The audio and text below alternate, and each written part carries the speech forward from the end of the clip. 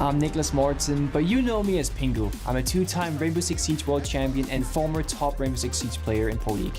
Welcome to my Siege Ranked Bootcamp. We're talking 20 seconds left on the clock, you got the diffuser in hand, what do? Play the way that you're comfortable with, because you have confidence when you're in this position. That is when you're gonna be at your very best. Good luck.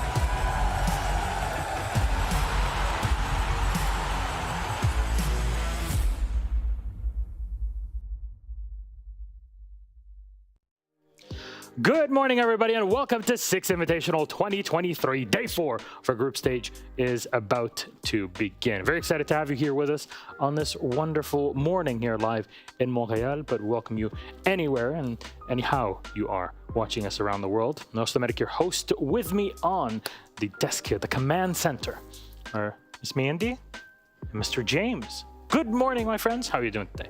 Excellently. I feel really good this morning. I'm super keen to get into, one of the last days that we have here in the group stage. It's getting to be a bit sad. We might have to knock out some teams pretty soon, but we're also qualifying teams for a fantastic tournament in stage 2 and beyond. Yeah, I'm really excited for another day of Rainbow Six. It just feels like there's so many more days to go. Like, we have so many more games of Rainbow Six left to go in this tournament. Don't go away. I'm just so excited for the day. Yeah, there's still, of course, today we're just getting that started. We got tomorrow, Saturday, which is the last day of the first phase of group stages. Then we have 3, and then next week, and then we have 3 last ones. That'll be the end of it all, the crown of Invitational at the playoffs in our live venue event. I cannot wait. It's, I mean, James, you've been there.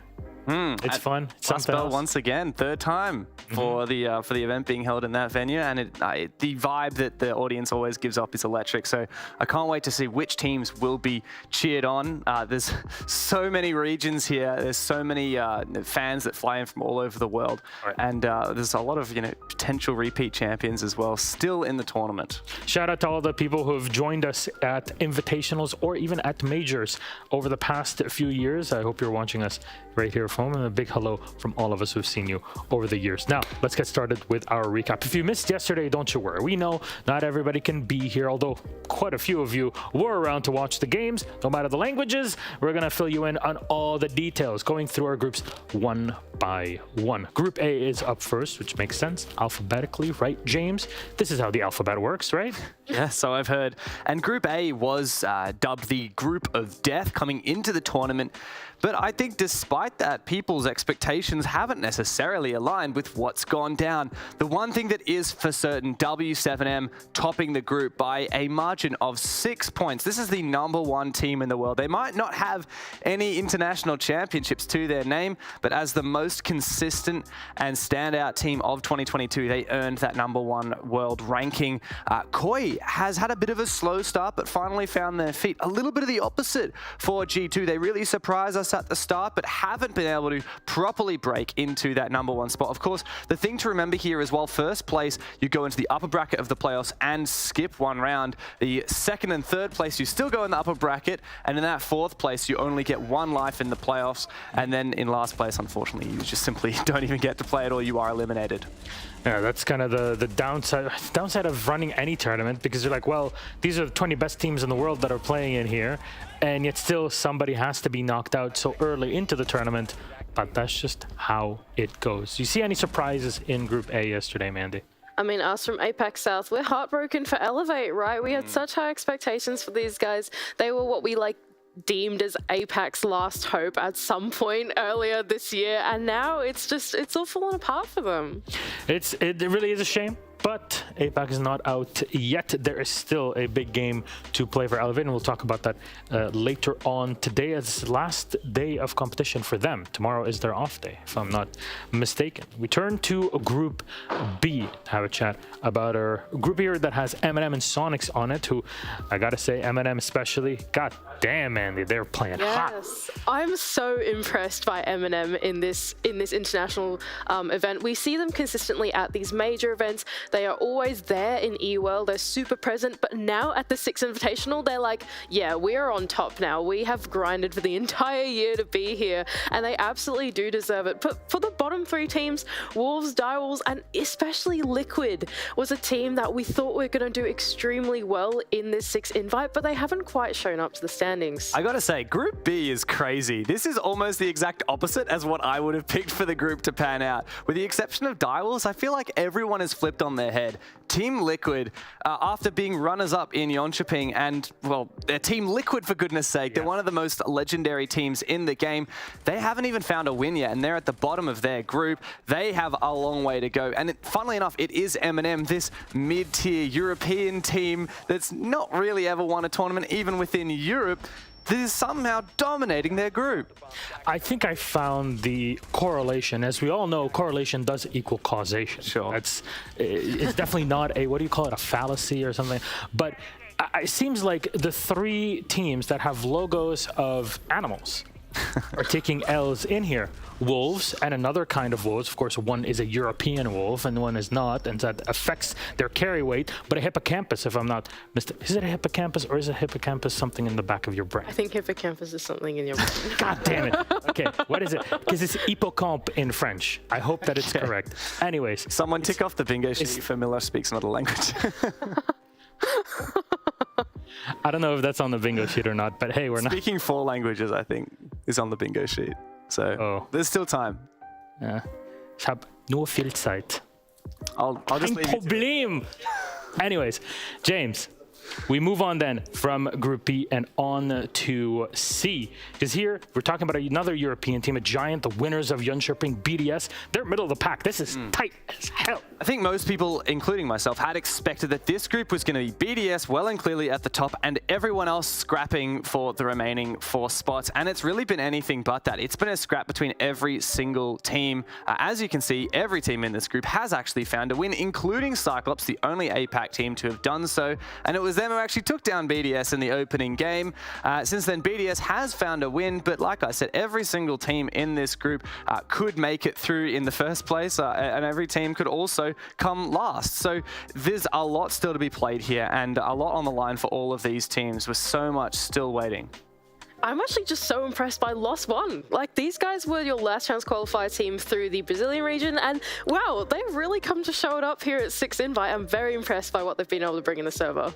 We'll have to see what happens then with, I guess, the biggest hope for APAC in Cyclops. Of course, APAC North, as we all know, is the best region in APAC. No biases whatsoever. CAG. Look, they're simultaneously like the best and worst team in the world. Well, we have Always been like They that. really are. To cagging, to be simultaneously the best and the worst. I mean, that segment yesterday was pretty funny, but I would like to say I was right. It's not something you usually have me saying, right? And at all. It's called Hippocampus cuda, which is the seahorse. So I wasn't wrong. You weren't wrong. Very nice. Goddamn. Finally, years of education are paying off for 2 words on broadcast. Hello, here we are. Go to university. Don't you worry about it. Anyways, we move on to Group D in this listing, where I guess a bit of a surprise maybe, because I was looking at Team Secret as, you know, they're the dark horse. They're ones that can do more, especially in a group where there are teams that are so wounded, but Heroic are doing well. Yeah, it's cool. Well, yeah. Look, just touching on Team Secret for a second. Go ahead. They are standing at the bottom of their group. In a way, these were the most underdog team in the group. They were the lowest on the international standings after the 2022 season. But of course, winning that European LCQ, a lot of people said, wow, these guys are so much better now. And there was a lot of expectation on them because of that performance. They really have not lived up to it. Speaking of not living up to expectation, FaZe Clan, what's going on? You know, once upon a time, these guys were legends of the game. No cameraman. Well, there you go. You could always point to the recent roster change. Sorry, it was I only had something stuck in my throat. just over a year ago, these guys won a major. Speaking of major winners, hey DarkZero, what's going on? We're not in Charlotte anymore, but we are in North America. And while they have found 2 overtime wins, there's a lot left to be desired for these guys and a lot of work still to be done if Canadian is going to raise a 3rd hammer. I just want to point out that the top 2 teams of this group are both 2 OT wins. Sorry, 2 2-1s, not OT wins. I'm thinking about the regular stage. It's less points than you would get for winning the 2-0. Correct. Yes, they've both got 3 points out of their 2 wins. And so this group has been tight as well. Group C and D are both tight teams here at this 6 Invitational. But for DarkZero, I'm actually really impressed by them. I think they've come back into form at this 6 invite. Canadian has been posting a lot on his Instagram and like just on the social media in general, and he's always like keeping us all updated. It's really awesome. If you guys want a bit of an inside scoop into them, definitely go follow him. And he just talks a lot about the team vibes. I love their war paint that they've got going on. It's just really awesome to see them back on the stage. It's the Rambo movie come to life. Yeah. And Canadian is the one to take the mantle. But any, I guess, big winners from our play day yesterday in your mind, James? Yeah, look, I'm a little bit biased because it's the one that I casted, but that M80 Heroic game was a marathon at the end of the day. And for me, M80 is a team where we know what they're capable of. As XSET, they achieved some amazing things, including a semi-finals appearance in Berlin. But in stage 3, they really dropped off the face of the earth. This is one of the longest running remaining 5-stack rosters at this level of play. They haven't made a roster moves since they began this Brazilian experiment almost a year ago. And we thought that maybe they were just going to start dropping off after that honeymoon period had begun, but they're finally having a bit of a resurgence. I think if they get back on their feet, they can really bring NA another strong contending team for the top 6. Yeah, for me, my match of the day yesterday was that DarkZero win, that long 3-mapper. It was just super intense. It was really back and forth, like grudge siege, just like battling it out. And it was just, it was so awesome to watch. And then on the Twitters afterwards, Kendra and Troy going at it and being like happy with each other, being in the lobby. It was so wholesome. It was awesome. So really loved that storyline. In terms of games yet to go on for this group, FaZe Clan, like I was saying, I really want to see them show up. They've got a game against Heroic and a game against Secret. 2 EU teams. I think they have a really good chance of winning both of their matches. It would just feel wrong not to have FaZe at the main event. And I completely agree with that. But again, here you got to deserve it. And I want to see the schedule for today because we can have a couple of minutes to just talk about that as our casters get ready for say hello. Here's what it looks like. Liquid versus Direwolves is up first. Soniqs versus MNM. Those 2 games will be happening at the same time. Reminder, everything is best of 3 here at the Invitational until we hit the grand final. So these games only have like 15-minute difference between them because we're offsetting so we can have the pre-desk for both of them so you can get filled in and all the information before we go live with them. Koi versus SSG, G2 versus Elevate. There we go. It's MAT versus Secret, FaZe versus Heroic, Astralis versus Lost One, OXG versus Cat to close the game. Anything looking forward to? Oh yeah, I'm kind of biased here, but the first 2 games are awesome. Group B is so tight right now, and it's MNM Soniqs, the 2 teams in Group B that are yet to lose a game, and it's Direwolves and Team Liquid, the 2 teams in Group B who are yet to win a game. So it's the fight for first place, which not only means upper bracket, but skipping the first round, versus the fight to just stay in the damn tournament. So there is a lot at stake for those 2 opening games today. Honestly, I'm just here to be entertained. The last matchup is OXG and CAG. Are you not into trains? Oh, it's me, Amanda. I'm here to have fun. I'm just keen for the OXG CAG game. Look, CAG, can you please prove to us that beating BDS was like not a fluke and you can actually do okay at these international tournaments? Because that would be really exciting. I just can't wait for them to play against that NA roster. Well, let's say hello to our casters. I know we all love our casters in here, even though the green room sometimes is a lot of fun in its own way. Hello, Blue and Stokes, Pengu, and Intero, our 4 North American casters. Well, 3 North American casters and our European brother in here, Pengu. Hello, good morning, everybody. How are you doing? Blue, I haven't heard your voice in a bit. How are you? I'm doing good. Ready to cast. Such a beautiful voice. Honestly, I have to say, John, I've been listening to your voice since like 2015, and I've loved every bit of it. Well, thank you very much. Thank you so much. That. Thank you. Sam, you're beautiful today. I love your eyes. Oh, thank you so much, man. I really appreciate it. Blue eyes, white dragon. You know what happened to me yesterday? Eric told me I had the most beautiful green eyes, Gassan. You hear that? Oh. As an Ridiculous. optometrist, I think it's time to take him. He's got good Canadian healthcare in here, not what he's got back home. But Pengu and Taro, how are you today? Wonderful. I'm good. Yeah. All right, thank you. Complain? Really? Nope. Okay, fair enough. Thank you guys very much. We'll see you on the cast in a bit. I hope you enjoy it. Here we go. That was a fun time to hear from our colleagues. Really are. I'm not referencing the Marlon Manson song, Beautiful People. No, I'm referencing Stokes. That man is beautiful. He is. Those eyes, those green eyes. Also, that jacket. Man's got the drip today. I was also wearing that jacket this morning. I had to take it off when I saw that he was wearing it. You were the Spider-Man meme. Yeah, well, it was more like when you both rock up to school on the same day and you're like, no, we can't wear the same sweater. Both Stewarts, too. Yeah, exactly. That's the thing I love. Hey, Stewart. My American brother. Goddamn. But has he got pink hair? He doesn't. Not yet. Okay, not yet. Here is our prediction. Oh my God, is that Dev Marta?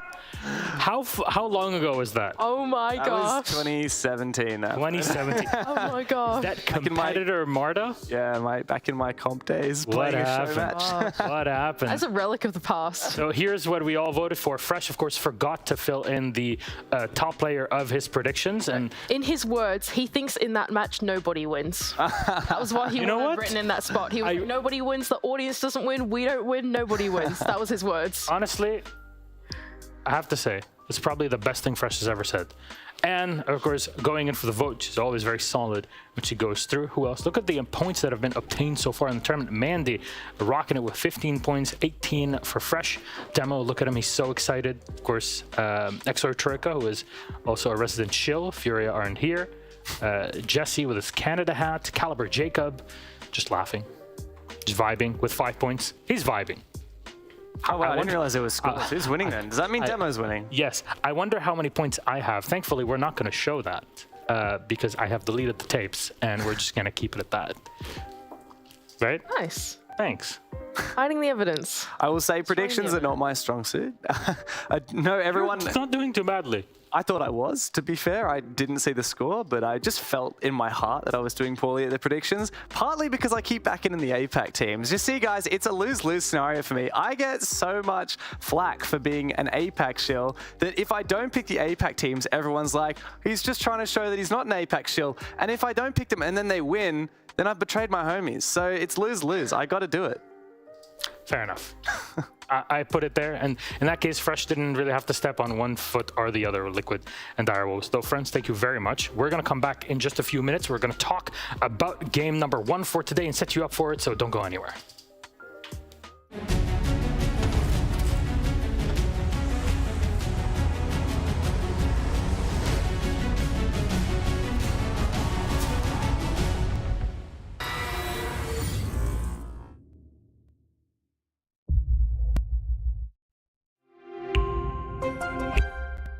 I'm Nicholas Morton, but you know me as Pingu. I'm a two-time Rainbow Six Siege World Champion and former top Rainbow Six Siege player in Pro League. Welcome to my Siege Ranked Bootcamp. We're talking 20 seconds left on the clock, you got the diffuser in hand, what do you do? Play the way that you're comfortable with, because you have confidence when you're in this position, that is when you're gonna be at your very best. Good luck.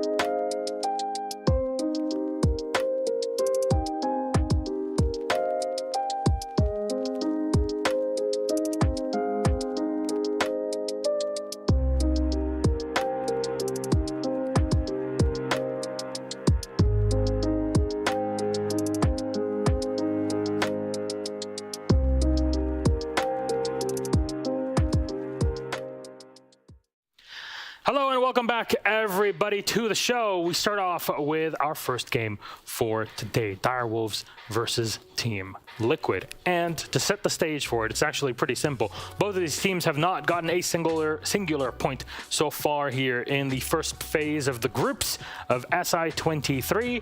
For Direwolves, some would say it's expected, but they still had their first day off. Team Liquid, however, they're on the complete opposite ends. Doesn't matter how we expected things to go when we got started with the SI.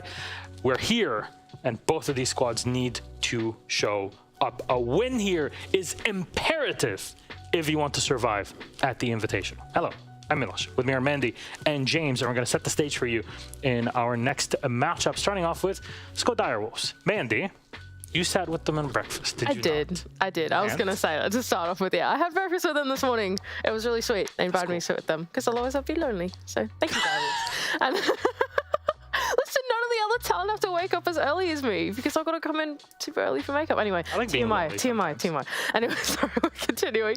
Direwolves, these guys realize that it is do or die for them today. If they don't win the game today, and then if Team Liquid don't beat Wolves tomorrow, then they will be grouped out of this 6 Invitational altogether, and so they've got to win today's game. Liquid are not in their best form at the moment. I'm sure you'll get a chance to talk about it, and so for the Direwolves, they're feeling hopeful that they can jump into it. Look, they've beaten FaZe, they've beaten a Brazilian behemoth before. Can they do it again and shut down LATAM? There it is. You'll see Liquid popping up in here, but we'll continue with our Direwolves conversation in this case. James, off of looking at what happened the last 2 days, what is there that Wolves could work on in the short term to really bring these few points home? 3 points could be massive. Look, Direwolves have been struggling in their matches. Well, every APAC team has actually struggled on attack quite a lot. But the thing for Direwolves, I will say, is that they have improved from one game to another. So in their first game versus MNM, they were pretty much destroyed. They were eliminated through and through. There was nothing much that they could do. They started their first map of Cafe quite well, 4-0, and then from there lost 7 rounds in a row. Didn't get much better on the second map. As for their game against the Wolves, they actually pushed to overtime twice, and we saw a lot of great things from Direwolves. I personally, going into that game, had expected that Direwolves would take at least Skyscraper, but it ended up being a 2-0 against them. So that's pretty significant blow, I would say, to Direwolves already. Yeah, I think at the breakfast today, Direwolves, they were quite expressive that they felt pretty heartbroken over yesterday's loss. They felt it was so close and they just gave away a few rounds, made some silly mistakes against the Wolves, but they felt like they had what it took in them to beat them, and it was just heartbreak losing that 2-0. I mean, speaking of silly Goose is also in Team Liquid in both of their games. Also have been some mistakes that hurt quite a bit in their game against MNM. That must have been disheartening in many ways. I mean, we saw the faces of the players at the end of the match. So what is redemption here? By the way, just an update. Our game is almost ready, so we gotta hoof it up. Gotta get a wriggle on. Well, Team Liquid, it's been way too long since we've seen them raise a trophy. The only trophy that Liquid has ever raised was back in Atlantic City in 2018. It's unreal that with how many runners-up they have been at these big events, they haven't done better than that. And this is just disappointing. To not even win a single map against Soniqs and MNM, how do you do that when you're literally, it's Palu and Nesk. These are the legends of the game. These guys have been around forever, some of the best players to ever touch Siege. They should be able to deal with a Direwolves that's only had 2 months with this new roster.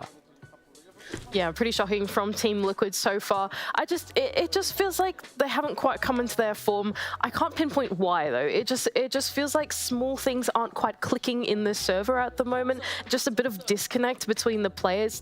Things are not flowing. Sometimes when you play Rainbow Six Siege, things do not go right, and it's just so hard to pinpoint exactly why. It feels very micro for them. Sometimes the vibes are just off. It do be like that, yeah, as they would say. Anyways, we have our map bans. Our lobby's almost set. We got a couple minutes to go into game, so let's bring up those maps. Best of 3 series before we hit, of course, our grand final here. Not this Sunday even, the one after. There it is. First, Liquid picking Chalet to start in the attack. Direwolves picking Theme Park starting on the attack. And finally, our decider is Oregon. Final ban was on Direwolves. Mandy, your thoughts on the bans?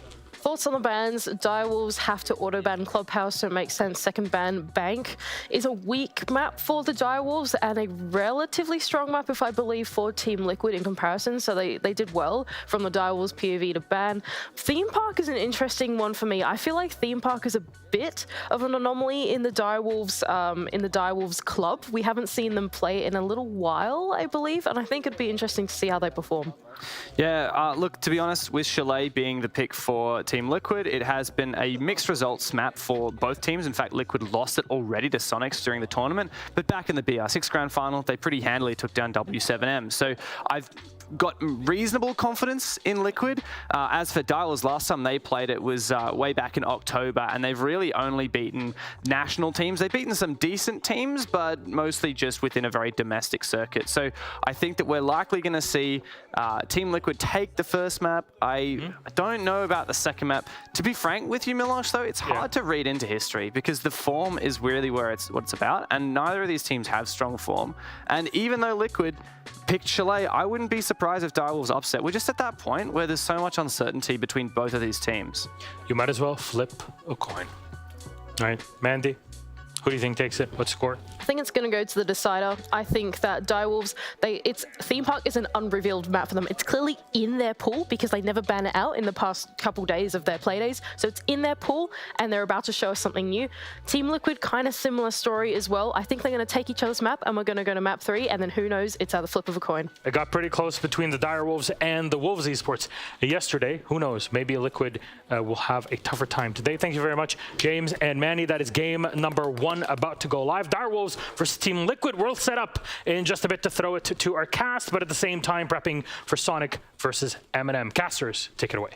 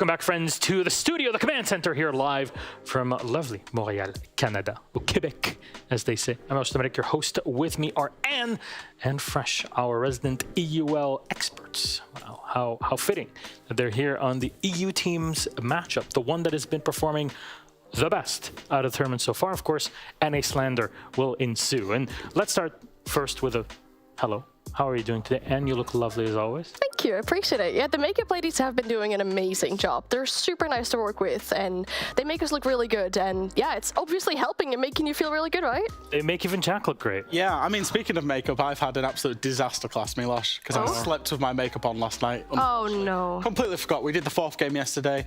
Secret went to 43 rounds, so we didn't get much sleep time. But yeah, I saw in the group chat you were very annoyed. No. Never annoyed.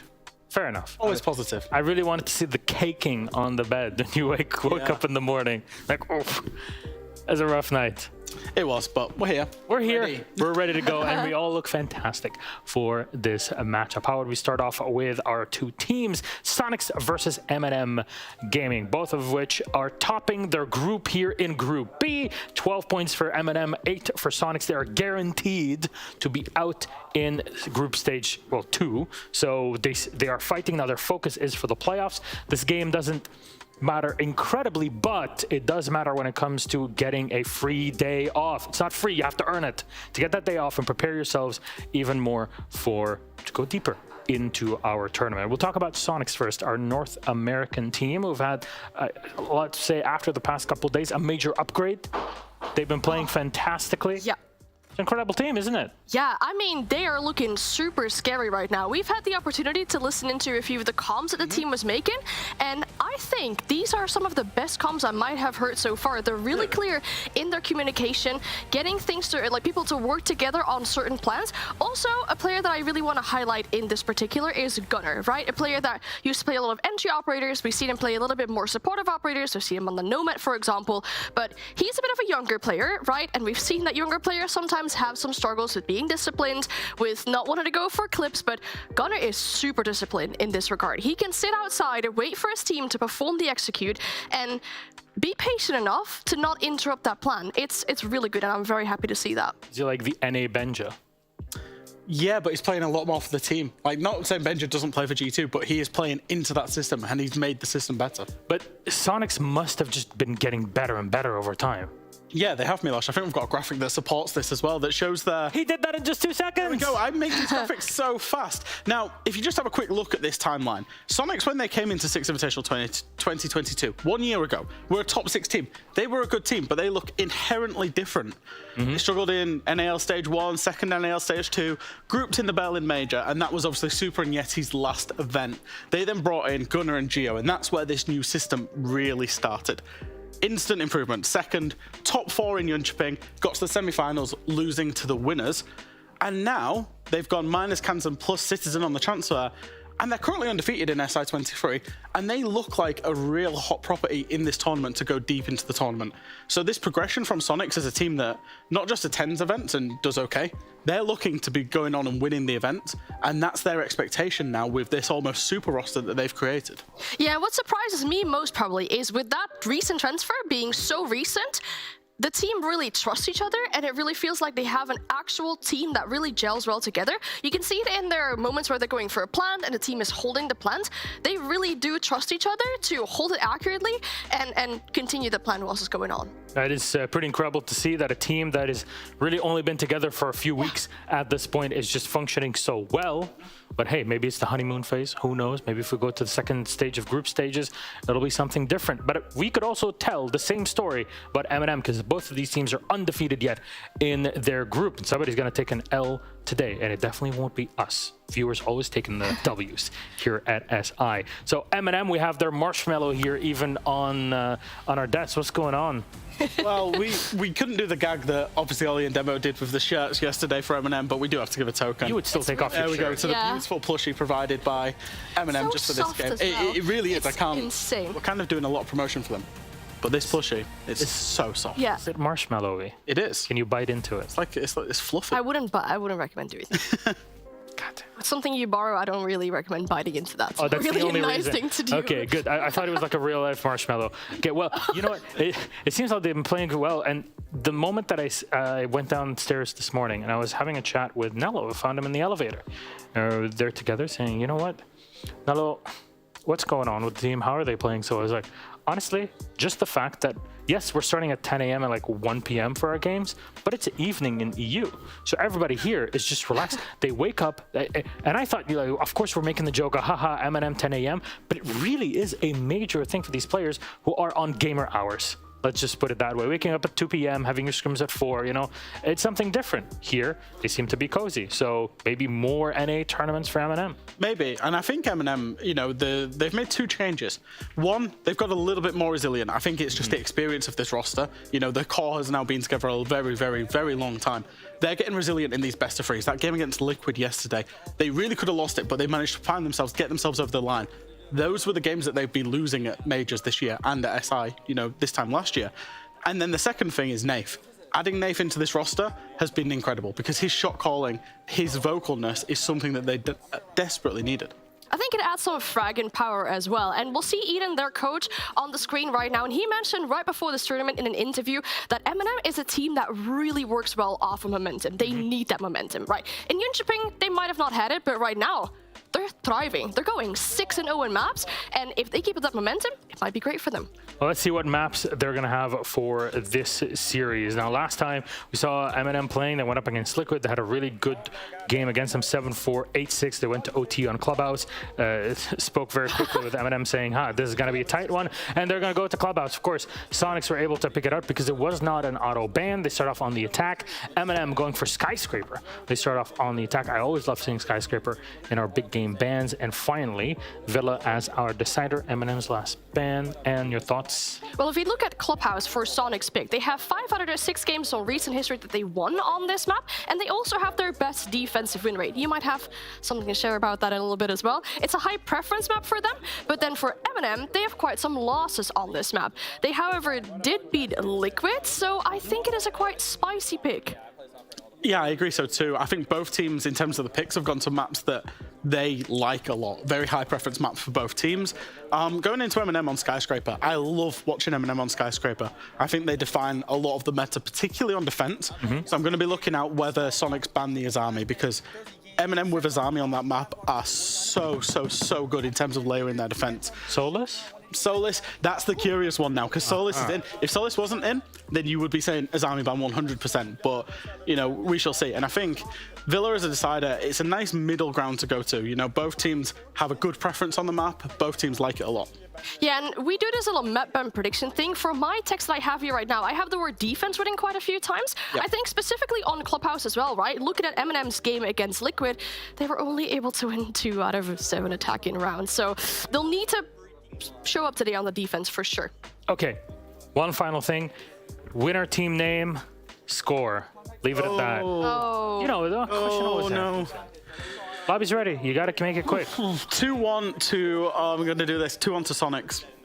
I want to say 2-1 to MNM, just because I want to say something different as well. But also, if MNM win today, they will confirm themselves in the first spot. So that's true. That's why I'm going to say, because EU copium. EU copium. I mean, Jack usually says, the reason why I don't go for MNM is because that means that I don't jinx them. So we'll take it at face value. Thank you very much, though, Fresh and Ann, winners no matter what. We'll toss it then to our casters, MNM versus Soniqs. Well, everybody, it's time for what might be one of the most important matches of the entire event up to this point. The unstoppable force meets the immovable object. Some of the matches that we've seen so far have been the stoppable force versus the immovable object, and this is definitely not one of them. MNM, it was talked about on the desk, made a roster move, and suddenly they look like world beaters. Soniqs did the same, dropping Kansan, who had a miraculous moment at SI last year, if you recall, on Bank, picking up Citizen, bringing him over from across the pond, and both of these teams look set to make deep runs here at the Six Invitational. And if you were to tell me that, 2 weeks back, that we're going to have 2 teams that are undefeated play against each other in this group, I don't think I would have put Soniqs and MNM in this particular position. Soniqs, I personally have very favorite in this tournament, but MNM, bit of a surprise. Nave joining this roster, these young players, plus Nello, have really shown up in this tournament, both on their defensive side, their attacking side, and overall have been stomping the competition thus far. But this has to be their biggest challenge for all of group stage. And as Anne said, if they win, they lock in first seed, which would be a massive victory for the team. Absolutely. MNM has not had a single off day so far, which I guess has helped to keep up the momentum, Nick. They have tomorrow off, and how sweet the nectar would be to drink on your final day of matches and not having to play a single game and not having to care what happens in your group at that point. Because you don't need to sweat. Some of these teams that have the next day off, they're going to have to watch those matches. Yeah. And they're going to be sweating. Hold on a second here. At the bottom it says, I'm Niklas Maritzen, but you might know me as Penguin. No. I'm a two-time Rainbow Six Siege World Champion and former top Rainbow You would have to read Six the entire Siege thing. player. What? What is that? I thought what I was doing was bad. What is that? Where does this sound come from?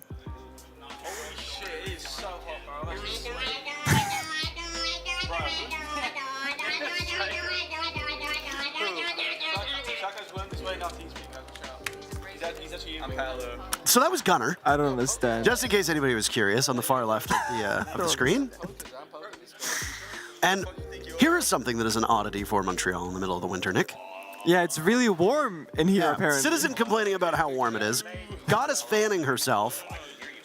They're recording, they cannot call him the derogatory term midget, because apparently you'll get canceled on Twitter, so. That's unfortunate. That is extremely unfortunate.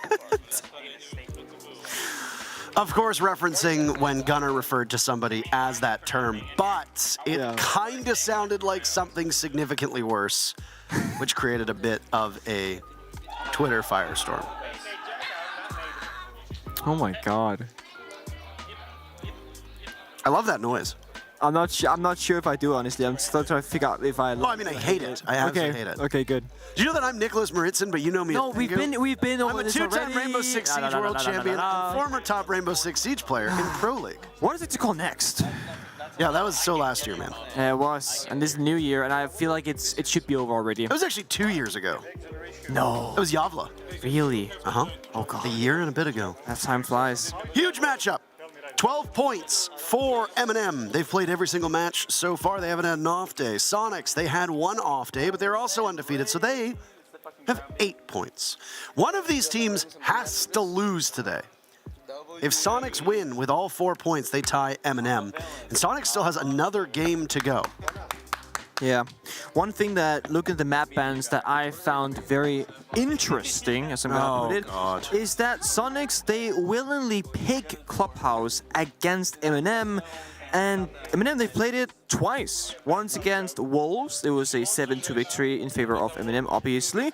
And then also against Team Liquid, where they won 8-6. So a lot tougher in terms of scoreline, but still came out victorious in that one as well. So Soniqs clearly, they have 2 maps they can study, you know, what MNM is going to be doing, go some counter plays, etc. And they've deemed themselves that they can pick that apart, no problem. Happy to go there. However, next map is going to be Skyscraper. Again, MNM, they love that map as well. So Soniqs, they are going to have to prove to everybody watching that they are indeed a force to be reckoned with.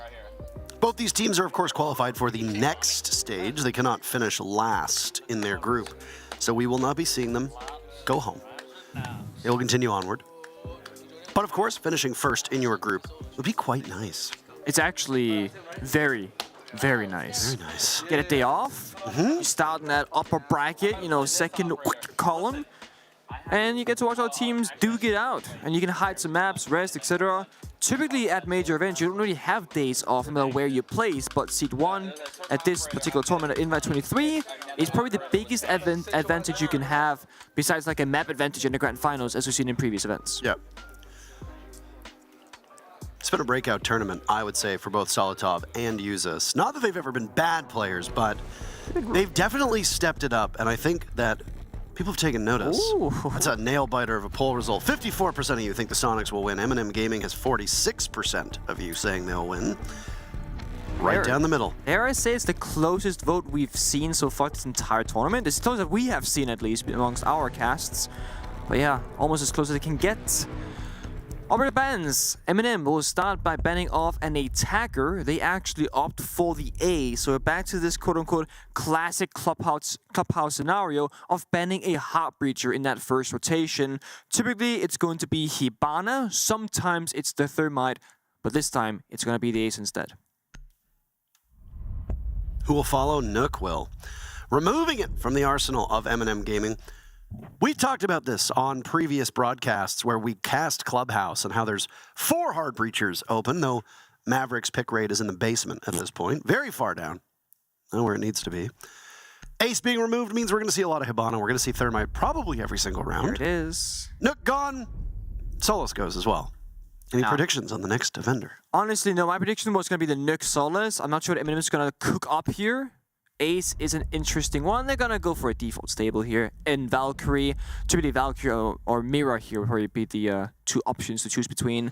MNM, probably the best Solace team that we've seen so far at Invite 23. It makes perfect sense for any team to ban it out. But Soniqs, they're pretty much banning Solace every single map and against every single opponent so far. So this could be both a target ban towards MNM and Solo Top specifically, or just a we do not like this operator being played against us and we don't really like playing with it.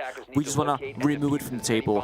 The thing is, MNM, they have this kind of operator ban benefit where they play the Asami and they play the Solace so incredibly well and often, and you can't ban both. So unless MNM ban one of them themselves, they're always going to have the other one available. That's what you see right here. Tyrant on the Asami is going to have those keeper barriers now to make the basement bombs of Clubhouse even more fortifiable in those key positions when that execute comes on through.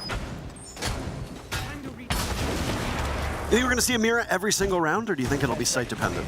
Definitely site dependent, but also you can pick Mira perhaps in the first round. If it absolutely does not work out, the enemy just deals with it. You might go basement again, but without the Mira. But theoretically, you could bring it everywhere you'd like to. It's a playstyle choice, if you will. Soniqs, they are quite familiar with this operator themselves. They play it domestically in the NAL. I don't think they're going to have too hard of a time to figure out how to get around it. Multiple ways to approach this basement bomb site on Clubhouse. You can roam up top, you can hold stage and extend out to strip. You can sit all 5 players inside of the basement and not have anybody move a muscle. Really just comes down to the way that your team approaches it, the stylistic choices that you want to make. This is our first time casting this new Soniqs roster, and I gotta say, there's very limited opportunities for you and I to see big upheaval at international events. It's only a couple times a year, but Citizen seems to have rejuvenated this Soniqs roster. And I, for one, I'm excited to be along for the ride, just as we have been with MNM so far. We've actually casted 3 of the 4 MNM matchups. That we have. They've been on morning duty, just as we have. Citizen doing a lot of drone work here. Soniqs, I think, right now, with the acquisition of Citizen, is one of the most versatile teams at the tournament. They can play, I would say, most styles of Rainbow Six Siege, as the players here, they have so much depth to them. Geo, specifically, coming in, replacing Super, just added a bit more like gunpowder to the squad, but also keeping that experience, the leadership, etc. And it was a questionable change because Super was the brains behind the operation, but Geo has absolutely killed it so far for this squad. Now Rexon on the Hibana will open up the bar hatch. Of course, we're in the Phase 1/Phase 2 of the round. We're gonna map Discover, drone out the roamers. It is completely clear from the side of MNM. Soniqs, they know this. So now they're gonna open up all the hatches, figure out where they want to strike next. They have so much time to work with. This shouldn't be a problem for them.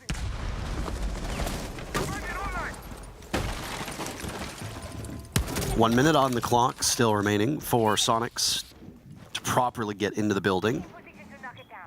Some of the X-Kairos going off, but seems like a relatively routine impact from below from Tyrant, just to shake off that hard destruction. There go 2 more, and then 2 more yet again. This change to Hibana has made her so much more versatile, so that you can no longer just shoot 6 X-Kairos. Pretty good stuff. Soniqs positioned over top of the kitchen hatch. Diffuser in the hands of Gunner, and well, it doesn't seem like he wants to go for the kitchen drop. When the kitchen drop does happen, who's going to be the target? Gunner, quarterbacking the attack, just running right down the middle of the hallway and in the middle of the bomb site. There are smokes to perfectly cut him off. Solitov the very first kill, but Citizen is next in line to get one. Nafe shutting down Geo. Diffuser planted though, Gunner in a hard spot, swung on by Tyrant. Down he goes, but Solitov will join. 2 kills for Citizen at this point. And Tyrant can plug those holes made from above. Good news for Soniqs. You've got the wrecking crew up top, and Citizen can continue to sledge away at that floor and make life hell for MNM. On the diffuser is Nello. Grixer makes sure that's not long lasted. Same with Nafe, getting shot away at, leaving Tyrant to go above to retrieve one of those 2 players. And all he does is retrieve an early death. Citizen 3 kills and Soniqs take round 1. That is one of the most, the most beautiful rounds of Rainbow Six Siege basement executing clubbers I've seen in a long time. I always speak about this in the Talent Green Room, how the pillar plant on Clubhouse basement is super underrated, and no one's really doing it right now. And Soniqs, in the opening round, they executed perfectly. You gotta have the soft breach in the Buck or Sophia Ash to open up that wall. You go bottom main stairs, run towards that pillar. The pillar itself blocks C4 damage. It can block the smoke grenade. There is no line of sight from Dirt Tunnel or AKs or Church Double Door to deny that plant. And without any actual information from MNM, like a camera of sorts, they have no idea where the plant is going down. They have to assume and guess it's going down on that default position, toss out their C4s and gamble it, but it's not. And Soniqs, they really showed up in that round and bought it. Beautiful attack, I have to say. 10 seconds to go.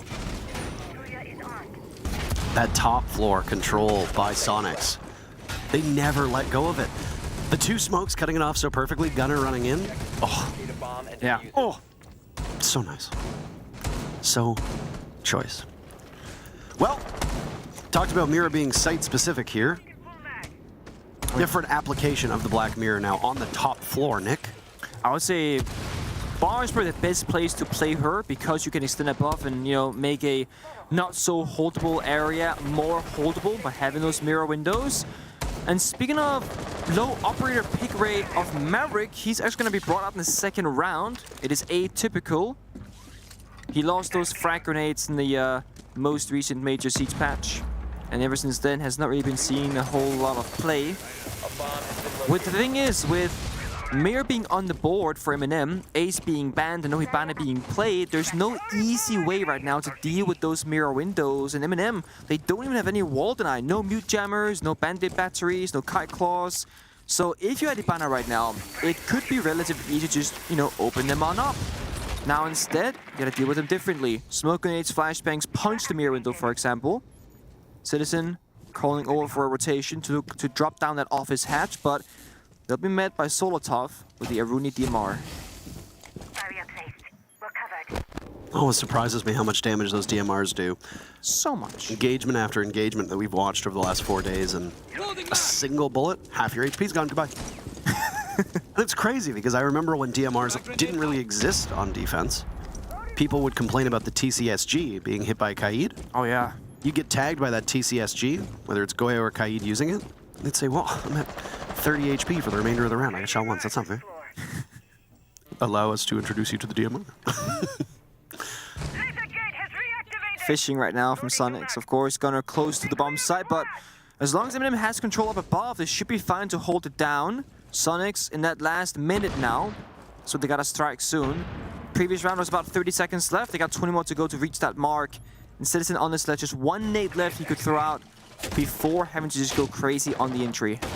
Big difference between a team that stalls out and then has to act in desperation with those final 30 seconds and what the Soniqs did. First kill goes to Citizen. Takes some damage in the process. Gio's in the middle of the bomb site, but he gets shut down and, oh. Well, I don't know what happened.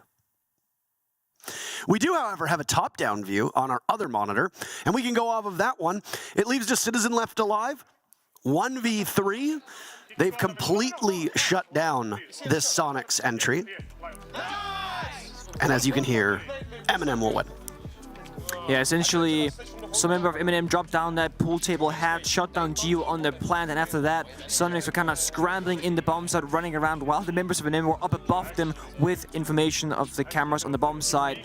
And Soniqs, they got shut down. Citizen last alive with just 10 HP, couldn't win the 1 versus 3, and therefore we tied up 1-1 instead. It was a incredible timing, I will have to say.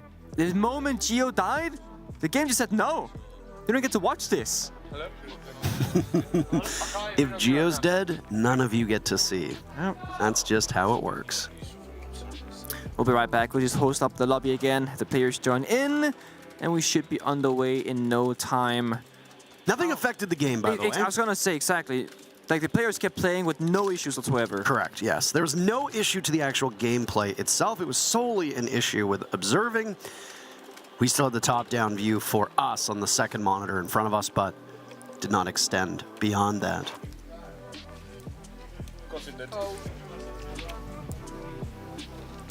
The power of Soniqs' rush. Problem is that we didn't actually get to see what happened. Not in great detail, no. No. Just saw the rough outlines and runabouts.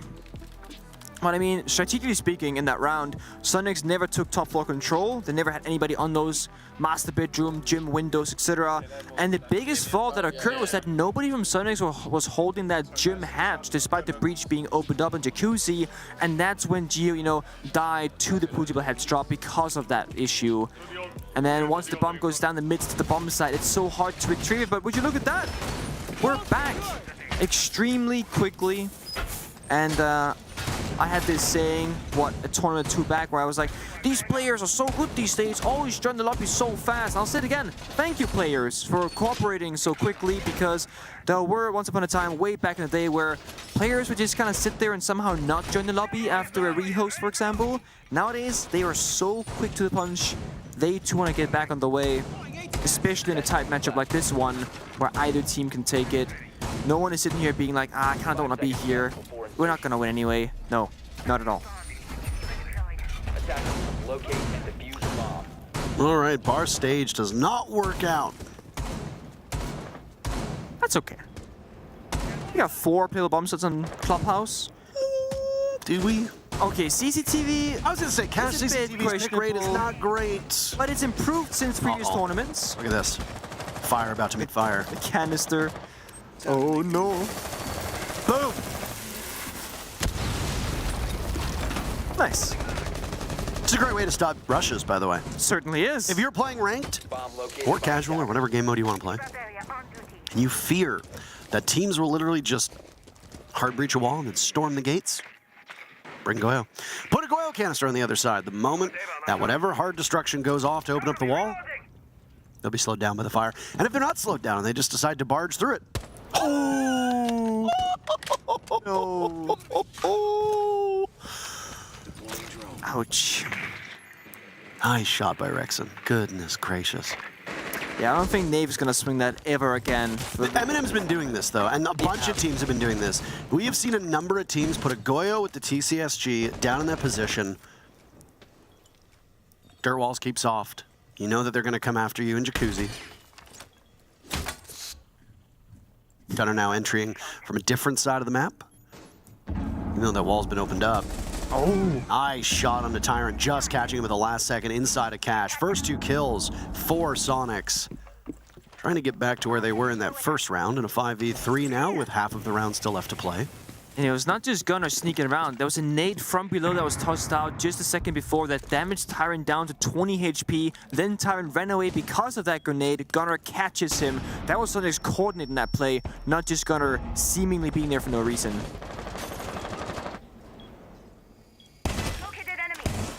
Fending off all the remaining drones. Solotov is dead now as well.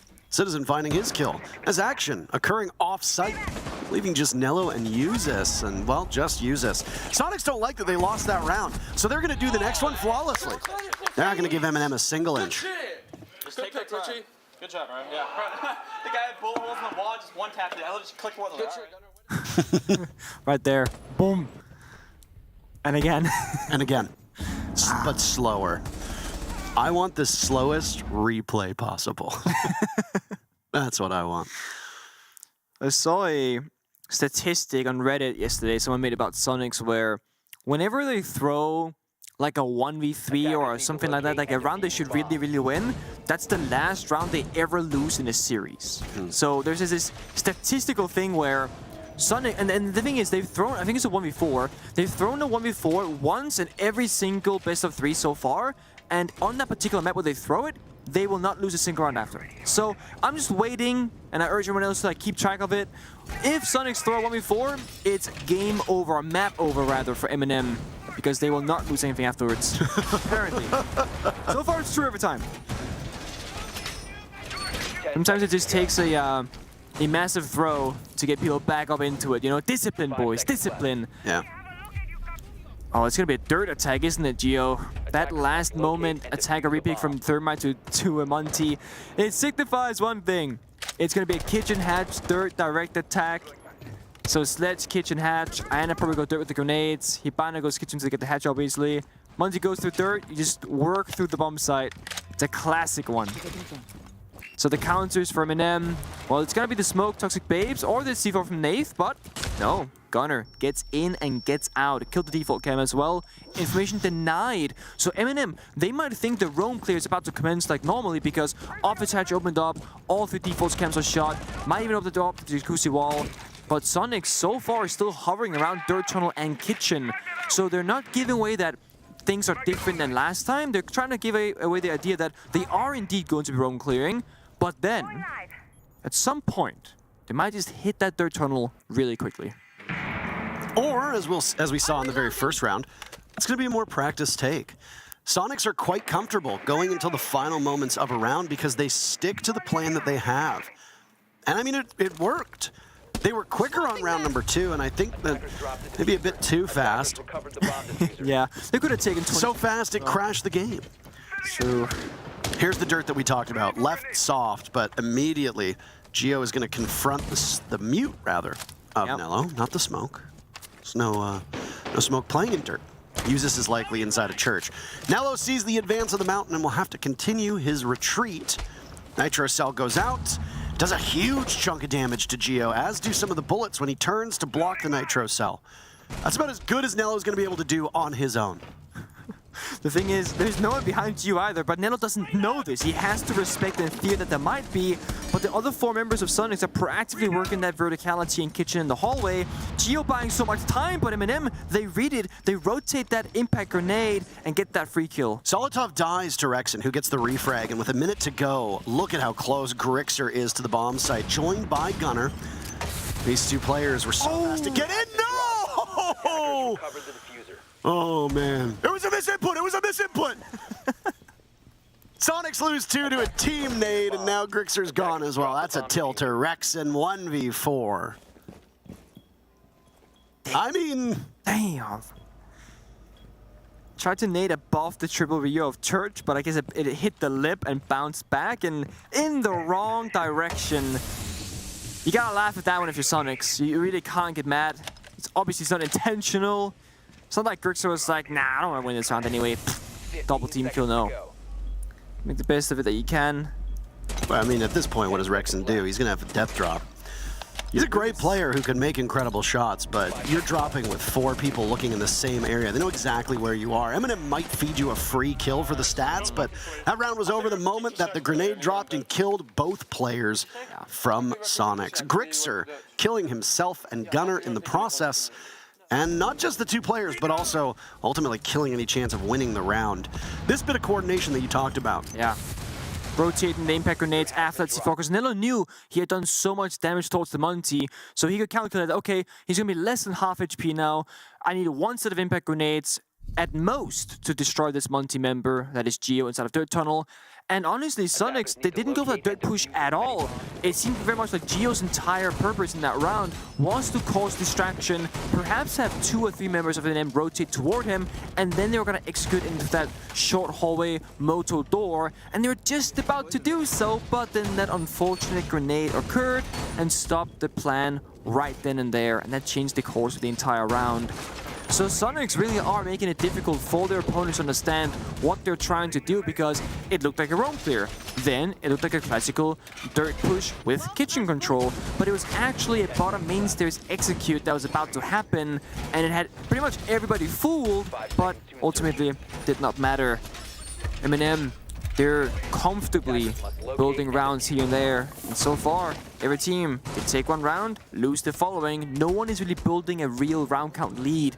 That's why the scoreline is 2-2. I mean, obviously we had extenuating circumstances in that second round, but I would have loved to have seen what exactly happened after Geo died. Obviously, in this round number 4, that double nade kill, Yeah. that changes the entire tone of the round. Your church control, or what you could have established from church control, is gone. Your moto control is gone. The main focus on that hallway, gone as well. I mean, your entire manpower is gone. Yeah, that was a rough one. You got nothing. So, bad timing, but... I'm fishing here. Oh my. Gunner took just like 1 point of damage while Maverick in the wall. Trying to see if it's electrified. It is not, but perhaps it was earlier. It was earlier, I suppose that's what happened, yeah. Nello still does have one of those batteries in his back pocket. Jacuzzi well opened up. There is ranged heartbreach on the side of Soniqs this time, but Nello perfectly reads it. Plays the bandit as well for the counter. Citizen's nade hits Solotov again inside of office. Solotov not getting any breathing room in this matchup so far. Him and Users have been the star players, quote-unquote star players, throughout the first 3 matches MNM have played so far. So far, they've been shut down. It's Tyrant leading the kill count with 5 kills for MNM. Citizen, no surprise. 7 and 2 for Soniqs so far. I mean, when you brought Ben over from that G2 roster, you knew that he was going to be able to kill everything in his path. Him and Shaiko have been the 2 stat runners for EWEL for quite some time now, and Geo puts, or it's not Geo, sorry. Geo's also a great player, but Citizen puts up great numbers despite being on a winning team, an average team, or a losing team. Individually, he's always been a phenomenal player. Oh no! I don't know if that's what Tyrant... No, it certainly wasn't what he meant to do. Tyrant meant to block off the window that Gunner is looking through. That was a miss. It sounds like a nade hits Nello, does a lot of damage, first kill in the round. Or rather, first kill for MNM in the round. Goes to Geo. That smoke of Solotov that we saw challenging the hatch earlier had died. Grixer's going to look the wrong way. And this very quiet pitter-patter of the UMP does its job. Nello a kill as well. He might be on low HP, but still capable of carrying a weapon. Rexon goes down next, trying to engage with Usus. That's going to leave Gunner in a 1v4. These rounds have been so dominant for the teams that end up winning. Really haven't gone down to the wire. Gunner knows where at least 2 of them are. He's got speculation on a 3rd. 10 seconds to go. He'll fire away and they'll decide to feed him kills at this point. Why not? Stop him from getting into the building. Gunner picks up 3 kills. It's suddenly a 1v1 if he can get to Nafe, but he doesn't use target prioritization right. He could have tried to get the diffuser down. Doesn't do it. It's so shit to put that pause. I'm getting it from below and the fucking offside at the same time is so shit. I didn't understand a word of that other than the swear word. No, same. Nello in chat saying, enter the building. Bit of banter in chat. What? What did you say? Even barely they don't understand each other. Oh my god.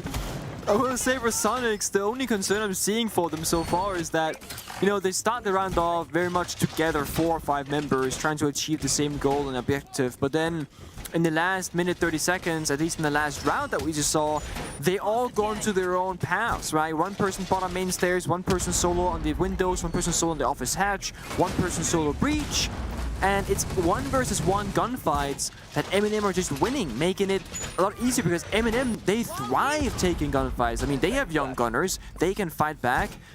Soniqs, on the rounds they won, basement attack and the first stream attack, that's when they're playing together, 2 versus 2s, 2 versus 1, when they have the advantage, because opening kill-wise, Soniqs, they lead the charge. But they're not building that man lead in terms of opening kill into a convincing round victory or a further lead being built. They get the kill, then they lose the opening afterwards, then they're back to a 4v4, then they go on their own paths, and then they lose the round. There's not enough man. More man. Need more man. Too much man. Too much man. Now there's too much man. You know that one man's too much man is another man's not enough man. Okay. Might also be somebody's just enough man. Just enough man. J-E-N. Nave holding court inside a stock. He drops through the hatch. Some teams will move quickly through dirt to try to pinch him out. Soniqs' focus is not there, so for the time being, he will live. The Warden will be able to reposition. for now. In terms of bomb sites played, this is the very final defense for MNM, and they start off strong. Gunner's attempt to get into the garage is swiftly ended by Solotov. There's another there as well. Nello types, you tried. Oh no. Get in the building, you tried. 2 kills for Solotov up top, inside a garage. Rexon and Gunner removed. Hard breach still available. No. Geo has both exothermic charges, it would appear, but you're attacking this bar stage bomb site. Might need more than just an exothermic charge or 2. The best thing about Nello being on typing in chat is that he's sitting like comfortably either on side or behind the mirror window doing nothing, and it's all his young players running on the map, shutting down Soniqs, and he's just going like, yeah, you tried, you failed, next. It's like when, it's like that meme where it's like, all right, Grandma, let's get you back to bed. Nello might as well be a senior citizen in comparison to the rest of the players. Yes, on MNM. yes, absolutely.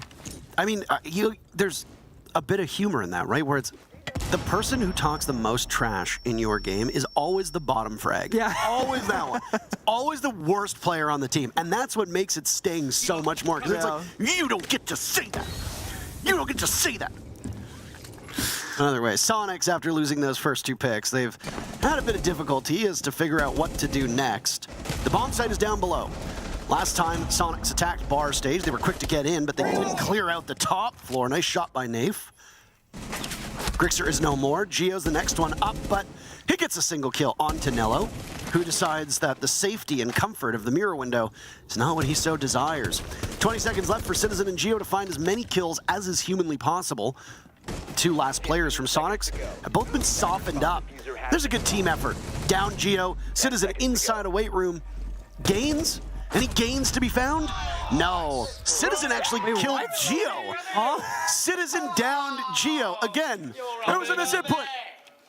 Another one of those. This is Soniqs' map, and while Clubhouse does tend to skew towards the defense more often than not, MNM being up 4-2 after the first half might be a worrisome position for SQ.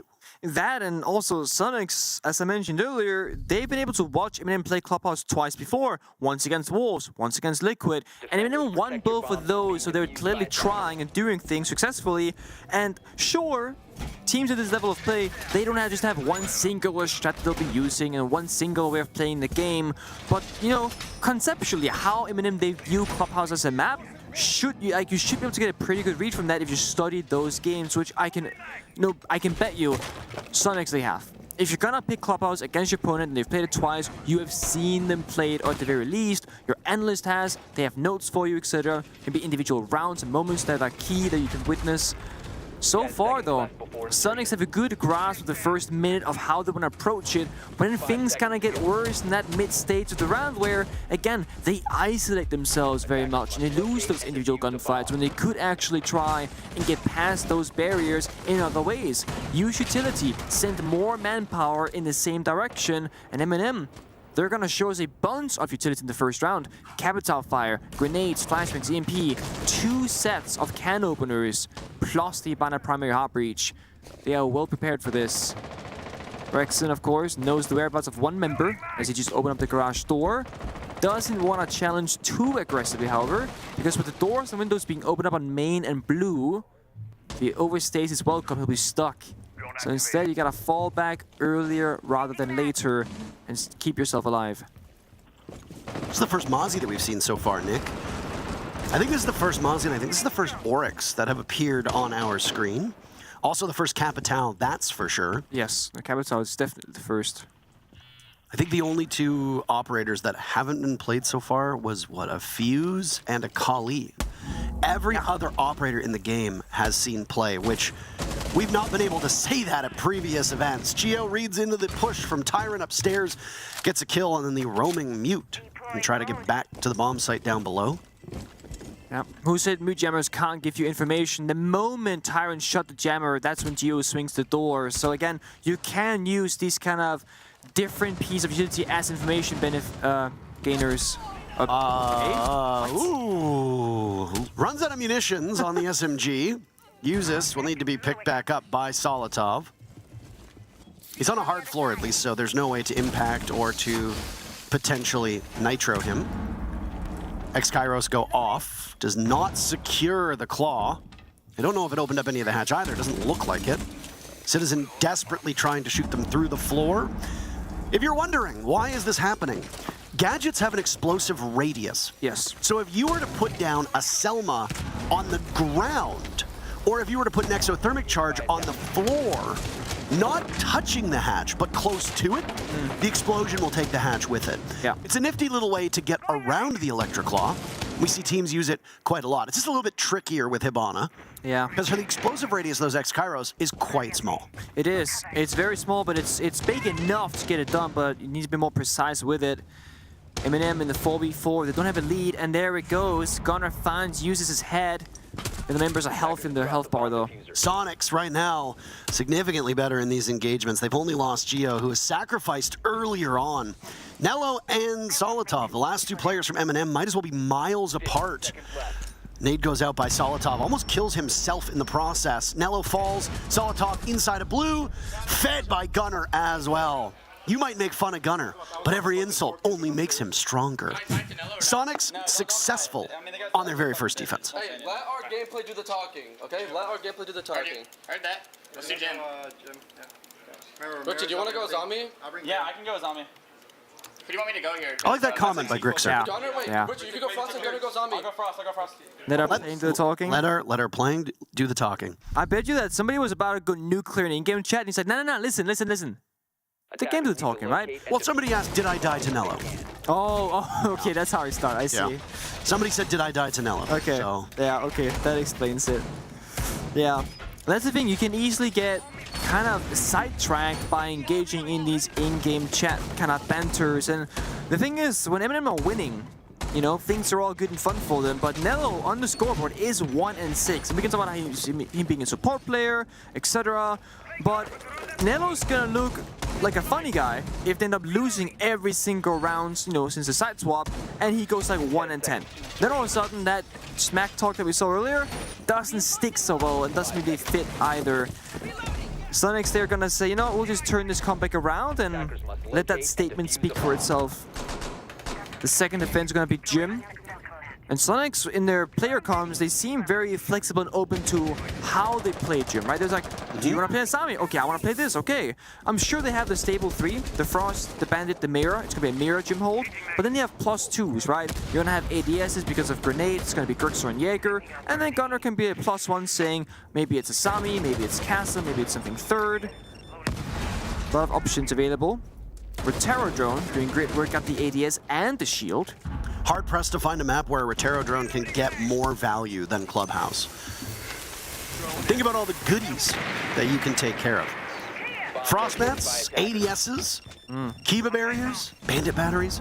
Castle barricades. Oh, I was just listing the operators that were currently being played, Nick. Oh, that's fair. I was listening to one that's commonly played on Gym Defense. Oh, Gunnar taking an engagement on Secret, down and finished off. Suddenly, MNM pick up 2 kills very swiftly. Tyrant and Usis get on the board. It's an aggressive start for them. But MNM, they gotta hold on strong. They can't throw this lead. Soniqs, they still have the bomb site itself. They have a mirror window from office into connector. And the second one, I believe, is facing the Jacuzzi breach, if I'm not mistaken. There it is. So they have 2 areas they can relatively comfortably hold as their ground. But MNM, they also have ways to deal with this, right? They have 1 set of grenades. They still have 1 set of secondary EMPs for any electrified wall. Lion scans will keep the defenders stuck in corners if that's where they end up staying at. Yeah, there's no operators on the board that can negate Lion's gadget. Nope, no vigil, no mute. That's correct. You saw the mute be particularly effective against the Dokkaebi in the previous round as well, silencing that first logic bomb that had gone out. That's what allowed Geo to roam upstairs, right? He got called by the logic bomb, stepped into the mute jammer. Then when that mute jammer got shot, Geo was there to pounce on it. Uses in a reflex test. Over by weight room, he knows that he's got the Bandit pinned down on Jacuzzi wall. That's at least one of the 3 players that have information on. Just trying to get the Frostman with the Kairos. I'm not sure that's actually going to work. It's a bit of a 50-50. It didn't work. No. What did I say about the small explosive radius? Yep. Yeah, it's quite small. Anyway. A for effort. Nade in for Tyrant, fully cooked. He'll drop in the doorway, but it's a little bit underthrown. So what happens? Nello in the follow-up. But Soniqs are pushing back on this MNM entrance. They've got information. Nello with a flashbang. He'll take some control over by the stairs. Only good enough for one. But it's Usis and Rexin in a 1v1. Diffuser retrieved. Usis going for the plant. Is there information for Rexin to play off of this? He just has to run up and take the engagement head on. And he'll go through and he gets it. Final second, Rexin calls it correctly. Let's go, Richie.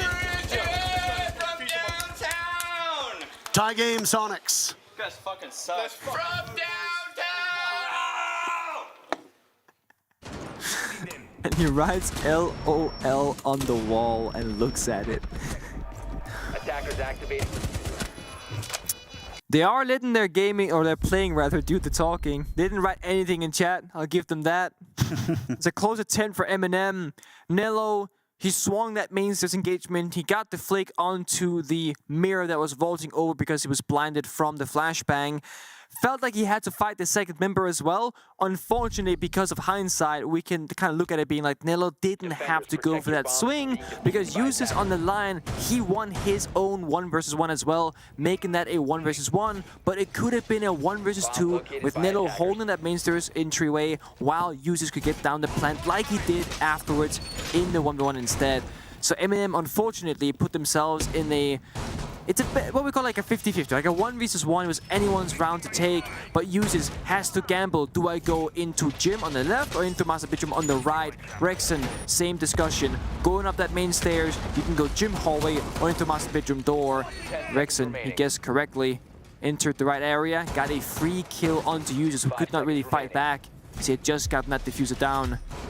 Bar defense now as we're tied up 4-4, and again that verticality from up above Master Bedroom, that means the entire bomb site can be held from above. MNM Gaming, they might need to go upstairs. Soniqs, they did not, and they lost their bar attack earlier on when they were on the attack inside. Device set. You know that there's 4 viable bomb sites on this map, Nate? Yeah, but one of those. How many have we been playing so far? Only 3. Nah. Curious. Yeah. Curious. It's kind of amateur hour right now between these 2 teams. Not showing the 4th bomb site yet. Kind of a disappointment, to be honest. I have heard from teams though, if Maverick is on the board, Cash CCTV is just not worth it. It is rough. Yeah. Don't get me wrong. It's purely meme potential here. You shouldn't actually go CCTV unless you're absolutely crazy. Or you have like a really nice pocket strat. But yeah. You could, yeah, I won't get into it now, but there's some crazy clash strats in CCTV where you keep the wall open instead of reinforcing that main breach wall. G2 did against Empire, it worked crazy. Other teams could try that. Anyway, MNM, they were terror drones, again finding more and more value, just taking out pieces of utility, denying all the cameras, etc. But even if all the cameras get shut down on the bomb site, like these evil eyes, again, the floor above the bomb site is completely broken apart. There is nowhere safely that you can plant that diffuser.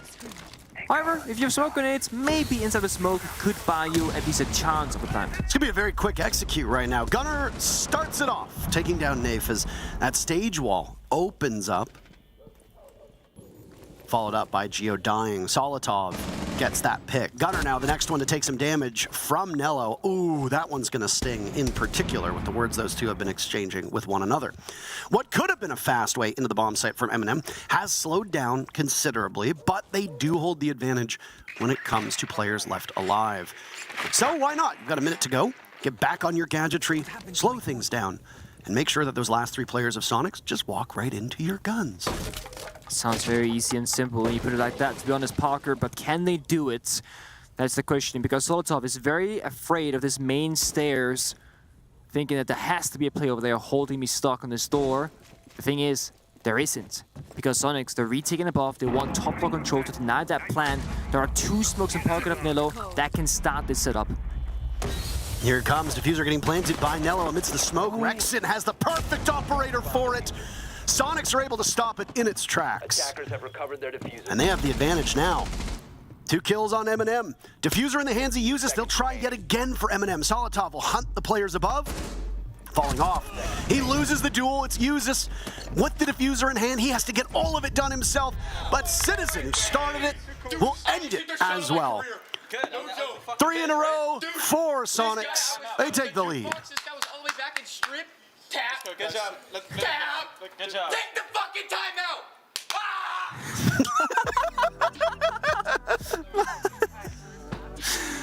Gunner's unhinged. I would like you to know that it is 10:56 in the morning. Yeah. I haven't even seen preschoolers. When I was in high school, I had to do my community service hours at a daycare to get them done to graduate high school. Okay. I have not seen preschoolers with that much energy. Jesus. The amount of energy that this man has is absurd. No, it is. It certainly is. If they go that side again, if they go that side next time, you're gonna get fucking Monty, and you're gonna plant him in the fucking first second anyway. So If that comes up, that's all we're going to do. Very different types of comms here between the two teams. Very different. MNM, they're rather quiet. A little bit mellow, you could argue. They were talking about going for mellow. What about Noah? Well, he's not here, unfortunately, right? Speaking of a very fast multi-execute plant is what I heard on basement. So maybe we are going to see that third execute after all. We'll have to wait and see. So far, Monty isn't even on the board. But of course, Attacker Reaper can change that once you verify the bomb site itself. While we could quietly listen to MNM, I just heard the background noise of probably Gunner. I couldn't tell what he was saying or anything like that, but just like he was definitely talking. Oh my. I mean, the thing is, the energy that you create in your team environment, whether it's 10 a.m. or whether it's 10 p.m. and, you know, you're supposed to be tired, it can really make a big difference here. Especially once you gain some momentum, or if you're down bad, you know, have some funny vibes. Get things back into a good positive mindset. A place you can thrive in, if you will. No one's on the board, so that is not going to be the case. No fast, funny plants. It's going to be that same stable, utility-oriented lineup that we saw in the first attacking round from MNM, which was also a basement attack. Didn't work for them, though. 3 rounds in a row for Soniqs. Ever since the side swap, MNM has not been able to get much of an advantage in these rounds. Of course, with that tactical timeout, are looking to change just that.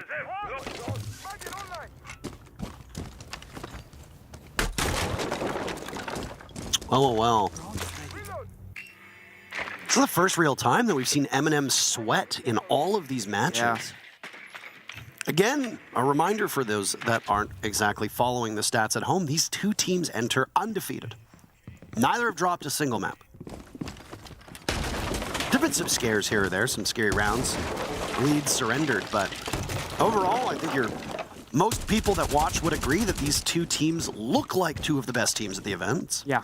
Unfortunate for both of them, and even more unfortunate for the other 3 teams in their group, that they all tend to be in the same group with them. I mean, not only have they not like lost a map, only a single map has gone into overtime between both teams combined. That was the 8-6 victory for MNM on Clubhouse against Liquid.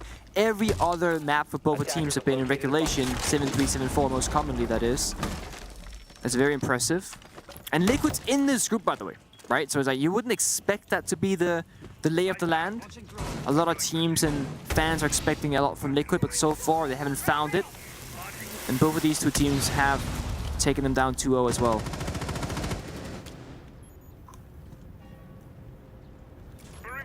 A quiet round. Not that these are quiet teams, but a quiet round. Nothing yet to happen, no, but that hatch is opened up. No kitchen focus, however, from MNM, not really. They're gonna try it now. Sort of walks on in with that EMP, perhaps it denies pre-play C4. Oh, Heartbreach though. No. Double Heartbreach available for MNM.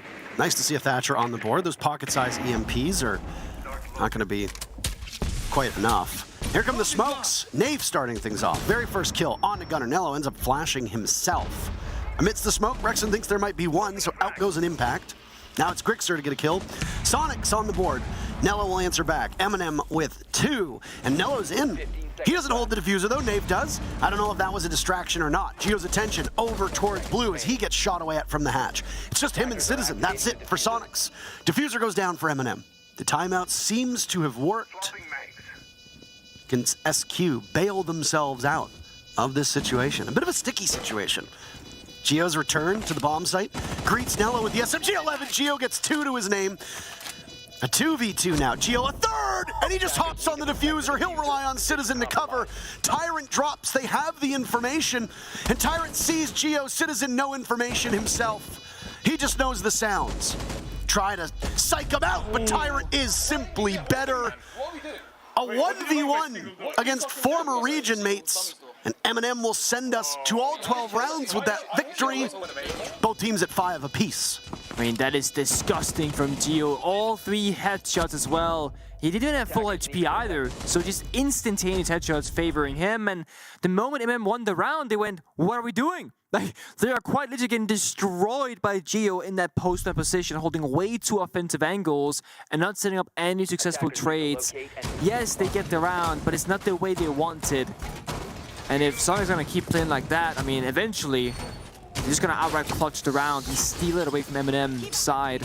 When you're 5-5, well, next round victory means match point. It's the best place to be in. My favorite round.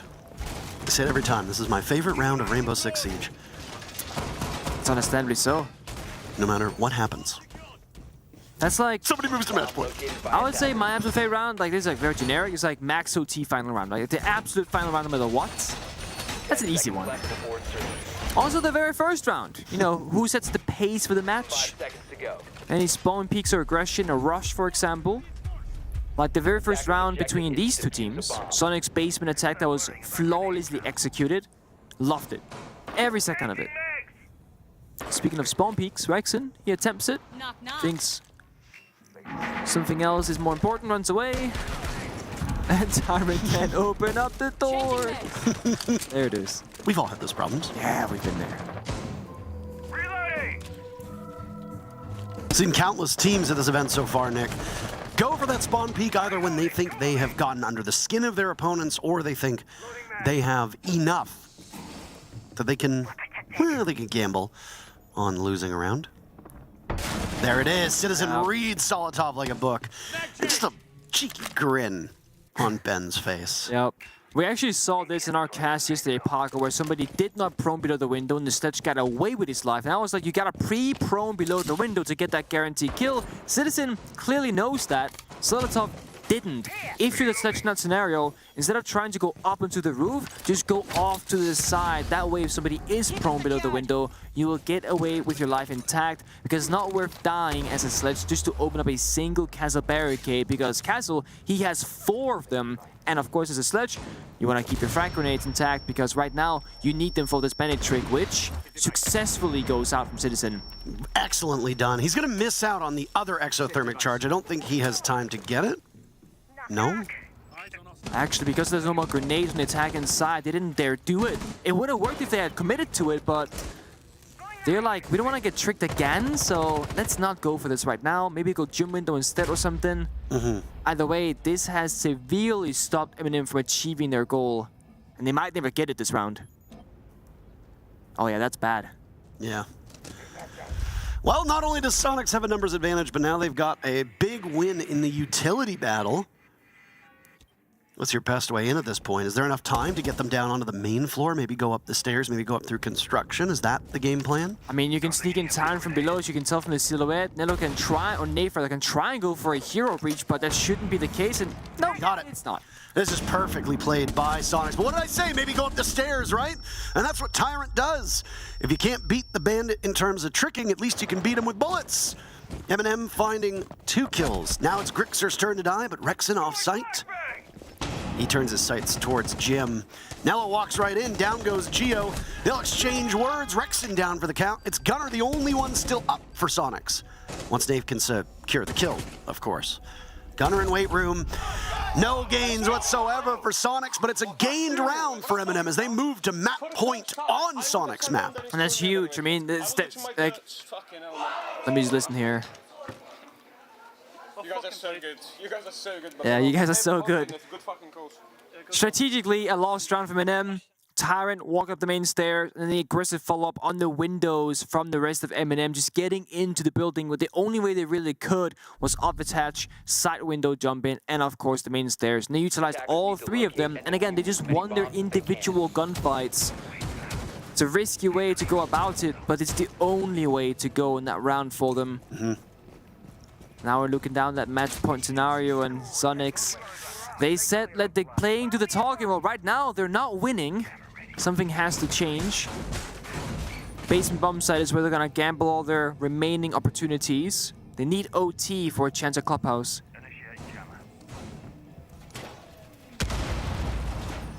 Well, even though these rounds have been somewhat definitive, we've had a couple that have come down to the wire. Soniqs are going to run with a small change in this composition. They're going to bring a Capkin onto the board. Attackers must locate and defuse the bomb. Let's see as much Capkin as we used to. No way. Oh, Rexen just a bit above the head. Up and to the left. But he knows the common spots. He's prepared for them.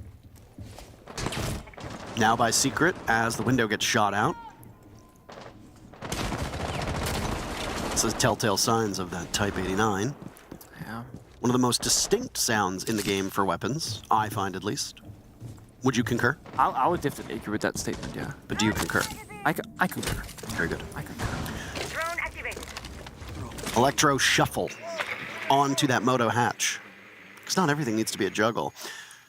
Can he inch past this pest on the door? Solotov says no. You're going to need every drone you have at your disposal. MNM have already lost 3 drones through 2 minutes. They'll drone in through that cache CCTV portion of the map, starting with CCTV. Find out that, well, they might be clear.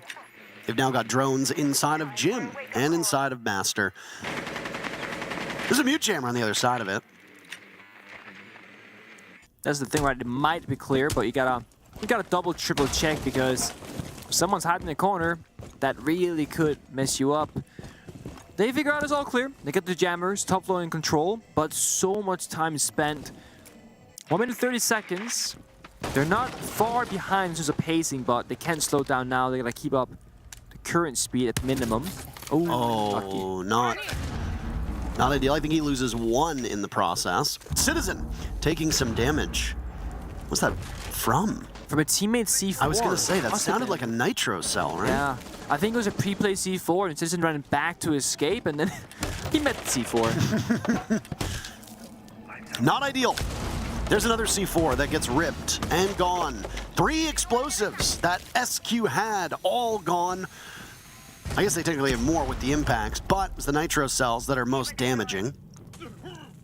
Pocket EMPs need to take care of the Electric Claw that's on that moto hatch, and it's spotted. Good coordination. They should be able to get this hatch quite easily. It's well done. Didn't just preemptively throw down that EMP to get the information to act upon, okay, which again, it buys, or rather it burns down the clock to 30 seconds, but it guarantees the opening of the hatch. Solotov will go in on his own through blue, scares away the Capkin, doing no damage in the process. There go the smokes, there go the fires, Tyrant all out of utility on that Capitao. Nade primed and ready, goes in. Nello, leadoff kill onto Gunner in this execute. Nade taking some damage, but MNM are cleaning house. Soniqs have lost 3 players. Rexen will need to clutch. Diffuser in the hands he uses. If Rexen can stop it, he'll send his team to overtime. And suddenly Rexen kills them all. He just needs to get to use this, and he does it! Good God damn, what a play by Richie! He thought the match was over. No, but it's not game over, guys. It's overtime. You ever get so confident that you think you just won the game for your team?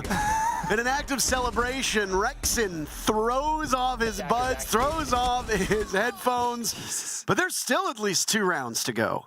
That's how exciting that was. I mean, I was like, there is no way that is winnable by any stretch of the imagination. But the Capkin traps combined with the beautiful positioning of Rexen, denying the right angles at the right time to isolate those 1v1 gunfights, they make it possible And MNM, they had this moment 2 rounds ago saying, what are we doing? That right there is exactly the question. In like a 1 versus 4, what are we doing losing that round? There's no time to worry about it because MNM's timeout, it's burned. It's 6-6 overtime. They're now on the defense. They're gonna go to basement in a similar fashion with those mute jammers up above. And Soniqs are now laughing all the way into OT. Fair enough, they thought it was over, but I'm sure they got more fight in them. Good lord, what a clutch that was. 10 seconds to go. Attackers have discovered the location of a bomb. Capcan of all things really was the hero on what could have been the final round for them.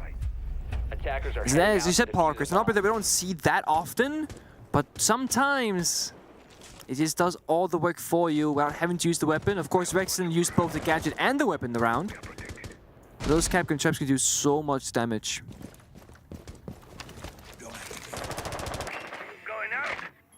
Well, that was one for the ages. My goodness.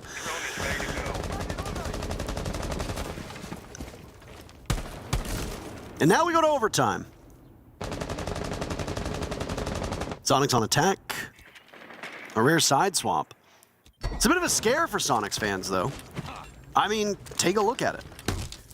Look at... Decision? There we go. You know, it's like my father always says. No. 21 times the charm. Sure. Keep up the tally, Parker. We're 17. Goes and it goes and it goes. Up and up and up. Like how Citizen, he gave like a quick look to his right when he missed it to say, he was like, wait, is that me or is it the game? Is anybody else seeing this? Yeah, it's like, am I crazy? I'll try again. Okay, it works now. You know, we waste 3 seconds, it's fine. Not a big deal. Soniqs with, look at this, 1 minute 50. Now that's a quick pace. Yep. Soniqs, they spent 3 C4s themselves last round, try and slow things down and get a kill. MNM, they do have 2 C4s in their inventory. 0 to be spent yet. MNM, they like to save them for the execute itself, whereas Soniqs, they try to build an advantage early with it instead. So 2 different styles of play in terms of siege.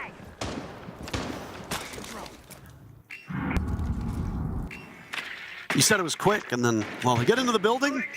Next step is, where do you go from here? It's hatch time, baby. You gotta keep this on this floor. You know, make sure there's no kite claw. If there is, clear it. Then get the blue hatch, the moto hatch, kitchen hatch. Of course, Direwolves were soft. We saw that earlier. So once everything's been opened up, Soniqs, they have every possible avenue at their disposal. It's a matter of what they would like to do more than anything else. And there's no keeper barriers, no Asami on the board for MNM. So AK's position, not as strong as it could have been. Uh-oh. Those are some X-Kairos that might be a little bit squandered. Do these ones actually work? That's the real question here. We only got to see Soniqs attack this bomb site twice, Nick, and both times that they did it, well, there was a bit of a different result. Yeah. The first time, it looked like almost perfect siege with the way that they approached this. They got the smoke grenades down, they rushed through, got the plant on pillar. Second time, it was a poorly timed nade from Grixer that killed him and one of his teammates and ultimately defanged this push. It's now MNM who's totally defanging Soniqs. Their 2 kills, a third will come in. MNM, they allowed Richie, they allowed Rexon to live, but they do not allow SQ to win this round. They were on match point, they're gonna go back onto it as MNM take the round almost flawlessly. Yeah. Wait. Now, let's just compose. Let's just, did you say composed? Let's just compose. Let's just be composed. Yeah, okay. MNM's attack inside hasn't been their strongest so far. They only won 2 of their 6 rounds previously. Now Soniqs, they have every bomb site open to them. They're gonna also up that basement defense. No surprise there. It is the strongest or most favored defender bomb site so far. And again, Kapka being brought out, different player of course, now it's Citizen's turn as Rexon's found himself onto the Woma instead. And no jammers and pests up on top floor, it'll be Capcan traps instead, so if MNM they rush through the building too quickly to transit at a fast pace, they might just find their own end. Soniqs are bringing, interestingly enough, they're bringing less kind of like time waste and like Mossy and Mute for the top floor room clear, but then they're bringing the Goyo Fire, which kind of speaks to they're expecting MNM to execute with little time left. So kind of playing a similar style of Siege, but in a different way. Gun on the Bandit to keep those armory wall intact. They don't want them to go for that kind of execute where they won the previous time, or they got the bump down rather, but Rex clutched it. And then they'll start top floor again. Gonna go through their stages A, B, 3, the 1, 2, 3. Roam clear top, make your way down, open up the floor. Hopefully not run into a double calculation trap on office door. That will be Solotov on the sledge. And having the same struggle as in the same match. Oh, he sees him. Okay. He knows that struggle. Captain Chucks got spotted. Solotov will stay alive. That would have been a very unfortunate death if that would go through. It's a really even match when you look at the scoreboard. The only player who's really lagging behind on either team would be Grixer on Soniqs and Nafe on MNM, but I mean, you're so close. You're at the point where 6 is the lowest number of kills, and 12 is the highest on Citizen. Like, that's really not a bad spread. No, it's not. I mean, not at all. There was a period of time when Geo, I mean, 7 and 12 for Geo is not great, but I mean, he's playing on those roles that you're going to often be tasked with probably dying. And Geo has kept Soniqs close a number of rounds because of his gameplay, so the stats don't tell the full story. At one time, I think Geo was like 2 and 8. Yeah. So it's at least been a graceful recovery in that sense. Even Nello was 1 and 6, and he's now back onto 8 and 10. Yeah. And he's also off the Heart Breachers onto Thatcher instead, so he's also allowed more freedom. Nave instead taking on that duty for him. The depth of MNM and the Soniqs both showing in this matchup. I mean, Geo was on Monty alone in Dirt one round, didn't do anything. Yeah. That's a round where you can't get any kills. Attackers have located Sledging away, the entire wood floor will be the playground of the soft destructors. There's a pocket EMP, intending to catch whatever denial or C4 they think might be there. A pre-placed C4 is a good shout. Small opening made in dirt. Could a split push be coming for MNM? Geo seems to think so. Oh, Hello's drone gets spotted immediately. Those drones don't just blow up themselves, so MNM are now aware that one Soniqs player is inside a dirt tunnel. 30 seconds to go. You have to remove Geo from this position. You could isolate him, but instead they're going to take the engagement, Geo losing it, doing a bit of damage to Nave. Dirt tunnel in the clutches of MNM. 4 more kills for them to try and steal Soniqs map away from Soniqs. Tyrant up blue, fire in front of him, he'll have to wait. Citizen doing some damage, Rexin in now as well. Soniqs shutting them down at every single step of the way. And Grixer will find the final 2 to give us all 15 rounds. Could we see 45 rounds of this madness? I want it. Rexin in the late round is so good at holding down the bomb side. Grixer on the assist right now, establishing that crossover in Dirt Tunnel, holding down blue as well. MNM shut down at every single entry point they tried to create for themselves. 7-7 final round. My favorite round, that is, Parker, now. And it's not going to be basement, because both teams successfully defended it. That means we're going to go somewhere else. Gym is the option now for MNM. Mirror is on the board and will be brought out as it has been in the past. Soniqs, they've had 2 different kinds of attacks on top floor so far. They have the Hibana option with the ranged Heartbreach that can counter the mirror windows, and they have without the Hibana. They've had mixed success so far attacking upstairs, but they need to find success when it matters the absolute most. Attacker repicks going out. Grixer on the islands of Flores, and Gunner looking for his favorite operator. Sophia onto the Twitch now instead. Probably seeing those mirror windows, the Goyo canisters, the ADSs, Twitch drones. Great choice, great value can be had in this round. Same Goyo fire canister on that external breach, so a rush, not possible, not gonna happen. And MNM, they're playing offensively here, extending into CCTV. The only downside, no deployable shield available to Tyrant that is playing top red.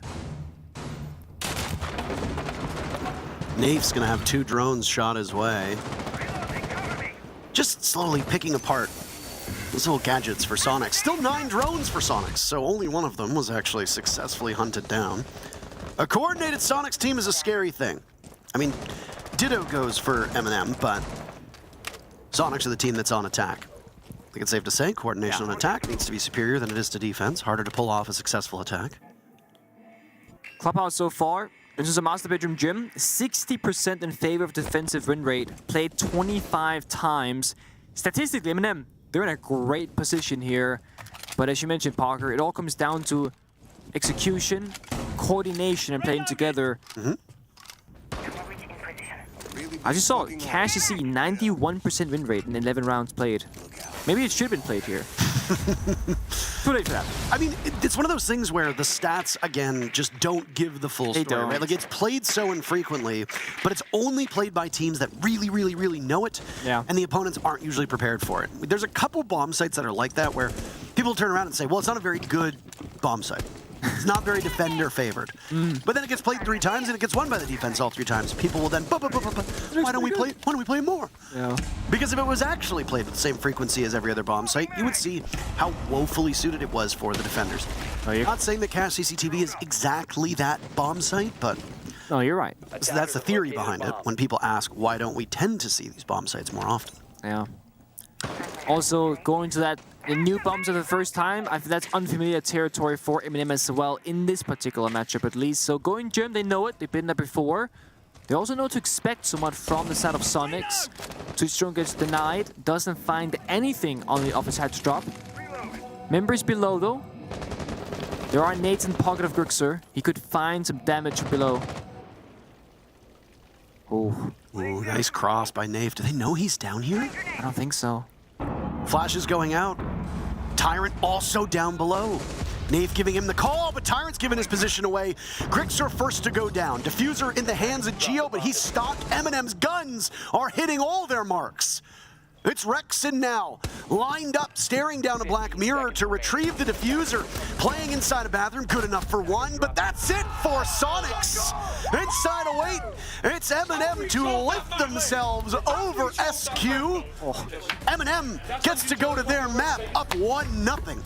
That's gotta feel good. I mean, they're being rather quiet, silent comms, etc. But that victory right there means so much to them. They recognize winning Soniqs' map pick, that's step 1 into winning this 2-0.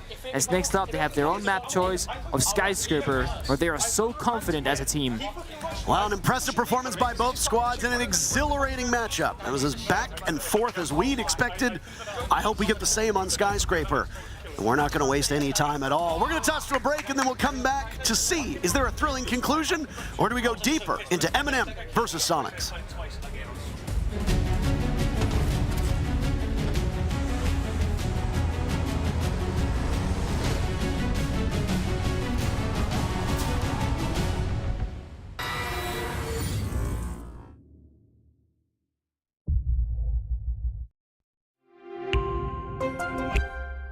I'm Nicholas Morton, but you know me as Pingu. I'm a 2-time Rainbow Six Siege World Champion and former top Rainbow Six Siege player in Pro League. Welcome to my Siege Ranked Bootcamp. We're talking 20 seconds left on the clock, you got the diffuser in hand, what do? Play the way that you're comfortable with, because you have confidence when you're in this position. That is when you're gonna be at your very best. Good luck.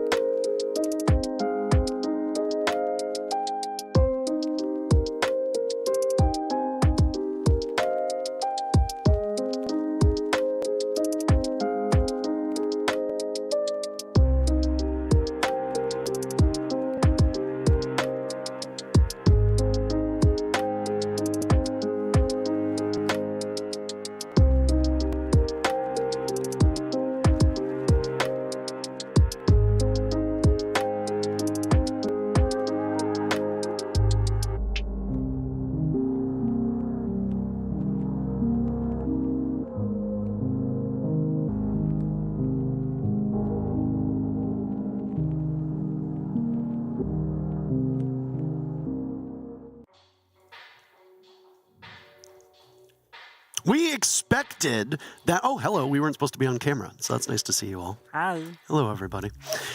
We were expecting MNM versus Soniqs to be everything that we witnessed in those 15 rounds.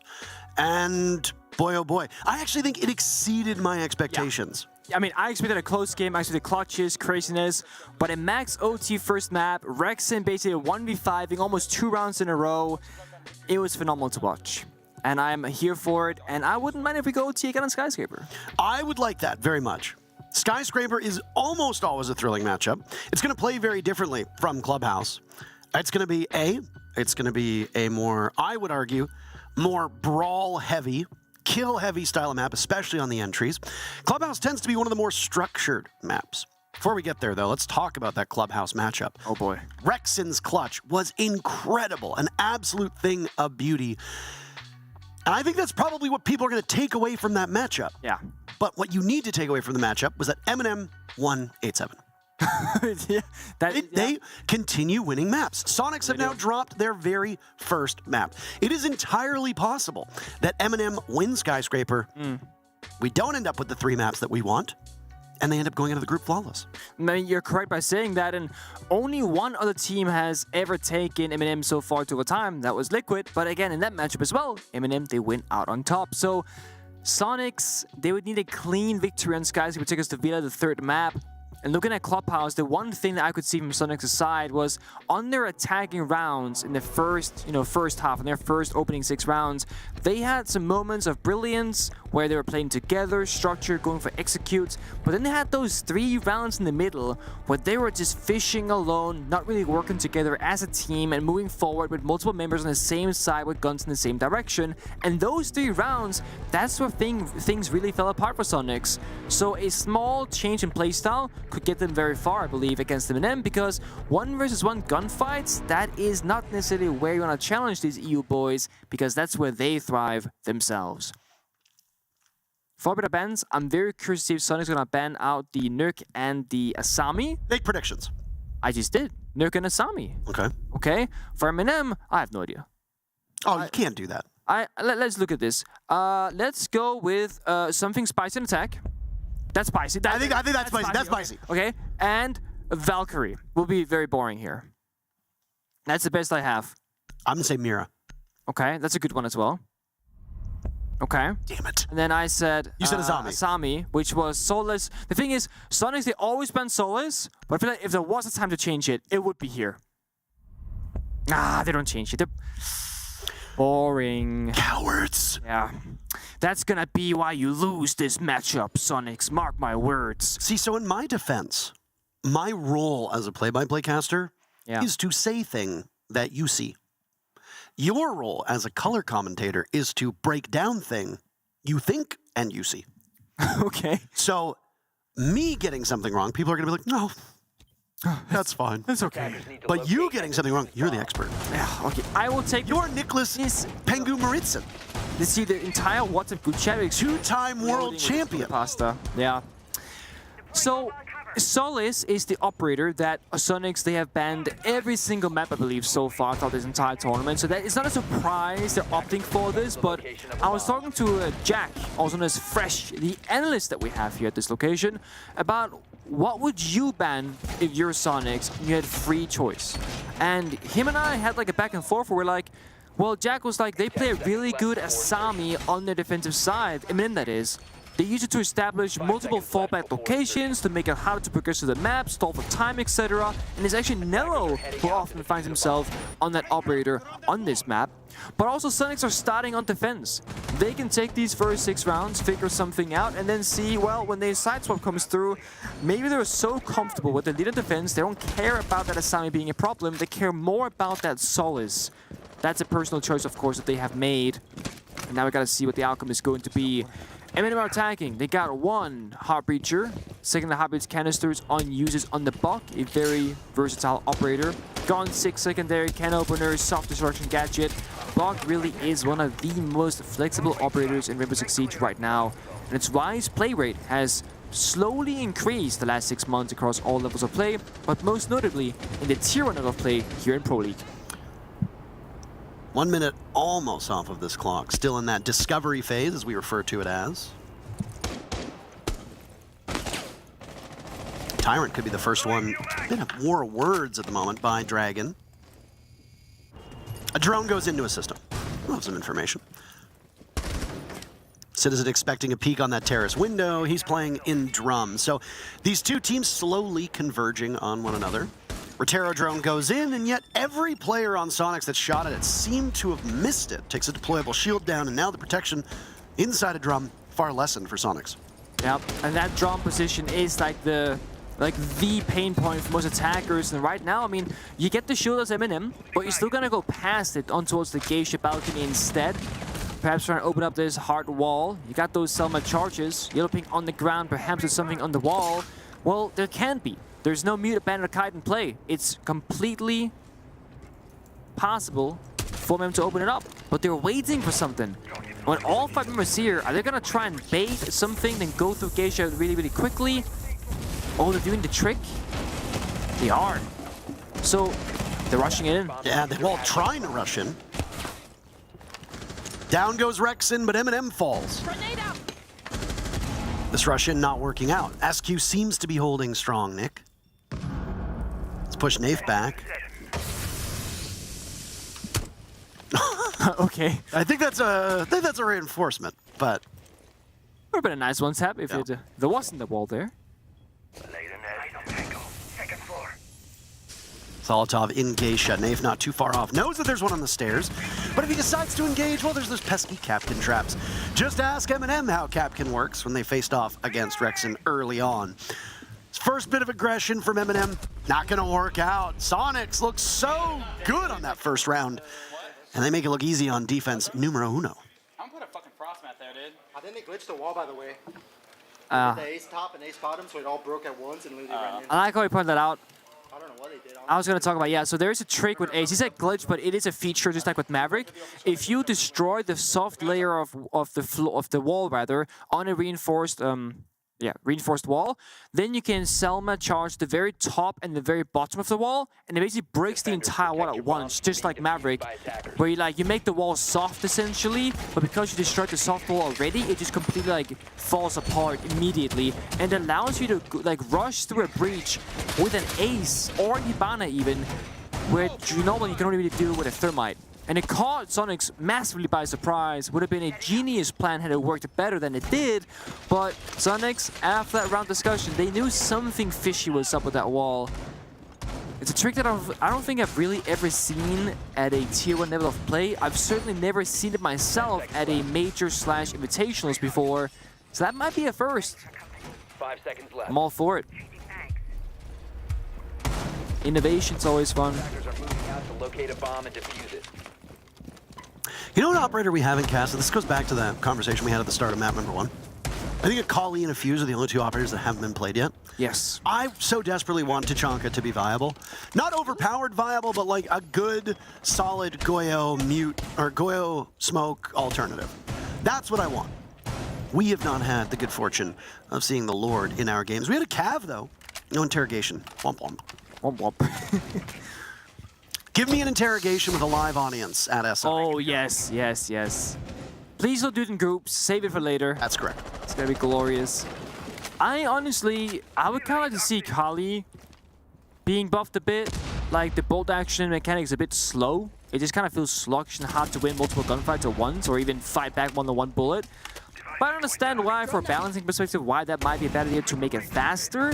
Just go tong, tong, tong, tong, and one-shotting people. It probably wouldn't be very fair, but it would certainly be fun. Takes you back to your young days of quick-scoping people in other games. What game is that? I'm not sure I can say. I'm not gonna try. I think that's enough product placement for one day. Ah, fair. Yeah. That was my bad, though. These Rotero drones have been so effective for MNM. In the kills department, though, not so much. Molotov shrugging off a bunch of damage through that opening in the wall. He's missed an opportunity to refrag. MNM in the building. Consolidating their forces around Drum. Not all of them, of course. This will be a 2-pronged execute onto this office bomb site. It's a very slow round for MNM, but they're just setting up their pieces right now, getting all those walls opened up. Because they have EMPs and can openers, they can work on both fronts right now and make progress in both areas. Diffuser, however, is on Nave on the Thatcher. Where Diffuser goes is also most likely where the Execute will follow along. And with Nave's rotation, it's safe to say that the balcony that Nello is at with Ying is a distraction or a place to create chaos, not the Execute itself. There goes the Candelas, but there's a Warden on the board, so he'll be able to see through any smokes, any flashes, any disruption that comes from MNM. Pick rate of Warden is steadily increased as we've seen operators that carry smokes and flashes increasing in numbers. Ying's pick rate steadily increasing upwards. Smokes in the hands of the attackers also increasing. That just necessitates a response from the defense. Candela's going out, but doesn't seem to be all that effective. First casualty of the round. Tyrant, Nate goes as well. Nello the only kill for MNM up to this point, but Uzis will join. Diffuser needs to be planted. Who has it? Neither of them. So kills seems to be on the menu. Citizen down but not secured. Running out of time to find the last two players of Soniqs. They're not going to get it done from MNM's side. SQ 2-0. They're open the ninja wall. Gio, I have to move there. Like the terrace wall. Got guys. Today I'm gonna reverse the patch here. Bring this on me, bring everything. A napkin. I think he has a nosebleed. Yeah. I would imagine he has a nosebleed. I'm putting a beacon inside your shoulder. It's pretty fun interaction because they're talking about Ben's apologizing for why he wasn't covering the position a certain angle. He says it's okay, whatever. Gio goes, let's take this bomb side, take these operators. He goes, kind of napkin. It's like, that's not really related to the conversation at all, but it's, you know, he dropped it in there. And of course, you may have a napkin. Of course you may. Looking for Soniqs though, I will say this was MNM's map pick. MNM is a fantastic team on defense. They have the, before this match started at least, their highest percentage win rate on the defensive side across all their games so far, whereas Soniqs have the highest attacking win rate so far. So really are two of the top teams and in the same group. Question now comes, MNM, you might be strong in defense, but you need something to be happening on your attacking rounds. Now, the first two rounds, they were relatively close. The first one, not as much as the second. Both were arguably a execute rush style round. And this time, it could be the same or it could be different. Amaru kind of speaks to something fast and cheeky, but the rest of the lineup, not really any follow-up. No Lion, no Dokkaebi, no global gadgets. It's pretty constructed gameplay here, especially with that Nomad in mind. That speaks to taking map control, locking down those flanks, the staircases, etc. to the best of your ability, then working through the map in orderly fashion. Now, there is no sledge on the board for them, so vertically speaking, by taking the top floor in control, they might not be able to do as much damage from, you know, downstairs toward the bomb site as they would like. Maybe Soniqs made that easy for them by opening the floor themselves. Users might be here for a while because he's waiting for something. And nothing's near happening as of yet. I feel like there's two great times for you to use this Amaru gadget, the Gara hook, to get in. Number one, right off the rip, when you know that they're still doing a late setup, overwhelm them, have the rest of the team follow suit, or at least get an early pick and then get out. Second, right before the execute amidst the chaos. I don't think Uzis actually used it, though. He'll take an engagement against the Azami. Oh, he's dead. He's absolutely dead. There was so little of him left that a single piece of that buckshot would have killed him. Soniqs an opening pick, yet again. I mean, it looked really good. He got in, but the issue is he gained nothing from it. And again, no follow-up from him whatsoever. It was like an off-pace play that should not have been read by Soniqs, but it definitely was. Two members in the flank, one in the front. They shut him down immediately. Toxic canister going out. I don't know if Grixer was taking some damage from that, but his HP was just slowly going down. He could have been in the midst of it and just end up being friendly fire. MNM has been reduced to rubble. A 2v5. 1 minute to go. Wary of the frost mats that may or may not exist. Tyrant is very close to one, and nervous around that. The Azami of Grixer on the flank, though. Great maneuverability and an easy kill. It's all up to Nafe. No, not at all. Grixer gets the last two. Soniqs, a flawless round on top of the two they've already won. Timeout for MNM called. Gunner, don't call on that. Guys out loud. Oh. Gunner is literally insane. No, like, I enjoy watching him so much. And Gio is just so calm in comparison. Like, Gio looks like he's about to fall asleep almost. Gunner, the exact... Do you not remember when he used to play under the moniker Sleepy Gio? Oh, I mean, he's had a couple of names, but yeah. I remember he got in trouble with the previous TO during Pro League. They literally, I can make them jump in geisha, but we're doing some fucking, I don't know what the fuck we're doing. They're literally the shittiest fucking defense ever. We can also go directly and break Flores. Just get his black shield. Just be on the same page. I would do the same. They have the worst defense I've seen by Montreal. Literally stinks. You want to try black one? No, they're from there. Their defense was so shit. Yeah, I think as well. The defense was so shit, but we need to push in the same time if we are jumping in geisha. But we also, what's happening in geisha? Are we just being held there or not? No, I just against the guy every time. I'm just sat there. So despite Soniqs being up 3-0, MNM, they deem that their defense are quote-unquote not very good. So MNM think it's up to themselves as to why they're losing these rounds, which arguably they wouldn't be wrong about that. But it's always interesting to hear just how poorly a setup is from the opponent, despite them losing to it 3 times in a row in various bomb sites. Now, MNM, they are a great Skyscraper team. They would know what a good setup looks like, I'm sure, but they need to show up in these rounds because right now on the board of you know, fragging potential, there are 3 members sitting on 0 kills, and it's not the support players. It's Tyrant, okay, Navy is a support player, and Solotov. Solotov, I don't think has ever had this quiet of a start so far in my 23, and frankly, MNM as a team, I don't think they've ever really been down this bad 0-3 with not much to show for. Hello, A-Stream. Hello. I'm Parker Intero Mackay, and you might know him as Nicholas Pengu Moritzen. Yep. Welcome aboard. No spoilers, but that very first match is over, so you will all come on board with us as we watch Soniqs versus MNM, the first matchup that we have seen between these top 2 teams. It started off on Clubhouse. MNM took the first half 4-2, it was relatively back and forth. Then Soniqs went streaking, caught up to them, and it was just a coin toss every round from that point onward. Skyscraper is actually MNM's map, but Soniqs are the team that looks significantly better. And that should be enough of a recap for you, as the score does most of the talking. First pick goes to MNM. That's a nice start. They've taken the smoke out as well. They'll quiet Gunner down, put him in a timeout, and remove those toxic canisters. And they'll get Geo for added measure. The entry for MNM far more formidable. And the timeout that was just taken might be the reason for that. This is quite literally the best opening round MNM has had so far in Skyscraper, and it's the only real lead or advantage they've had as well.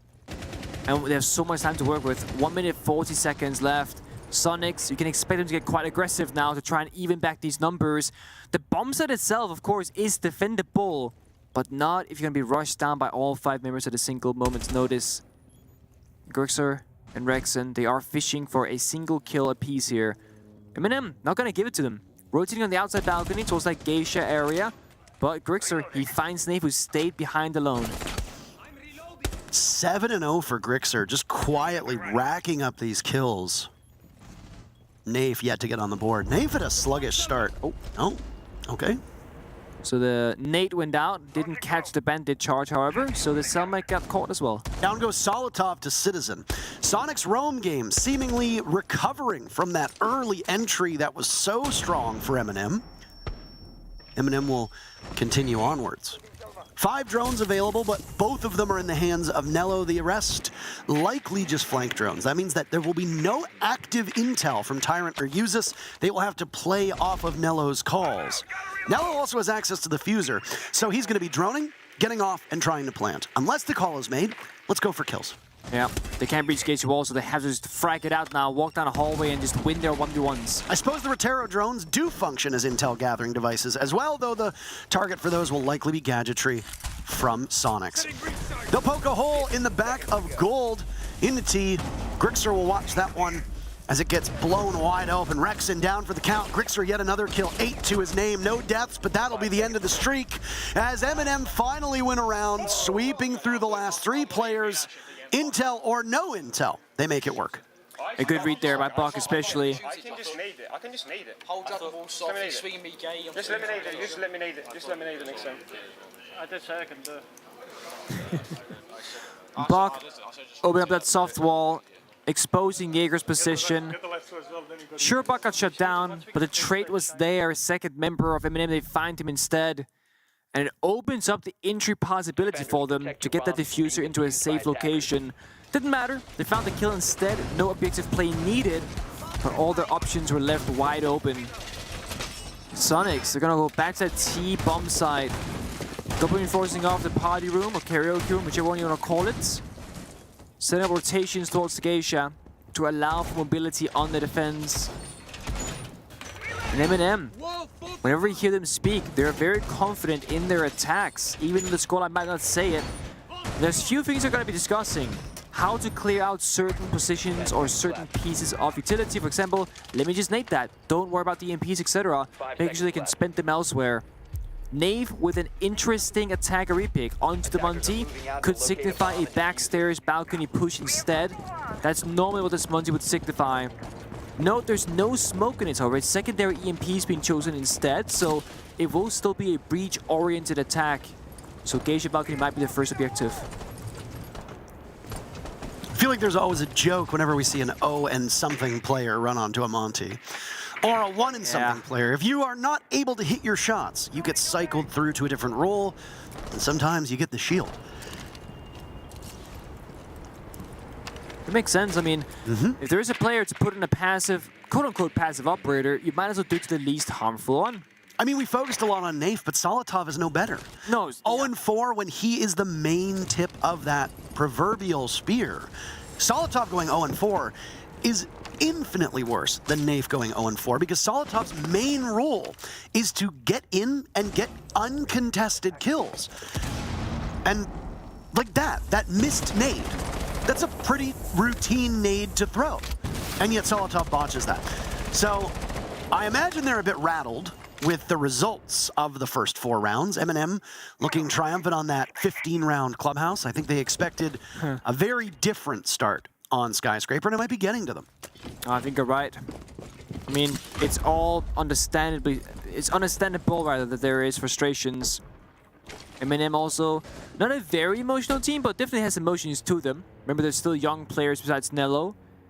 So settle the score, settle the boys down, get comfortable. It's going to be a long matchup most likely. Attackers have located a bomb. The Mungie of Nave is looking at that back staircase. What's also below further enhances that idea. Gunner is on the stairs though, has to get cleared out first. He'll buy some time with those toxic babes. Gunner was the first to die in the previous round, so we didn't get to see the impact that the smokes could make. He'll be crucial at slowing the Montaigne down. Now, with the advance of a Montaigne through that back stairs doorway that you saw, the smokes are only going to tick away at, in total, all 3, just a little bit. Not enough to usually secure. There goes Gunner, though, by the way. The first to die again because Gio's been downed but not finished off on Soniqs. Usus means no nades remaining for the team. Just a Claymore and 1 pocket EMP in terms of the secondary gadget. Oh my god. There goes an impact nade to do some damage to the Monty of Nave. SQ have to maintain a numbers advantage if they want to deal with the shield.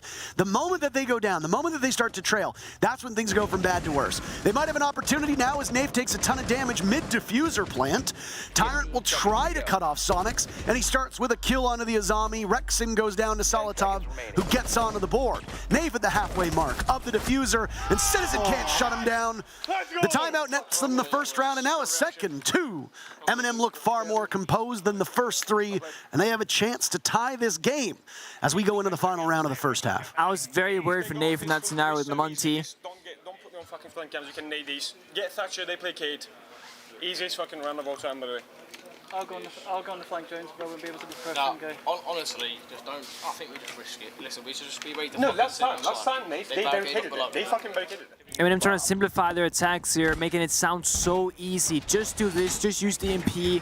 And honestly, with how troublesome the first 3 rounds were, I think it's the exact right approach mentally to say, it is this easy, just do this.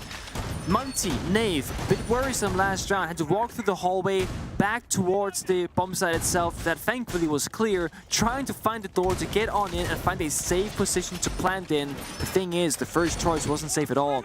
Nave was shut down to just 1 HP, but MNM, they played actively off of that. They aggressed forward and they found 3 kills in the midst of that chaos of him trying to plant and successfully got the round.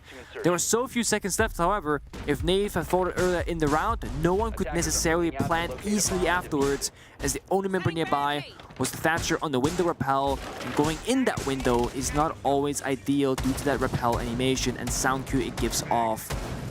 Soniqs, for them, things are slowly falling apart, but it is close round, so it's not too concerning. They're gonna go office. Halfway across the map, they got the mirror for that exterior balcony. Get a bit of information. Can shut down any members who approaches the balcony.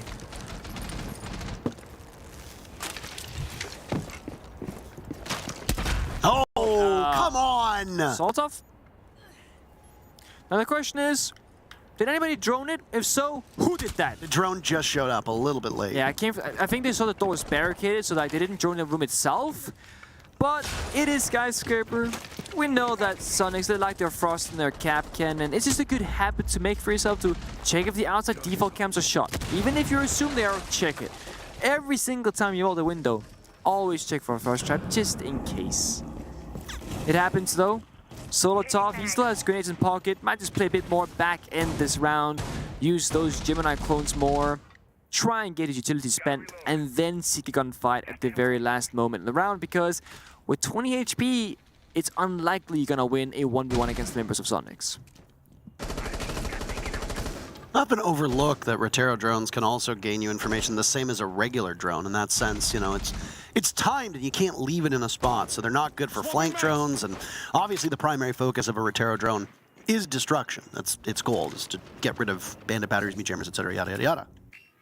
But Flores, in the hands of Tyrant, he's the ability to scout short distances 6 times. He's already done it once. Reloading. Looking for more. Knows that there's somebody inside of Dragon. This is where the pinch could come in. Huh. Grixer's in trouble, about to lose his Black Mirror, so instead Soniqs will not fall back and rest on their laurels. They're going to take the engagement. They're going to do it head on. Rexon, the lone defender at the moment inside of Lounge, playing by the bar. He can see all the way through Terrace towards Drum. Nafe, look down, make sure there's not a frost mat there. It would suck if it struck twice in one round. I mean, they certainly don't need that right now. With 30 seconds left, they gotta strike soon. But Citizen aggresses first. And he walks right in. It's Rexon to get the first kill. Citizen follows up. A bounce back from Sonic appears to be happening as MNM are having some difficulties getting in the building. When they get in, they just die. Down goes Grixer. That's the first player from Soniqs to fall. Rexon joins him. Geo on the board.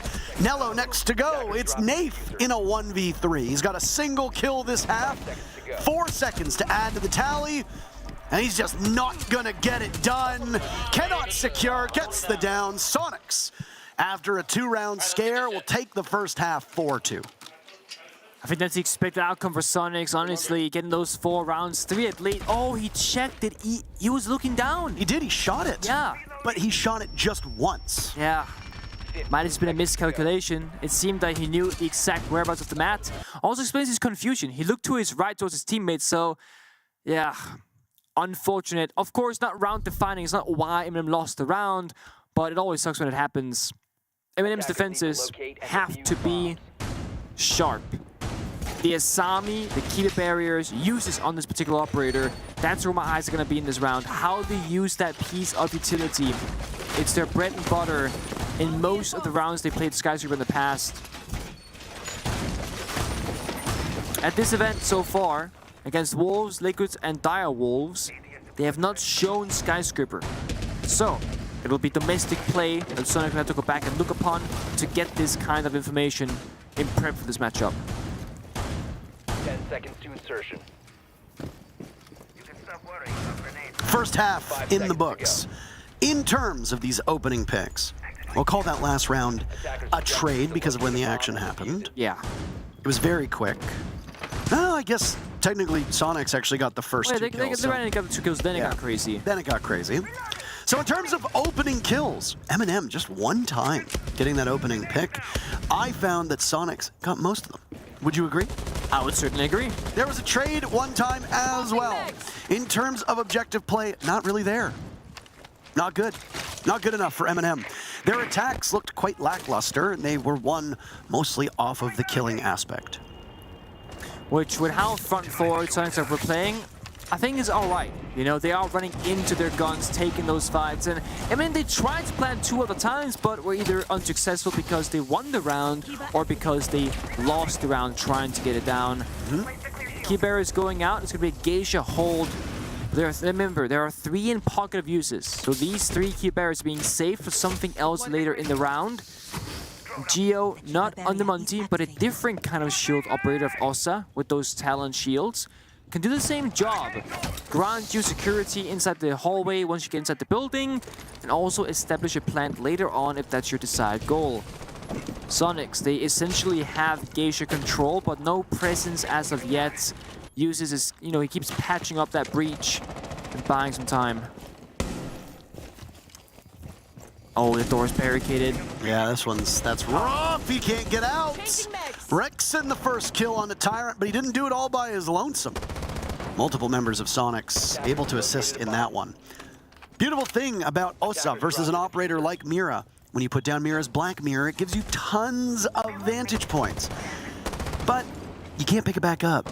Ossa's Talon shields, you can keep moving. And it allows you to essentially reset that beachhead, as we call it, as you get closer to the bomb site. Geo's used both of those Talon shields outside. I imagine they will likely move when the execute does come in. I mean, he's positioned well. Yeah. There's one of the shields picked up. I think he has both of them at this point. Down goes Gunner. Uses the first kill for the defenders in this first half. Nello's lined up for yet another, and he'll see the Ossa, but can't do any damage to hers. She's got the shield in front. Also, no spare reinforcements for MNM. They can't patch that hole, but Nave can run out the door and do some damage. Just chunking away at the HP of Geo. Rexon's taking some damage too, as is Uzis and Nave. This is when a Finka or a Thunderbird gets real handy because you can patch yourself back up. Uzis, another kill for MNM. Citizen falters, then ultimately falls off. Grixer's in the bomb site waiting for somebody to move. He knows there's one in gold, and he has to get out of there as the smoke begins to choke him. The gas coming in. 2v2 with Grixer to watch over. Geo's diffuser goes down, but they're low on HP. They know the marks. There goes the diffuser. Geo's been dropped. Grixer gets out. He knows his only hope is to get the plant down, and Solitov has to run up the back stairs to get there. Should do it in time. Grixer denies him the kill.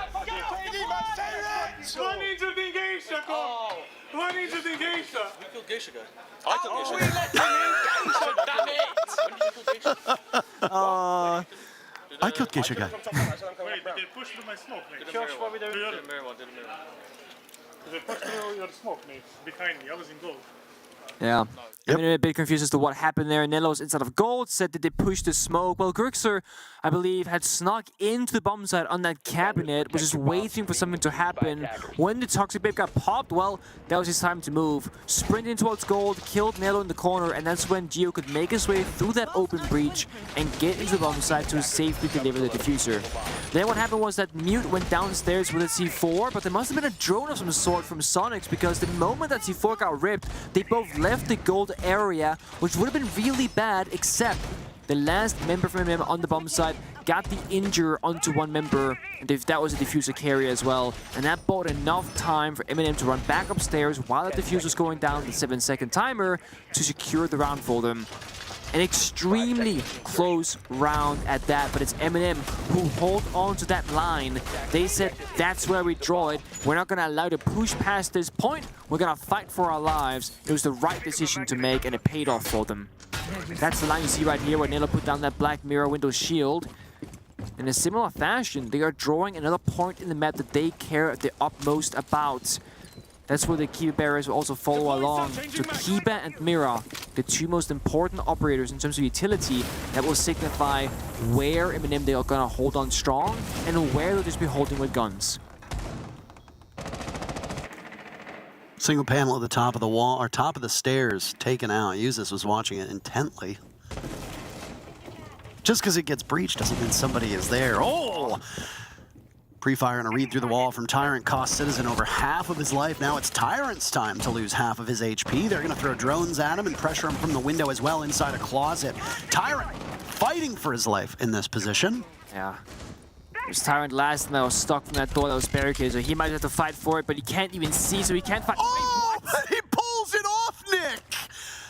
Blind as a bat, but a shotgun still hits its mark at close range. Nath would come in for the assist, but Citizen seals the deal. Not a trade, technically, but both teams lose one, and Tyrant is still in this spot, still close enough to Citizen to do some damage. Yep. Another drone has to go out because they lost the previous one, and Tyrant, he got spotted, has a C4. Might get tossed out, yeah, but it does no damage. Citizen might not want to chase this one because Tyrant, staying alive for as long as he has, is successful on the roam. I think he's stuck, can't quite get out. Yeah, he is stuck down here. We call this purgatory. They've left him, however. He has no C4, so he's not a threat to the bombs anymore. Soniqs knows this. You're just holding at that point, right? You're holding the attention of somebody from Soniqs, and I mean, when you look at this Soniqs lineup, on a different team, maybe keeping Citizen busy and not involved in the execute would have been damning for that squad. Yeah. No shade. No shade, no shade. But Soniqs still have Rexon and Grixer online. Grixer's 10 kills. Citizen has not been the big bad threat of this matchup. He always is when he's on the board, but there's other weapons and other tools that Sonic have at their disposal. Down goes Rexon, though, and that was the real Citizen, not a clone. Very quickly, Soniqs getting jumped upon by this MNM team. Geo also finds himself on the wrong side of a player from MNM. Solitov attempting to stop Grixer's rampage, but can't do it. 10 other people have found themselves in really rough shape, and a 12th is there as well. Grixer with a dozen kills. They know where he's coming from, though, and he'll be pressured from Bar. Engaging with the Mira.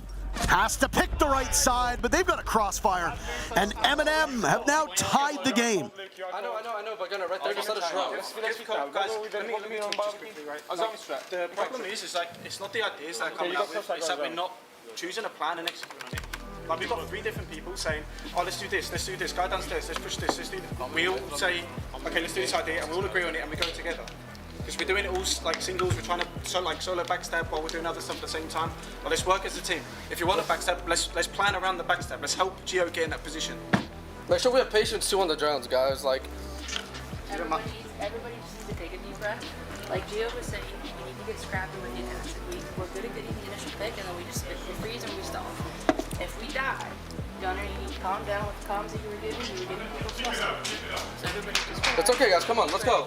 When we get the entry push off, come on, stop it, just go, push through. Let's fucking go. Come on. Gunnar, little speech. Come on, put the mid up. I have to say, I'm extremely impressed with how much respect Soniqs gave Citizen when he was speaking up. That's the new member of the squad. I mean, sure, he has a record over in Europe, internationally as well as an individual player, but that's your new guy giving all the other members saying, guys, this is the problem that I'm seeing. They listened very carefully to that feedback. When Goddess particularly singled out Gunnar, though, there was a look of frustration on his face. There was. And he did the, oh, come on, really? Yeah. But I mean, that's to be there. Gunnar is still a younger player. Yeah. He's still getting the ropes of playing at a top level. Nowhere near the same level of experience as the rest of the Sonic squad, especially somebody like Geo. Oh, you're right. And you have a lot to learn, and I honestly think you kind of got to put that ego aside. Whether you think that you're crowding comms or not, if your coach says, please dial it back, I mean, unless you think the coach is bad and you need a coaching change, you got to listen to it. That's the whole purpose of having the coach. Even if you think that, you have no say in the end, right? The coaches say is final. That's for at least for most teams I've ever been a part of. Whoa! Okay. You were coached by Shaz. Okay, let me retract. There are a lot of teams. Fabian's where this final. Okay. There were a lot of teams where the coach is an afterthought. Yeah, that is the case for sure. Yeah, no, certainly. I do not think Goddess is one of those, and I'm glad that the team reacted positively to her. Yeah. And I like that she held them accountable as well. That's important. Well, she's correct about these opening picks, and well, they might not get it here if Solitov gets the read on this rappel correctly. Oh my God.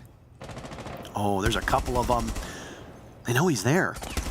He'll engage, and he loses it. Never mind. Sonic's the opening pick yet again. That is a little bit of an over-eager attempt, I feel like. I mean, when you get a bit of damage onto the first map on the repel, I think it's time to hit your running shoes and just get out of there. Soniqs, just to give credibility to what God has said, Soniqs have either got the first pick or have been involved in a trade of the first pick in all but one round so far. Yeah. So you consistently have an advantage. That's actually very accurate. You're absolutely correct. It is not translated, though. Not the way you'd hope. And time again, teams might get that first pick. Statistically, it hovers somewhere between 70 to 80% of all teams that get the first pick will then go on to win the round. Very clearly not the case in this matchup. If Soniqs can figure that out, slow down through the mid-round, but more importantly, the best part of this for MNM has been the tail end of the round, then Soniqs can start to win. But right now, they get the first pick, yeah. And then they trade immediately. So again, Soniqs maintain this advantage, but it's gone to Nello from below. It was a beautiful mini execute from the side of Soniqs. His hammer and the follow-up of the trade is exactly what they need to break that barrier. But MNM, they're still holding their ground up above this barbecue bomb site. And Soniqs, because of that vertical coup from Nello, have kind of lost the footing they had just gained. Citizen is still here, has a drone for himself. That's going to slow things down even further. And this next upcoming gunfight between Citizen and Tyrant could define how much control Soniqs will have. This is where things will slow down just a little bit. 6 active drones. 4 Soniqs, none in the pockets, all on the field. Only 4 being held by current players, so 2 of those might be flank drones, or they might be completely inconsequential for where this action comes from. Grixer using the soft wall to his advantage. Down goes Nello. He knows that there's still control from above. Diffuser's in the hands of Geo. He needs to walk it in, especially now that Nafe is the last man for MNM, and the only thing standing between Soniqs winning this round. Geo is quite a ways away. Hops in, there's a frost mat, and there will be 2 sets of eyes for Soniqs watching him. Oh no, Nafe knows there's one from above, but he's playing this not the way he wants. Nafe, there's 3 targets and you haven't found a single one. You do. Oh, you do see him, but not good enough. If Nafe had just committed to either of those targets, the round likely would have been for MNM. And that's something upon rewatch that MNM are going to kick themselves for. That is probably the longest ring around the rosy that I've ever seen that was not intentional from either side. Oh. Citizen asked, Luke, did you like that? He said, yeah, nice play. Wonderful. Bit of nice chatter. It's been pretty quiet since the first glance from Clubhouse. Yep. So ring out the rosy gets Soniqs into the right position. MNM, they got caught with their pants down on the bomb site in the wrong location. Grixer found himself in again. So Soniqs, again, they kind of built this early pick, which was the problem. They don't convert it into a round victory. But then they linger around looking for openings. Geo, Grixer, and Citizen, all 3 were just looking where they can get in on the map unseen. 10 seconds to go. They all got somewhere. They got a little bit of value each, which really adds up in the grand scheme of 5 things. seconds to go. Bomb site control became theirs. They knew last member was above. They sent 1 soldier up to distract. It worked amazingly for them. Soniqs are back in the lead with a single round. MNM, they got bombs at options. They went upstairs. That tertiary bomb site not gonna get played unless it absolutely has to. You got a 4th site as well if you want to. That master bedroom bomb site that we very rarely see. It is statistically not doing too hot either.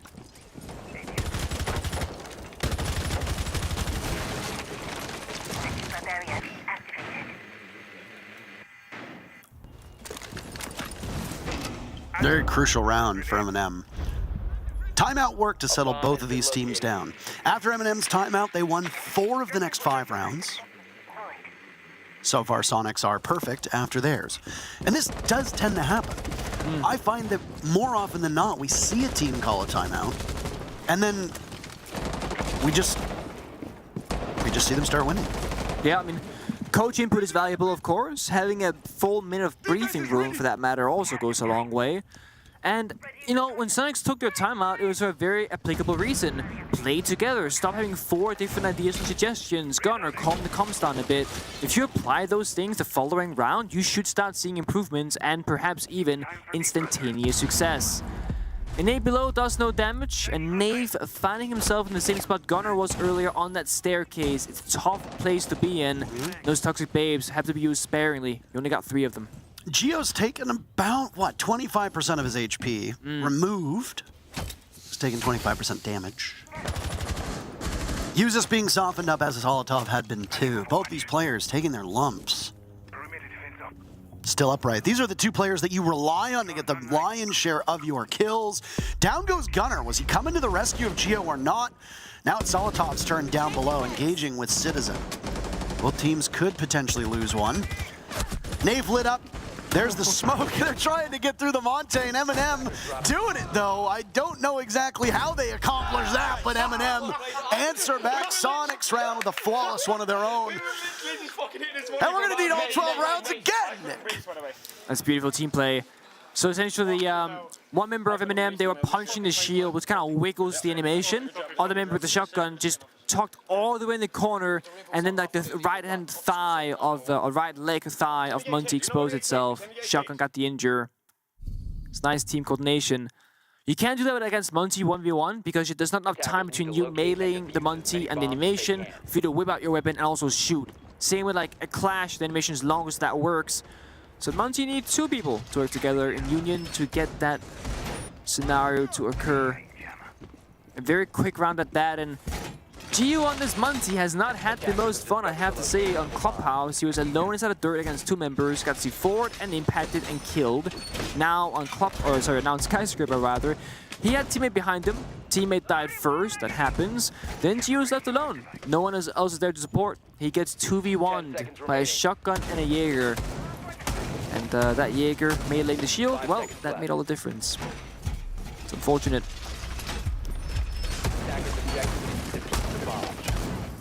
Extension again from MNM, similarly as the last time. These mute jammers crucial to deny both the walls and the drone information from Soniqs. No Twitch drones to deal with them, but there is stature on the board. Those EMPs can make the difference in that scenario as well. But they think elsewhere, or otherwise off it. They're gonna go to the other side of the map, hit up the bomb site directly on the breach and the windows.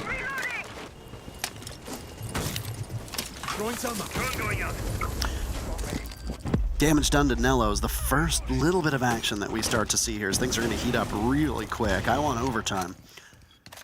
Was it 43 of a 45 possible rounds that we saw yesterday in the DZ match? Is that correct? Yeah, Heroic was 43 of 45. Yeah, it was very close, something like that. I want all 45. Give them to me. Crunch the numbers and send them to me. I want all 45 by Friday. Oh wait, today is Friday. Today is Friday. Didn't you know, the Berlin Major Grand Finals, we almost got like the maximum amount of OT map as well. Yeah. Tyrant takes down Gio. That's the ace. That is no more. Diffuser's been dropped as well. Gunnar will look for the recovery down below, toying with the doorway, and a relatively easy kill on the Tyrant.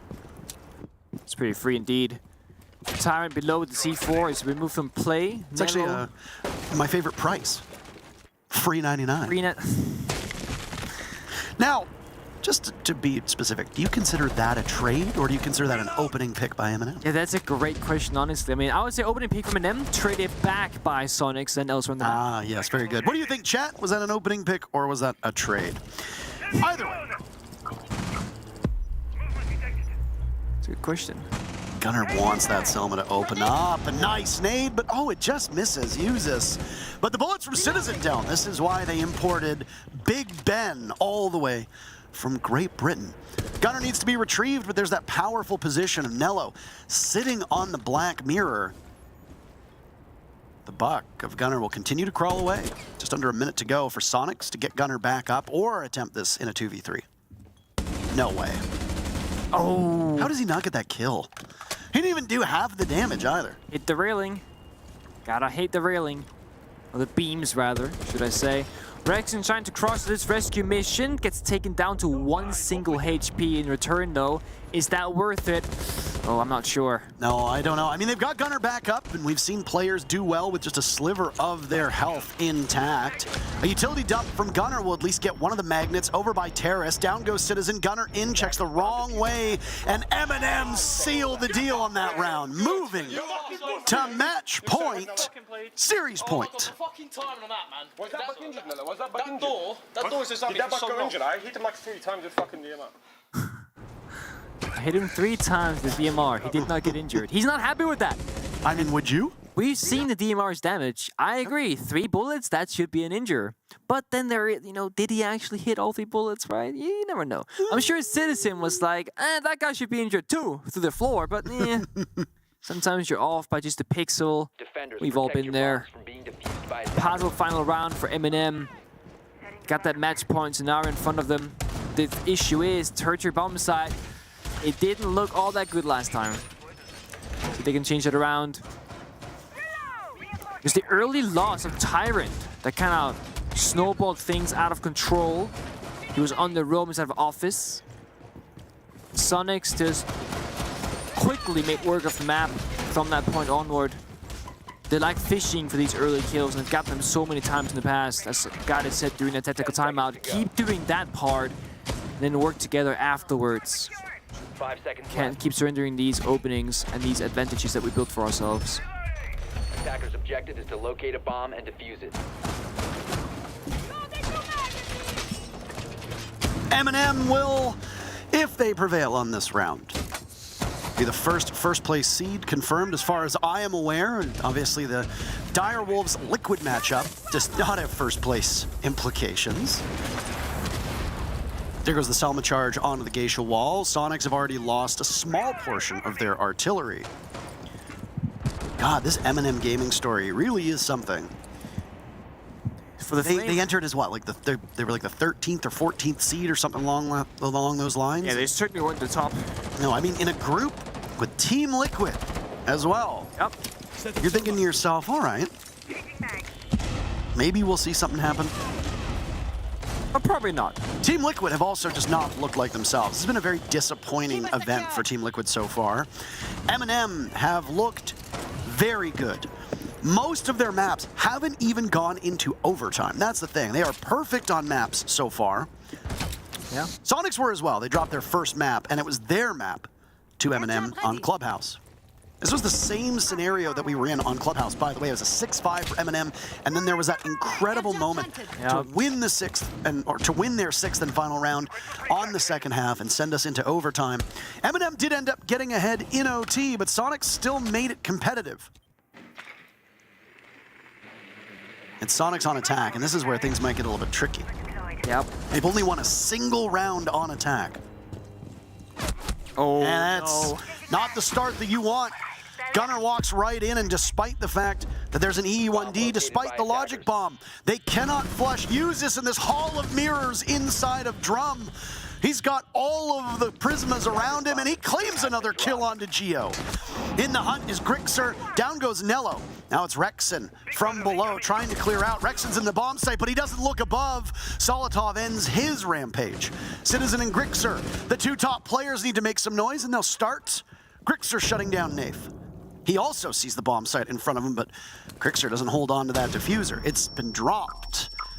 40 seconds to retrieve it, but now it's just Grixer to die to Tyrant. Undefeated! You lot fucking on! MNM escape stage 1. Perfect! Fuck yeah! With no days off, right? Playing every single day. Come here. What a story it's been for Nello of all people. Yes. Whether you're the guy and gal, whether you care about underdogs, whether you care about the domination of the best teams. Back in the day, did you cheer for the team that always won? Do you cheer for the team that never won, but you want to see them do well? Nello won a Pro League Finals many, many moons ago in Japan, and since then, he's gone around EUL, he's gone around on and off teams, but now he's got a young core around him. And there was always hope that MNM would reach their potential. There's still a lot of this event left to play. Yeah. We have a week until the playoffs begin at Place Belle in Laval. There's a whole other stage. MNM could still implode, But right now, they're world beaters. This looks like one of the best teams at the event, and they will escape stage 1 without a single loss. That is impressive as they come. Soniqs have one more match. They can still make it out. They've already qualified for stage 2. And they were still good today. Yeah. But they seem to run into one of the best teams here. That's it for our very first matchup. It was exactly what we'd hoped for. Maybe a little bit less than we'd hoped for, but was still quite good. We're going to throw to a quick break, and then we'll come back as we still have 3 more matches to razzle and dazzle you with. Stay tuned. We'll be back in a couple minutes.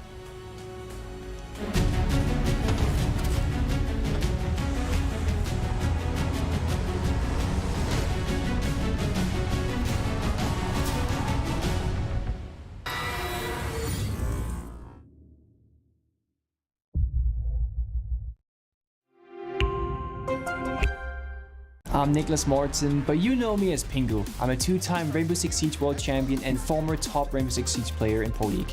Welcome to my Siege Ranked Bootcamp. We're talking 20 seconds left on the clock, you got the diffuser in hand, what do? Play the way that you're comfortable with, because you have confidence when you're in this position. That is when you're gonna be at your very best. Good luck.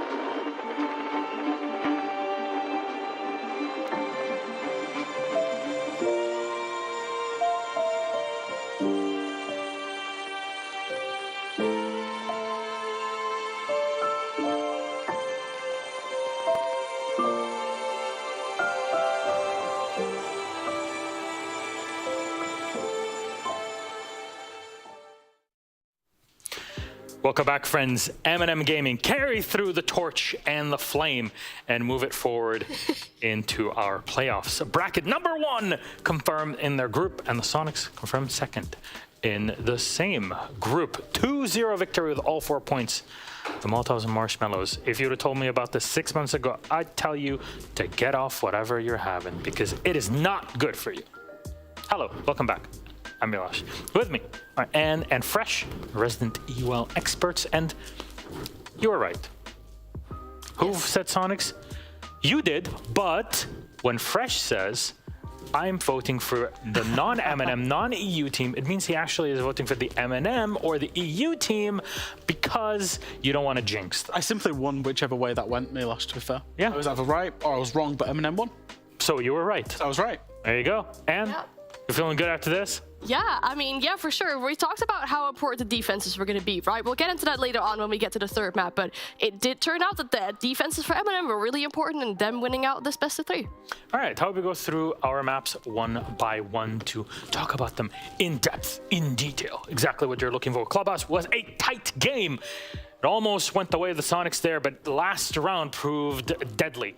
For them, MNM Gaming take it 8-7, and action description. What happened on Clubhouse? A lot happened on Clubhouse. Yeah, that's a very short summary. We'll get into a little bit more of the to the point these here. days. Yeah, but honestly, it didn't start out that bad for Soniqs. Despite the map score, you'd say it was quite close as well. They were opportunistic. There was good shot calling coming out, though MNM did have a kind of good start, you could say, splitting out that first half 4-2 on defense. And we talked about how important that was going to be.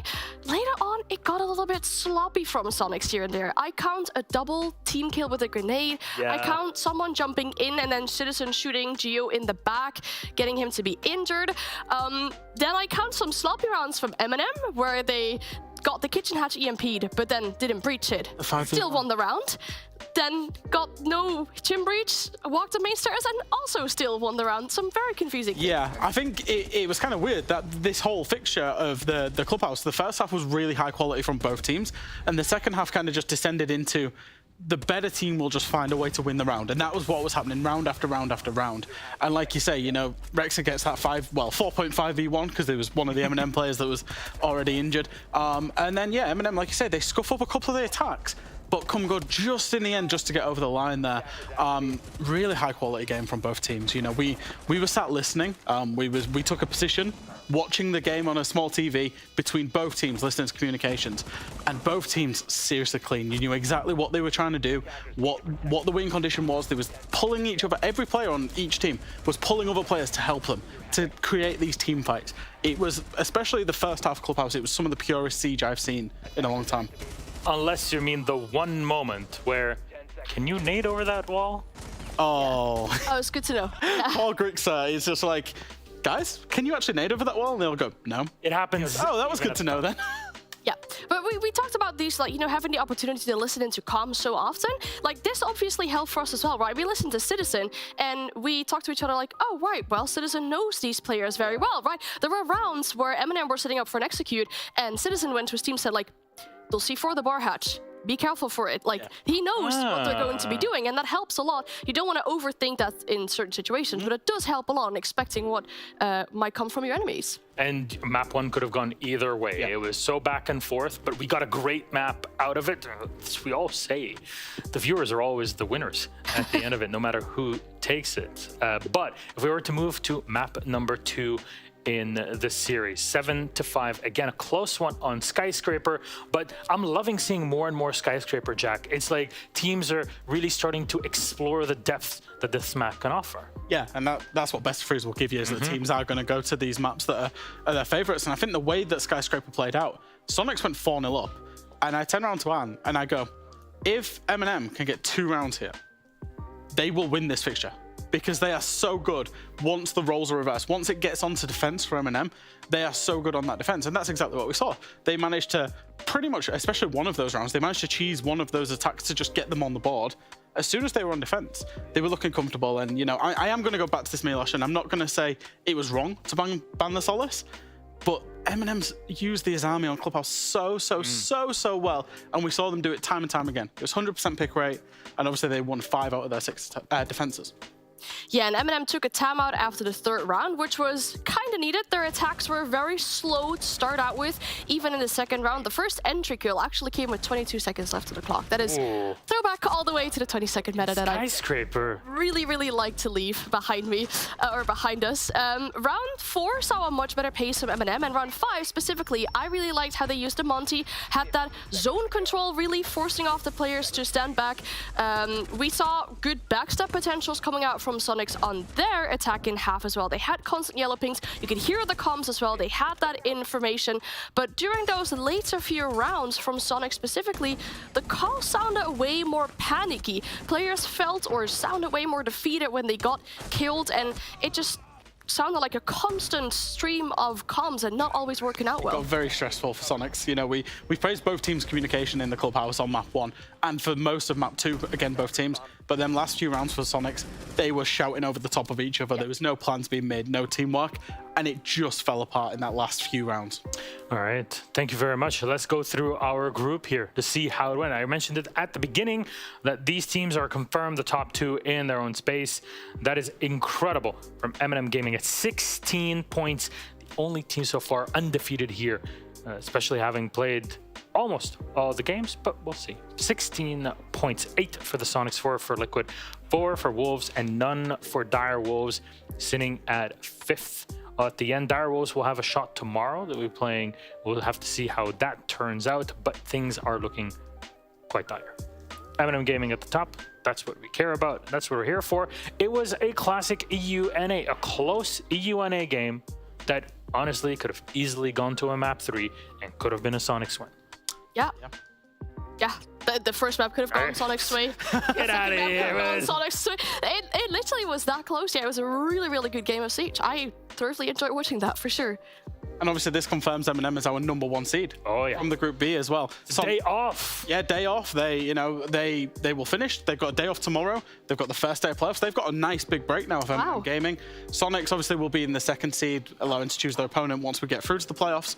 And then, yeah, the rest of the group is shaping up for a shootout for 3rd and 4th. Yeah, that finals bracket, and we're going to talk about it at the end of this entire stage on Saturday. And then on Monday, of course, will be the beginning of the playoffs, or the first stage of our playoffs. Jack, Anne, thank you very much. We will take a quick break. When we come back, we'll be ready to set things up for our 2nd set of games on both the A and B streams. See you in a moment.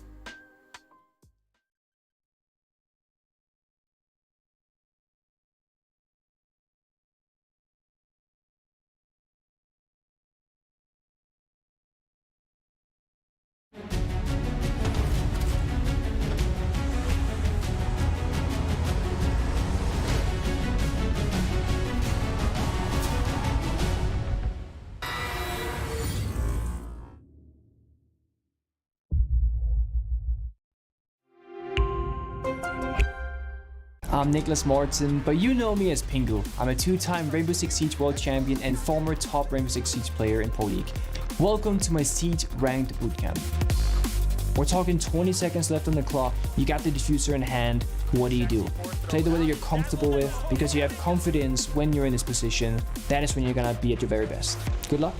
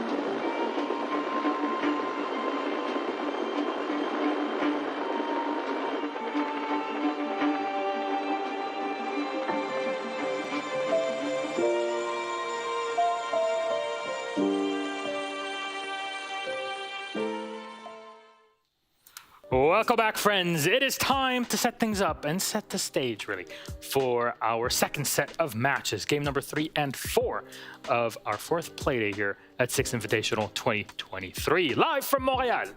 As I always say, the city of Rainbow Six. It's the hometown. It's the head of Rainbow Six. This is where Bikini Body lives as the CEO of Rainbow Six.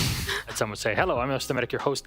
With me are Mandy and Mr. James. Hello, how are you doing? We're gonna have a chat about our upcoming game and our 2 teams, Koi and SSG.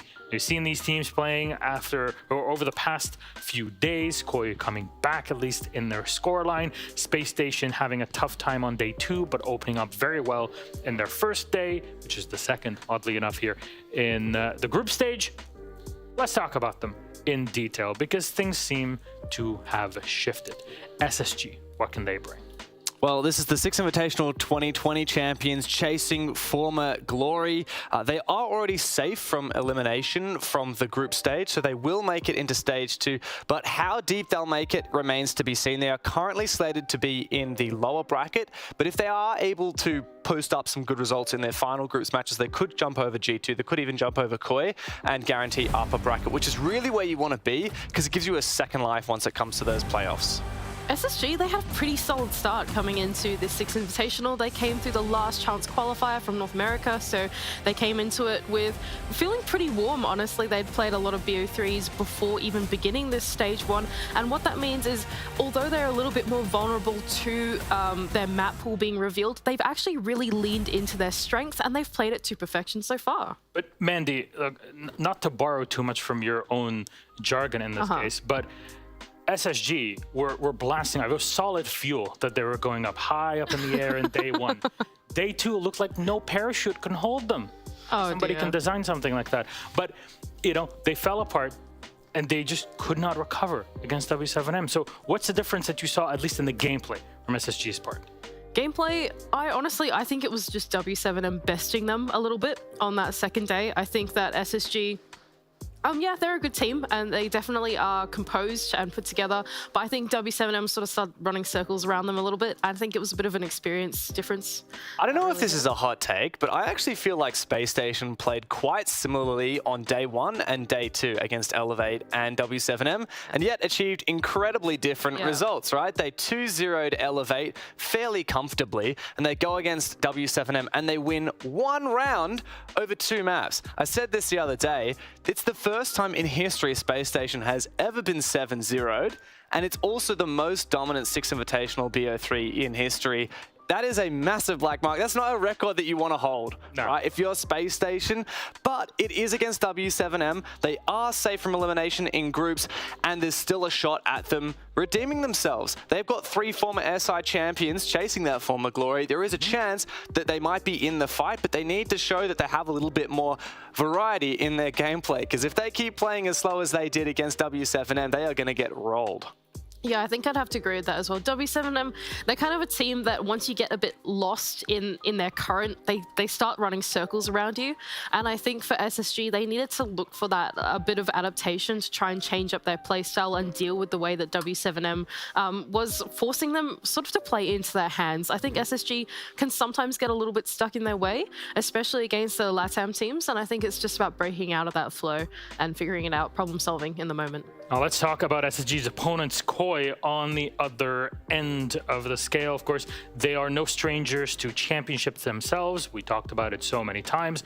Berlin winners couldn't qualify to Jönköping. They're already qualified for the Invitational. They took an L against G2 on day 1, but to be fair, that could have swung either way, seeing how as the game went. And then 2-0ing Elevate. But James, did you see a difference between those 2 days in Koi's performance? Do you think they're ready for an opponent like SSG? I think that Koi, now that we have the full context of how well G2 have been performing, I don't think Koi have too much to be upset about with that 3-map loss that they managed to unfortunately succumb to G2 on the first playday. They did beat Elevate. It was a very close game, but the real thing here is just they need confidence. I put them in a very similar bucket to the Wolves. These guys, we know everything they're capable of. They're major winners. Kanto himself is a Six Invitational winner. Kryne is one of the most experienced players in the game.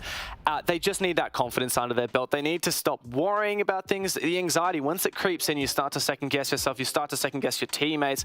That's when you start to have these massive breakdowns. We even have seen it perhaps earlier today in the Liquid and Direwolves game, but I think Koi is starting to find their mojo now, and so I'm pretty optimistic for them and their run henceforth. When I think about Koi, I see them as the polar opposite to SSG. I'm going to bring in some new terminology to the desk. So I'm gonna go ahead and say Koi are a very tactics-based team, whereas SSG are much more into the strategy side of things. SSG, they cross the T's, they dot their I's, and they make sure that they go through the map very methodically. Not just that, but even on the defense, they're very closed in their strategy. Whereas Koi, they don't really have quite as deep of a strat book, but they have a lot more things going on, like teamwork, working in duos and trios, just generally going in for things like pinches, double swinging, just being able to architect smaller parts of the map and segmenting that between 2 or 3 of their players, losing the tactics of Rainbow Six Siege rather than just setting up the entire map in its entirety in a big strategic attempt. So micro versus macro between these two teams. Yep. Definitely. That is a stark difference. Seemed like Koi had some issues getting it up. And actually, James, I will want you to talk to us about our map bans, because we're going to bring them up in just a second. And I'm wondering how strategies will go in our BO3 here. It's 4 bans first, then pick, ban, decider. Koi has picked border. They'll start on the attacking side. SSG has gone for bank. They started on attack also. Then Clubhouse is our decider. So how do you see this going off of the strategies and all that we talked about? Well, I'm just going to jump straight into the first map, Border. This is not something we've seen Koi play so far this event, but of course, SSG's, the record that they don't want to hold is the fact that they got 7-0'd yesterday by W7M, and guess what? That was on Border. So I think this is a bit of a last-minute choice for Koi. They're saying, look, we can see a clear map that SSG have a weakness on, and they are going to just go straight on for it. So I think it's a really good decision. It's not one Koi have banned a lot. They did let it through in the ban phase as the 3rd map against Elevate. And so I'm keen to see how SSG can repair the issues that they had yesterday. Koi did play this map back in October in the EUL League, but that was against G2. It was a fairly convincing 7-2 win, but they haven't shown any new strategies or tactics on it as of recent times. And so I think they'll be quite well positioned to take the first map. I think going into this, just from SSG point of view, Skyscraper, Villa going out, yeah, makes sense. These have been their auto bans for a pretty long time now. They don't really change. Going into map 2 and 3, I actually think that both of these maps lean in towards Koi's playstyle a little bit more. I think Koi picking Border is a really good pick for them in their playstyle, playing a little bit more tactics-based. It's a smaller map, so they can be a bit closer together. For SSG as well, they have a pretty poor performance on Border too. Then going over across to Bank, I think that I've seen Koi play Bank. Look, them on Bank, it's that classic DPEC and Spoit on Rogue when they use that yokai drone to hold on to that top square, that type of thing. They've got some little small tricks up their sleeve that I'm really impressed by. But I think if it does go to that map 3, SSG, I think will actually have the upper hand. They're very good at Clubhouse. Well, you know, we have like 3 or 4 minutes before we actually get into game. And I want to talk about Border for just a second here, because it seems like it's favoring teams that can just react in the moment. So you have an overall strategy and go in. Technically, after our conversation, seems like Koi is more apt for it. I think so. I think they do. Border is one of those maps that it's a little bit smaller in architecture. You're a little bit closer to your teammates naturally as a result. It's one of those maps that has a lot of your hallways. The walls are soft. You can create rotation holes between rooms relatively easily, in my opinion. I just feel like Koi, if they're comfortable with the architecture of the map, if they're comfortable with making those smaller rotations without being cut off by SSG, I actually think they'll probably start running circles around the way that SSG play it, and I think they'll find it quite troublesome to deal with. I have a couple of questions that I need to be answered, and the first one is, how much do we take seriously the 7-0 loss from Space Station yesterday? Because the fact that map 1 went so poorly for them, I think had a huge mental impact on them going into map 2. And perhaps if Border was the first map, Space Station would have gotten a few rounds. Perhaps it would have been a completely different story against W7M. And so while I do want to call doom and gloom for SSG for map 1, I'm going to give them the benefit of the doubt. I'm also going to give Space Station some credit here too. Koi and the previous iteration, Rogue, has never ever beaten Space Station. Technically, the Rogue organization beat SSG when they had an NA team in US Nationals in 2018. Yeah. But that is the only match that Rogue or Koi has ever beaten this SSG organization or roster for that matter. So if anything, while I am kind of leaning towards Koi in form, I think Space Station have some things going for them, but they're going to have to get through map 1. Do they have enough to get it across the border? Who do you see winning? Name a number. I find it very hard to see Space Station winning border. I think that it'll go to the second map and Koi will have a chance to get the full 4 points. I'm really, you're pushing me hard, Gassan. I can't decide. I'm going to say Koi. I'm going to say Koi. Toss a coin. I'll toss a Koi. Good grief. Good grief. Hey, you're the one that duos with him. I am the one that duos with him, and now I've got you as well. Oh, well. Who do you see winning, Mandy? I see 2 outcomes. I think Koi either close it out 2-0. If they don't close it out 2-0, I think they'll lose Clubhouse. So it's either 2-0 Koi or 2-1 SSG. I see also 2 outcomes. It's very odd. Good thing that we see it. Either SSG wins or Koi wins. Yeah, but like in that fashion. Yeah, in the detail, I'm just being cheeky. Just being cheeky. Anyways, thank you very much, James and Mandy. That was our pregame for SSG going up against their opponents. So Koi, it's classic NAEU. Off to our casters. Enjoy.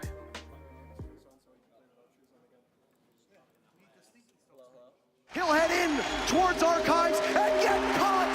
The hammer heads into orbit. Space Station Gaming are your world champions.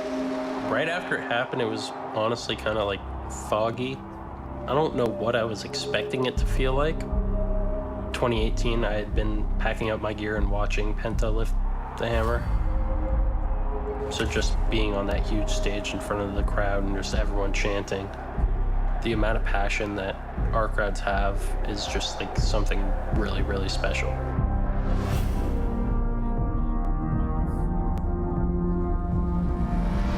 None of the results prior really mattered to me. The one that mattered was Invitational.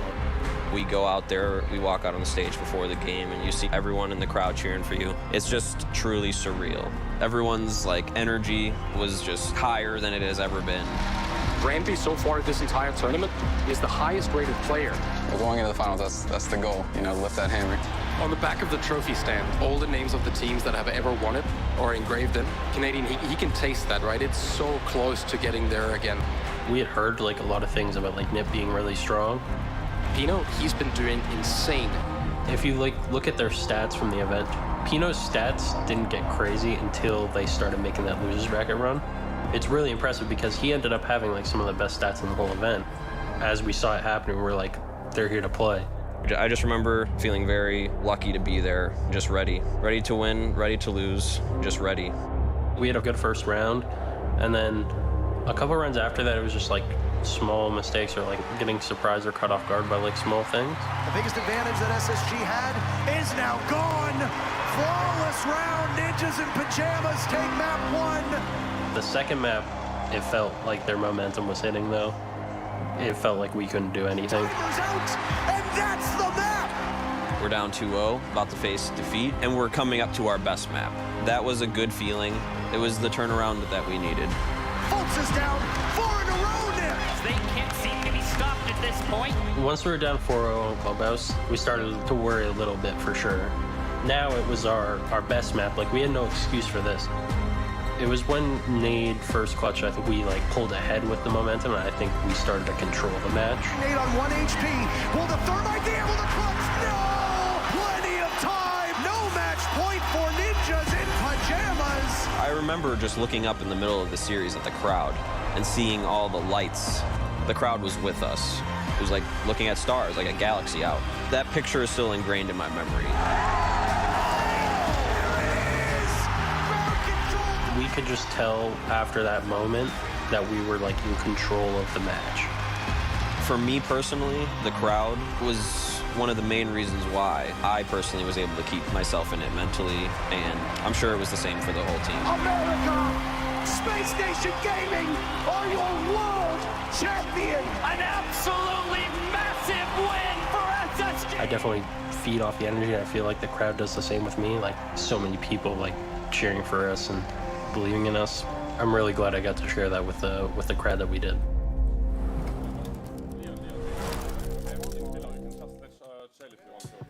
Welcome back, friends, on the B stream. We're about to begin, and this is no B game. I can tell you that. We are getting ready.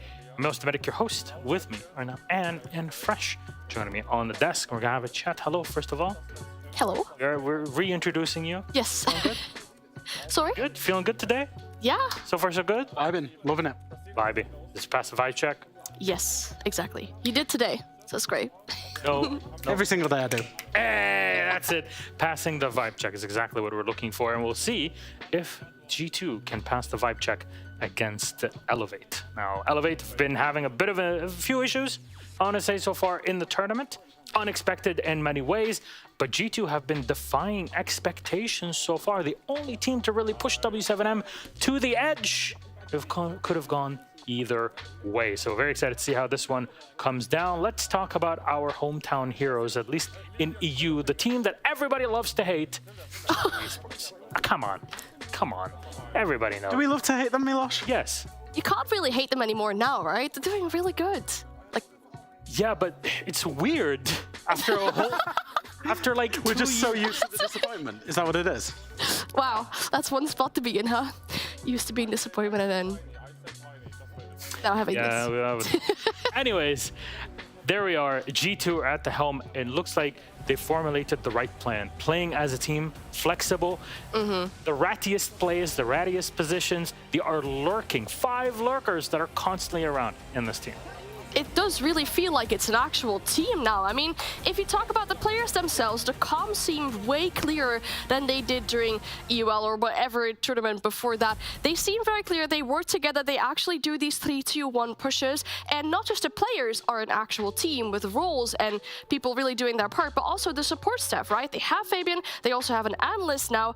That obviously does help into shaping your team into being a team together. It's been very fragmented for G2 during 2022. So like you say, to now be looking at a complete team, sure, there are things that they can improve on, but those are the things that are like to make them the difference between being a good team and a great team, not just being a team. And that's probably the best way to say it for G2. They're looking good. It's crazy. We're talking about them as if now we're back in 2019. Oh, I don't know. I don't... Look. There's no Fnatic to eliminate them. There's no Fnatic to eliminate them. True.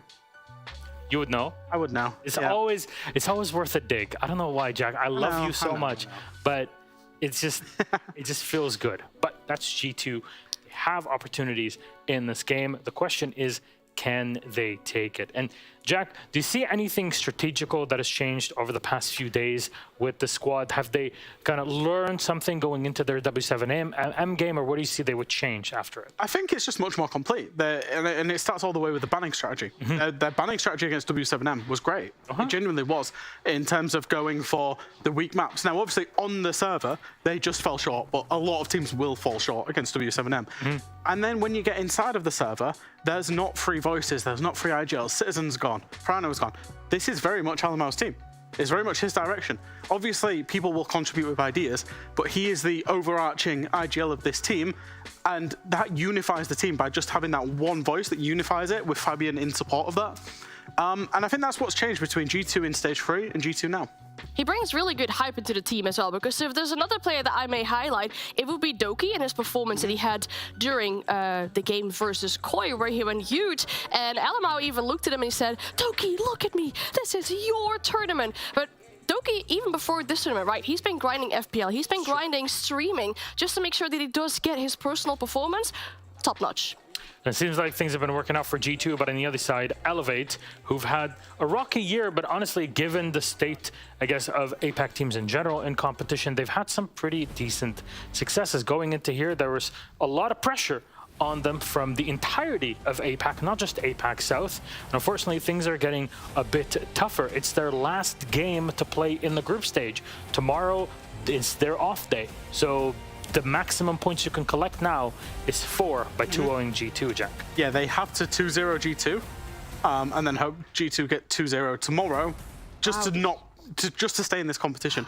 It's incredible for Elevate. I think, you know, there's no beating around the bush here. There's no way we can kind of gloss over this. This tournament has been a significant disappointment from Elevate, who came, you know, I remember Dev Marta right on the very first day. Elevate are the hope of all of APAC, and it's been pretty disappointing thus far. The thing that's been most disappointing for me has been the attacks. They've looked slow, they've looked lethargic, there's been no synergy. Elevate are currently sitting as the 20th best attacking team in the tournament out of 20. So, you know, it's rough, is all I'm going to say. They're doing pretty well on defense, and they're able to gun as well. They're holding KD, they're able to gun, their defenses are good. It's just the attacks that are significantly letting them down. Well, I mean, you talked about them being the hope of APAC, right? Not just APAC, I think. People around that as well. They have a huge fan base. I mean, listening back to the Berlin Major, for example, how people were cheering for Elevate to take on W7M, for example. And we touched a little bit on the support staff of G2.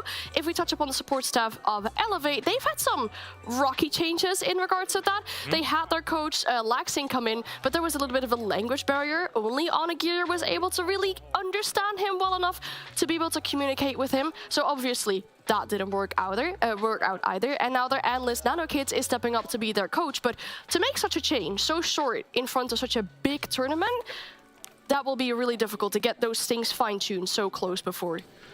Well, let's see who actually won it out in our ban phase. Jack, you were talking about G2's banning strategy. Thanks to Fabian and Titan, who, of course, we used to know as Secret Titan, who's now on the G2 squad. 4 bans have come in. Skyscraper first, that's Elevate's pick. They start on the attack. G2 have picked Bank. They start on defense. And finally, Oregon will be their setter. G2 with the last ban. Jackers, your thoughts? Can I call this ban phase a disaster for Elevate? Maybe I can. I'm gonna. Why? I think it's a disaster. So here's the reason. G2 are known over the last, since Skyscraper's introduction, to be a really, really, really good Skyscraper team. They will take anybody to Skyscraper, doesn't matter who it is. G2 have got better since then, so Elevate picking that into G2 makes very little sense. G2 have obviously picked Bank, which is, you know, a map that for a long time G2 were known on as a good team. You know, it hasn't worked out in recent history, but again, this is kind of a brand new G2 since stage 3. And then Oregon, that's their second preference map. They've got like 3 of their top 4 preference. If we can highlight that first map, I have a few concerns there because it's really big question marks as to why Elevate would pick a map like Skyscraper. Yes, they do have a 67% win rate on that map, but it's also their 3rd most banned map. And, you know, if you pick a map, your opponents get to pick which starting side they want. Obviously, G2 picks defense, but then if you look at the attacking and defending win rate for Elevate, defense, okay, attacking, quite poor, and they need some kind of hope, right? Both maps, Elevate are starting to attack as the worst attacking team in the tournament. They picked it on Bank. They picked it on Bank, yeah. Which, in terms of the meta of Bank, makes sense. True. But the meta of Elevate doesn't. No. Yeah. But they need some hope, right? If they start on Skyscraper and they start losing a few rounds, this could tumble. Yes. How cheap is Hopium here in Canada? We need some. Can somebody? Anybody? Can somebody type that out on the internet? Check. Can you Bing it for me and just check exactly how much it will be here, because it's going to be needed for Elevate. We have to set the record straight, right? We want to show the strength of all of our teams here at SI, but we also cannot hide the fact that there are weaknesses that teams like G2, for example, can exploit very easily, at least from what we've seen here at the tournament. I want to see, maybe, are there some saving graces, something that Elevate can have changed, or a player or a way to play that could help them out? Or weakness of G2 even? I think just from Elevate's perspective is the fact that it's just one side. There's a very clear symptom that we can see, which is the attacks. Their defenses are good. Their players are holding their own. Their players are playing okay in terms of KD. You know, Onagiri is probably the player that everyone will mention, who is probably the best fragger on that team. They've got good signs. As long as they improve the attack, they will be competitive. But how do you fix an attack where your immediate, at least from seeing the gameplay, the immediate reaction is, let's just play blitz and rush into their faces? I mean, so many rounds. Maybe they do that, though. Maybe they make rushes. Maybe they make these cheese plays that make an attacking round 50-50. Because doing their default, they've won 6 attacks across 6 maps so far. But to go even deeper into cheese, as a resident Dutch woman here on the yes. that cheese has gone moldy. It's not working out. Can't blitz at all. Well, no, I recall a very specific round on Chalet where Elevate tried to get the breach. The first sign showed up that they wouldn't get the breach, and they just sucked off the entire plan and went somewhere else. Ooh. Okay. It's very simple. So there's no dedication. No, like you need to make your mind clear about what you want to do. If you have ideas all over the map and you have like plans here and there, you need to commit. You need to make a decision. If you don't make a decision with your IGL, with your team together, you'll be, at best, 5 solo queue players playing ranked. I hate to bring it like that, but it does kind of feel that way. So it seems like, because the game is ready, 2-0 G2. I would be very surprised if we saw map 3. Yeah. All right, thank you very much. Let's see how things go. If Elevate was able to change up on their mistakes and move forward against G2, we'll have that in the server. On to our casters. Enjoy. Thank you very much, Milos. And yes, we find ourselves here at Elevate's final showdown. There was a great video of them bowling the other day, but they are in risk of striking out here. Their last chance for any points. I'm Flick, that's how. I'm back, and just to quickly go back over the stakes that Elevate basically have to face here if they do not get a 2-0 victory, as in 2 maps, 0 for G2, their journey is over as the second APAC team to be eliminated. As Direwolves, of course, was eliminated just a little bit earlier, I believe. So that means 2-0, and then you are done, and you need to hope that G2 still loses every single map afterwards. So, looking bright? Not really. No. It's not really in their own hands anymore. I think it's the opposite of looking. Yeah, it's well, I would say dire, but that's a different group, so that doesn't quite work as well. But yeah, they still have something to play for here. They can still show why they did qualify to the 6th Invitational. At the same time, G2, they are looking to prove themselves. Of course, they had a change as well. Yeah. Citizen, who is now on Soniqs, and then Benja coming in. Ever since, everything started clicking quite well for the team. It's like a different G2. Fabian's happy. Yeah, I mean, I ran into him in the elevator. I haven't bumped into him yet. I need to try and find him. He like basically attacked me for a hug, which is something I wouldn't expect from Fabian. You know, it's. I think it's Fabian. Like if you swapped out his handbook there with the Death Note, you'd be like, yeah, that's still Fabian. Yeah, that's still Fabian. Yeah. It depends how well G2 is playing. On the other side, Elevate, all smiles, but. Can they go with a little bit more into this game? The way Master of Maps. Oh, that's a pole. Yeah, that's a pole and a half. That's a pole, isn't it? The way Master of Maps, Jack Fresh Allen. Yep. Said it. Oh, they've messed this map ban right up. Now we're going to see how much of that is going to be true, because, you know, sometimes we do have alternating results compared to the expectations. But yeah, I think the majority of the people at home, as well as the people here, are expecting a 2-0 victory for G2. Doesn't mean that Elevate doesn't have an opportunity. They have every opportunity here. With that Montaigne ban, though, so they do have to think of something else to use. Yeah, get out of that. Ying has had a really high ban rate throughout this event, more than I think most other recently. I just feel like, you know, it's a sort of angle of play. Teams are very comfortable going with the pace. You've got a lot in your pockets. Valk as well, but Valk's always been banned. Even before you were sick, Valk was being banned. And you've been sick for ages. It's been 2 days.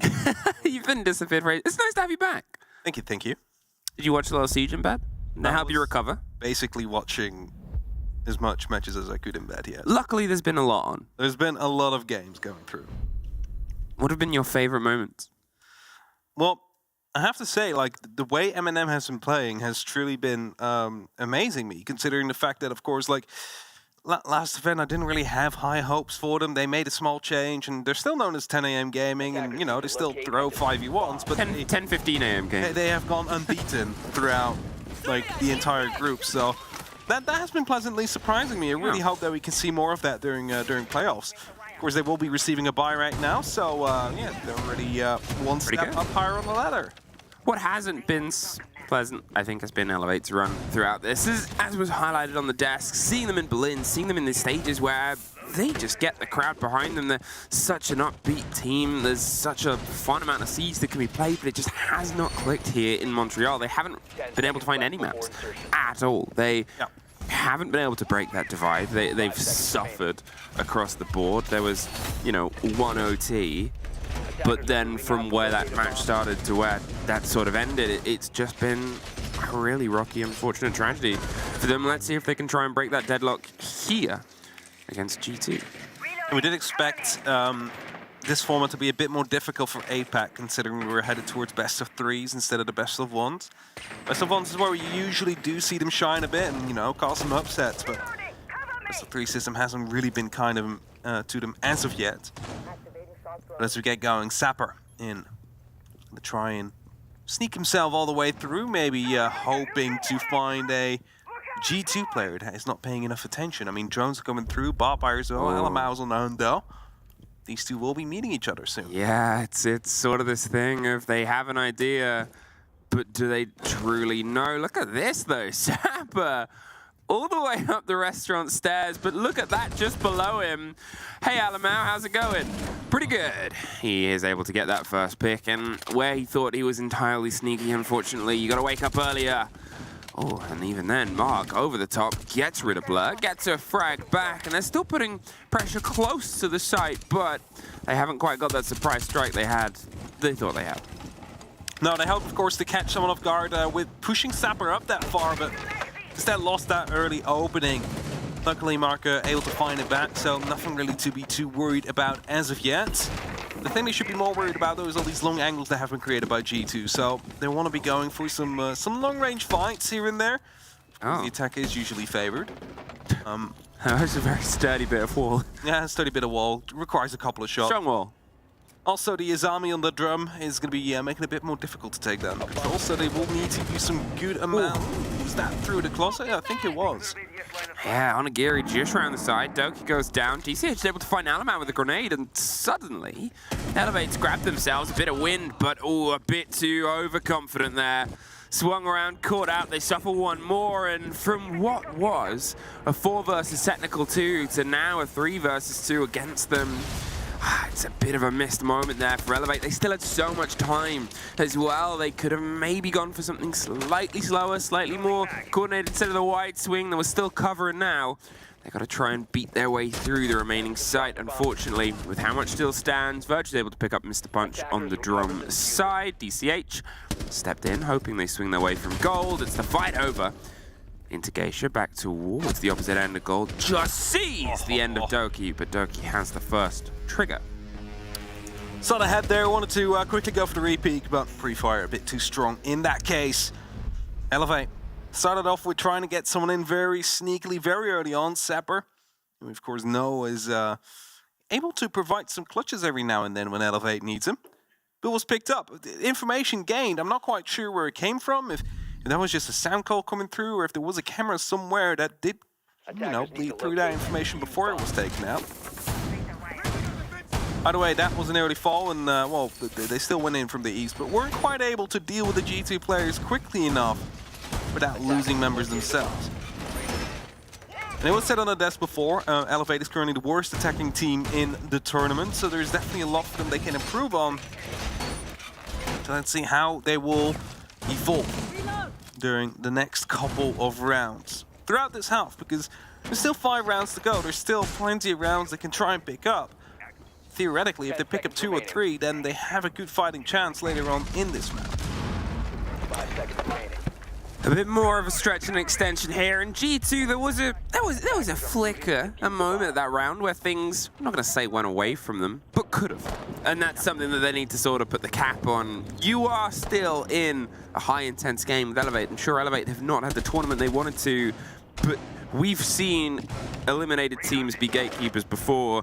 We've seen almost eliminated teams be their own saviors before. It's never over until it's over. And you know that Fabian is going to try and drill that in to the G2 boys as they approach themselves here. Elevate, can they try and swindle themselves a bit closer? As they tried to in the previous round, they didn't quite have any success before, but here, look, it's just direct towards the objective in the opening 30 seconds. Good spot coming out on Blur. DCH is looking to see if he can quickly come back on it, but he gives away his position there, and that means he's now fully aware of the fact that he is being hunted, so he falls back up to the top floor. Some verticality is being created by G2 just to make sure that whoever is chasing them from below is not going to have free reign. DCH falls back to the bedroom. crafting these grenades he can start using to fish up for some of these players on G2, as he's of course right below the exhibition room. They're in the Solace still. Hoping to roam around, at least see some PC utility every now and then whilst activating that scanner. But for now, Elevate just sitting tight. Ooh, Alamal's not. Well, certainly neither is Mark and Benja. They take each other out of the affair. DCH underneath, Blur with a run out's able to get Mr. Punch, just swung around on the side.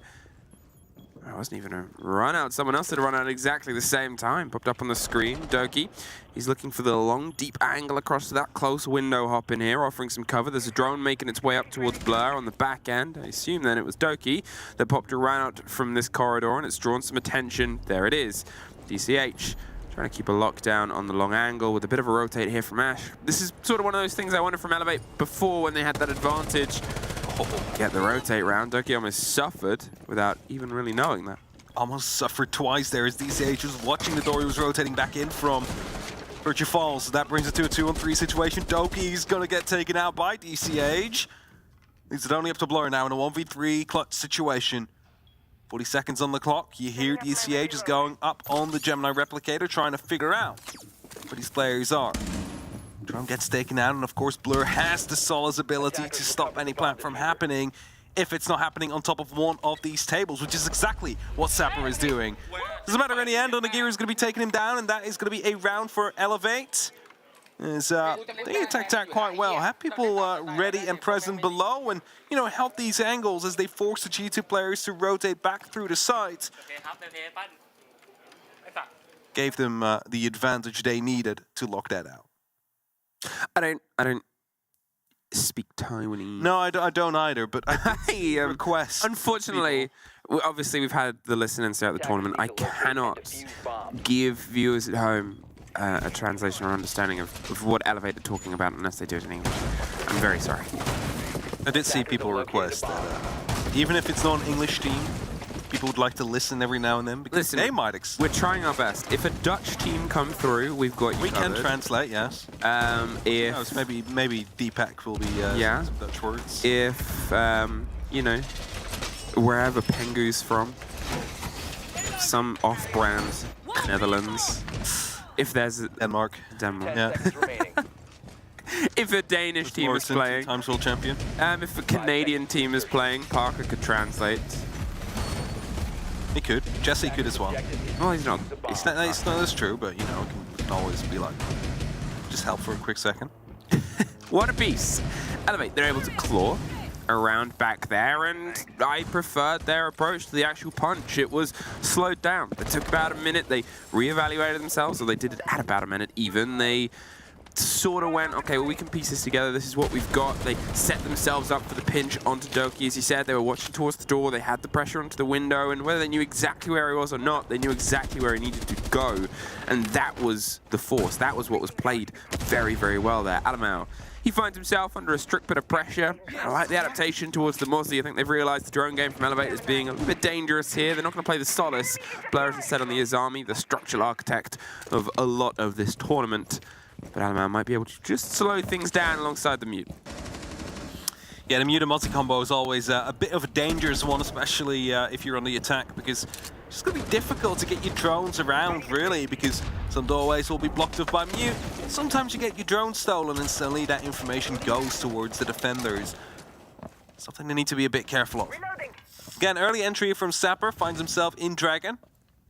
He's kind of on that spearhead approach here for Elevate. Salamata gets taken down there by Onagiri, the MK17 being used right there to take him out.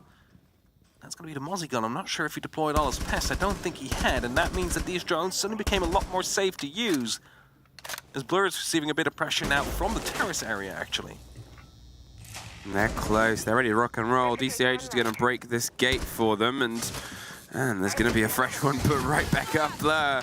We talk about the architect of this tournament. This army is a nightmare. There's a bit of a rotate coming around underneath as well. Doki is going on an adventure. We talk about the power of the drone and roam game, and well, there's Onagiri at least finding the first for Elevate's push. Virtue goes. Doki has to do the same. Gets the strike, and untested is able to slip his way back round. I think the drone at the top of the stairs might have been under the control of Alamau at that point. One of the caught Mozzie ones. It's a good call from Doki to fall back instantly. Benji now picking up a kill as well. Brings it back to even numbers. Very important. Not quite sure if that's a Gemini running in. Yeah, it was. Okay, for a second I was afraid there that Benji was about to be taken down. C4 gets still snapped. Not going to be finding anybody. Believe it actually got caught off by a Syria laser gate there. So help the attack a little bit. Sapper takes him down before Doki responds. Wow, it's back and forth so far throughout this series on Skyscraper. An Elevator bringing a bit of a game, and G2 is still trying to warm up into it, but Doki has been one of those guns that, okay, sure, in the first round he almost got caught out pretty bad, but with 15 seconds, this is really a place he can try and set a bit of a pace on DCH. With a bit of width, Doki with a little bit more. There's a 1 versus 1 as Mr. Punch finds the back of Blur, but he's got the pressure of having to put the kit down, and he's going to stick it. He knows the difference might be a second or two, but Doki can make that sprint. Operators, you have run out of time. But on for Doki there.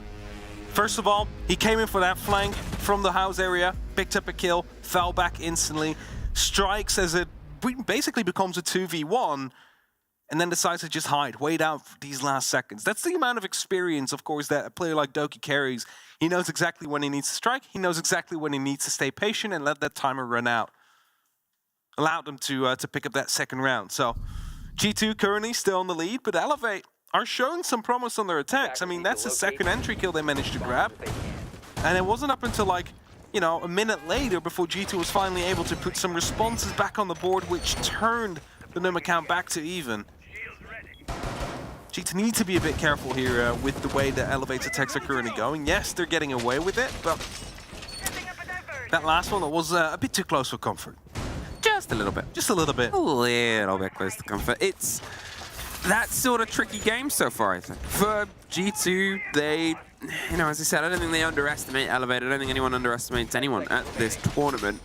But they're comfortable, and comfortable leads to confidence, and confidence can lead to moments like this, where suddenly Elevate, you know, for the comments on where they've been good and where they've been bad, these attacks look kind of sharp. There is well-timed pushes, there's drives, there's differences of, you know, 5 to 10 seconds. There was the mistake in the first round, which I still think cost them. There was a little bit of time left in that most recent round, but they didn't quite have the wiggle room to do the push that they wanted to, but still, they're knocking on the door of repeated success, and that's gonna hit the warning bell on the other side of the door of G2. It's a strangely built door with a bell on it. It's like a shop door. Oh yeah, okay, no, I know what you mean now. It's just, normally like, you have a ring. Yeah, it's like a doorbell, but it's a physical bell. When you open the door, the bell rings. And yeah. I get it, yeah. It's the Blackbeard on Anagiri. He's going to be playing down the karaoke window, hoping to cut down some of these rotations. I mean, that is something Elevate was able to do earlier on. Start rotating these G2 players around, putting pressure, and then having someone ready on Overwatch to make sure you can pick him up. EMP Impact will be used to get rid of any AD might still be out there as well. Quickly used to get rid of the shield on the black stairs as well. Forces Virtue back, forces Alamar down the stairs as well. Smoke Canister will be used to provide himself some extra HP. A lot of damage done to DCH actually. Wondering if he was putting down a shield. I think so. I don't know if Alamar, Alamar. I don't know if Alamar entirely went by the reference of the sound of a talent shield being deployed, but it worked out very well. I do love the use of the pocket EMP to swing what they thought, you know, was the more important part, which it was. That shield means you have to play. It was something that we sort of highlighted with the holds. The top of Black Stairs, it was the favorite, and then it's sort of fallen out of favor a little bit because it became a bit tricky. Onagiri, just on the karaoke window, gets the first. Alamau, he's holding off on one. Oh, there's a freebie! Pops back up, he's able to get 1 and 2! Do not get 3, but he does! Alamau! Did they not know? I'm so confused by this. It jumps out. He finds Onagiri as well before a Claymore will finally take him out. It's a 1v1 situation now. It's Blur up against Mr. Punch, who's going to be taking this victory here. Blur's holding very tightly. His head gets spotted. He's fall back right behind the hard wall here. He doesn't want to take this fight. Not yet. 40 seconds. Uses his Keeper barrier to provide himself some extra security. Falls back into Geisha. The plank comes through. 45 seconds soon on the board. As Blur responds. Takes down a drone. He's probably aware of what's happening right here. Goes for the pre-fire, but takes more damage than he deals. And Mr. Punch clutches it out. But I'm still so confused as to see what happened on the black stairs there. There was a player right below him. Alamar fully aware. Look at this. He knows he's there at that point. He hears the shield, tosses the smoke. No response comes in from the player below the staircase. Mark just had no clue. If 4 players get taken out that way, it turned into a 1v1 in the end. That went Elevate's way. And that's the second round we were talking about. That's a bit of a whoops. That's a bit of a whoops. It's a bit of a whoops. That play on the black stairs. I talked about how, you know, it's fallen out a bit of a favor, especially over this tournament. You'll see a lot of teams double lock the wall of karaoke, not have that rotate. Yeah. The single player, they just assumed Alamau had gotten out of there. But why?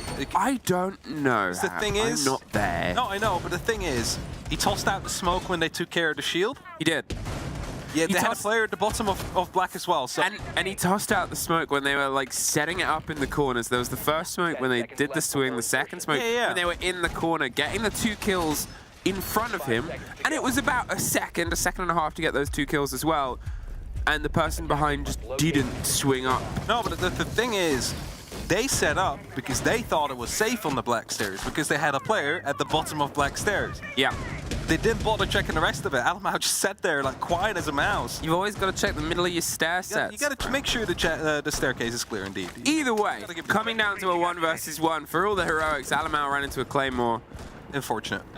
It wasn't that he landed in the Claymore as well. I did think he ran into it. And hey, that's the G2 we know. I mean, it's the best way to get back in, not by running through a Claymore, but the he wanted to take was the best. No, 100%, and you're just beelined and locked into it. At that point, you know, he did want to get there back as quickly as possible because then it is a 1 versus 1 for as long as that player's outside, and you have the full read on how long that will take. Blur losing the 1 versus 1. Swinging a little bit too late, whether he didn't quite hear the plant being placed. I wanted to see if it was a bait. Either way, Elevate, they've got themselves back level off the back of a massive mistake, and that's just a huge bit of energy potentially for them. Definitely could be. And, you know, if we go back to what was said in the analyst desk, they're currently the 20th worst attacking team, which means they are last in attacks. I was going to say, 20th out of how many? Yeah, 20. Oh, no. If they're managing to get 2 or 3 rounds, they are finding themselves in quite a good spot to go over to the defense afterwards and see what they can do against G2 here. And to mention, Elevate, they just need a 2-0 win here, right? If they get anything less, it is over for them. G2, all they need is a map to go to playoffs, but of course they want to be going to the highest seed they possibly can. Yeah. To lower bracket for the 4th, upper bracket for 2nd and 3rd, and a bye for the 1st seeded team in your groups. And G2 is the only one that still has 2 games left to play in this group. They already had their bye day. That's it. They're also the only other team that isn't confirmed alongside Elevate. So yes. Elevate do anything other... Elevate drop a map, it's over. G2 are confirmed. Elevate cannot jump them. G2 just need 1 point. Elevate need all 4 and the head-to-head and G2 to lose. Now they're aware of someone being on the staircase. Oh, they've learned. Definitely learned. Phone call coming through. And okay, so this is why they used the Impact EMP last time to get rid of the ADS that could be out there. Didn't this time. And Alamau comes swinging in with the buckshot there, takes it now. Instantly, smoke canister is being sent right after to make sure he's not getting challenged anymore.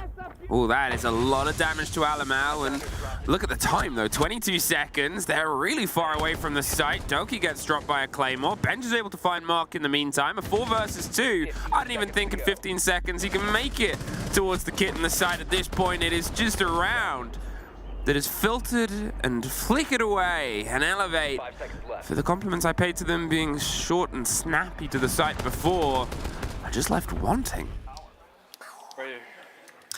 Yeah, the last round they had a more clear plan. And I'm just going to be, because it was both karaoke, I'm just going to be explaining them. Last round, they were stacked up on the balcony out there. They used an Impact EMP to get rid of the Surrey Laser Gate and the ADSs. Use explosive to get rid of the shield. Let's listen. Huh? Okay, we missed it. You need to get into the habit of this. We need to beat this into you. You've been away for too long, Hap. Beat me if it happens. Okay, well, I'm not going. I'm not Parker and Pengu. Yeah, no, it's cool to listen in. We got a little bit. They sounded like, they were toying with an idea of an extension, but we'll see how it goes. You were saying. I was saying, Elevate really had a good plan in round 4. Like, they were working together as a team, and now, like, it felt a bit disconnected. I mean, explosives were being tossed in, whilst the ADSs were still there, they didn't really work together to get rid of the East PC utility. The shield stayed up. Alamau was able to just play freely on the staircase there. It's the kind of stuff that they wanted to prevent in that 4th round, even though they kind of oversaw him. But they would have gone for a similar approach. They, would have been able to clear him out more effectively and then see from there how it went. Either way, it happens. Big opening made here in the makeup room. Yep. Geisha, looking to see if they might be able to find anybody going up for a bit of a repel. We've had 2 Claymore deaths in 2 rounds. Yeah, Claymores have been doing quite well. They're very active in both sides. G2, they're trying to be a bit adventurous. There seems to be more of an extension this time around, at least to the chance of the swing. We remember how this started to fall away. The first 2 bodies, I believe it was, fell out of the favor here. And Elevate, again, it feels like they've not slowed a little. There's a little bit more caution, I think, being paid here on the approach. There's some ideas of getting open that little swing wall, which starts here. Onigiri's just going to pop the impacts underneath, get anything off that wall that might have been there. The Selmas should be able to roll their way on through. Gives them a bit of width towards the top of the house stairs. The wall on the site is going to start to open as well. And it gives you dangerous things you got to be on one side of, but also you need the angles. Yeah, you need those angles. And I believe they actually tossed out a impact as well to stop that breach from opening up any further. Either way, and just still alive, using these Kiba barriers to basically set up a second line of defense. And as extra Selmas are being used to completely open up the wall right now to allow them to just run through, a plant is surely something they'll try and attempt onto the A bomb site. However, Alamau needs to be taken down first. They cannot go for a plant with Alamau still being alive in this actual site.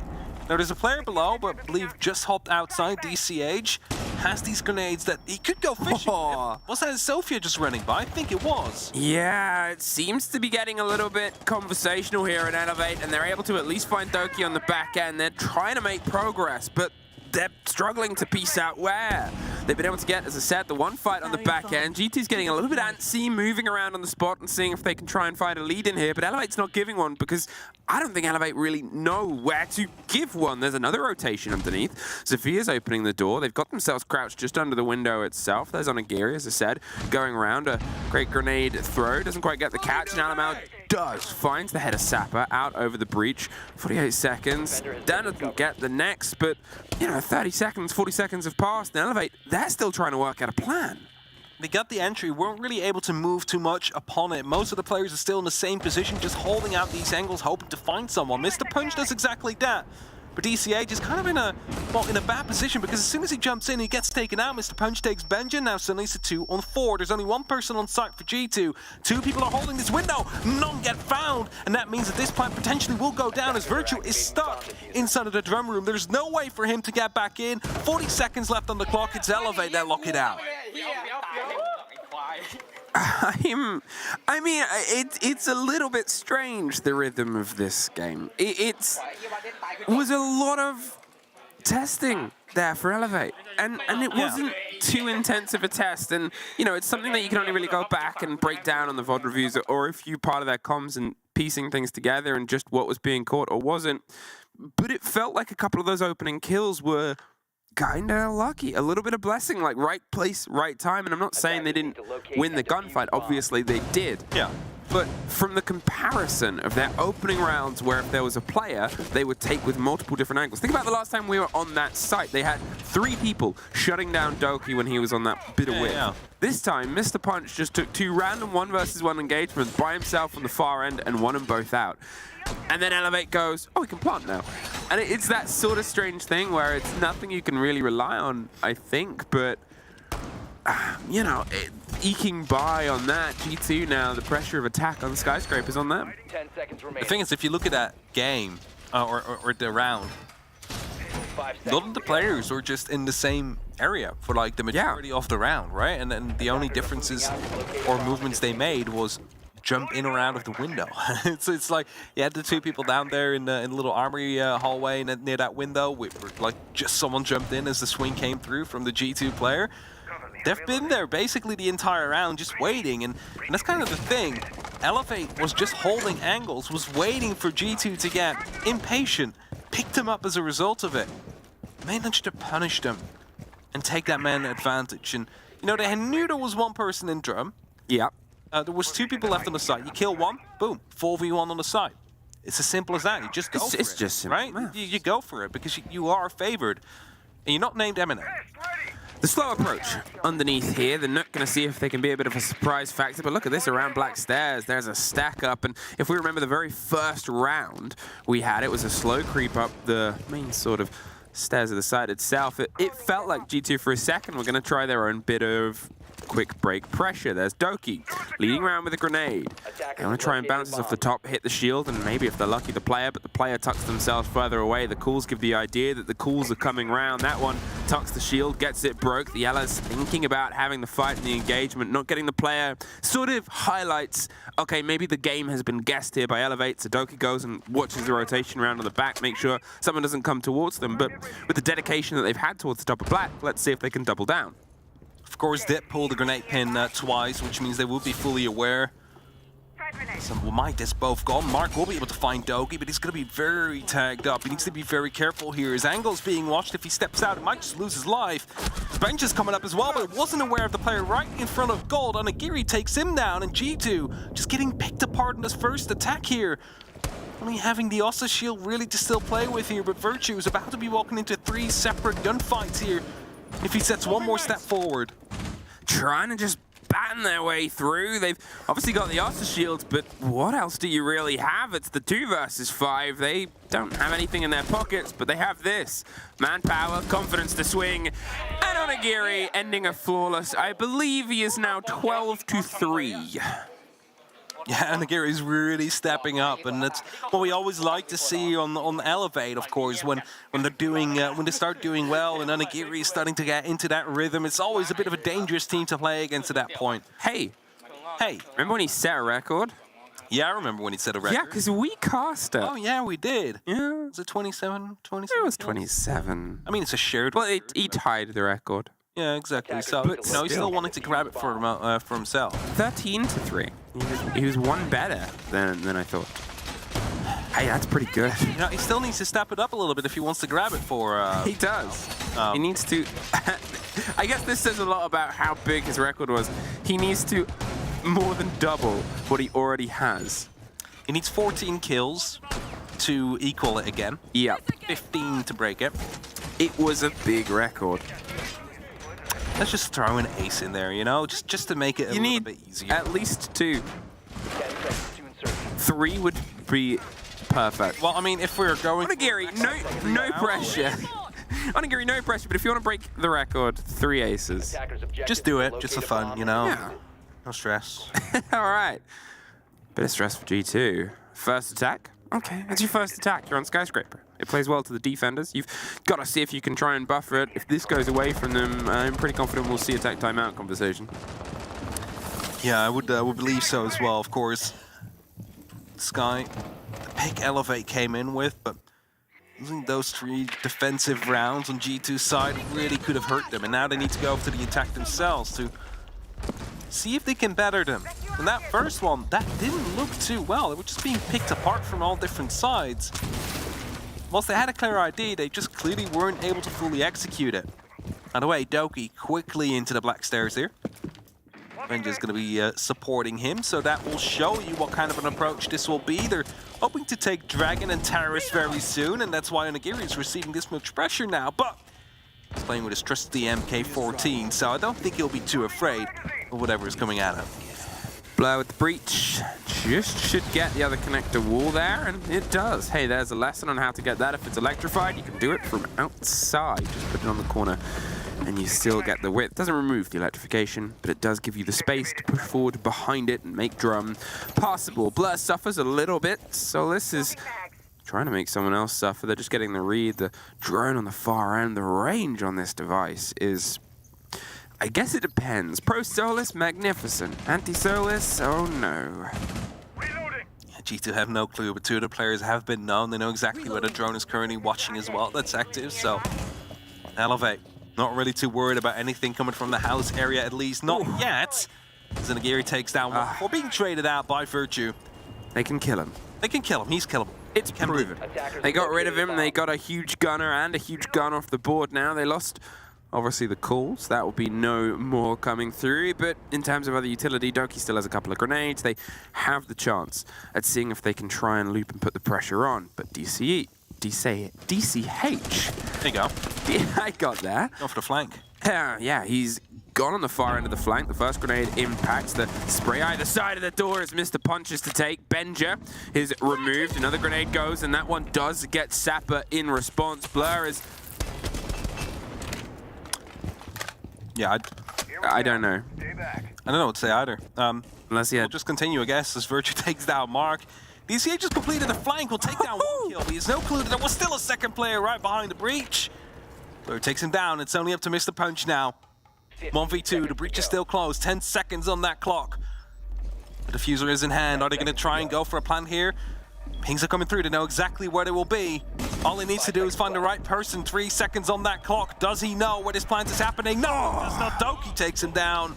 And G2 equal the scoreline. Only just, and let's see what they're saying, if it's saying much.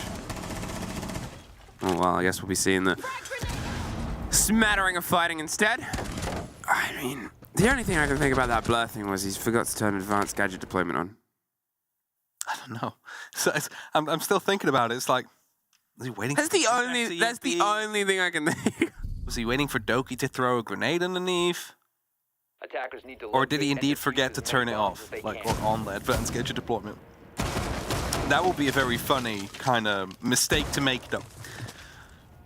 Okay, it really depends. It's a funny mistake if you're not playing. If you're not part of that. I mean, they got the round, and it's really by hook or by crook, these rounds. It doesn't feel like either team has control of the game at all. It feels very chaotic. There's an energy about this map, the showdown, so far that is sort of belligerent to the rules of Siege. It's just throwing itself into an engagement and somebody wins at the end. And there's a very sloppy game. And there's no connecting dots of being like, this has led into this, into this, into this. This is. I haven't seen a clean take. No. It's just throw bodies at the problem. There's been a flawless round one, and that was just a butchery on the top of the black stairs. Yeah. Oh well. It's been an odd game so far. It's G2 again going in for the attack. Seems like the house area needs to be taken under control first. Mark takes down the first drone. Alma already coming up on the VIP staircase though. Are they aware? They might not be.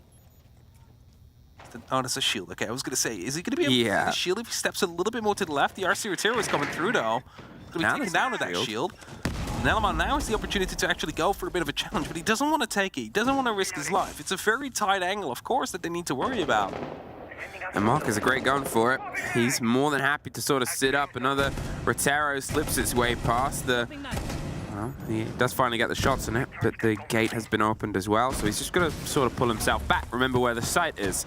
It's a slowing down of the approach here from G2. They've got the castle onto drum. They've got the way of just sort of limiting the pace that G2 wants to apply here, and they're making sure that every step and second step has to be weighed up and counted. That won't get opened just as of yet. Able to find the coverage there, and they'll steadily get control of Geisha, but it seems like generally, no, apart from one very aggressive position here through the side of the drum, spotted by a drone, forced out of place. Mark, though, he looks like he might try and retake.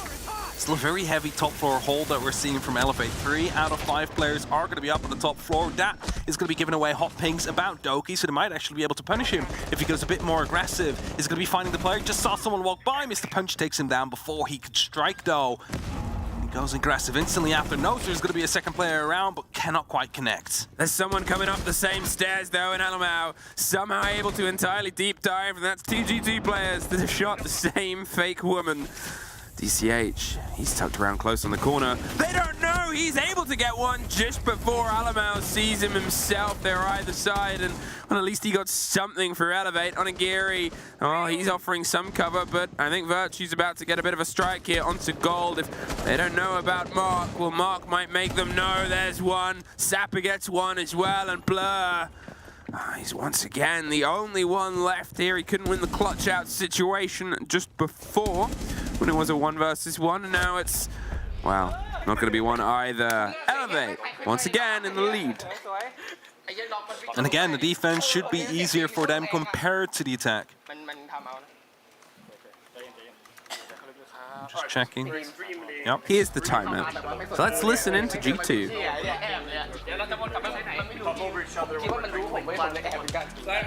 Let's wake up now and not play and sit back and wait for things to happen to us. We've given away, I think, 7 entry deaths so far, and we have 1 entry kill. We are making mistake after mistake after mistake. Pull your shit together as individuals, and then we pull ourselves together as a team. Communication, coordination, get it together. We got it? We got it. Let's fucking go now, boys. Let's go. Turn this around. If there's any... I almost left him hanging there. Almost. Almost. Just gonna say, if there's anybody who knows how important it is to turn these things around, it's of course Fabian. Turned around a World Championship and back that. Either way, can G2 turn it around? Because he's right, like 7 entry kills went to Elevate, and there's not really anything they're doing to quickly turn that back around. It just feels a bit disjointed, the attack. Oh, entirely. On both sides, really, but G2 now predominantly considering they're the ones on attack. And they're expected to win this. I mean, you saw the social polls earlier, 85%. They're not just expected to win this, they're expected to win this handily. Because we've seen this G2 roster play really well. We've seen, let's put this into some context. We've seen this G2 roster play so well this tournament, G2 fans had a bit of hope again.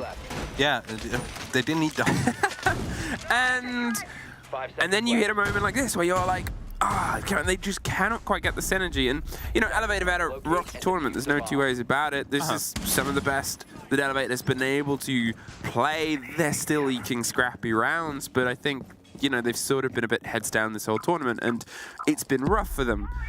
G2, because they've had these maps of being sharp and because they've had these big fights, coming into this sort of engagement, you know, you got to think of the teams that G2 have played, and it's been Koi, and it was a win, and it was W7M, and it was almost a win. Yeah.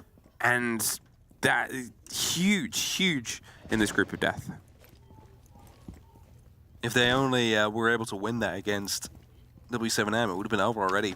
They would have been in the clear. And now to find themselves in a spot that if they do not win the game against Elevate or take a map from Elevate, they might actually get knocked out. Which would be just crazy to think about, considering how their first 2 games went. Either way, line scans coming through, drones are coming in as well. G2, are you going to be communicating? Working together. Oh! How did that not turn out into a bit of damage? Was that friendly and friendly? I think that might have been friendly. Yeah, you see engagements like that, and you're always just a quick. Your first instinct is like, wow! Either way, Onigiri, bit aggressive on the drum right here, aware of the fact that there might be some pressure coming through, and as his window gets opened up behind him, he falls back. Wisely so, because otherwise it's going to be stuck between 3 G2 players. Mark pushing through, that's a shield. Not much you can do about that one. Also falls back. Doesn't want to stick around. And Elevate to do the right thing here. They don't need to take these engagements. Slow down the time. Let G2 come to you. Because that's how they've been able to find success so far. That's it.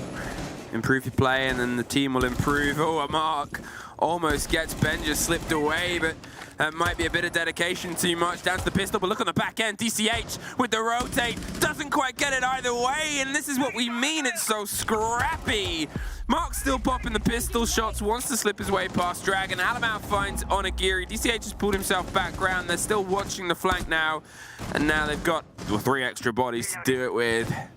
G2, they found some success on the entry engagement, and from there, success might follow. The Talon Shield comes in second. The C4 doesn't get anybody shot out in a crowd, and leaves just DCH here against 4 Titans ahead. Is going for the plant if he can get this. The impact does get the movement and the motion. 29 seconds. They're trying to shoot him and go fishing. He wins out a huge fight underneath. They're going for the plant once again. He's going to see if he can find it. They've picked up and handed away. 20 seconds. And he's concerned about just where the hatch might come through. There's consistent pings. They have intel, and this is causing a little bit of chaos and a little bit of confusion. One more fight on the stair set. They've drawn his attention. He's not going to be able to stop the plant this time round. Huge.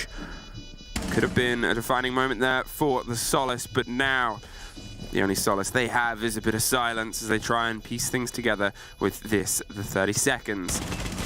Sprayed a bit over to the side, looking for an individual fight, but look at this G2. They've entirely pulled themselves back. Two of them are watching the top of the house stairs. One of them, the kit itself. They know that everything has become impossible. And at this point, it's a G2 round. As Fabian says, we are better. I'm just going to say, I'm having a bit of a, I was a bit anxious for G2 there because they didn't plan on the table first try. They knew the last player was going to be Solace. They knew the last player was falling back downstairs, or were hunting for it, and yet they're planting on the floor twice, with impacts coming through, a third attempt on the floor as well, knowing fully well that a, P90 spray could just be coming through. Yep. If they would have just gone on the table right away, you hold the staircase, that's it. You're still in a 4v1. There's no way you're losing that. They did at the end. They did at the end, but I think they should have that first thing. This is a very good comparison, and it's a strange direct comparison over the games that we've casted of experience. That golden word of players like Blur, sort of on the SI stage in early time and trying to piece that together under what is the highest stress environment of this game in terms of a tournament. You go back a couple of days, and Julia from W7M was in a similar position of a Solace hunting them. I think it was on Club a couple of times. And the first instinct he always had, as soon as he was like, there's pressure underneath, hopped up. He beelined to it, he didn't wait for it. And there, Blur, he went to a couple of different positions, he suffered a bit, he wasn't quite sure if he needed to make the fight. And then eventually he got up there, whether it was a call from a team or it was. And that difference of a few seconds in the grand scheme of things is life and death in this game and is experience and confidence. That's it. That could have cost them the round if that didn't happen, if that call didn't come through. Just I would have liked to see it just instantly come in, like, hey, get on that table. Just plan there. Nothing he can do from below. Benja gets taken down, though, by DCH. Minnow was playing the Solace just previously. He's now on the Mozzie. Using the P10 Roni. Initial kill onto the Nuck. I'm not quite sure if Benja was trying to go for a bit of a sneak in, something that we have seen from both these teams happening. Yeah, it might have been. Hit a pantry. Couldn't get any further than that. But Doki is taking up that role himself now. He's in barbecue, has the opportunity to go up there at the black stairs. He's going to be trying to use one of these grenades to get rid of a player, but it's not going to be connecting. Sprayed over the door, and Blur just gets DCH. Not entirely sure what he was trying to accomplish there, but Benja does get caught out as well, so the entry engagement is still bouncing back and forth on Aguirre. He's able to get one off the end of it, but only one really left in his health there. Trying to find the fight underneath. Mark is looking for the scrappy engagement, but it's not easy to take. It's a bit of awkward territory above compared to below. The spray over the top, but you're only going to meet Blur on a Talon shield. The break of your own shield and the rotation up towards Karaoke window and up black stairs. G2, they're going for the pinch later on. They've been able to do a lot of the groundwork earlier. There's a huge take back from Mark and Mr. Punch, looking for one more over the top of the black stairs. They know where Blur is set up. Just on the opposite end, he's a little bit isolated. As soon as he tries to slink away outside the side of the Talon shield, it's going to be a bit of a disaster. Jäger's still waiting with an M870 shotgun as well. Mark in a close angle, Mr. Punch. He's the one that's holding everything together right now. From the back of Geisha, he has that long angle. He has full HP and an MP7. He can protect Mark if they come through the hallway. Doki takes down Mark. He's going to be taken out. It's going to be actual shots coming down to Mr. Punch as well. Sapper needs to start rotating in because the side could be taken now by G2. I believe that's exactly what they want to do. Get that shield in there. Try and go for a plant because there is no explosives left they could go for. And that means they will have to rely on their gunfight now. The M870 is not going to be doing much against this shield. It's Doki that is aware of the fact that there's still one in Geisha and one coming through. He needs to cover perfectly now. It's the rotate round on the T-room side. They've got themselves propped up. There's only 15 seconds, and Doki is doing big bits. Can he get the last kill on the corridor? It's a post plant once again. We find ourselves with the 2 plants in a row after the team talk, and while the M870 is good in close proximity, and they are not giving him that. 2 Talon shields watching either side of a rotate. A little bit too wide for the wings there, but as soon as he swings either side, he knows there's a second that's going to find him. They're happy to dabble and dance. Sapper does get the first with the pistol. Blur has it all to play for. He's peppering shots and finally finds it. Okay, that got again close there, but very, very loud noise coming out from G2. Guess they're one round away from qualifying themselves to the playoffs of the 6th Invitational here in Montreal. Now, when he managed to get that first one tap with a pistol, I was like, there's no way he gets this, right? And he starts swinging with the M870, and all you need is just that one lucky pump, and you might have just picked up that kill instantly, but G2, they hang on for now. Attackers need to locate for now. They somehow come back now. I mean, that take, they've tried it twice before, didn't really work out well. They got like picked apart massively. Now it worked out. Because of the crossfires being set up, because of the long angles that they managed to utilize there. So well done, but they lost the entry again, and that is something that they should stop having happen against them. So far, round 11, 3 entry kills went to G2, 8 went to Elevate. Their lucky Elevate's conversion rate is not very good right now. 10 seconds left before insertion. 12th round. Either G2 is going to be knocking Elevate out of the tournament with still having maps to play, or we are headed to overtime where Elevate wants to continue to fight for their survival. They're headed back to karaoke. 50-50 so far. Unfortunately, been a little bit quiet from the gun side of Elevate recently, especially on Ingiri. We highlighted just the difference they needed to make a few rounds ago, and since then they've only really been able to make one body. In the meantime, Doki and Alamau, they've been able to keep themselves thriving in the gunfight. It was something that, as Fabian pointed out, they were missing some of those engagements. Let's see if they can try and thread just one more round to get themselves locked in. It entirely changes the face of this. If you were unaware, if Elevate lose a single map, they are gone. They are not going to find themselves leaving groups. G2 will. Yeah, and G2 just need a single map today or tomorrow to do the same there. So either way, openings are being made. Again, the entry kill will go to Elevate, and Agiri takes him down. It's going to be Benja gone, your Heartbreacher, or one of them at least. Instead of Agiri falling back after the RC return, it's got a bit more aggressive towards the top of Dragon, hoping to catch another G2 player off guard. After we found one already. And of course, not having had the best of games so far here. Probably not be very happy about the fact that he got picked up that early. Benja, yeah, he's not really dug his teeth into this. Obviously, the newest addition, sort of young gunner to step into that situation. It's a good position in a trade. Still, he's been kind of impactless. It's not so much that we've, you know, had him do these big power plays. We know he's possible of a swing around, and Doki, though, has been the impact that you need the Flying Scotsman to be. A swing and a pre-fire to the angle, the grenades underneath the player inside Geisha. He's going to pop pistol shots and get Blur. Sapper, he's looking for one more out the door, but as the floor explodes around him, he's going to try and just tuck himself a little bit safer. Here, Doki, he's pushed himself right up inside Drum. He's hoping to get the snap and the catch. He's expecting a swing around because he's now isolated the player on the opposite end. Dragon gets caught out, though.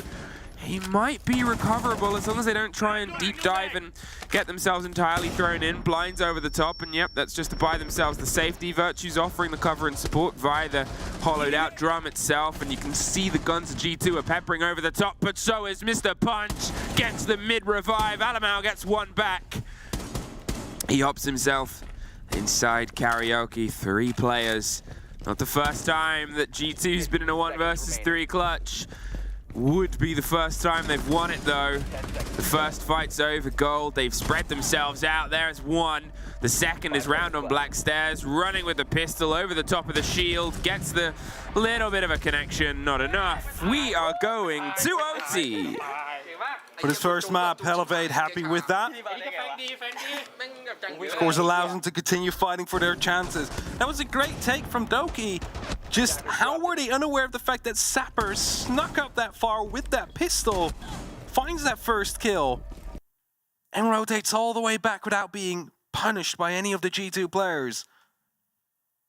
It just shows that the karaoke is seemingly very hard to attack for G2. Now there is going to be a bit of a curveball throw in the first round of overtime. No headed back towards karaoke, which was won twice by Elevate. We are headed towards the bedrooms. First floor. We do not see this site very often. Thunderbird as well coming through. Also an operator that we see occasionally, but it's not like a mainstay operator, really. It's the strange thing about Thunderbird is they're quite situational in a weird way for a mobile gadget. Yeah. In that there's certain holds that can be built around a Thunderbird. You look at like backlines, you look at, in some rare cases, there's people that play like the pocket salvation station and sort of add a little bit more mobility. But it's a good gun. It's a good gun in a snappy operator in the right hands. And, well, Sap has been a bit snappy throughout this game. Not quite up to the top, but generally everybody's at least been putting bodies down across the board. Yeah, there's no one really lacking behind. No. Not really on either team. And yes, of course, not everybody is currently positive. You don't need to be. That's almost impossible. But, you know, they're definitely picking up important kills here and there. And that's what matters. Those impact kills, that's what it's all about. New claimers are being set up because they have been so effective throughout this game so far. Never know if you're going to be catching someone off guard, although it usually is G2 players running into them. They're looking to find one back. Now, the hole is pretty much centered around Exhibition here, and as the Bandit is currently putting down the Bandit wires, they will be aware of the fact that someone is up on the top. Makes that thermic use on a castle barricade as well. It's not something you do often see. Yeah, I mean, I was looking at what else they could have used there. Benja still has like one, but you kind of need to use them in the right places, and look at that, the mobility there. They're wondering just how to break themselves through. The lack of stuff, they're going to hit the wall instead. So they have the entrance, the angle. They force that castle to be a bit wider. They've got a single player locked above, and it's one of the reasons this site is quite less seen as there's so much verticality. And yeah, okay, we see the opposite end of this site, but it's easier to sort of hold a top down than a bottom up. And at this point, you can see the pressure is sort of making this force rotate or a play of life. It definitely is. I mean, Mark, all he can do is basically head down the staircase safely now, right? That's all he has left for himself to go with. Especially Doki now being so far up as well. He's basically confined behind the desk. Now, he does have an extra member that is inside Exhibition that could provide some support, and as I say, that Benja does take him down, so now really the castle will need to fall back because it will start to come through, but Onigiri is there for the support as Elevate starts to, well, slightly fall back now with just a minute on the clock. It's time to play vertically. There's one more vertically. Mark's able to get it from bottom to top and rock out Doki, and you suddenly lost your Ash and your Iana, and now you've lost one more. Onigiri just pushed his way back up the house stairs a little bit. Virtue, a scrappy long-range engagement. Thunderbird gets Onigiri back to full health. Blood puts DCH to 0. With 30 seconds each left on the clock, they got to see if they can try and formulate the takedown below. And now it's just going to be Blur once again in a clutch situation here. Not for very long once again. Elevate, they put themselves on map point. Well deserved. They have been really in this game positively compared to what we have seen from them before. And of course, their attacks, I'm not going to say they're perfect because they weren't. They were very disjointed at places. They were. They were very chaotic. Yes. But they pulled through with the guns. In the end, it's still an FPS game. They managed to get those kills on the board. They deserved those rounds in the end. And this puts them in a spot now where they can take their first map of the tournament, their first point. And with that, at least delay the decision whether or not they will be going home for another map. And after that, potentially another day.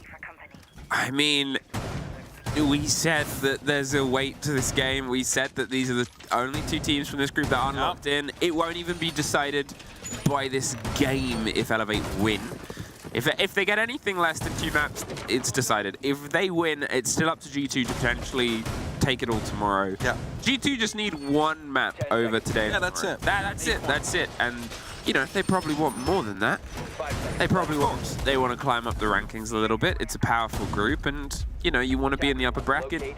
I don't know if they can get within the reach of the bye at this point. I'm not let me entirely pull that sure. up quickly. I think W7M are confirmed one of the top 2, but yeah, but I don't think they are confirmed bye. Yeah, I don't know if they've quite been able to make the G2 is indeed outside of reach for the bye, because it's 11 points W7M, G2. Okay. Oh, wait, yeah, well, actually, G2 can still get 8 points. It's, of course, 4 points instead of 3. So it is technically possible, depending on technically possible. Your favorite kind of possible. Yes, if it's technically possible, it's still possible. But they would need to win this. They would. Put it up like that. And that starts with winning this. The round that is ahead of them. You've heard of best of ones. It's best of round. This round is the make or break. A little bit of a hello and a goodbye there. They're sort of making a statement. And one of the things I said about Elevates later on in Tax is they seem to lack a bit of the structure, the synergy, and the sanity of some of their earlier ones. Even they sort of look for an advantage. They find it. Great take. Almost suffers on the back end. Tries to lean straight back into the next engagement. Blur pulls back though. You need the army alive for as long as possible, especially to try and just hold onto the space around Drum. Doki should be the next step in and steps up towards the top of the house stairs, waiting for maybe someone to enter, maybe someone to swing around, maybe someone to repel, but it's just calls for now. Those will turn off. Nothing really to be worried about too much yet. That entry kill does hurt though.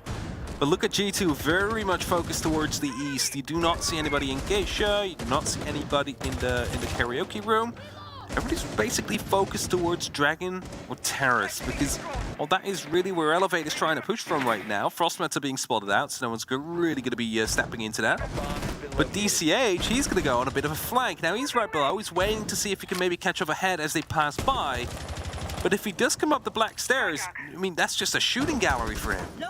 Ooh, Blur was tempted to just have a peek down this grenade. He's going to have a peek up, and this is a little bit misthrown there. DCH almost did a boo-boo.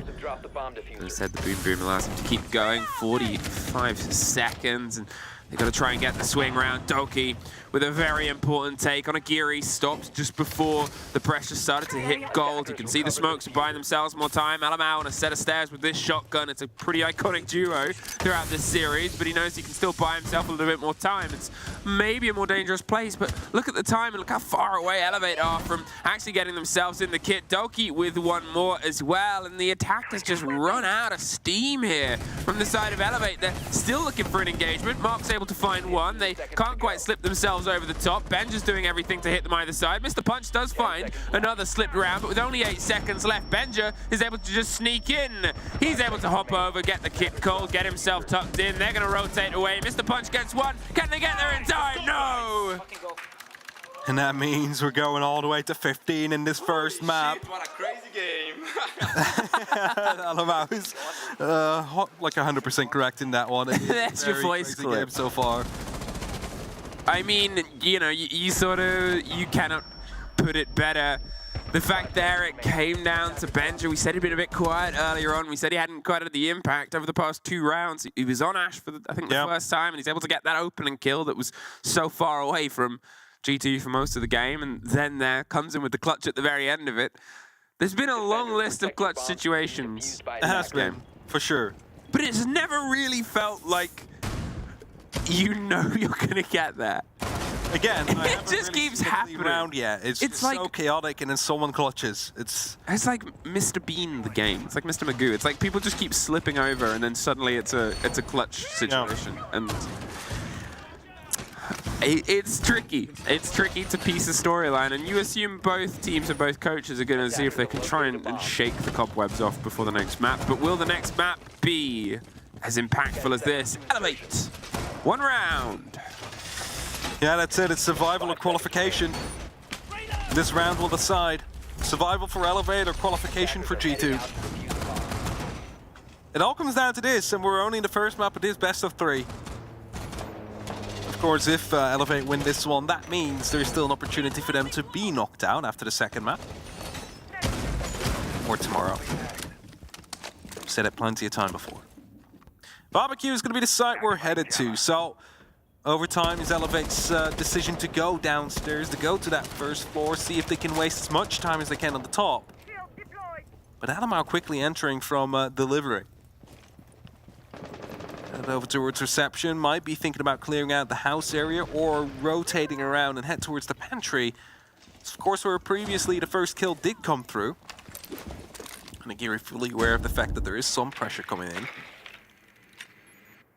And that castle barricade is going to be stopping him from truly moving through. And Alamar also doesn't want to be showing his drone to anybody that might be looking underneath that castle barricade.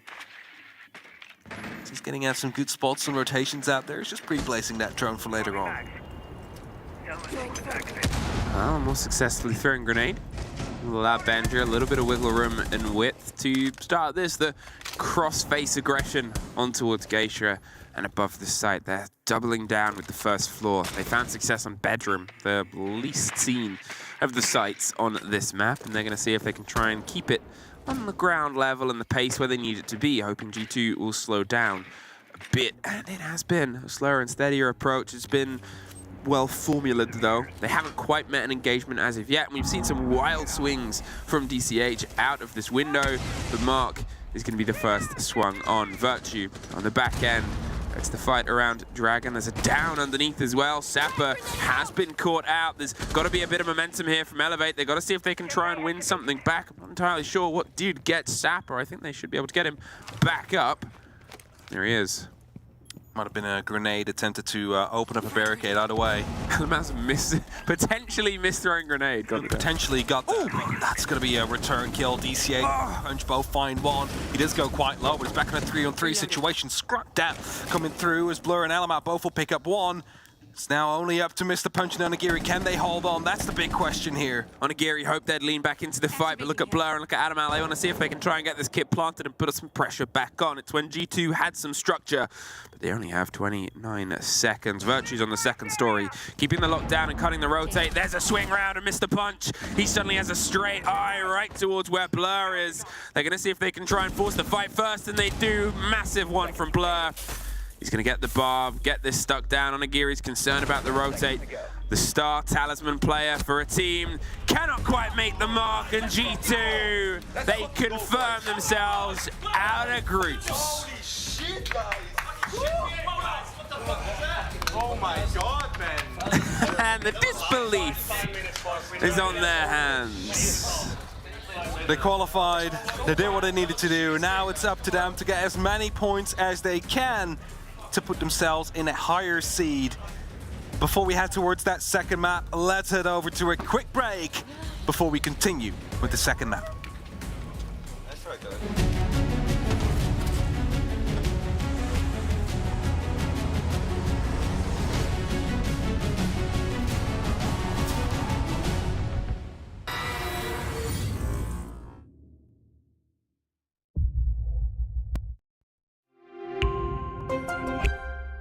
I'm Nicholas Morton, but you know me as Pingu. I'm a two-time Rainbow Six Siege World Champion and former top Rainbow Six Siege player in Pro League. Welcome to my Siege Ranked Bootcamp. We're talking 20 seconds left on the clock, you got the diffuser in hand, what do? Play the way that you're comfortable with, because you have confidence when you're in this position. That is when you're gonna be at your very best. Good luck.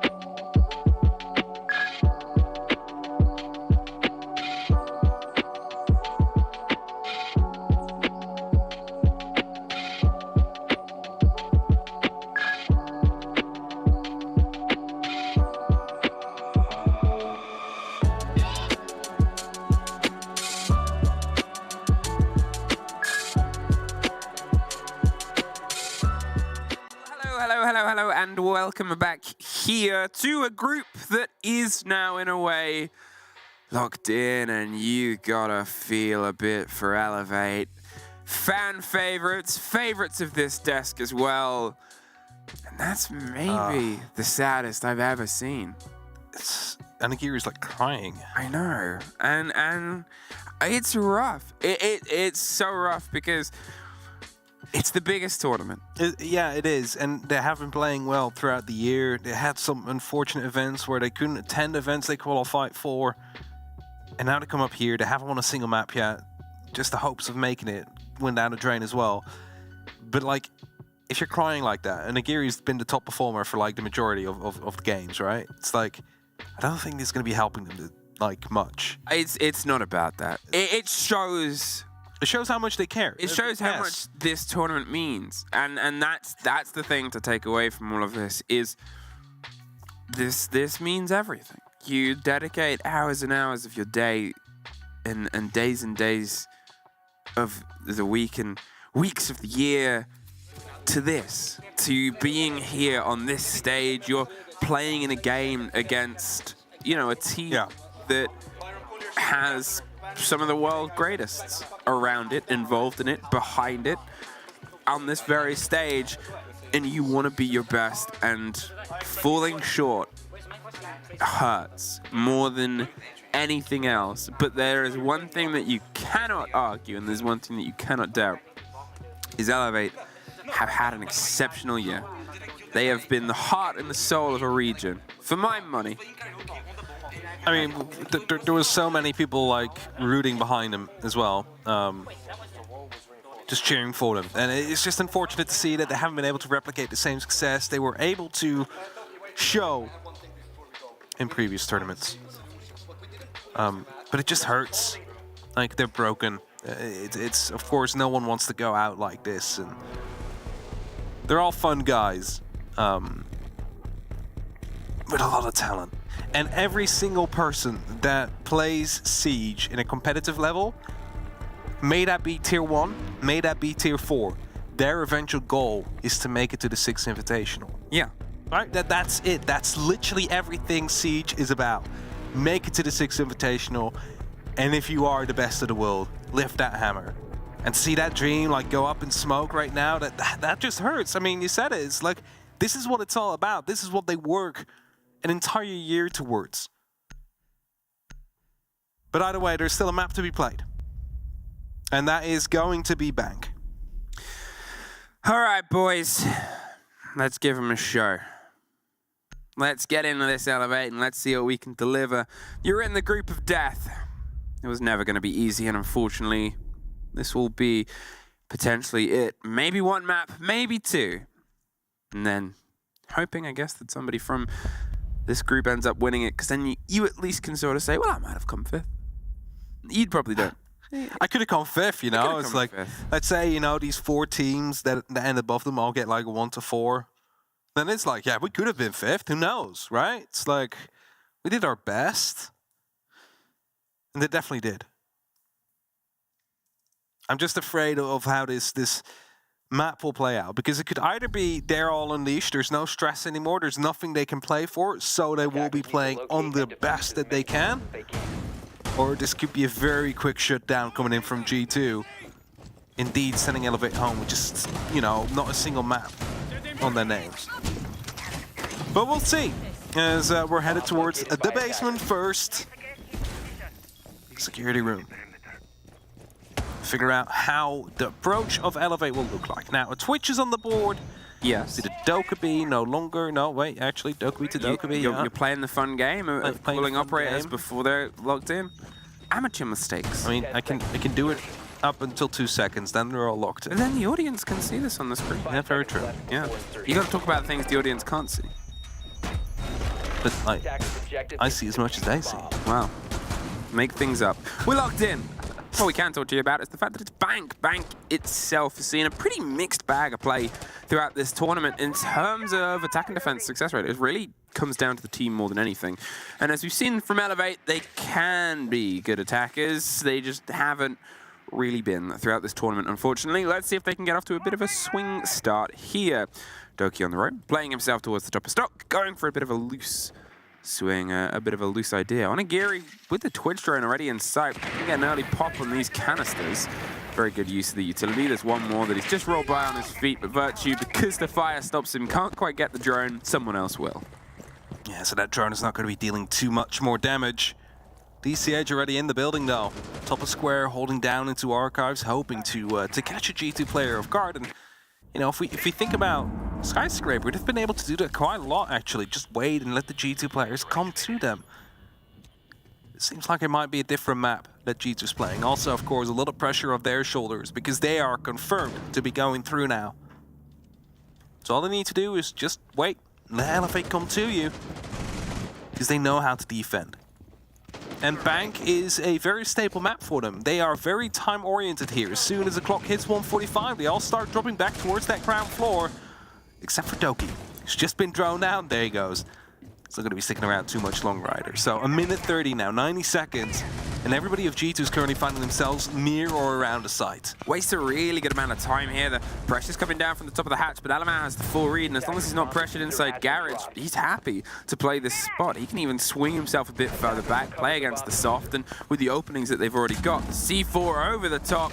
Doesn't quite get the catch, a bit further away. The motion already saving Elevate's life, but with a minute on and the angles being opened, it's always that conversation of push to shove. Doki is the first one to shove back up through the elevator. Is able to find the head of Mark. The next Twitch drone is just trying to slick its way, but gets caught on the monitor. Can't get the freedom to get rid of it. 45, and how are they going to try and batten down the hatches? Would have actually been huge if you managed to grab that Goyo canister. Doki. Oh no! 3 kills. The diffuser dropped as well. Oh, that's not good for Elevate. They see him go by. Are they going to be trying to pick him up while he rotates back past this keeper barrier? They have to give it their all. Yeah, they have to give it everybody because otherwise they're not winning this round. 20 seconds. They need to kill him, pick up the diffuser, and then still try and get the plant through. The break on the keeper barricade, but they are more than happy to play this. Doki, he's able to get his third for the round. Blur gets one more. Onigiri left alone on the wrong side of a smoke canister, and oh, this has been a tragic start to continue a tragic day here for Elevate. Good stuff from G2. Staying patient, and that's something they didn't do on Skyscraper. They were swinging too much. They were walking into the crossfires that Elevate set up. And they're making them work now, and that's working out for them because but the amount of time they waste, it forces Elevate into that, well, tricky situation of having to maybe forget about certain spots, maybe not truly have the flank watch up to, like, speed. And what happened there? Doki rotating back up, taking out the diffuser, that's your round over. Because that's 20 seconds. Yep. A player's still up there with the diffuser. You didn't have anything secured on site. It's almost unwinnable at that point. It's that tricky sort of sentiment. It's where we're at in terms of the mental game. It's where we're at in terms of that idea of those mistakes, those little raw moments. You know, you're playing the game and trying to play it your heart's out. And we've seen teams play when eliminated before. Usually it's not immediately on the back of being eliminated. They're asking you to go back in. It's like, you know, that gif of the girl and she's like crying and doing the dance, putting on her makeup and stuff like that. It's like, you need to go and try and perform. You need to go and try and perform against a team that is one of the best teams in the world when you're in this sort of position of trying to get your heads back on after you've lost the match. It's in no way easy. And I couldn't imagine being able to do it, but that's why I'm not one of the top 20 teams in the world. I mean, that's it, right? They had about 3 minutes. Yep. After losing that map and having to get back in, there's no way you can deal with that emotionally. That is... So it's going to be rough, and we're going to see, I think, little moments like that where things are going to bite back. Doki, I mean, if we're going to talk about one side being in a pretty bad spot. G2 still have the potential of playing themselves towards the top of the group. They can try and play themselves into the upper bracket. They wanted to see if they can push this advantage, get a 2-0, and get themselves the full 4 points. And Doki, who was on a pretty good showing in the first map, is going to see if he can continue that here onto Bank. The Azami just going to swing up square once again. Why not? They have the protection from stock. Benj is watching pillars underneath as well. DCH is going to push lower square and trade it out. At least they managed to get that trade instantly, though, but just shows how confident G2 is currently. Onigiri will be shutting down Blur, but the amount of rotation that they're showing right now, just willing to go at it, left, right, and center, not being afraid about being picked up, it tells you a lot that you need to know. Mark fully aware of the fact that there's a player on the top of the staircase waiting for him to jump in from the window. Virtue unaware of that. Grenade is about to be tossed in. Virtue's quickly dashing out. He doesn't want to be caught off by that, but someone from top square almost did. So he drops down. Well, there's Mark slapping back and keeping the momentum going. Make sure they keep that body balance in their favor. The trade game is a massive one against a sort of game with this many big guns inside of it. Benja and Alamal, two very big guns that are kind of the last line here. Holding on, they still have some pocket utility, not a huge amount, and they're just going to see if they can try and buy themselves some time. They buy a fight, get the down, go for the confirmation, but it costs them. And there's a bit of a spray from a long range. Benja in the drop of the hatch. These two hit the ground. They know exactly where he is. They're hopped up and Elevate. Respond with a round of their own. Then straight up go for the pickup there. They realized, okay, it's going to be a 1v3 now. Let's not give them the opportunity, or him the opportunity, to get himself ready on the side. Let's just instantly go for it. Forget about that pickup. We're dropping the hatch. We're going for that kill. Good decisiveness coming out from Elevate there, still showing that they have fight left in them. As they punish G2 for doing the exact opposite of what I said they were doing well in round one. Round one, very passive. Attackers need to locate and defuse as sitting many around a bombs lot, as they can. waiting, falling back when the drones came through. And of course, Doki went for a flank afterwards. But this round, he was basically constantly running up and down the staircase up until he did get caught in a trade kill. Big difference compared to what we've seen before. And then Blur also being caught off by Onigiri from the skylight, and suddenly you find yourself in a man disadvantage. Not ideal. All right, in we go. Back and forth. Is it going to be a repeat of the first map? Potentially. We have a whole room of growth here, and as I said, Bank has really sort of been a preferential disco. Everybody's flashing lights, everyone's wearing funky clothing and seeing what can be the snazziest look here on a map that has a bit of a strange shape to it. Obviously, the big open space on one, all the way buried down to a lockdown on the bottom. But the full stretch and extension seems to be G2's preferred MO here, holding themselves on a site, to be honest, that in EU at least you don't see a huge amount. You'll sort of get more of a taste of it. It's based on the preference as well. But between this and CEO, it's sort of a little bit of a weighted coin. I mean, if you look at the lineup of G2 as well, there's not much of any denial out here. So it's focused on fragging and, you know, some information with the Legion being out there, but it's mostly on being flexible. That's what this lineup is about. They want to make sure that they hold on to the top as long as they can. If they then need to fall back downstairs, that's fine as well. Of course, they will have Virtue, who can do some architecture with those keeper barriers, but there's no plan B, it seems like. There's no C4s, there's no smokes. If they do get in and plant, it's going to be a full-on retake. Only 3 more impacts to create these vertical angles if they haven't already. 2 minutes past. DCH coming through. He's walking in. Don't believe the player on stock has been spotted. He's aware of the fact that someone could be coming in from Janitor. But Blur is holding a passive angle here. Ooh, not very passive, yeah. He thought he heard you and said, am I? And then decided to try and swing out and get DCH. Gets the bite on Onigiri. Fight on the windows. Virtue's making sure that they're not entirely swarm aside. The Azami barricade onto one. The Keeper's doing their job. This grenade to try and do its own, but swings a little bit around the corner and a bit too far away. There's also an approach coming from underneath, and I love Sam Cams on this map, the big open space. You can tuck them in on far away corners and get such a good overarching idea, just like this, of where a lot of the hold is. The ping's on one, look at that, instantly followed up by Mr. Punch with a very far away fight through the soft wall. They're gonna see if they can try and remove the Janitor's player, because that is a big linchpin position. And Onigiri somehow able to swing out the down onto Benja.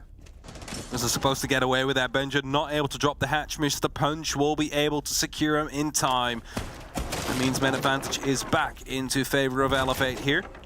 Verticality slowly being established here. Mark with the sledgehammer.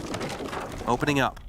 Getting some pings on players, so hoping to open up right above them. Is going to try and find Blur, but doesn't quite connect to the head. Blur goes aggressive. Not quite sure what he's doing out there. Gets picked up. Think he is either. Don't think he was aware of the fact that someone was above, but Alamau was there for the cover, so Blur stays in it. Oh, as Alamau and Doki both find another. Turning up to Mark now with a sledgehammer up above. He's rotating down the main stairs, 13 seconds. Can he do it? 10 seconds left. He's pre-firing angles, but G2's handing him nothing. Doki step back in one side, Alamau's low on the other. And once again, Alamau and Doki throughout this series, throughout the tournament, they're able to keep the fight alive, drive them back in. G2 around for round there, back up 2-1. But it's still far from over, I think, this series. This was a crucial pick as well. Together with Doki, suddenly turns it back around within just the matter of a second. 2-1. Elevate, still on the attack. I mean, there's definitely been some improvement compared to what we've seen over the rest of the tournament. They are a bit more cohesive. They are working together well. I mean, their information game is on point. I saw it last round in Skyscraper. You see it now with the SAM cams, just the pings and instantly following up through the wall to get these kills. It's just that we need a little bit more of that. No SAM cams for now, at least. There's still opportunity to repick. There's a Jackal coming through. And that might mean that they are struggling indeed with taking care of these G2 roamers up on the top floors. 10 seconds to And thus they're going to be using that scanner to give themselves a bit of a hot ping, have themselves an idea. No, okay, the repick comes through. It's a line instead that will be chosen. So different way of dealing with roamers. Potentially start putting up a pressure on point A, then you use the line scanner. If they start to move, you know where they are. Otherwise, you can just move in on them because you know where they are anyway. Yeah. All right, let's see if Doki can cause as much trouble as he did before. Obviously, slightly different operator, but Capcan, I mean, you can swear by Capcan. You see it in the game itself and ranked, and you see it in certain comp setups as well.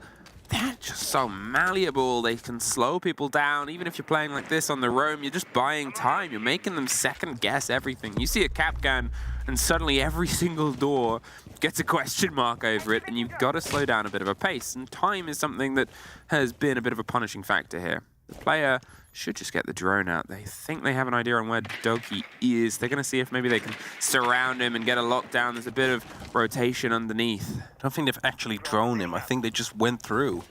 Because Doki didn't shoot it. Now drones are coming through his window, so he'll be falling back. But I think he might have just let that drone live, give them the ID. It's going to be clear. They jump down and can then pick up the kill. But doesn't matter now. A minute's passed. ECH. Is he aware? He might be aware. I think they're aware. Oh, the timing. Doki is aware as well, and yeah, it's a lot of near misses. The grenade comes around. Doki gets himself out of there. As he did before, he knows he's trying to waste time, but he's not trying to get wasted himself. Onigiri's going to push behind. DCH does find Benja, though. This time around, they're able to get the opener. There's some last-minute Capcans. Hey, may as well get the traps down and lay it out. Makes them second guess, and maybe they've checked those drones. We'll have to check them once again. Onigiri and Doki. A scrap over the top of the hatch. Pre-fires, and it's Doki. Baits it with a couple of bullets, slapped around the side of the rim, and then ends it. Just waiting for the DMR to stop firing, often indicating that that reload is there. Instantly goes back in with the SMG. And that's that bit of an advantage you have, of course, with an SMG. You can just hold down the trigger if you go for the pre-fire. It's a bit more difficult to do that with the DMR. Alamau taking a small amount of damage as well, but he's aware of the fact that the player is right above the hatch. He's, of course, waiting to use that C4 again, but the grenade will roll through. It's not going to be doing any damage. Still 4-on-4, 40 seconds left on the clock. What do Elevate really have under control? Well, they're starting to push the main stairs. They do have some servers trying to go for a reverse plant right now. Is there a C4? Yes, there is one currently pulled. Is it going to be tossed in as well? Is it in time? Should be. That's that denied. Yeah, that's it. It pops the fire as well. They're going to have to wait a bit, and Blur is happy to sit and wait himself. It was a much more structured approach towards the plant this time. DCH does get a nice little pick there onto Alamau on the side. Virtue and Doki are slightly injured, but at this point, with 3 of them to go and only 10 seconds, well, 2 of them are stacked up on one side, 1 on the other, and G2, they get themselves 2 rounds in a row. A bit of a rarity in this showdown. It definitely has been, because so far it has been really back and forth. And this was what I was talking about. DMR stops firing, Doki instantly goes in, C4 just in time as well. Everything connected in that round for G2. So, well done. Quickly going to check. Have we seen back-to-back rounds? So haven't really. We have. There's been like 1. 1-0, 1-1, 2-1, 2-2, 3-2, 3-3, 3-4, 4-4. You're just saying numbers. You're just saying numbers, Hap. It's like you're losing it. You're like seeing the Matrix. I'm just trying to, you know, just go by. Have we seen it?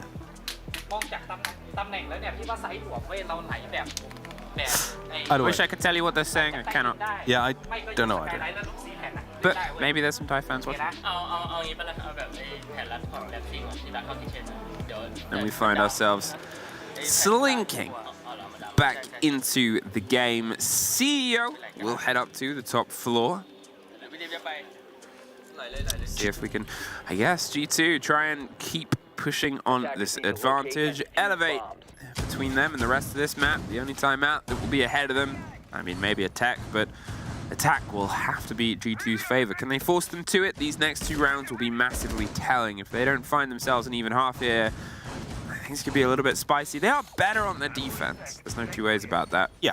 But you need more than a single round. You need that buffer, which is what allowed them to be that close in that last game, which became that 8-7 victory for G2, because they managed to find those 3 rounds on the attack. So it's kind of what we're hoping to see here as well. 10 seconds to go. All right, Doki. I mean, 8-1. You sort of, it's like a glass half full, glass half empty, depending on if you're looking at Doki stats or Virtue and Benjus at this point. You've got a player that's going off massive, whereas a couple of other players haven't quite been able to get off the mark yet. You know, it's early doors in the game, but still, you're lucky that you've got Doki going so big. The player SL 3-2-1 and Element, they're putting things in. There's not really any direct comparisons. Elevate, in the same sort of breadth, they've had quite an even approach to this game. It's not top heavy in any sort of way. There's a lead-in that's been a bit of a 5-fingered slap, but not quite as effective. And they're averaging like 2 kills per round on Elevate, so it's not really looking good for them. You need to be able to put more on the board here. Like Doki, he's on A. Onigiri, he was doing very well in the last game as well, but of course, you know, he saw him cry earlier on. He's very upset by the fact, and everybody would be, that they're knocked out. Probably doesn't help him early on in the game. Might see that turnaround as this map progresses. Out of the way, Onigiri in very quickly below. He's going to be seeing if he can cut someone off, maybe going up the main stairs next, I believe. Checking if the camera was on, which wasn't the case, so he doesn't shoot it. Because if you shoot it, you'll know you've been there. Yep, and that's it. If that camera exists and no one's there, well, you can Mission Impossible your way up the stairs. Sapper is doing the same thing to janitors. Is he going to get the right swing? He's looking for the player, and there it is. Blur gets a couple of peppered shots off, so they just got the C and the cool before it happened. Doki's watching the back end. There's pressure onto Stock. He's wondering where that came from, but it's Sapper who's stacked himself up close. On the meantime, the windows, they're being hit against it. Mark's been able to get the Talon shield down. They want to see if they can try and get the plant. The break on the Ossa, they can get that sorted. Dins Benja with the C4 can get that sorted. You cannot really do those plays if you don't have the security of the room underneath. So Tellers is just as vital to this. Sapper, he loses out the fight on the swing round, but Mr. Punch does take Alam out in the same breath, and as Mr. Punch is trying to fight his way back in, it's Onigiri that finds Doki snuck up the stairs, but Benja catches the blindside sprint, and Virtue finds one, and once again, between these two teams, a 1 versus 1. DCH, he's in a much more awkward position though. on the windows. It's either a big rotate all the way around or a blind swing in here, and he's got to opt for the rotate because of this. The way they've opened things up, it is an absolute firing line that Benja would have there. So DCH picks up sticks, heads around to the opposite side, and starts to bury his way towards top square. It seems like the call came out there for Benja, who does have control of the kit, the spray through the plant, but it's surprisingly sturdy. Those leaves, and DCH is just going to have to push himself closer and closer. The rotate down to the bottom of square. He's going underneath, and he shoots to the top. Benja! Whilst he was dropping, he managed to find that headshot out there, brings it to 4-1. He just said, well played. That's all he said. Well, that's what he says, but I have to say though, I think Alamau said better than Spoit. It could be. But I like the approach Elevate went for, and of course they made that crucial mistake of trying to go for the plant whilst they didn't really have archives under control. But they had quite a lot of control. They had stock, they cut down any rotation that could be coming back to site. They had the initial opening, they had people on the windows, they had the also talent shield. All they didn't have was information on Benja's location. If they knew Benja was down in archives, they wouldn't have gone for the plan because of that C4 that picked up the kill. And it's just these tiny things, right? Because if you look at it, everything was in the right place. Yep. The tiny piece of information that they did not have is costing them around in the end there. Well, I said Elevate one of the even half. Now they've lost 3 rounds in a row, something that hasn't really happened in this series. And they've done it either side of attack timeout as well. Don't start quoting numbers. I'm going to cut you off at the number pass. It's fine. But D2 still have one more chance to get themselves set up for a 5-1 here. Elevate, they've got one more attack. Just to give themselves a little bit of wiggle room. A 4-2 isn't the end of the world. Quote, however many times. They're better and more comfortable in the defense here, and there's a bit more room to play with, but still, it does put you closer and closer to that death knell of suffering no maps won here at SI 2023. Yeah, that is not how you want to be going home. Now, Elevate, what do you have planned for this? Oh, it's a bit of a stuck drone out. Manages to break through in the end for DuoWire. Isn't actually going to be able to pick up that drone. But there's going to be information on it. Benja finds an Agiri though, so that's the early shutdown. Not quite sure from where. That must have been somewhere on that first floor near the actual site already, or that could have been near the actual ATMs. DCH is looking to drone out that lobby now, knows about the player out there, but he's being watched. So do you take that 50-50? Seems like he was going to go for it, but at that point, it was Benja that already fell off. He wasn't willing to take that anymore after he had been droned out. Knew that it would be a disadvantageous fight to take. They're the man down. They haven't been able to get the trade back on the back of it. I talked about the importance of that slightly earlier on in this game, and everyone's well aware of it. The pressure from G2 pulls itself back round. They're more than happy to swing in when they want to, but they know when to pull the pressure off. Look at this, the shotgun. Talking of pressure, oh, Alamau doesn't quite get the bite he wants, goes back for seconds and is left a little bit more satisfied. Sapper is removed. Doki, he's going to see if he can try and cause some problems underneath, but doesn't fully trust he's not being watched, so again, doesn't want to overpress. This is the thing about G2. When they are playing their game, they have a little bit more structure and control, something that the roster has missed from time to time in their recent year. Pushing through, over the top. Still afraid that someone is still left behind here, so lack of information. The Gemini replicator should be fixing that. Oh, C4 comes through, takes down Mr. Punch. It's not looking too bright here. Mark and DCH, the only two alive. It's going to be a free kill to Doki, though, as Mark just comes through. The diffuser soon will be recovered, but they will be aware of the last 2 positions of Elevate now. DCH, top of square. What is he being gifted? Absolutely nothing here. Walls being closed off as well, so only a tiny angle he can look through here. But he needs to be more afraid of Benja, I was going to say, but it just takes him out clean. Who needs fear when you have a good gun and a good ability with it? They've got themselves around the back of blue. The pre-fire Virtue gets one, DCH, and it's a very well-known flank. They trusted it because they couldn't otherwise push. A 5-1 half here on Bank on the second map on G2's. And this series is starting to look like it's theirs too. And that's what they kind of need, right? 4 points would put them up a total of 8, which, depending on the previous result, could put them into 2nd place. Probably will put them in 2nd place nonetheless, because Koi is playing Space Station. They are. Have you seen? I showed you the Claymore clip. Yes. So funny. If you guys haven't yet, please check out the Claymore clip from the other game when you have a moment. You'll know instantly which one I'm talking about. It's on the Twitter. It's on all the social networks. But yeah, it could put them into G2 in 2nd or 3rd place, depending on what the result is going to be on the previous stream. And that, of course, would mean that they are going up towards the upper bracket and have that extra life they could work with. That's what G2 are fighting for. They've already got that qualification. All they need now is just the best possible placement to come in with. And as we go, 5-1. Elevate now on the defense. This is where they have the opportunity to... Oh, no. I was going to say start off strong.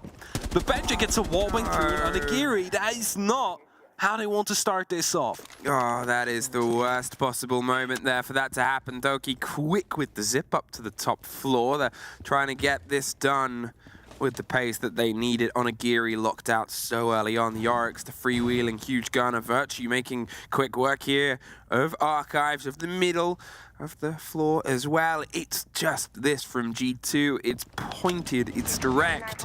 It's almost a game that we didn't expect to have from them, and I talked about in the first map was they can play like this. And now, unfortunately for Elevate, they're playing like this. 2 minutes left. Pressure on the hatches, a body in their pocket. And now we'll start to see if they can try and get the next. Now, there is going to be, of course, the blue stairs hold. There is a shotgun out there. I believe it's Mr. Punch holding that one tight. If G2 realize this, they probably will be trying to either prevent it or going to be using a lot of utility to get rid of the player. But if you look at the current Elevate setup, there's 2 players out on the east, 1 in service, 1 in blue. That means there's only going to be 2 players on the actual direct side. Let's say drops come through from elevator, the main stairs, etc., etc. You are going to be able to put down that plant while still isolating these 2 players with just having a single player left on the top floor. So G2, they have a lot to choose from right now and how they want to be approaching this attack if they do have the information on these players on the east side. So Strone's getting the business done on the canisters inside the site, and there's this. The drop down the back. Sapper, a very important fight to win out on gold. Goes for gold second as well. He's looking for a hefty engagement here, but Blur going down in the mix. Benja suffering huge scraps of damage. Elevate somehow have eked themselves in and strong-armed a bit of a hold and knocked G2 back. Benja, he's trying to keep this going from the far. He's looking for the angles towards the potential plant. There's plenty of time here. 45 seconds. A bit of damage attempted, but they need to try and see if they can get this. The control of the rotate around the back end, the hatch drop from the top rope. There's one more for Mr. Punch. The smoke doesn't quite land where it wants to, and Virtue, he's cut for information. He doesn't quite know which way to look. Well, with a sliver of health, he's able to look down and get 1 up, a 2 versus 2. They're trying to find the long-range firefight. The sprays go against them, scrapes the rotate round to the main stairs. They're going to see if they can get a catch untested. They have some awareness, but Blur's got to head down. It's a 2 versus 1 for this time. Virtue wins the first. Can he find the next? Is it going to pop up? There it is! And welcome to the A stream. You might not be here very long. 6-1. G2 have just taken their first attack. 5 seconds remaining.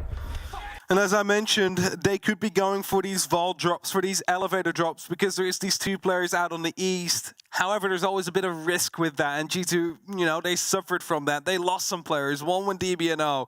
Very scrappy final fight coming through, but experience coming through there, right? It's like they have been in that situation many times before. Just try and recover the player, like crawl out. Blur was literally 1 tick away from bleeding out. So the revive came through at the right moment. And then just trust in the cover. That's all you can do. You know one is upstairs. He's probably going to be coming down the staircase. And you know one was still on the side. And you make a choice. Who's going to be peeking first? And it was the right choice made by G2 there. 6-1, match point. For those of you at the A stream that just joined, if you do not know, well, you can see it on the top left of your screen. G2 has won the first map. That means that Elevate is knocked out. Haven't won a single map yet here at the Six Invitational. And G2 are confirmed for the playoffs. It's just points now that we're playing for. G2 trying to accumulate as many as possible to find themselves in the best opportunity, best seed they can find. Oh, Elevate.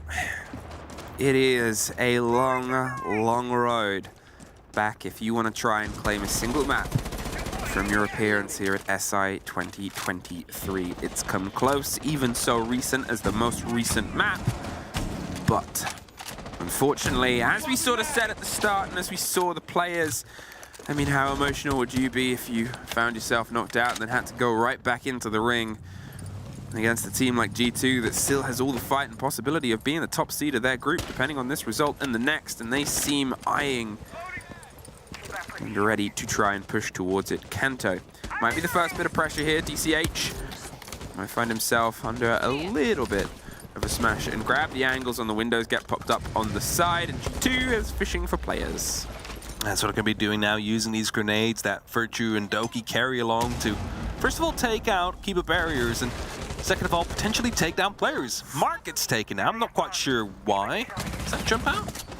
No, it was just a swing through. It's the fight is breaking its way across Banana. Mr. Punch with a very important win back on. It's a bit of range there from Mr. Punch, who punches back, but Ben just swings around. Janitors a 3 versus 3, a keeper barricade to buy themselves a second. Hopped on the table, and the Azami almost gets the fight, but gives the game, and Blur is the one that gets the final full stop. Only Sapper left for Elevate's hopes here of pulling a map and continuing on in the fight. They have, let's say, 1 HP. They sure have a dream, but they also have Virtue, Benja, and Blur still with pockets full of utility and bags of time to try and find their way here across the site and get it open. They know where the player is. The reveal on the drone. They're going to rotate around. The first fight is Sappers. Gets the down onto Benja, not the confirm, but it's enough to buy themselves a little bit of time. I'm not sure if they're going for the revive, but they're in a bit of a no man's land. No. Doubled up inside Janitor's Sapper. He's lined up. He finds the next. There's 2 off the board. It's a 1 versus 1 out of nowhere. And there it is, Sapper! They're not done yet. Trying to stay in it here. The clutch comes through when we mentioned it in the previous map. If there's anybody clutching on the side of Elevate, it's Sapper time and time again. Bit of a sloppy ending though from G2. Giving them 3 1v1s really, the disconnect again in that round. Also the pistol attempt from Benja coming through the last one, I'm not quite sure. It's around the Fabian's mad about. Yeah, it definitely will be screamed at for that. You just know that that is one that is underlined in his notebook. Oh. Either way, it keeps them going for now, Elevate, and that might just be that little bit of hope that they need to get back into this, to try and find themselves a way to a map victory at Six Invitational. Because that's what they are still looking for. That's what they don't have. And everything else, playoffs, gone. No way they can get that. All they can attempt is a victory or a map win against G2. 10 seconds to go. Now, after they managed to escape with their lives for just momentarily there, they're getting back into it. Attackers are heading out to defuse a bomb. Elevate. Going towards the open area. The entirety quad wall has been reinforced, although Nagiri is close towards the electrician area. Just hoping to go for a bit of an aggressive swing out. As soon as someone opens up that window, just comes by. Benja, a bit too quick at the trigger there. Takes him down again, the entry kill for G2. That's twice over the last 3. Onigiri has been the first body off and caught super early into the round and a little bit unaware. And for a player that we said is a talisman player for this team, a record setter and huge in the previous game, he's really struggling these last little bits. G2 once again, they get themselves in with the first foot, the lead in. Snuck underneath. I'm not sure if that ping, I think that was the idea that the players nearby, they don't quite have the full read, but they might have a read on the site. Look at this, Benja on one side. They're pushing up. Doki does get caught out by Mark in the meantime, but Blur finds DCH. Sapper inside the site, suffering the calls. Instead of going for it directly, instead they push themselves up to the second story. They're looking for this. The one loose player tucked around to the corner. Alamau, do you know? Oh, yes. Not quite sure if that was sound or just a movement that he could just see a little bit out of, but that's the kill to come through. And now a 2-on-4. G2, you should lock this one out, really, because if you throw this one away again, Elevate really will start living on that hope. The C4 ready to be tossed in. Mr. Punch, he's waiting for the pings to come through. He's waiting for them to get a bit closer, but I believe that's someone on his drone out there. Alamau gets taken down. Mr. Punch takes down another one as well. Virtue loses. And that's a 2-on-2. Benja and Blur left alive up on the top floor again. Sloppy from G2 to not play this together. All right, Mr. Punch and Zappa, the man of the moment of the previous round. Let's see if you can try and thread another one together. This time, you have support and they don't. But they still have a lot of time. They can get these calls done. They can get themselves control of the cameras with a snap. And now let's see if they can actually piece together any intel from the back of it. There is still the pulse with a C4, and that can be dangerous. What else is there? Oh, another C4. Twinned alongside. They can potentially long arm a little bit of this, so Benja and Blur might have to get a bit close to the fire. The drop is going to happen on the hatch. The blind and the swing. Benja gets one. Sapper gets one back, and there's the C4 over the top. Does huge amounts of damage. Benja, so scrappy. Another flash, another blind, another swing and a fight, and he's dropped down. He doesn't have the time to make it back up in a clean fight. Sapper gets a breath of fresh air, but he's got a slight reposition. Where's he gone, Benja? He's shooting all around him. He's over the top. Can he make it a second in a row? Sapper's gone wide, and there it is! Sapper! 2 for 2 and a timeout by G2. Sapper clutch it again, and let's just listen in what Fabian is going to say, because I don't think he's happy. If you get to listen in. Well, I have a little bit of replays first. Yeah. There we go. Can you do an impression? No. it's been a while since I've talked to him, you know. It's but I mean, he's smiling still, so it's not like, you know, all hope is lost. Alamau still smiling, but it's probably like a. Can we please just, you know, end this? Like, close the game? Like. Oh no, that's Ty. I don't think that's Doki. No, I don't think so either. Timeout's done now. I'm gonna pretend that is Doki. The thing is, though, this is what I said. If Elevate is going to be able to win that round as well, suddenly we find ourselves 3 rounds away from overtime. Elevate might just as well get back into that groove. And as Sapper finds himself a second clutch, he's definitely showing his worth right here for the Elevate lineup. And we're headed back towards the basement, back towards lockers. And if you didn't notice, this one was actually quite close the previous time as well, because they had to drop through these hatches. And suddenly it was a 2v4, effectively. There was still a member on G2 that was down, recovered. Eventually the clutch came through and they won that round, which put them onto match point. 10 seconds remaining. But Elevate, after that, they've been able to get these 1v3 clutch. Then, you know, they turned a 4v2 back into a 2v2, into a 1v1 that they won out. That's a bandit, yes, because, I mean... Kate's banned. Kate's banned, and who knows? G2 has been quite sloppy. Yeah, but just come by, shoot an experiment set on it, without paying attention. Come on, what? You're saying that now, but if it works, it's going to be very funny. It's like, yeah, but like he's protecting it, sure, and that's one thing, but it's the same as if they weren't there, because if you're protecting it and you die, then they'll just shoot them off. Yeah. I don't really get it, but they don't get Doki. Well, they do even, and Doki doesn't get anything. Pushed away, Mark runs their way back in. I'm lost. See, maybe Virtue just wants to open him up. I've never seen. And he doesn't. I mean, I've done it, but with the old reinforcements, which still stuck out a little bit. You could dig in the Bender battery inside of him, but that has been changed for like years now. So, wondering to see what the idea is behind it, indeed.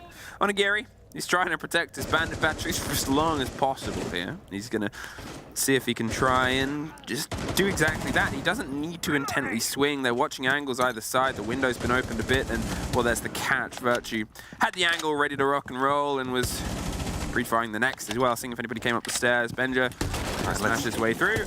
Oh my god, I can't believe he solved that. I mean, there's still another one. He might actually, you know, miss some Excars. There's only 6 left. I can't believe it. If he just shoots them on this one, he cannot open a hatch anymore, Emmy.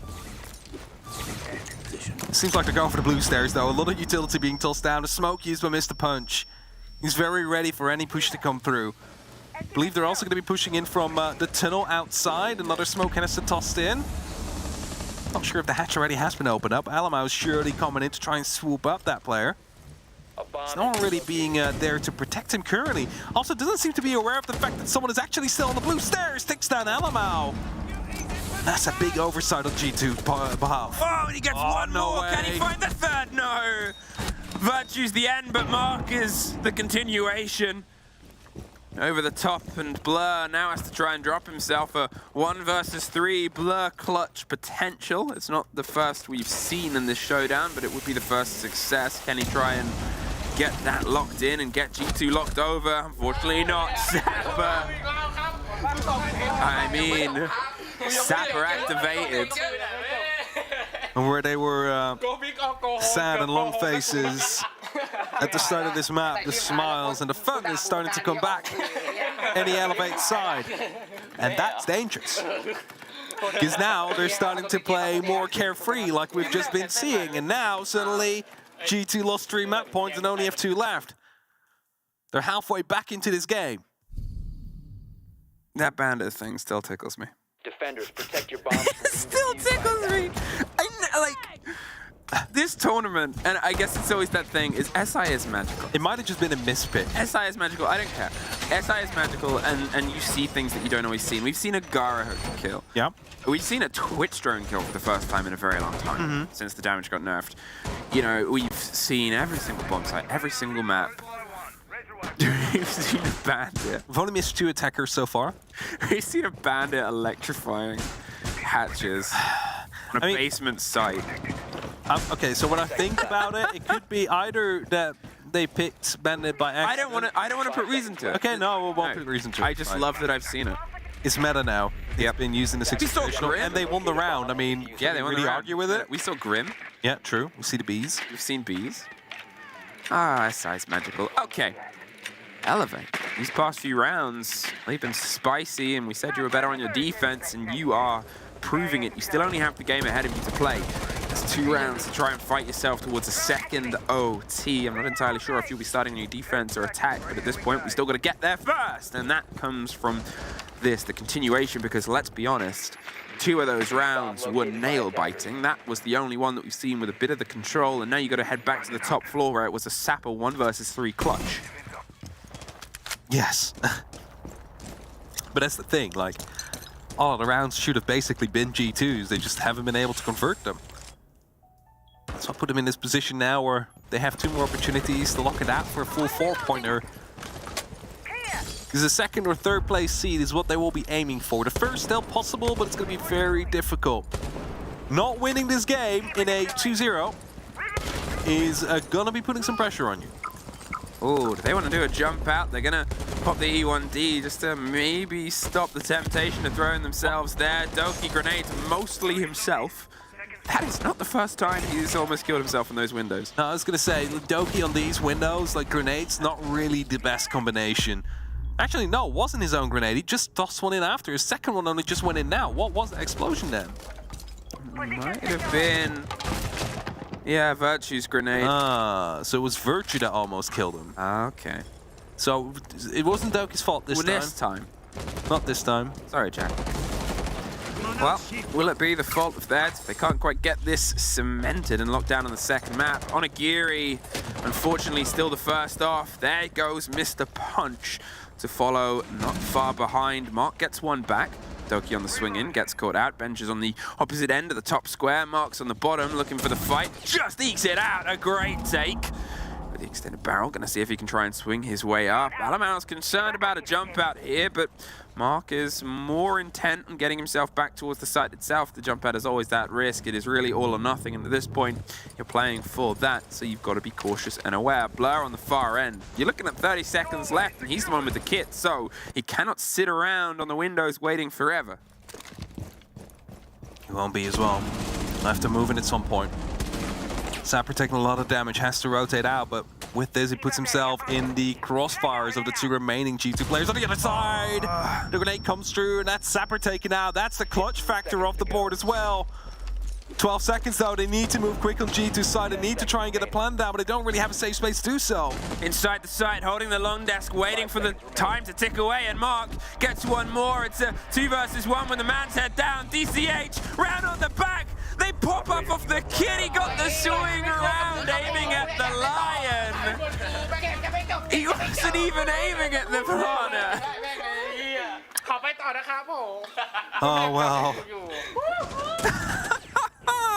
And you know, you start thinking again about the 3v1 on CEO office in round 8 with Benjo running at the last person with a pistol.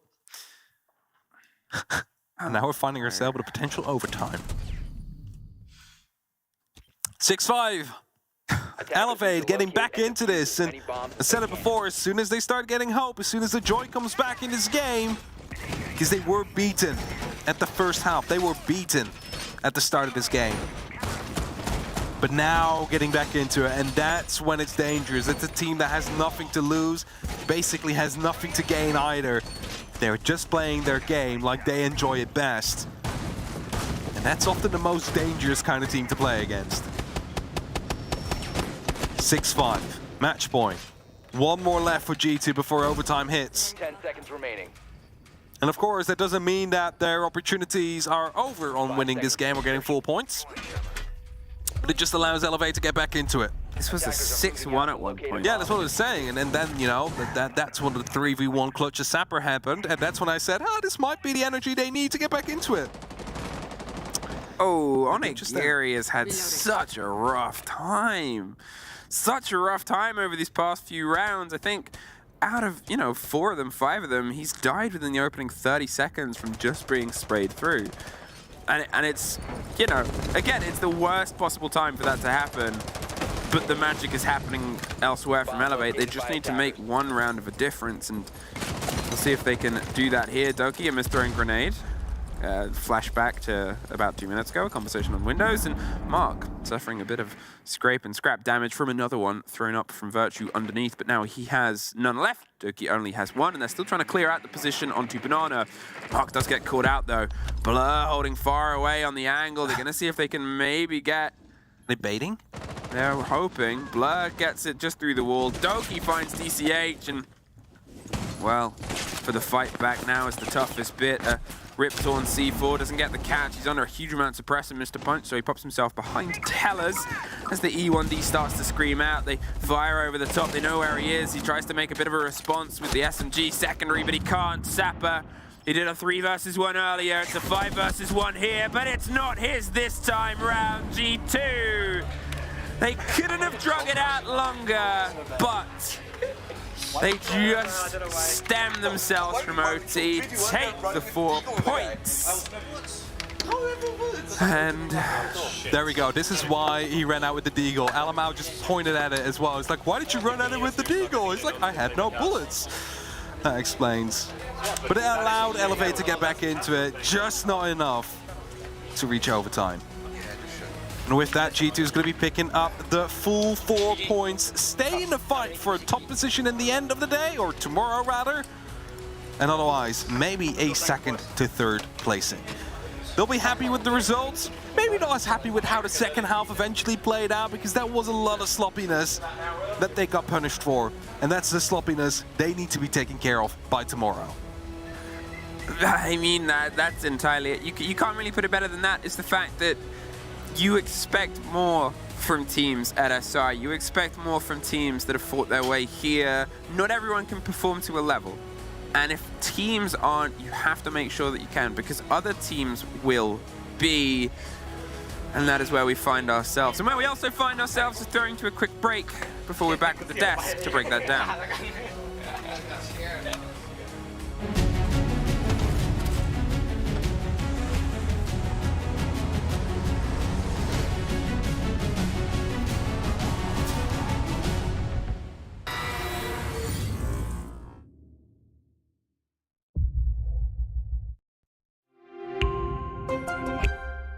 I'm Nicholas Martin, but you know me as Pingu. I'm a two-time Rainbow Six Siege World Champion and former top Rainbow Six Siege player in Pro League.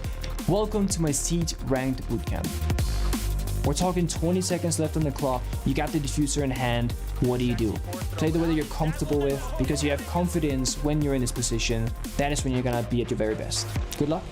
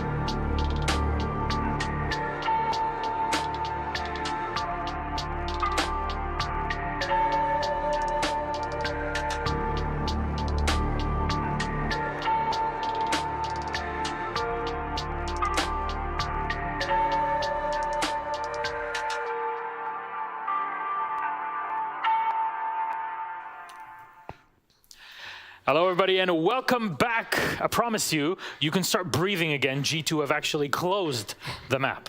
Yeah, two of them in a row that really got a bit too close for comfort, but still, Elevate, unfortunately, have now been eliminated from the tournament, the first team here in their group, and G2, they're sitting nice and pretty. 4 points extra to put, and actually pushes them pretty high up into their group, taking currently at least the second place position. Hello, welcome back. I'm Medic, your host. With me on the analyst desk at our command center, and he's fast, he's quick, he's fresh. He's pretty fresh too. Look at that! Look at that shirt. I thought he was going to say I'm slow and sluggish, Milosh. Oh, that would be. I'll do the self ban. I'm slow and sluggish. Not at all. I've seen you Q&E all around. I watch your stream. I run to play Ranky. That is true. Have you been playing Ranky here? A little bit, yeah. Just before the events? A little bit. I solo queued the other day actually, and I was against Crying 3 times in a row. Terrible. Lost every game. Alt F4? Well, don't do that, but here we are. Anyways, I mean, if he's running Ossa plus Blackbeard with Spoit on the team, I completely understand that. Anyways, let's have a chat about this game, starting off with map number 1 out of 2. And I gotta say, in the map bans overall, some questions to be raised, but it went to Skyscraper, and it was really to the T. G2 had to claw every single round that they got in. It got really close, probably way too close for comfort, and this map could have completely gone the other way. G2 could have had less points. Elevate could have still been in SI. There's a lot of theory crafting that we were doing, but it's all coulda, woulda, shoulda. G2 won the map eventually. We talked about the importance of Elevate's defenses on this map because that's what they needed to win if they want to stand a chance on Skyscraper, which was a peculiar map pick. And those defenses, 3 out of 3, probably not enough to pull Skyscraper over the limit. They did improve, and I did challenge them to improve on their attacks, and they did. They got 3 attacks, which I thought was actually really good for Elevate, getting it to overtime. Like I said, they just didn't pull through in the end. Absolutely heartbreaking. You know, the scenes that we saw after, you know, knowing that they were knocked out, and you know, the disappointment there. I actually thought Elevate played very similarly on their attacks. I think their attacks generally through this tournament have been poor. Obviously, when we get to the next map, they only got 1. However, G2 really didn't play into the way Elevate play. When you're playing against Elevate, they're quite slow. They will hold a window for 2 minutes if they feel that they need to hold that window. What was G2 doing? They were just offering ahead on that window every single time. And it's kind of awkward for G2 because most of the teams in their group, you want G2 to be making the proactive plays. You want them to be making plays.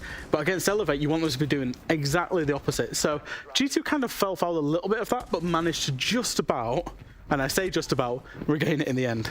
Yeah, there were a few rounds where Elevate took way too much time, way too much utility to get rid of certain power positions. For example, the shield on top of the Black Stairs with the shotgun player right behind it. That took way too long, but there was points as well where there was a tech timeout from G2, and Fabian said, guys, we're playing way too predictable. I think it's probably safe to say that G2 maybe underestimated Elevate a little bit going into this game, thinking, oh, we can swing them. That's fine. We'll kill them. And it didn't always go to way. If you look at the entries, for example, as well in this game, I think it was only 4 rounds, 5 rounds maybe, in that first map out of 15 rounds, so it's 1/3.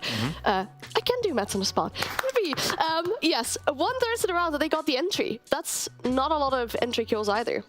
Yeah, oddly enough, it seemed like, maybe from my perspective as someone who isn't a professional analyst, but it seems like the 2 gameplay styles of Elevate and G2 just do not match in any way. G2 versus W7M, that was something else, explosive, 2 teams reacting to one another, but Elevate was a bit scared because they knew this was an elimination game. They already had a tough time through the tournament, so they're playing for picks, and G2, the whole tournament, has been just moving and trying to find early picks proactively, unlike Elevate, which, yeah, you kind of split it midways and it ruins it for both of them. It created quite a clunky game is the best way of, you know, in terms of map 1. It was quite a clunky game, you know, even inside of the rounds. And I think G2 obviously had a plan to play a different way against Elevate and didn't. And the duality of Siege. I spoke to Fabian after G2 lost to W7M. He was very upbeat. Fabian, after G2 won against Elevate, he was shouting at them like they'd just been 7-0'd. He was not happy between maps there. He gave them a right good shouting at. No, fair enough. and at least that helps push them over the line for map 1. For map 2, also it got pretty darn close. We'll take a look at Bank as we put those numbers up on the screen. Again, good performance. Benja waking up on map 2 was very necessary for the team, but with a massive lead like G2 had, 6-1 at one point, it should have been closed a bit earlier, Anne. It should have been, yeah. You know, 6-1 up, Elevate winning 4 rounds in a row. G2 called a tactical timeout midway through that as well. And still, they were unable to hold off those rounds. So I think if we look at improvement points for G2, it would be, we've been speaking about this during the game, rounding out these games where it does really matter. Because if you have that 6-1 lead, and for example, if we think about the future, right? Oh, tiebreakers, round differential. True. You can't be throwing away too many rounds because you'll end up thinking about it later. Oh, I really shouldn't have done that. We should have closed that game out way faster, way sooner. So that is a teeny tiny bit of a concern for in the future. Another thing I did notice for sure is if you looked at the first map, the performance of Onigiri, he knew it was now or never, and he performed. And the second map was gone. I think for G2, they played the defensive bank really well. You know, Elevate only getting the one attack. The shouting that they'd had from Fabian between the games, they really settled in and played against Elevate, not against anybody else. So the first half went really well, and like you say, those sloppy attacks, we just don't know if it's going to cost them because, you know, I'm sure we'll look at the table at some point, but the way it's shaping up, if tomorrow goes right, we could be having a three-way tie for first place, where mini league, and if you get past the mini league, round difference, like you say, really comes into play, and 3 rounds could be difference between first and third. We'll talk about that visually also when we do the recap for the group. This way everybody can see exactly what we're talking about in the round differential and explain things how it works in the rulebook for the Invitational. But who was our MVP for this series? Again, I still think there's a couple of pretty good contenders on here, and it's Doki, which I did not have on my radar at all. But to be honest, he was consistent through both maps. Yeah, a few really key points, in my opinion, was the way he was helping his team win out those 2vx situations, right? A very certain moment I recalled on Skyscraper, where I think it was Doki and Blur trying to go for the plant together. Doki said, I have the shield. Blur, you go for the plant, push through top black stairs, get into the side, get the diffuser down. I will hold you. And he did that, and they have ended up winning out that 2vx situation. And I feel like that is something that really makes someone MVP. I feel like for Doki as well, if you look at him during 2022, for the majority of 2022, he won't say this, but he kind of had this attitude where he felt that he had to hard carry G2 or they wouldn't win, forcing too many entry engagements when it wasn't natural. 7 entry engagements across, you know, nearly 30 rounds in this best of 3 that he just played. It's a lot more natural for Doki. He's playing a lot more of a natural game, and he's finding he's not forcing engagements, and he's finding so many more kills because of that.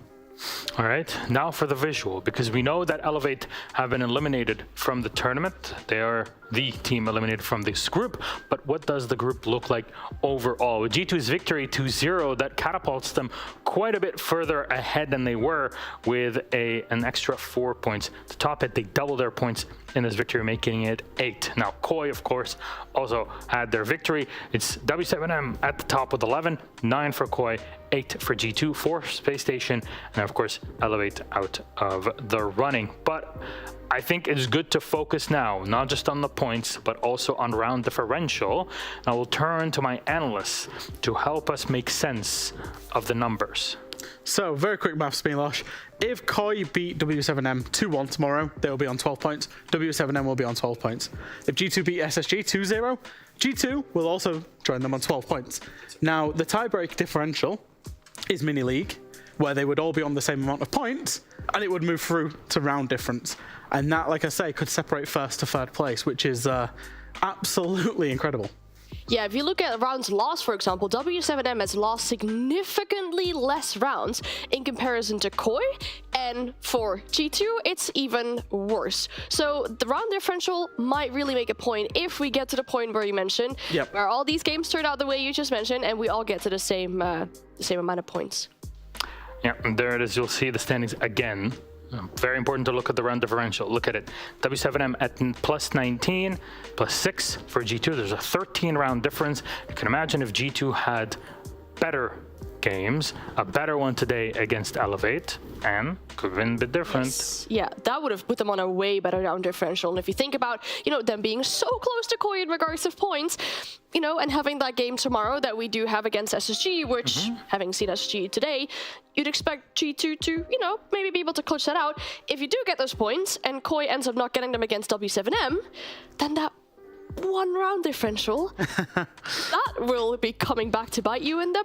I love this group. This group's great. Jack, just to remind everybody, why do you want to be number one in your group? So the reason you want to be number one, Milosh, is that you go straight into the upper bracket quarterfinal, which means you skip one of the upper bracket games. You get one extra day off, the first day of playoffs, and then you get to skip in the upper bracket. Obviously, even second is worth fighting for, because second place teams get to choose their third place opponent, and third place is the upper bracket. You don't want to be 4th or 5th, basically.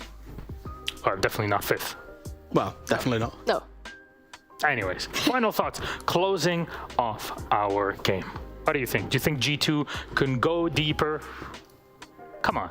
I can't wait for tomorrow, genuinely. Yeah. Because we've got 2 great games, right? Because it's Elevate's day off. Yeah. We've got 4 teams that are all scrapping it out for first, second, third, and in SSG's case, an upper bracket position. So I'm just roll on to tomorrow. This group has been great so far. Yeah, you could say we've already determined who's getting out this group, right? We know who's coming through, but there's so much more to determine tomorrow, so I'm excited. Always the caveat, always keeps you coming back for more. That's Rainbow Six, and that's Six Invitational in a nutshell. Though this was the first half of our Playday, we still have some more matches to go, all best of 3s, of course, live from Montreal. Thank you very much, my wonderful analyst and Jack. We're going to take a quick break. When we come back, it'll be the changing of the guards. Jackie Jing will be hosting the rest of the show for today. See you in a bit.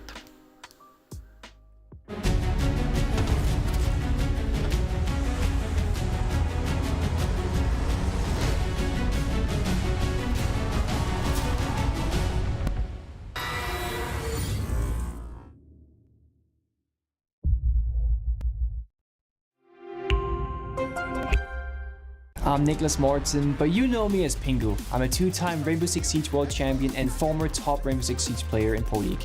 Welcome to my Siege Ranked Bootcamp.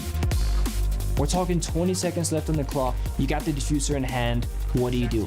Play the way that you're comfortable with, because you have confidence when you're in this position, that is when you're gonna be at your very best. Good luck.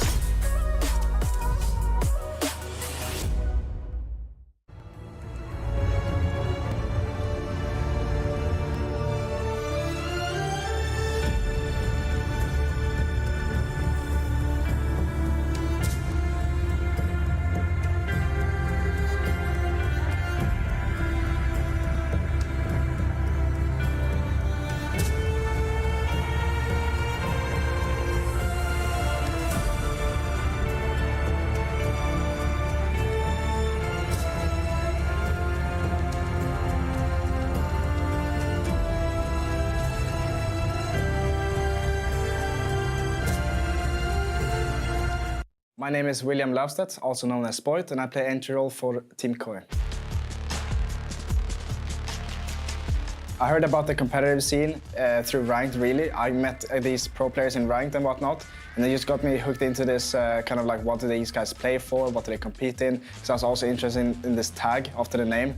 So, you know, did my research, and then eventually I found the pro scene, right?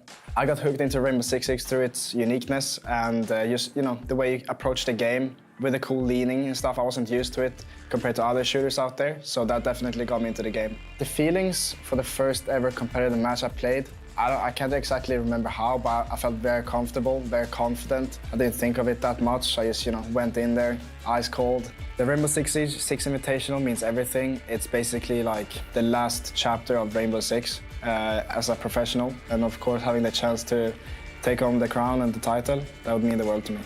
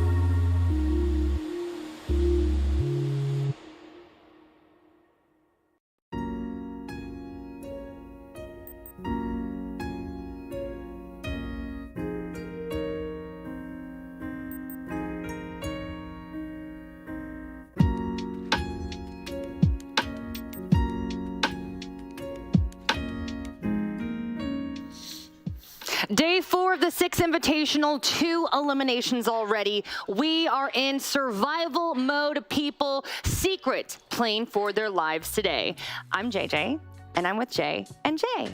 The Quad J. Quad J. We're not quads. I got it on the train. Yes. No, I can't believe I just said that. That's not how we were doing this thing. No, we're not doing quad. No, we're not doing that. We're not. We're gonna go right into Group D here, okay? Because we have no shortage of surprises with this group, certainly. And today it is top versus bottom. Like we said, we got M80 versus Secret. Okay, Jacob, you have been riding the hype train for M80. So how are you feeling? I've been riding the hype train for M80. I mean, look, I got a really bad heart attack yesterday because map 1 did not go the way that it was supposed to go. I think this team has so much potential that they are finally beginning to realize. It's not just something that we have to keep bottled up in the background being like, oh, hey, how well can they perform? They're finally showing it, but in moments where they're fantastic, they're also showcasing what they're like when they're at their worst. And in this case, their worst is having a massive lead, 6-2 against Heroic on map 1 just yesterday, and suddenly it got thrown to the Direwolves. They didn't close that map when they had ample opportunity to do so. That's really my primary concern about this team, is just not closing an advantage when they finally have it. Because when they needed to be resilient, they did at the very end of that Heroic series when we had a whole tech bug and we were curious how that was going to work out. Are they going to retain the mentality that got them all the way to map 3 in the first place? They finally do. And now they're still sitting here undefeated through their first 2 series with a very good chance of still coming out in the top of their group. Okay, so Jacob really driving this home, but Jesse, they're at the top of their group right now, and it is for a reason. They have had some hard-fought battles. Absolutely. I don't want to dump on Secret here, but I mean, how's this gonna go?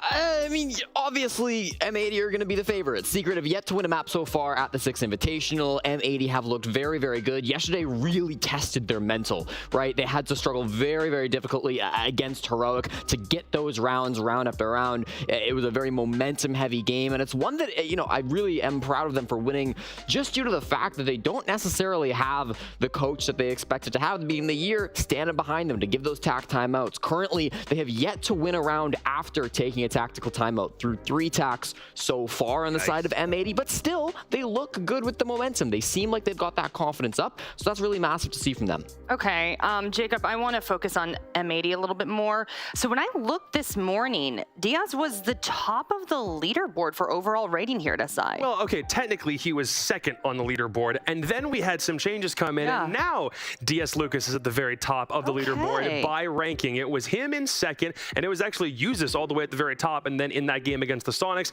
he had probably the most average game so far of this tournament, came down to 5th. Shaiko's performance yesterday also brought him down from 1st, which means DS Lucas, from where he was last night in 3rd place, is now the top rated player and perhaps the most underrated player of anybody at this tournament. This is an M80 squad that in a lot of cases is underrated because it's not a series of big names. They have made a lot of runs at majors before that people have doubted they've even been able to make playoffs at those events. Diaz has not just been the backbone. Now he's leading in a lot of statistical categories, not just for the team, but in top 5 to top 10 contention in things like cost and especially survivability. This man is a train wrecker, and I don't know why more people aren't talking about him. He was our MVP yesterday throughout the entirety of the play day. He's got 4 clutches overall in the tournament. That is the most of anybody other than Brede, who beats him with just 1 at 5, and it allows M80 to be the most clutch team at the entire tournament other than BDS. They got 8 so far. BDS have 10. Seems like they're always one up on them in some way. But regardless, it's still been a very strong performance from the clutch. When you come take a look at M80, Diaz is that player who's often been that anchor guy, the one that holds it down, one of the highest survival ratings of any player throughout the entirety of the year. So, you know, it's his play style. It's always what he's been good at, holding things down in the late round. He's done exactly that throughout the 6 Invitational so far. Jacob, I want to zone in on Secret a little bit more. Extremely tough loss last night. And, you know, we've talked about this numerous times in the green room. They kind of have a pattern of being emotional and reactive. I do feel like, and Jesse, you were kind of saying this, they were showing some more coordination and composure. Would you agree, Jacob, or are you worried about them? I'm still worried about them, mostly because when you have a guy like Kenju calling the shots, and he is as emotional as we've documented him being over the course of his career, when he has a moment like that where he just sits back in his chair after a loss and you can tell he's definitely feeling it, tournament. I think there's a lot of concerns about, are we going to see the old Kendrew come back? The one that when he was losing, he'd be calling his team trash on Twitter, and then there'd be a whole debacle about what would emerge from that. I do want to give him his chops, though. He's gotten considerably better. All I saw from him last night on Twitter was congratulating Canadian on the victory. There were GGs handed back and forth, both after the game was over and online. But it is a mentality driver. When you are, like, everybody on that team is driven by a couple of voices, and if one of them is for some reason down on not having the greatest game, you're not going to have the best results. They do mirror Koi in that way, in a very similar way to how Leon talked about how they typically play. If for some reason he's not feeling it, if his calls are out of whack, if there is some really, really big issue that's present on that team, it does take the rest of the team to kind of bring him back up, and then they start doing better. They are driven by that kind of mentality, and I think for Secret, at this point, you know you're in a hole and you're fighting for your life. So that kind of thing, that kind of really deep, dark presence can't be a factor for this game against M80. Yeah, also, Jesse, we got to talk about Slebin. Slebin put up good numbers in the qualifier.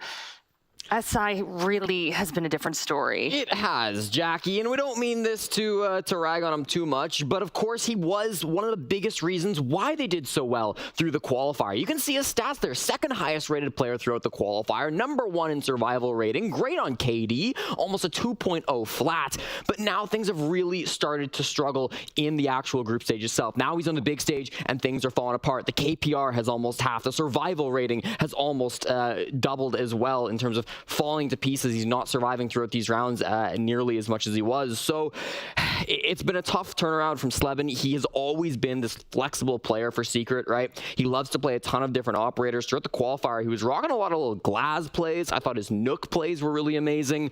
In their last game against DZ, where they did get their first map win, Nook was banned every single map, right? So I think some of these opportunities that Slebin had in the qualifier, he's no longer been able to find against the better teams. Some of the ops he's playing maybe aren't going to work out as well against these stronger squads. So they've got to find a solution for him. They got to find somewhere that's going to make him shine. They got to find a way to make him fit in these lineups, and I'm hoping that that can be something they do today. Yeah, even if he's not the one meant to be getting every single kill every single round, you want a Groovy or an Astro or even somebody like a Savage to be doing that more predominantly than him. I think when you notice that there's a hole and one player needs to be the one filling it, then it's easy to attribute a lot of a team's like lack of successes to just one guy. And we don't want to say everything is meant to be resting on Slebin's shoulders, mostly because we knew that Secret was going to be outclassed by a lot of the teams at this Invitational, and especially in their group when they came in, not riding a lot of hype when they won the Invitational qualifier in the first place, because we knew the environment that they were about to get shoved right into.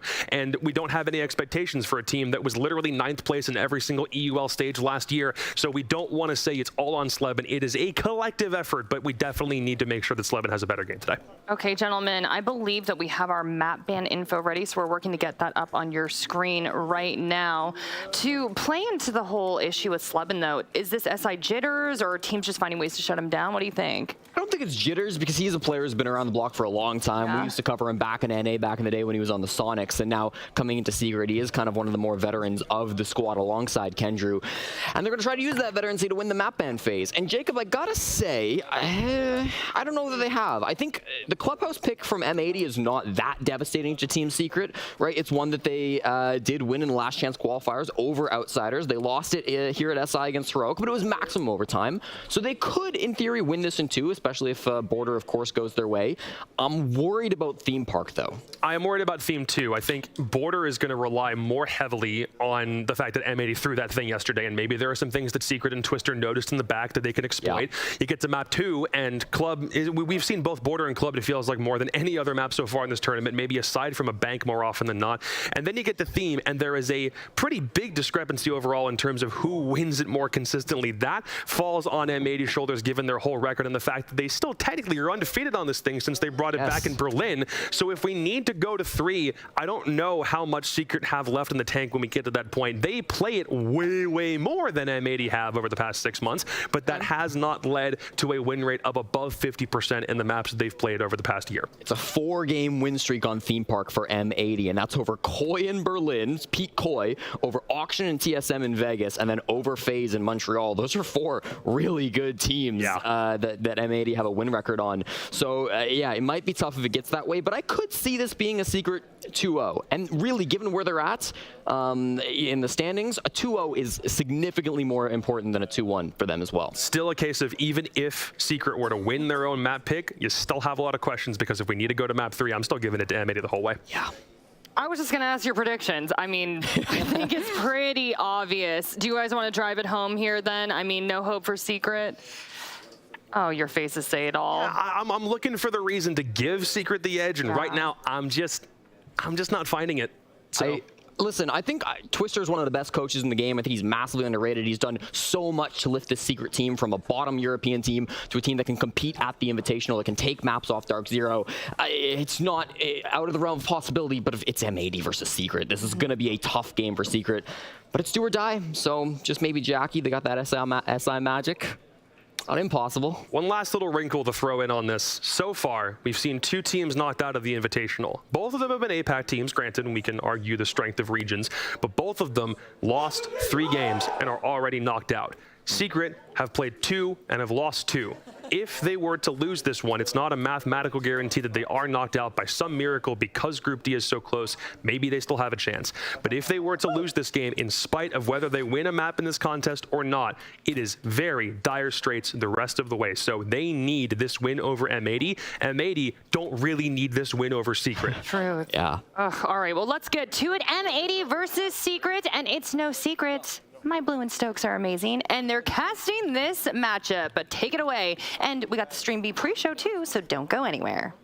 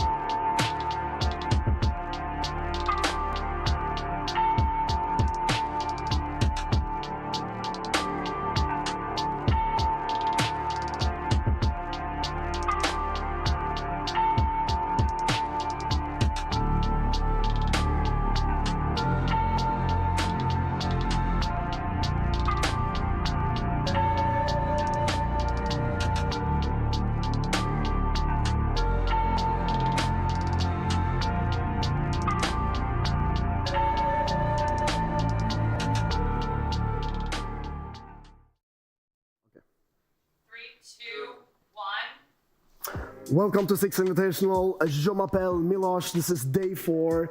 We are going to watch this game against Heroic FaZe. Obviously, Heroic is the team that is going to win it. One of the best teams. Don't you agree, guys? Yes, you agree. And hey, how can they not be? Obviously, they're playing with, you know, these fancy players. Not only that, but they also have the best coach in the world, Mr. Officer, boys. How can you not like him? Intelligent, smart, handsome. Like, what do you need more? What do you need more? You don't need anything more. He should be playing. He should? He should be in.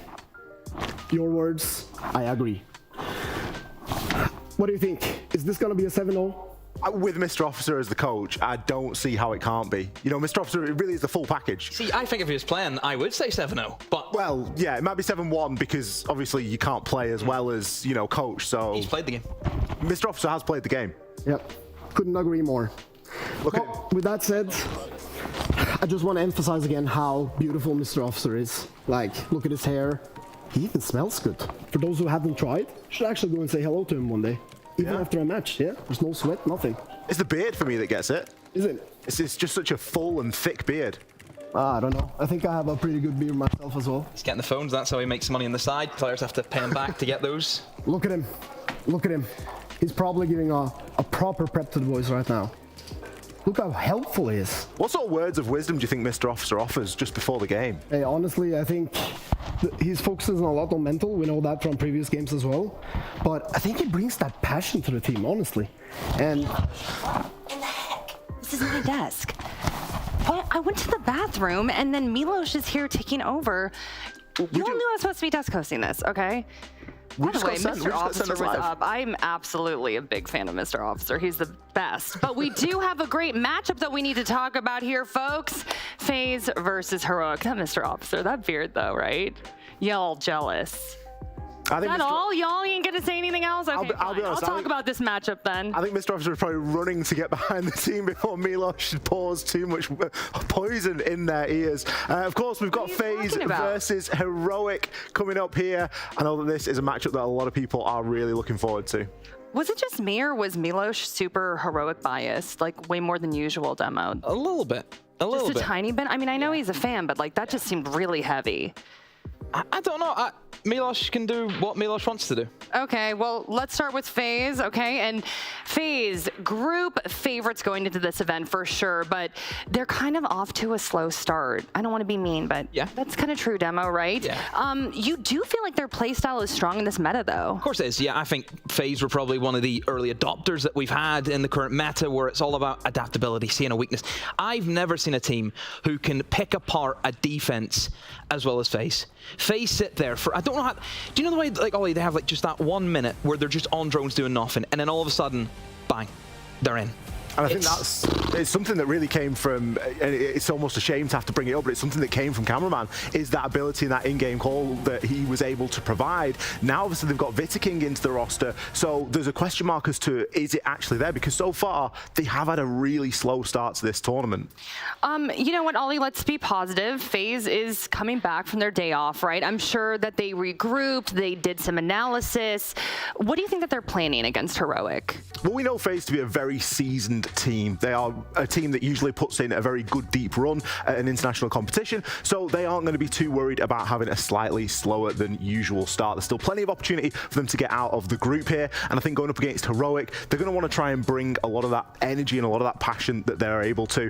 I'm expecting to see a lot more team play today from FaZe, because we haven't seen that individual performance really popping off. No one's having an incredible series so far. We're not looking at Cyber, we're not looking at Astro. On the contrary, they're actually really struggling on that entry. Okay, let's zone in on Heroic a little bit more. And Demo, we were talking in the green room earlier, and this game holds a lot of weight for Heroic. This is their last day in the group, right? So the pressure is certainly on for them. Of course it is. They've had the...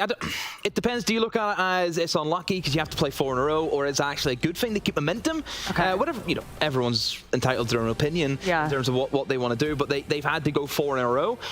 Probably the only downside of that is then they're going to be sitting tomorrow potentially waiting for results to happen, which is not going to be a good feeling, I think, for Heroic. So I think they need to come in here today and make sure that they get what they're after, which of course is going to be 4 points.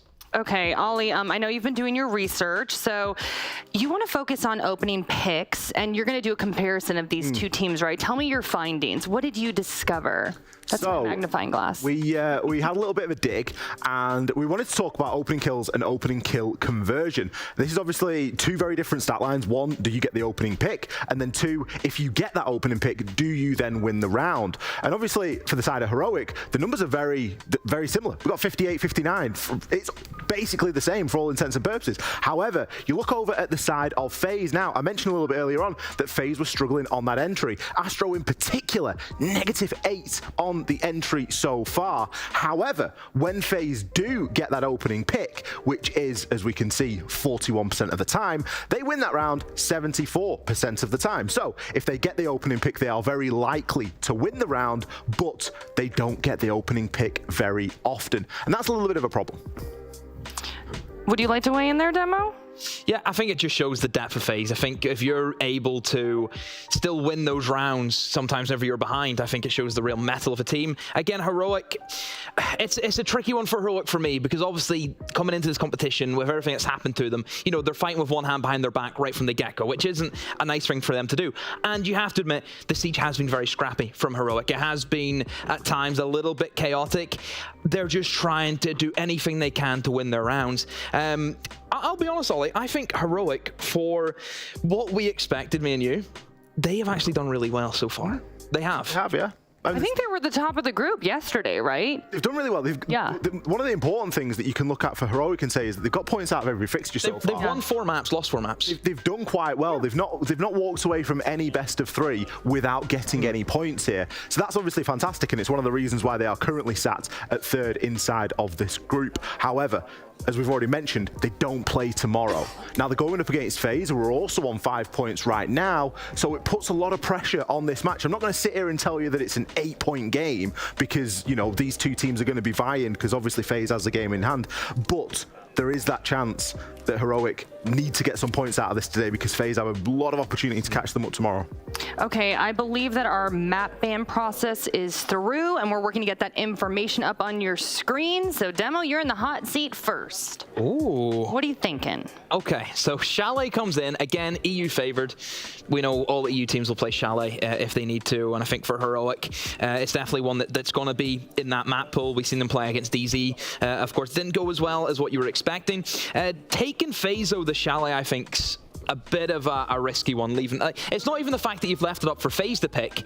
They've picked that against FaZe, and they are a really good side on Chalet as well. We talk about, you know, looking for weaknesses. Chalet is a great map where you can pull off those pocket rushes. These maps really worry me, because you look at the Chalet pick and you think, okay, Heroic lost that to DZ. On the flip side, FaZe won it against M80. Yep. You look at the bank pick, you go, oh, Heroic, they got smashed on their 7-1 yesterday by M80. On the flip side, FaZe beat DarkZero on this map. So Heroic, they're 0 for 0 on the maps that we're going to be playing in first 2, and FaZe are 2 for 2. Look at the decider. Is that not just FaZe? Throw it down to a clubhouse decider. It's a great map for FaZe. It's a great map for a lot of teams, but in particular, you think of FaZe, and if you ask me what were FaZe's best maps of previous, obviously they've had a roster change. Time has passed. Things have moved on. But you would say Chalet, you would say your clubhouses, and you would say things like your Oregons or maybe even your Villas. So for me, I think that FaZe have done a great job here in this map phase. So we're looking at the play area right now. We're watching these teams. They're huddling up. They definitely seem emotional. Talk to me about the mindset that you think that they're thinking right now. Well, I think FaZe will not be happy with the first day. You know, I think FaZe a team who probably have the same expectations as what I think probably Liquid had as well. Coming in here, a team who's been there, done that. They know the score. They know what they need to do. I would have been a lot more worried for FaZe today if they didn't beat DZ in a good fashion. You know, if it was a scrappy game, FaZe again, we're still sluggish, you'd be worried, but you've seen FaZe lose that first game, and it's the bounce back. You know, you throw the ball on the floor, and it needs to come straight back up to you. That's exactly what happened for FaZe, so I think it'll be fine for FaZe. I think they'll come in here nice and calm. Maps are good for them. No worries. And Ollie, we were just showing Mr. Officer trying to hype up his team. Oh, there we go. I mean, He's kind of the hype king. Am I wrong, Ollie? Just Mr. Officer is a bundle of energy, and that energy can do a lot for a team. Now, I kind of pool Heroic and sort of Secret to a degree in the same category of they've got a very NA energy about them as teams. For EU teams, they're a lot more whooping and hollering than a lot of the other EU teams that we have out there. And I think Secret kind of fall into that category. Heroic definitely fall into that category with Mr. Officer behind them screaming and shouting. It does a lot to really rally the troops. Maybe it's going to be the difference maker here today, but you can't escape the fact that you're looking at this Heroic team and you're thinking they haven't had the greatest time so far. They're going up against FaZe, who too haven't had the greatest time so far. One of these two teams has really got to step up. You mentioned there about Secret being NA. I'm surprised you didn't say Brazil, with obviously Big Boy Twister at the helm. Did you see him yesterday? Yeah. Oh, fire. And I'm excited to obviously see how Secret do as well today. And I think this group has been really interesting. You know, C and D have been the really close groups. There's been no clear leader. Everyone in Group D has had, you know, not the easiest time. Everyone's dropped maps, which I think is great to see in this kind of competition. But I would love to see some more upsets. Love to see Secret win today. It puts the pressure on Heroic as well. A lot could still happen. Okay, so really quickly, predictions. Demo, I know you hate it, but come on, help me out here. FaZe. It's not even... No debate? No. Okay, all right. Ollie, in the same camp?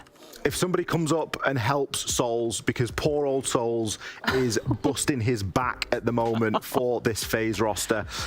He is currently, I think, plus 18. He's currently plus 18, Jackie. And he's meant to be a support player. Now, obviously, things have changed. Vitking's come in, and he's taken on this more of a supporting role. Souls, we know, is a fantastic player. It's like a support gun's like an entry. So you can put him on anything. Yep. And now he's moving over onto this flex role. If someone helps him today, it's going to be FaZes. Okay, well, we shall see. And let's hand it over to Ontario and Pengo. Pengu, but I'm sorry. Does Mr. Officer look different from before? No. Oh, okay. Well, take it away, gentlemen. Dare I say it, some of the best content that has been produced in our esport in the last couple years. A stroke of genius, really, to see Milos up there and be swapped. Yeah, and pretty seamlessly so as well. It's quite fun. Milos is a tremendously good actor. Sure. Yeah, I was actually surprised at how smooth that went. Yeah, he was fading the background pretty well. That is correct. Absolutely. Heroic didn't enter this event with their full roster. They were hoping for a different look. And yet, despite that, they're in a three-way tie at the moment, at the top of Group D. M80 is in action against Team Secret. DarkZero has the day off. It's on the other stream if you're interested in tuning into it. We're not going to be spoiling it, and we're also not going to be updating you on the results. But depending on what happens, Team Secret could pick up 4 points. That's still not good enough to get out of the basement. If Team Secret lose, I mean, that'd be tough. But if FaZe lose, you'd be tied with Team Secret if Team Secret wins. So there is a little bit of shifting that can happen in this group. Heroic came in, and they openly said along with Team Secret that their expectations were not as high as they could be. I feel like half the teams here are saying that. Yeah. I think it's some serious copium. But for FaZe, you have to know the expectations were high. This is a team that has made it to no shortage of finals. They made it to the Berlin Major finals. They made it to the Yavla finals. They were so close to making it to the SI finals. They have been one of the best teams in the world over the last calendar year in Rainbow Six. And much to the surprise of a lot of people, they made a roster change right before the event. Yep. They did, and you have to question, why would they do that if they're so good? Well, they believed there were improvements to be made, and also not to stagnate, right? Change things up. We often see teams kind of stick that same formula for too long, things they really start falling apart, and then a change comes around. FaZe, they might have been one step ahead with this roster change, but we'll have to see at this event if that's true, or if they end up placing lower than what they themselves and us as fans of the game, of course, expect from them. Let's get underway, by the way, with Chalet. To war they go. One of the most storied teams in Rainbow Six, and oh my god. It's a lot of blue. Jeez. 5%. Yep. That is a lopsided pull. Given the fact that Heroic actually come in as the favorites just on points alone, by a single point, mind you. It's all those overtimes that they get into, you know? They're always racking in points guaranteed. Whereas FaZe, well, they suffered a loss early on. Got Nuke being banned up by Heroic first, follow-ups by Ying from FaZe. Ying seeing a lot of ban throughout this tournament so far. Nuke, of course, it's been a same old tale, always banned off the board by most teams. Castle, a target ban from FaZe. Now windows and particular areas in the map will no longer be as safe as before. Asami and those keeper barricades can kind of substitute those missing cancel barricades. And yes, Asami will be left open as Valkyrie is the last defender to be banned off the board. So the scene is set between these two teams. The desk kind of spoke about the map pool. Chalet into Bank into Clubhouse seemingly favors FaZe Clan quite heavily, at least if you look at the historical trend from these two teams. Heroic, they gotta fight for every single round that they're gonna get. I like the way that these operator bans have changed up, matchup through matchup. I mean, you tell me, oh, a castle ban. That's a bit interesting. You tell me, oh, a thermite ban in the match that we had earlier. You'd say, oh, well, that's actually crazy. When was the last time we saw that one? Yeah. And I'm just going through some of the notes from our matches yesterday. But on Skyscraper, lost 1 versus BDS. There was a bandit ban. Yeah. There was a lion ban and a Malusi ban in that same matchup. 2 operators that are not banned with the same frequency that they used to be. So far, in terms of operator bans, the ones that have dominated, you've got your staples. You've got Ying, you've got Nook, you've got Solus, Mira, Valkyrie. These are the operators that you expect to see removed from action. So every now and then, when there is an operator that doesn't tend to get banned with the same level of frequency, I think it's always worth mentioning. No, it is. I mean, one operator for this tournament that's kind of really been banned out more frequently is actually Ayana. Because there are so many Ayana-like mains at this tournament, like somebody like Mowgli, like Shaiko, etc., that it quite often warrants a ban. That's C4, almost takes out 2 members of FaZe, but this is a little bit too early tossed. June, by the way, is tied second in opening kills for the entire tournament. He's been doing quite well so far. Of course, still a rookie, I would argue. It's still early in his career. I'd say so. He's played in Tier 2, played with Fabian for a bit, actually. Noodle and Joom have both impressed me a ton in the way that they have played on this team. But honestly, the player who's impressed me the most is Sloth. He wasn't supposed to be on this squad. He came in when there were issues with the team getting their full roster, and he's been phenomenal. Just like that shot from Noodle. First kill of the entire series onto Cyber. That's the Esports Awards Player of the Year, and well, he's not going to be able to do too much. Noodle has those glasses enabled, and as you can see, completely defeats those flashbangs, renders them useless. Doesn't want to engage with Astro. I think that's a good amount of respect that's paid to a player like Astro. Oh, certainly. When these walls being opened up, Heroic playing for an offensive defense here on Master Bedroom. We're gonna fight for it. That's a second kill from Heroic. Down goes Bullet. Zofia, an operator who isn't spotted as much in the wild as she used to be. Joom on Chimney. He sweeps out Souls. They know that there's been a call made on the balcony. That's where Astro was about a minute and a half ago. He hasn't moved off of this position. Still there. There's 1 EE, 1D left for Vidaking.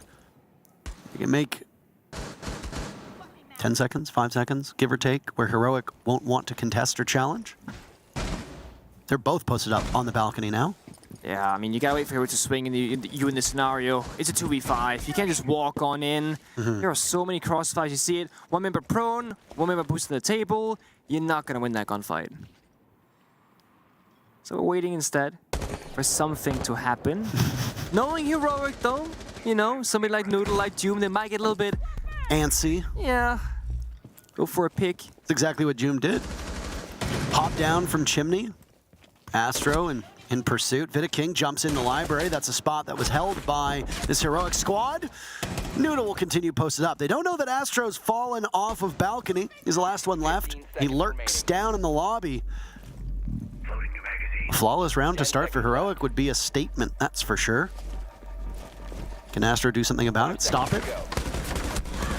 Oh, he does a serious amount of damage. Noodle gets the kill. The timer doesn't even run out. Excellently played by Heroic, and they don't suffer a single death in round 1. Nope, I mean, they had Doc as well, so Noodle took that damage early on because he gets stinned right back to full HP. Beautiful shot to open things up. Joom, again, a freebie. FaZe not seemingly fighting back in the early stage of that round. A convincing one for Heroic. But the thing is, that master bedroom bomb site, while you can open up all those walls and play aggressively off of it, the other bomb sites don't necessarily play that way.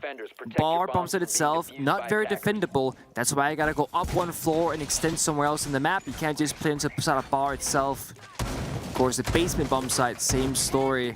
Once those external walls gets opened up, it is a tough position to play in as a defender.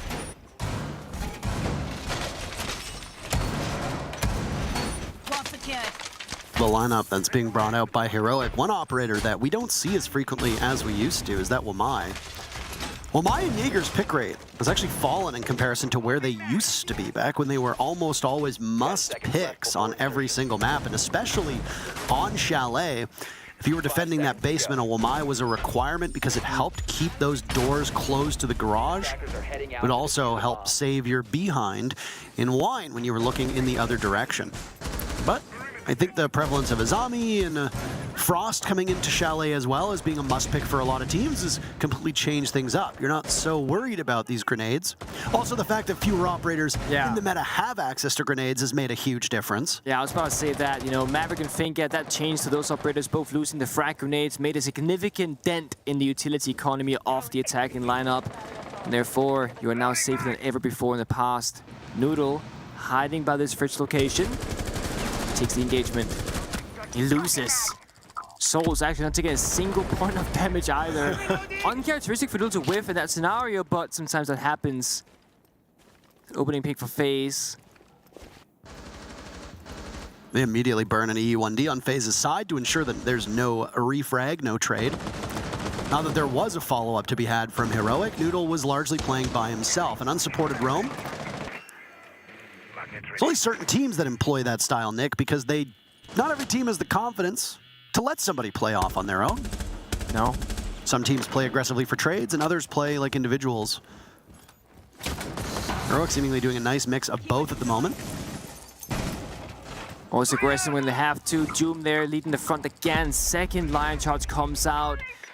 FaZe not really acting upon that. Doom jumps out as a response, does a bit of damage, gets back inside in safety. Wow.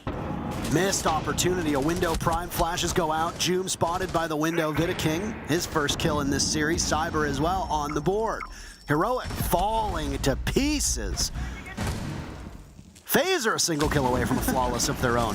What? Uno gets Cyber as he falls down the hatch, but he has next to no HP, and he has a magazine that runs out very quickly. Not an ideal spot to find yourself in. FaZe might have suffered a single death. They still end up winning the round. Very nearly getting a flawless to answer Heroic's flawless in the first. It wasn't just a fall down that hatch. There was a literal hot drop booty first to the ground kind of style, and he almost gets away with it, but Uno survives with just 1 point of HP. FaZe looking very different in round number 2 compared to round number 1. Much more comfortable and confident. The early gunfight in the basement, big impact really, as Noodle gets taken off the board early, but also FaZe, they can say for the first time in the first 2 rounds that they actually got a man advantage. Build that momentum, bring it forward. FaZe Clan plays, at least with the previous roster and thus far, I'd say more like a European team with Latin aggression and confidence than they play like a typical Latin regionals team. They play these kind of like execution-oriented operators like the Lion, like the Capital. They play very structured, but they also play domestically in that time. They have that aggression, that explosion. They can just push at any moment, rush a bomb site, go for those crazy entries, and like Demo and X spoke about on the desk, they have really aggressive support play in someone like Souls, who joined the team as a Thermite player, who nowadays is granted more freedom to shine on that entry/secondary entry role, and also do a bit of flexing with his operator pool, leaving other members of FaZe on that supportive cast. Right now, for example, it's Astro on the Zero. Secondary hot breach in the can openers, brings the intel with the SAM cams, and is going to spend a ton of time this round on drones, just establishing that information and locking down the map rotations for FaZe. So far, 2 rounds, both decided quite decisively. Almost 2 flawless in a row for different teams. Both rounds, Library was the main focus on defense. Sir At least maybe not the main focus, but at least a very, very, very heavy focus on the first round and definitely the main focus on the second. This time around, it's a part of the map that has been completely ignored by the defense. Noah Zami played up there with those Kiba barriers. This kitchen defense has Heroic playing over top of Bedroom. Noodle decides to take the engagement, Sloth falls. First kill goes to FaZe in this round. Astro accomplishes that on a spot that he's very familiar with, which is the balcony outside of office door. It's where he spent most of that first round, if you'll recall. I mean, look at this. If you're Noodle, you're under pressure from every single angle. Nice trade on the jump out from June, but the damage is done. FaZe, they get that piece of map control, and they still have the advantage. Astro will fall to Uno. Largely off-site. Surprised we're not actually seeing more Zero play, Nick, with how strong he is at the moment. I agree. Good secondary gadget, good gun, and incredibly powerful anti-flank, and if not even on anti-flank, just scouting tools as well. Grizzly's been downed. He's playing inside of the bomb site. Looks like FaZe has control of the upstairs directly over kitchen. Gonna be a thorn in the side of Heroic. Uno, I guess he just didn't see him because bullets seem to be on the screen for quite a while. June from above connects on one, but Vida King endures. Grizzly, who's been picked back up, is the last player for Heroic. A much closer round between these two teams. Yeah, but 20 HP and a flank here. I mean, with those SAM cams, some of them being positioned already, there is more than likely a scenario where FaZe, they have the information required. They're on the bomb site immediately. Getting the diffuser down. The halfway mark now. Wrong call on that yellow ping. But they know that Grizzly is up top, and because of his HP, all they need to do is get a single shot on him. It's the DMR in the hands of Vida King. So that thing, no matter where it hits you on the body, is an insta-kill on Grizzly. The one thing Grizzly has going for him is that Alda is a nasty weapon and can engage multiple people very easily, but he needs information. He sees the feet, cannot fully connect, but because there's so many bullets he can spray away, and he still has 36 remaining. His bullet is downed. Now it's all up to Vida King, who's just waiting. Right down trophy stairs, leaving Solarium. Grizzly's only able to get one. Not even, because it was a down. FaZe have won 2 in a row. The ballsy plant position for FaZe. The floor was opened up by Grizzly, but he didn't swing the far left side of it. He could have actually seen the planter, but instead, you know, bomb goes down, 2v1 enabled. And even though that Heroic had a bit of information on the bomb side, it wasn't enough for Grizzly to capitalize on both members of FaZe. Having to retake with 15 seconds left does not bode well for him. FaZe plan building these rounds up slowly but surely. 2-1 in favor of them. Bar bomb set again being attempted by Heroic. Last time, almost a flawless for FaZe. Things are falling apart very quickly. This upstairs hold from Heroic is their focus point. FaZe clan, I think it was Demo who said it, they can pick apart any defense you put into their face. They do not care about strategical setups. They have a way every single time. So far, that's true. The only thing that really stopped them was round number 1. That was pure aggression and individual gunfights from Heroic that stopped them dead in their tracks. It was not a strategical issue per se.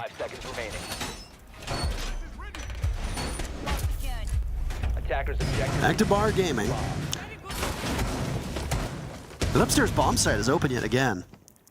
They choose not to go to the one site that they want. I guess they'll keep it in their back pocket, assuming that they can be successful in Bar Gaming this time. They only got a single kill the last time they went here. Last time Noodle died early, I remind you, so this time he's maybe gonna play a bit more cautiously. He is still isolated, playing very alone on that master bedroom position. Grizzly, the closest member, is at a piano. Just making sure nobody creeps in that office door. It can be hard to hear if you're so far off the map as Noodle is. The entry points that are very likely to happen from FaZe. Killer Drone fall back one room, linker around for a bit longer. The coast is no longer clear. It seems like FaZe are going to be entering from that Solarium side. Noodle is probably not going to stick around for too much longer. Once that pressure gets applied, there it is. West main stairs, up we go into Solarium and dining room itself. Very quick, but just because they are but a couple walls away from the bomb site does not necessarily mean that they're preparing for an execute. I mean, look at how close you get to the bomb site in Clubhouse, but in all reality, you might be close in proximity, but you're not close in ability to pull anything off. That's a good way to put it. Second logic bomb will go now. It's two very quickly back-to-back, actually. So maybe the execute is coming a little bit faster, Nick. Maybe, but at the same time, FaZe are still setting up, waiting for Cyber now on the blue stairs, but the barbed wire was going to stop him. Yeah, one blue stairs, one fire blue stairs, two guys dining hall. This could be the execute coming soon. At the halfway point now, and all you need is the sound of the starting gun. They've droned their way up into lobby. Souls might get a good vantage point, but he's wary of lobby. Grizzly, the first one down. That sounds like a nade hitting its mark. Sloth falls as well. Two players from Heroic are out of action. One still can be picked back up. They're very close to the bomb site. Does Uno know that somebody's behind him? Joom down now. Grizzly still bleeding out. Heroic only has two left. Skeleton key to secure. FaZe taking damage, but goodness gracious, they've swamped the bomb site. Noodles in a 1v5. Over top of the hatch. Flash up, he'll move. They'll hear his footsteps from below. They'll watch those stairs leading to the top. He plays off those angles, and he can't really do much as the diffuser goes down. Noodle in a hopeless situation. All of FaZe will now move to the post plant. Well, what do you do if you're Noodle? Well, take some serious damage on the library balcony, that's one thing. And can't shut down Cyber one bit. Flawless round from FaZe. It eluded them, but they get it this time. I mean, if you're Heroic in that round, you have to wonder where even are FaZe on the map. They were nowhere to be found. They didn't expose themselves to a single 1v1. No gunfights were taken. They're just setting up at their own terms. You know, hiding in basement, going towards dining, making sure all the pieces are in the right positions, and then striking within 20 seconds. Technical timeout from Heroic being taken after round number 3. 4. Trying to get help. He can't get help because Slot can come. The windows are open.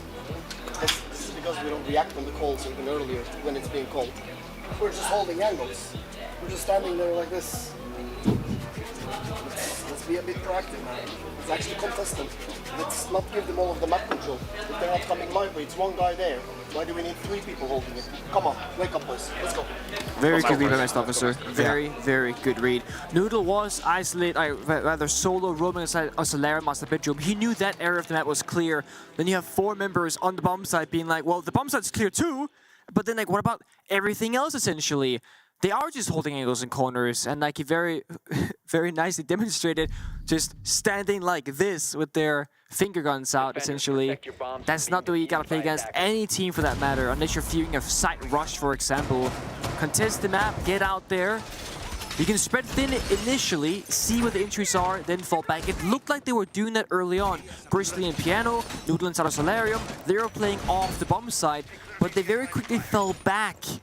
If nothing's happening on the map, you have to wonder, okay, either they're right outside the side window and double bar, or they're everywhere we are not.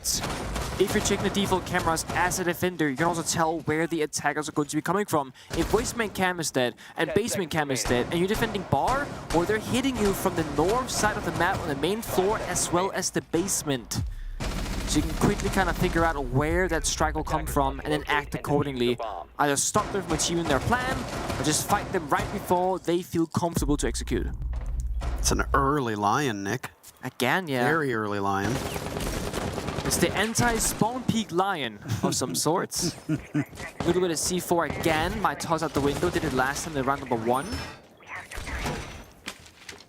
Lands right below near the garage door.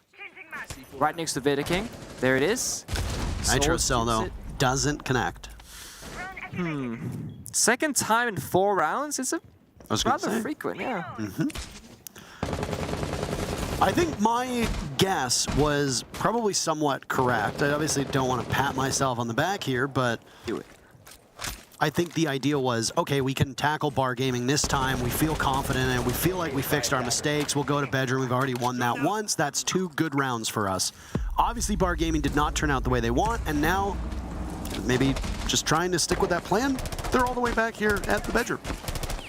Yeah, I mean, I think it makes sense. You can fight them the way you did last time, but FaZe are not going to attack it 2 times in a row in the same fashion. So first time they try on that office balcony fireplace attack. Now they're going to flip it on its head. They're going to go towards that Solarium, repel, and just clear from that side of the map instead.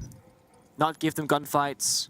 Not the way they want to, at least, if you're Heroic. Oh, nicely baited out on the Sloth. That was somebody who was talked about, but Joom goes flying off the top ropes, it seems, to kill Vidaking. Uno's fallen as well. The Doc is down. No heal potential. That was something that was actually paramount the last time that Heroic defended this bomb site, because the Doc gives you that level of sustain. Already, Noodle had taken some damage, and he's finished off. If he was at full HP, is that the same result? Who knows? Grizzly has his teammates back. Heroic still trail. FaZe with a minute to go, have an advantage by 1. Yeah, that's not much. Joom, if there's anyone who can fight back right now, it's him. And he's, you know, also moving closer towards his opponents rather than staying back in the bomb site itself. Manstoffer said, fight them, contest them, stop them from taking map control. Joom is literally chasing, hunting, lurking around, doesn't find the kill. But there's such a bit of pressure on towards members of FaZe that are inside of that trophy area. Oh, it's been a while since I actually heard an air jab. Doesn't seem to have the same effect that it used to. God, Nomad used to be so feared. It still will be here, but with Heroic having only 2 players left, I'm not sure they're going to want to go for a flank. Grizzly might now have to, as he's gotten a pick and dropped through the hatch. He's last man standing. Again, Grizzly will need to clutch up for his team. Continuously putting himself and having his team get put in this tough spot. Good patience to take down the Nomad. That's the diffuser surrendered as well. Souls will need to retrieve it. With 2 seconds left, he should be able to, but he's now past the point of no return and decides to go for the engagement. Probably the right call, but it doesn't work out.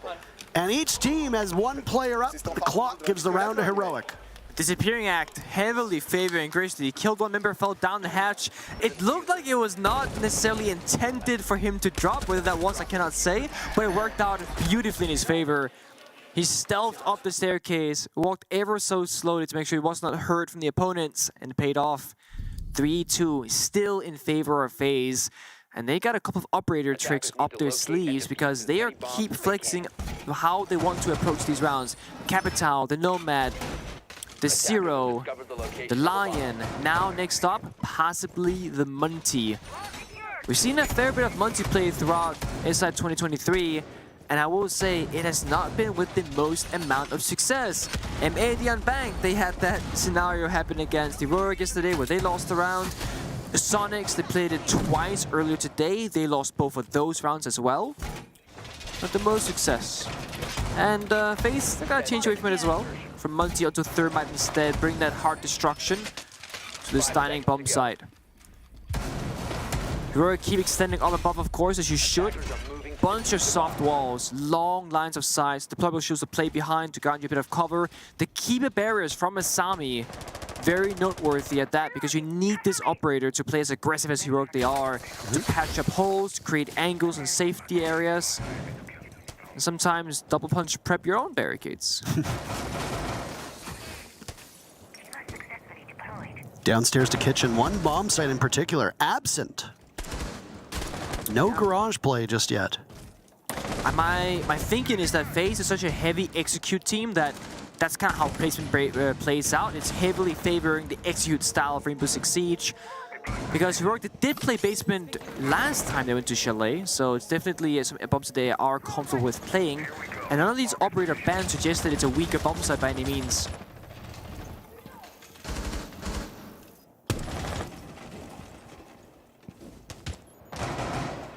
This library has been a big focus, but again, because of the bomb site, it's not much of a concern for Heroic. He's just hiding downstairs. Oh, that was not the real deal. You got bamboozled. You got bamboozled.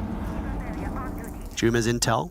At least 1 player directly above him inside of library. Might actually be out on the balcony. Yeah, hard to tell. You know, it doesn't matter how many hours I put into this game myself. Hold on a second here. Joom finds the real deal, and he loses to it. That's not an illusion this time. My point was that it doesn't matter how many times I play this game, I still can't visualize the rooms above exactly the way I want to. I have a general idea, but not specifics. Some players just got it, and then some do not. I'm similar, where I just can't map it out. Then I have teammates from the past that just know exactly where everything is. I'm like, how do you do it? They're like, we just know. Very important trick here. Put the thermite charge or extra thermite charge crouched on the wall. It denies the impact trigger, makes it more difficult to do. That's why this wall gets opened up.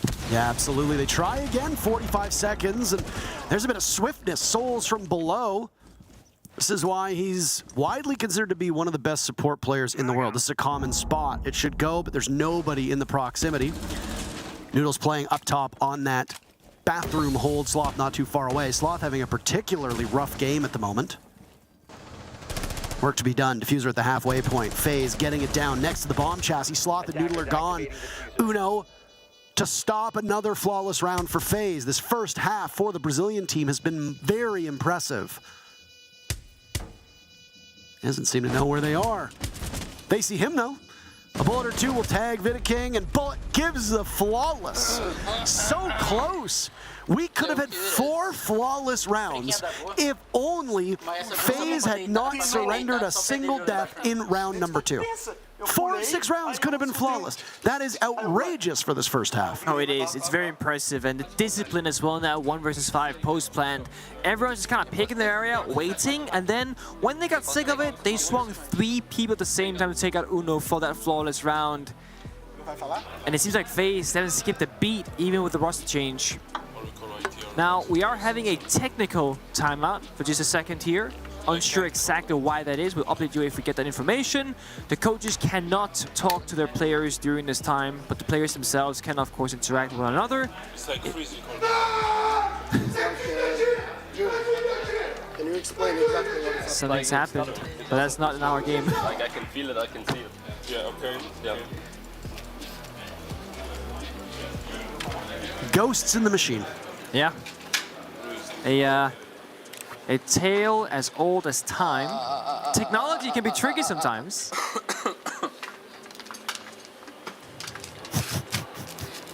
I will say I was expecting more talk from the players about what they might want to do next. Unless, of course, they've been told please not to talk too much during these times. I'm not sure the official ruling is these days. So I spoke with a player in the elevator down earlier today. Okay. And I said, you know, oh, I enjoyed the things that you and your team have been saying, yada, yada, yada. It's been for very good content. And they go, yeah, we got told yesterday that we could get picked up on the cams and that, you know, maybe to watch your language a little bit because what you're saying is live. Yeah. And then they said, whatever. No, I mean, oh yeah, here sometimes. Okay. Were you sitting on the same station as well? I don't think so. Okay. You were sitting on the other side. Yeah, but it wasn't this bad. Okay. Let's see. Can you repeat real quick? I want to check one thing. Yeah. Right. I suspect that with this sort of thing, it could be a while. Yeah. It certainly looks like a mine. Because this is a something doesn't feel right type situation, not a here is the exact issue. See, if it's something like, oh, our voice comms aren't working, or oh, my mic isn't working, there's usually an easy fix to that. Usually. Yeah. Now they gotta figure out what it is in the first place. Yeah, now you have to diagnose it, then you have to problem solve, then you actually have to get the fix in. I like how he's just like pressing his escape key continuously over and again, like, that's gonna fix it. Nah, it's some sort of issue with Doom's PC or something like that. And we'll see if it's gonna be a minute or a little bit more than a minute. In the meantime, this kind of content we've gotten from technical timeouts and getting insight into coaches and players' thoughts when they share both happy thoughts and negative thoughts amongst one another have been extremely enjoyable to witness. And very glad that it's still around despite all the the things that get said that might not be as camera friendly as maybe it should. Because I did fear some things that players could, you know, say in the heat of the moment when you're playing. Because let's be honest, these players are not thinking, oh, they might be listening in, let's completely watch our language. No, they're gonna say, you know, screw this team, they suck. In a much worse way than that. Say it. No, I'm not. No, don't dare me. Say it, coward. Say it, coward. I've said my fair share of trash talk during games, and back then they did not monitor our voices, so no one's ever gonna hear that side of me publicly. And I've done my fair share of trash talk on stream, which has been heard by many people publicly. It's all behind me now. I'm a good boy. Of course. A better boy. Yeah. Yeah, you can't fully become a good boy once you turn bad boy. And the girls love the bad boys, Parker, right? So. You know, I'm just so used to being the bad boy. You're so used to being the bad boy. It's you, you actually got a bad boy outfit on today. You got like the leather jacket. I do, actually. Yeah, you do. Yeah. I do have the bad boy outfit on. You know, I got the leather jacket, black t-shirt, blue jeans, black shoes. Oh, yeah, and you got your nails done as well. You got the whole thing. They're starting to wear. Yeah, there's just a single coat that was put on somewhat hastily Tuesday morning. So, of course, it will wear off. Only thing you're missing is a bike, like a motorcycle. Then you got the full thing. Motorcycles are statistically very unsafe motorcrafts, and I will never That is pilot such an unsexy thing to say. And such a non-bad boy trait to say as well. I'm just so used to being the bad boy, man. Oh, my God. I am a bad boy, therefore everything I say is that of a bad boy. That's not how it goes. So that is a ripoff of a Parks and Rec quote. Okay. Where Ron Swanson says something and Leslie Knope goes, "That's not the attitude of an award winner." And he goes, "I have won an award, therefore everything I do is the attitude of an award winner." Nice. I mean, technically not incorrect, no? I don't know if the problem has been resolved, but Joom is back in the game. So that is good. It's a step in the right direction. Uno's shirt, hoodie, jacket, whatever you want to call it, it always gives me G2 vibes. But then I see the Heroic logo when the camera turns. Because it's all white jerseys from Heroic, but then he's wearing like a full black shirt, essentially. Did that throw you off? Did he play for G2 or something? Yeah, I think there was a time. It's weird. I don't remember that. Where he was maybe, like rally major kind of time, maybe. In my 2020 kind of time, Yeah. Just for a brief moment, you know? Yeah, just for a brief moment, of course. Didn't unfortunately lift a trophy with them, although it was very close. And if there was a player that I wish I could have lifted a trophy, especially with me in Union, it would have been Uno. It would have been me. Oh. Parker, you've never played professional Siege before. That's not correct. I have played Rainbow Six Siege in a Twitch Rivals event, and I actually have higher winnings than I used to actually have higher winnings than a lot of people. I mean, I guess that would be true. You know what's actually a funny little anecdote? What? I know that's gonna make some people sad, but it's okay to be sad. Okay. I believe last I checked, because of the Twitch Rivals events and because he never played in one and retired early, I actually think I have higher winnings as a professional Rainbow Six player than Kickstar. Oh my God, no. So in that case, it makes me more successful. There's no way. I mean, okay. you run to Liquipedia and you check that fact, but that was true for a period of time. That was true. I mean, it's entirely possible that I think that's the last time I checked because I made fun of him for it. I think the last time I checked was like 5 years ago, 4 years ago, or something like that. Yeah. So I mean, it might not be true. Maybe he played in one and I just didn't know. Or he played in something else. I have no idea. But there was a period of time. There was also a period of time where somebody had like $27 in winnings. Fantastic amount. I can't remember. This is like winnings, $27, and it's like, this is a joke. Oh, speaking of, I think it's Shaz. Yes. Yeah. He has like $500 or something as winnings, and he's like, oh, I didn't do too bad. It's like, bro, you won like back-to-back invites, multiple Pro League finals, career earnings, $500. Yeah. Take it or leave it. It's hard out here. It is. You got to really work for your money in this industry. Money's tight, Pepe hands. Yep. All right, let's talk a little bit about the first half, because even though the problem seems to be resolved, there was an issue with the matchup. So we are resetting the lobby. We appreciate your patience. Bomb sites that were played. Bedroom was played twice. Kitchen was played twice. Bar was played twice. Heroic prevailed on Bedroom both times. That was the only bomb site that they won. In terms of flawless rounds, round number 1, flawless for Heroic.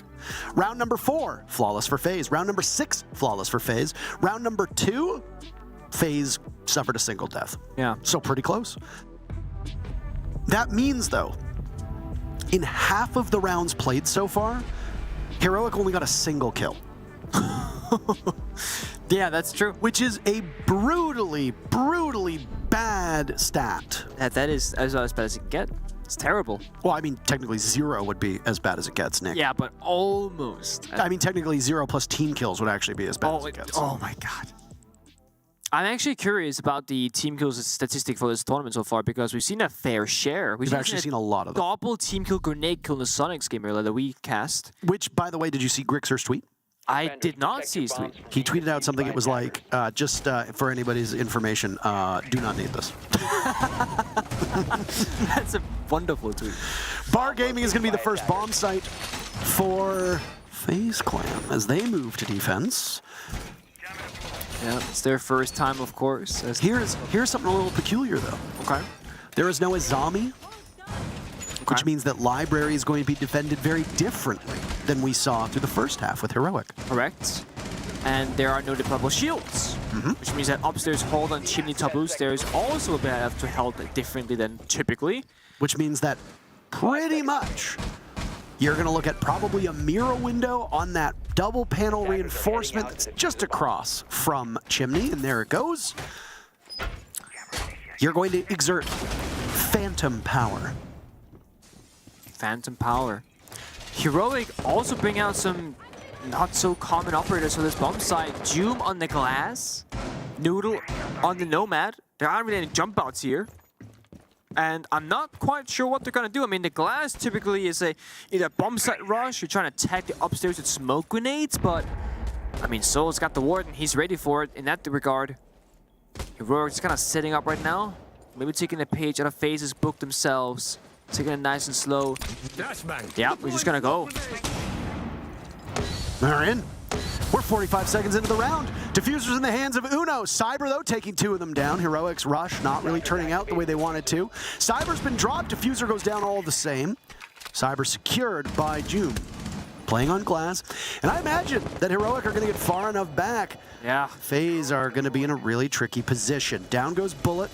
Upstairs in Library, FaZe will contend, but there will be some upside down repels that might make this particularly challenging. What can Vita King do?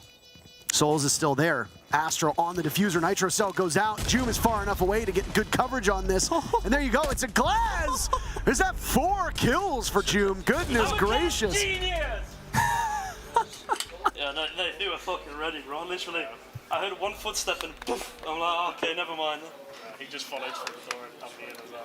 They might have been ready for it, but doesn't matter. Go, boys. Come on. 2 players of Heroic sacrificed as the diffuser gets planted, and then Joom is good for 4 kills in the post plant. Joom just screams out, "I'm a genius." It's like he did all the work, right? I played glass on a long-range map and got close to the window. No one's ever done this. Oh my god. Well, I mean, I would say it was a beautiful read by Heroic. I mean, there was one member near the bomb site. It was not the Warden. And sure, 2 members got annihilated back-to-back by a shotgun, I believe in the basement or somewhere else on the map at least. And as Slav said, I heard 1 footstep and then I disappeared. So yeah, it looked like that as well. But it's worth the trade of losing 2 members to successfully get down that diffuse, because the post plants in Rainbow Six Siege on some of these bomb sites, as we just witnessed, almost impossible to beat as long as the attackers play it nice and far back, which that double window on bar completely allows. So all the boxes were taken correctly for Heroic. They had a plan going into it early ahead of time, and I'm sure that the prep phase drones they managed to get into the building had a big part in that play, because they got into the ready positions rather quickly. Solids was played, but didn't necessarily find all the drones they used. There is a range limitation on the gadget. Solids not gonna get brought out this round. FaZe will change things up, go down basement. That's the 4th and final bomb site that we have yet to see. Explosion opened up, and guess what? The Goyo canister again. Becoming more and more common. Soniqs did it earlier. I've seen it twice. Becoming more common. Yeah, becoming more common. To stop those rushes from happening, which, if you're FaZe, understandably so, it literally just happened to you. Could always happen again. Heroics line up, and the thing, the thing that we're admitted into the round, it's obviously not going to be a rush. But the main breach is opened up. That's step number 1. Then Heroic has to either map clear, which they've partially done with Noodle instead of Bar Gaming, or go for that backside execute inside of Trench. But it looks like they want the vertical controls out of lobby. Open up that floor with Sledge. Sloth waiting for his turn to get activated. FaZe Clan, they are roaming, but not in this area where Heroic they are going. They're inside of Kitchen, way far back. That soft will open towards Fireplace. Heroic, it's going to be difficult to deal with this from a horizontal level. They would need to go above, and there it is. That breaching charge from Thatcher can do the job. More breaching charges in the hands of Thatcher. The 1 speed. So slow. So slow. Very slow boy. Cyber pulls out the Nitro Cell. It's dropped Sloth, and now just narrowly evading Grizzly. They do battle, but Grizzly walks away with a single point of HP. Uno gets one too. Sloth now retrieved after that Nitro Cell went off, but look at the HP of Sloth and Grizzly, and in Bit of King's pocket, there's still 3 smoke canisters. That gas can do a world of hurt to this team. And a single well-tossed canister would be good enough to take 2 players from Heroic out of the fray. These Goyo canisters, I mean, they last for 20 seconds. Once popped, it could be a problem for Heroic. The time is ticking down pretty low. Hatches open up, they can't drop, but nobody has the fuser on them. It's dropped outside the building, they have to go for kills. That's all you can do with 25 seconds left. But the good news is that if you're Heroic, you're pretty proficient at getting kills, so it shouldn't be too much of a problem. There's that gas that we talked about. Right now on blue, Vidaking getting off of that position. 1 in his back pocket, 12 seconds left, and he's hit the Goyo canister. Perfect timing. Astro a bit of difficulty, but he takes down the Thermite as he runs on in. There goes Grizzly. 2 left for Heroic, 3 for FaZe, but only a second left. Half of this lobby is still alive. Both teams just playing it safe, but Heroic played it safer. That's not what you can do on attack. You gotta get aggressive. FaZe Clan wins off time. I'm very curious whether Heroic realized they were missing the diffuser before or after they ran into the bombs, because I checked, it was...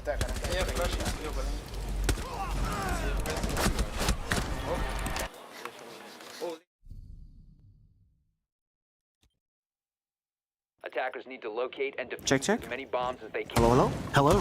Hello? I think we're back. We were gone for a second. I was gone for a second. We were gone for a second. Alright. I was saying I double checked. Heroic, they never picked up the diffuser. It's still outside the building on that staircase outside a fireplace double door. And I'm curious, when Uno ran in and said, I can't plant, guys, hello? And then they realized, oh boy, there is 7 seconds left and we don't have diffuser.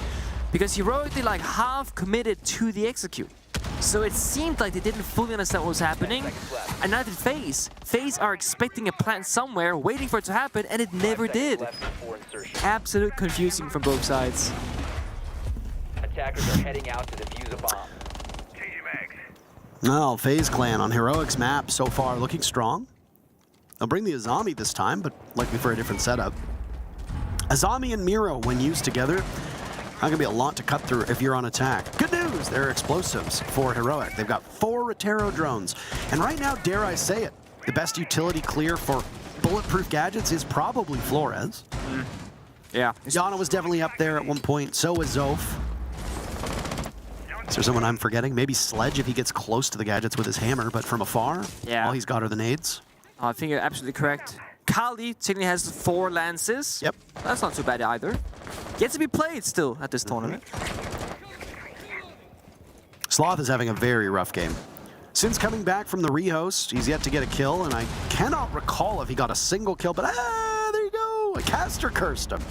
Sloth, the first pick, Noodle follows up. 1 minute in, and Heroic have already removed 2 very important members of this FaZe team, and a third goes. They're in the bomb site, or at least close to the bomb site. Just narrowing them down. The last 2 remaining of Souls and Astro doing late setup. Astro over top of that kitchen bomb site. Yep. Souls the only one that's actually in it. It's gotta be the latest hatch reinforcement I've ever seen, but it makes sense. Astro, he cannot hold the top floor himself, so if he falls, hatch reinforced, teammate has some cover, but Souls cannot fight 1v5 on the bomb side. He is clutch, but that would be too tall of a task for any single member, I believe. Yeah. Absolutely is. Sloth seems to think somebody's in there, but unfortunately there is a wall in between them. All these C4s prepped and ready. I don't know if Astro has active information, but he can play off a feeling, pop it to walk up that staircase. Heroic, they're still going through their ABCs, they're not rushing this. And Soul's taking damage now. He's found and destroyed Astro in a 1v5. 3 official flawless rounds.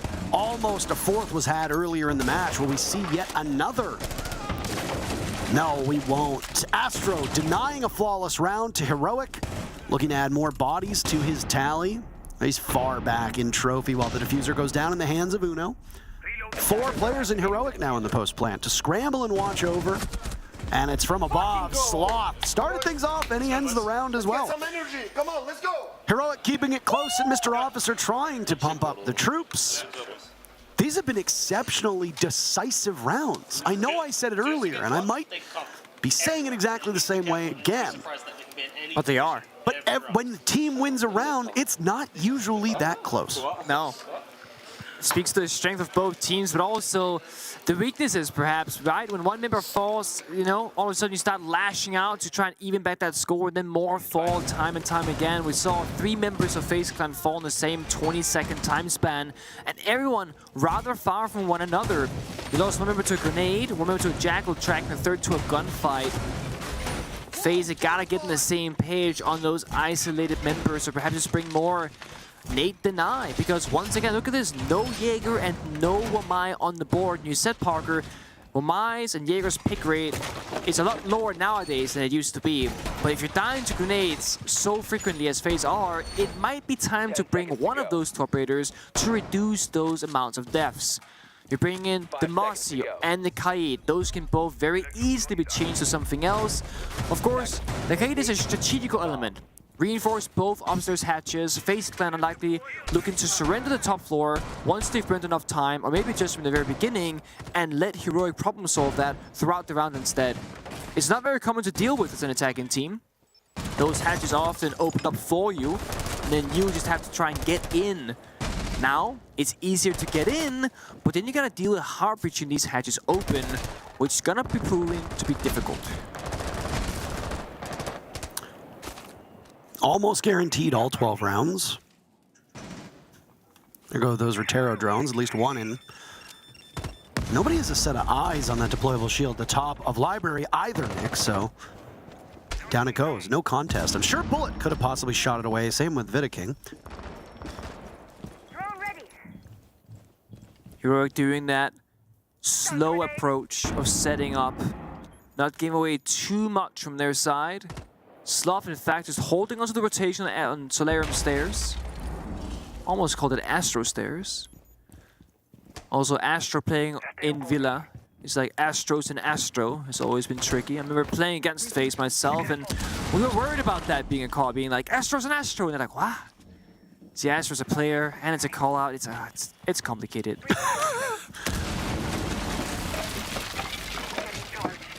Nades are about to sail on down. And there they'll go. Logic bombs as well, but the hatch still intact. FaZe shaken off at the spot up top. But FaZe want this, right? I mean, that's why you reinforce the hatch, you kite claw it. They expected this outcome, and now it's like, what do we do? Well, you gotta grenade these kite claws, but the thing is, look, there are no grenades left. You can maybe get this one with the X-Kairos. You said earlier, Park, in the Soniqs game, that yeah, explosive destruction that happens when you pop the gadget, it works out. But the corner hatch inside a small box will stay reinforced. No. Look at this. It's a flanker, it's 2 flankers. Grizzly inside of the tub. Rub-a-dub-dub. Rub-a-dub-dub, 1 fragger in a tub. Only good enough for a single kill. Astro shuts him down. Back down those library or those trophy stairs he goes. Much of the focus from Heroic was on that library side, still there. They have to translate that to the bomb site. Heroic down 1 player, FaZe down 2. Bullet and Vidaking have been the first to die almost every single round since coming back from the rehost. Cyber's been relatively ineffective as well, but Astro runs up library stairs. A kill, a second kill. Astro using the fire rate of that P90 to do so much damage, and he's got a backup in his pocket. Sloth and Noodle, the last 2 left. Sloth doesn't know if he has coverage. Noodle taking out Astro. All you have to worry about is Souls, who from below will get ever closer to the bomb site. Noodle sees him and does a little bit of damage to him, tries to do a little bit of damage to him, cannot connect. Diffuser down, and of course, Souls will look in the post plant for one of these 2 players. Holding up, nice shot from Souls. Noodle's weakened. But there's no information for Souls at the moment. Noodle knows exactly where he is. Souls doesn't. Tie game, 5 rounds apiece. We're going all the way. And there we are. Not surprised. But I will say Heroic playing much better Rainbow Six Siege than that of yesterday.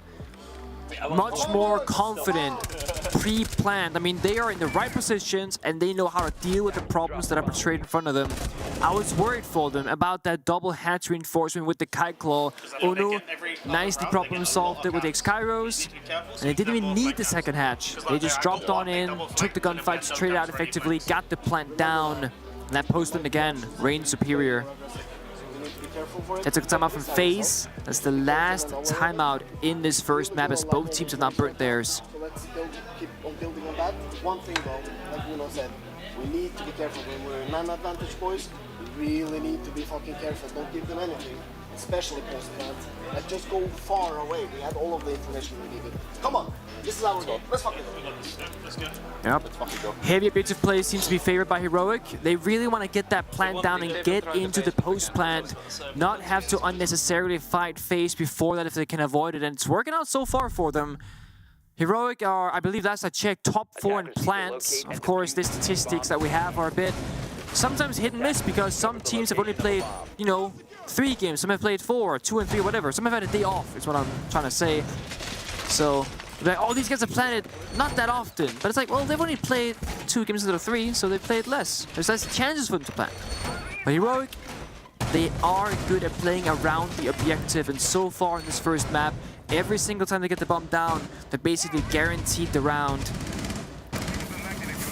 Retakes, not easy for FaZe. They're gonna keep bringing out the Solace. It doesn't really grant them that much so far in this matchup, especially because they keep losing that operator early in the round. One thing that has changed, however, is both Umai and the Jaeger are being brought to the table as FaZe to try and break this bar defense by going back there one more time, try and turn that result from a loss into a victory. The strategical difference here is completely flipped though. They can now hold upstairs with the Asami Jaeger Umai combination, and Heroic will have to break it apart. They can't just play around it.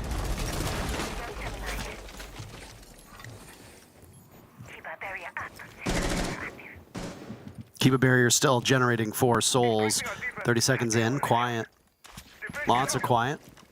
Astro goes undiscovered on trophy stairs right now. Round's getting a little bit tighter, by the way. Sloth picking up the pace as to where he was. Astro has been the saving grace of FaZe. He decides to engage. Astro dying early could be a mortal blow for them in this round. You need him to stay alive.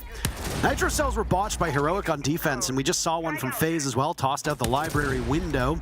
Bullet goes down again. Bullet and Vidaking are the first 2 to die. Almost every round for FaZe. And it's the Umai dying to a grenade while standing next to ADS as well. I mean, either Heroic, cleared that perfectly, or Bullet was very unfortunate with the timing of those magnets. 0-5 since coming back into this lobby is just not going to get it done against opposition that is ahead of you. Keep in mind, FaZe sits second last in this group.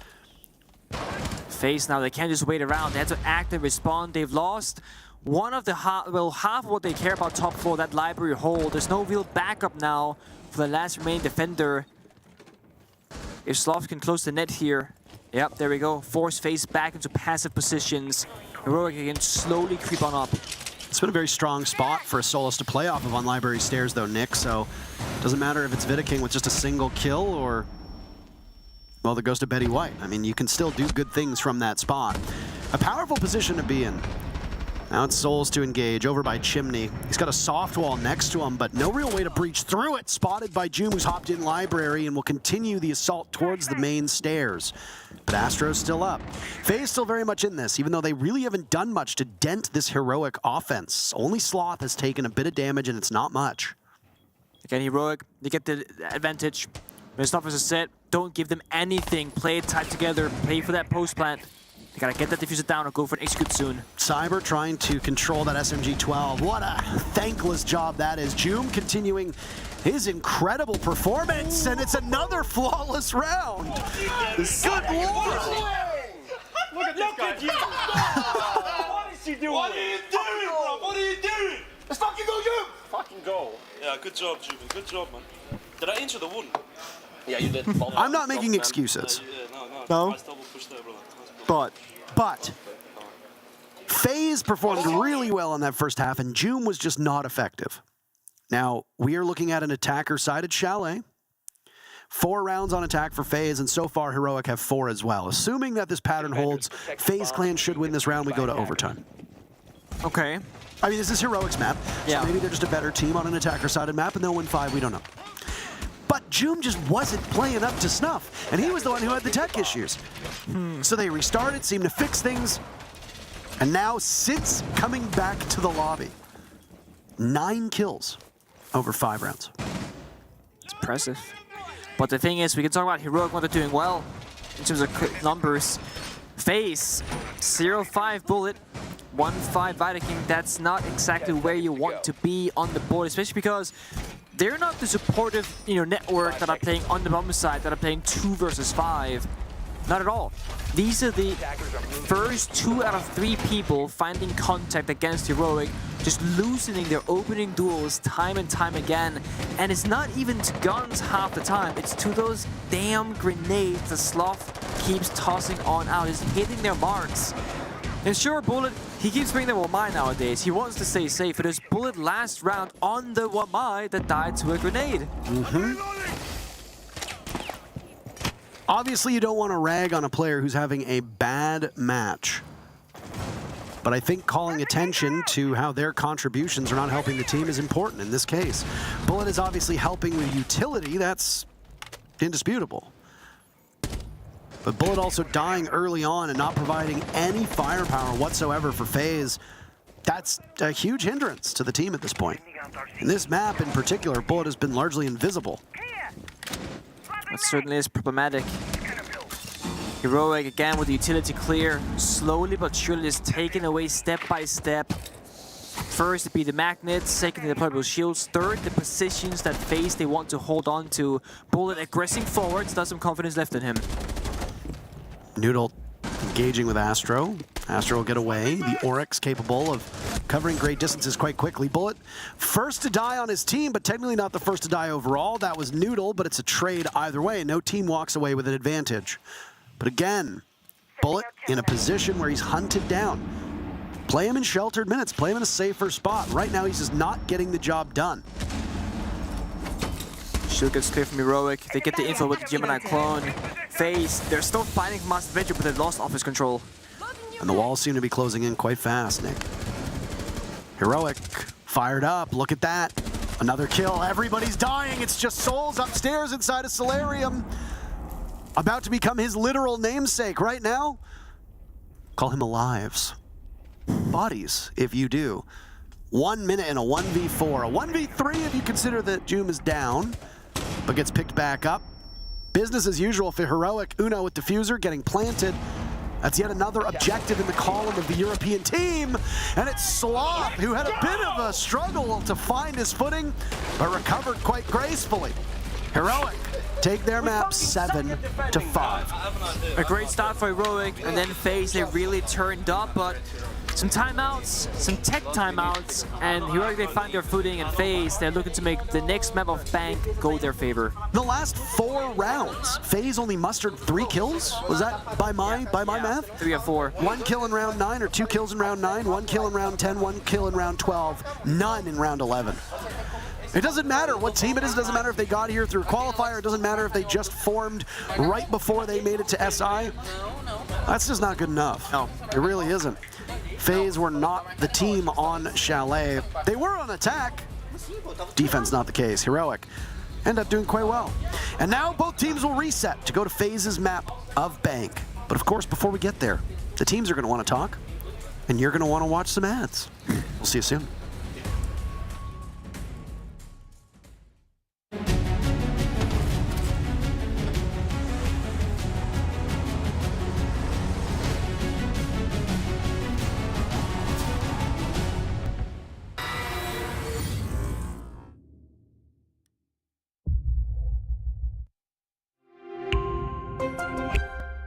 I'm Nicholas Morton, but you know me as Pingu. I'm a 2-time Rainbow Six Siege World Champion and former top Rainbow Six Siege player in Pro League.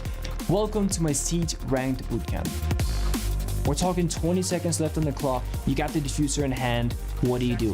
Play the way that you're comfortable with, because you have confidence when you're in this position. That is when you're gonna be at your very best. Good luck.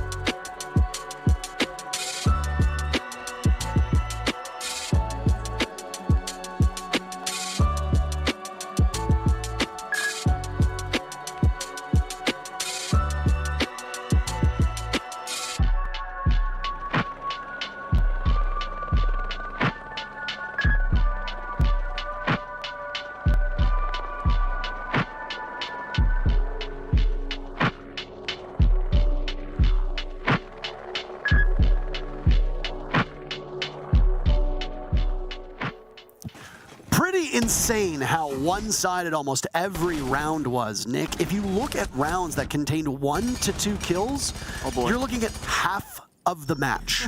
That is no exaggeration. When one of these teams won, they won big. And if you look at the scoreline, it was Heroic who won bigger. Yeah, but still a very close game. Not just into the round score, but the individual rounds as well. We had some 1v1s, some 2v2s, etc. So the rounds that didn't go, which is a single kill between both teams, went all the way and all the distance. I will say Heroic's play when it came to the objective of getting down that diffuser really was the saving grace for this team. Whereas for FaZe Clan, they struggled to adapt. When things weren't working out for them, they didn't seem to have a parachute to pull to change things around. The stats are on your screen right now, and if you look at FaZe's injury kills, it doesn't look all that bad, to be honest. +3, +1, -1, -1, and then you have a +/-0. Whereas Heroic, they have a single +2, and that's it. So opening kills favors FaZe heavily, but that doesn't tell the whole story. No. Conversion's difficult to do. Well put, and very correct. But we saw on entry, the entry stats that were shared on the desk, by the way, Nick, were what? That FaZe was actually worse at entrying, yes, but was better at converting when they got that first pick. In fact, Heroic's entry stats were something like they got a kill almost 50% of the time, which is pretty good for entry, frankly. But then they only converted like 40% of the time. Yeah. That's not great. If you're entering the building and getting the first pick, the usual number, the number that we always like to cite, is almost 80% of the time, the team that gets the first pick goes on to win.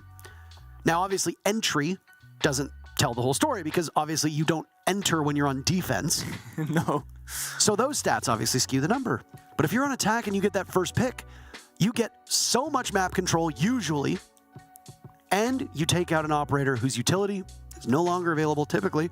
That means a win in the round. It's also something as simple as, sure, you might get the opening kill. Let's say FaZe, they kill one member of Heroic, but how quickly does Heroic strike back and trade with one more, right? Because the number is like, yeah, you got the first kill, but if your teammate dies 2 seconds later, you really didn't gain much from it. And the stat has changed a little bit more in favor of Heroic now. About 6%, it was 15 before, whatever. It's, I want to know what's going on over there. I want to know what's going on over there. How is this happening? Heroic playing so well, they gained 6% on the board, and now they gotta work for it just to prove those haters wrong once more. Nerk being banned, just like it was in the previous map, that is going to be FaZe's ban. Heroic's turn on their attacking side will choose, bada bing, the Lion. Now, FaZe Clan, they were playing Lion almost every single attack on that first half, and it had mixed results, but given the fact that FaZe came out with 4 rounds on their attacking side, it makes sense why you would want to ban out this operator. Yeah, absolutely. Valkyrie will follow. Valk, an incredibly strong operator on a map like Bank, because those Valk cams can be put anywhere. And the bigger a room, the more hiding spots that a Valk cam can typically go in. You will be watched and you will be surveilled the whole time. Solus, another strong operator, but it's a zombie that actually ends up getting banned out. So I suspect that we're actually going to see a fair bit of Solus play here.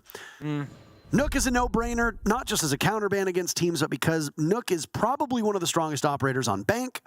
You don't want her to be able to just sneak in, doesn't matter the bomb site, and do serious damage. I was correct about the Solus, picked immediately by Astra. Oh, it's a good read. And yeah, I think if you're FaZe Clan, just looking at how they play Siege overall, they like calculated gameplay. I think Nerk is one of probably the most frustrating operator to deal with when you're on the defensive side, because it kind of takes all those calculations straight into the trash, right? You can't see her on the cameras, you can't hear her very well. She also has that extra set of grenades that you normally don't have to deal with. So just taking that off the board, everything you see is actually true. There can't be a ghost lingering around somewhere. Those default cameras will grant you some valuable information. It's also why Heroic, or any attacking team for that matter, on every single map, you want to get as many of those default cameras killed as quickly as possible. It's also why an operator like Twitch sees more and more play these days, because you can toss those Twitch drones in, drive them around once the action phase begins, and then take out those cameras. That way the defenders, they won't know where you're entering from, and it's all thanks to a drone that's just driving around the building. You don't actually have any physical presence in the map. Heroic, however, showing off the Monty, so they keep bringing these kind of because sometimes it's cheese operators. It's going to be a fast server takes Oh, they're going tunnel quickly, Nick. Yep. They'll immediately hit that barbed wire, but Souls is there with the SMG out, reduced to a single point of HP, and likely saw that there was more than one. It wasn't just Heroic, it was Heroic and friends. The Monty of Uno already taking up space inside of server, and he spots CCTV. Bullets whiz past from deep inside a locker. Those soft walls, very inviting. They can open them up. Heroic have effectively boxed FaZe out of blue and server. Put down a Claymore should you have one, and you've got yourself some pretty decent flank watch. Unfortunately, there is no dedicated flank watch for Heroic. No Claymores, no Nomad on the board, no Gridlock, no Grim, nothing. With the A hatch being opened up for FaZe, and they are still on the roam, Heroic have to plant on that deep one side of server instead of that default soft wall that presented itself, unless they take open area control first. It seems to be the play, as Noodle and Sloth are both rotating to that area of the map. I'm not sure if trading Doom's life for full server control was worth it. Souls on the smoke, 1 HP, could get injured by the Twitch drone. And once that A hatch control has been covered by Heroic, Uno could start baiting out this plant. Right now, Uno's job is to bait out those toxic babes, try and bait out a C4, just burn down that utility because that's the one thing stopping them from getting that diffuser down. And as you just saw Grizzly whiffing on that Yokai drone, that is also going to be a difficult thing for Hero to deal with in this round. Nice shot. That was a nice shot, absolutely. Diffuser going down. Astro has a long line of sight from above, but no rotation down because the hatch is fully solid. They absolutely do. And Soul's still on 1 HP, so he will be a single bullet away from death. This is a 4v4 contest with the diffuser working away against this defensive FaZe clan. I don't know if Astro's been spotted upstairs. Vita King punished by Sloth. There's more damage done as well, and they just continue to walk into the crosshairs of Heroic. Nicely played by Heroic to lock it out. Yeah, he shot the smoke. Wow, dude. That was so clean, Adam. That was very, very clean, I have to say. I mean, sure, you lost Doom early on, but you got the ground you wanted. And I was going to say that's as close to a flawless execute as it could have been, because that was pretty much played out perfectly by Heroic. Given the fact that FaZe had both a Yokai, 2 Toxic Babes, a C4, it was absolutely criminal that Uno could just stop planting with 1 minute and 20 seconds left in the round, absolutely uncontested. The Toxic Babe was tossed out at the last 1.5 seconds of the plant. It did 2 ticks of damage to Uno before the postman was initiated. Then Uno will plant in that door. Sloth with the DMR and a nice scope. Behind him has that heavy angle. And the server hatch behind Heroic is even reinforced. So the flank from Astro doesn't do anything against Heroic. And it made their lives so much easier. I'll say it again, Heroic looking much better today than that of yesterday. Oh, that's for sure. And that round in particular is a perfect example of those entry stats that we saw before this match started. They surrender the first pick, but then only 1 other player dies after that. Heroic still have 3 players left. The 4th player who died was, the 2nd player who died was impactless because it was Astro getting back to the bomb site. Suddenly, you break in, you get the diffuser down, you're great. Yeah, you sacrifice somebody really early on, it's going to happen again. Doom dies early for the 2nd round in a row. But look at an almost immediate reaction. Bullet has been down. I wonder if they'll be able to capitalize off this. They see it, they have information. This is huge. Sloth might be able to pick up a couple kills here. He's in the hunt. They get out of there. Darn. I wanted bloodshed. I mean, I agree with you, but FaZe, they don't want to fight, it seems like, right? They keep giving up ground, happily so. And then Heroic says, thank you for that ground. Wait 1.5 minutes, we'll be planting. And then Heroic, they take the round again. FaZe, they are refusing to fight where they can, unless Heroic are running literally in their faces, as Doom just did. This 4v4 arguably favors the attackers because you can take that top floor control, open up the hatches, destroy the floor, box alive. And sure, there are 2 C4s in pocket of FaZe. That's the only plant deny they have. No smoke. And honestly, the Solids on this particular bomb site not gonna find that much value in terms of plant deny. You can't play below the bomb site here. And the top floor, you've lost control. Sloth making an awful lot of noise above. As one Buck does. Oh yeah. Astro on flank.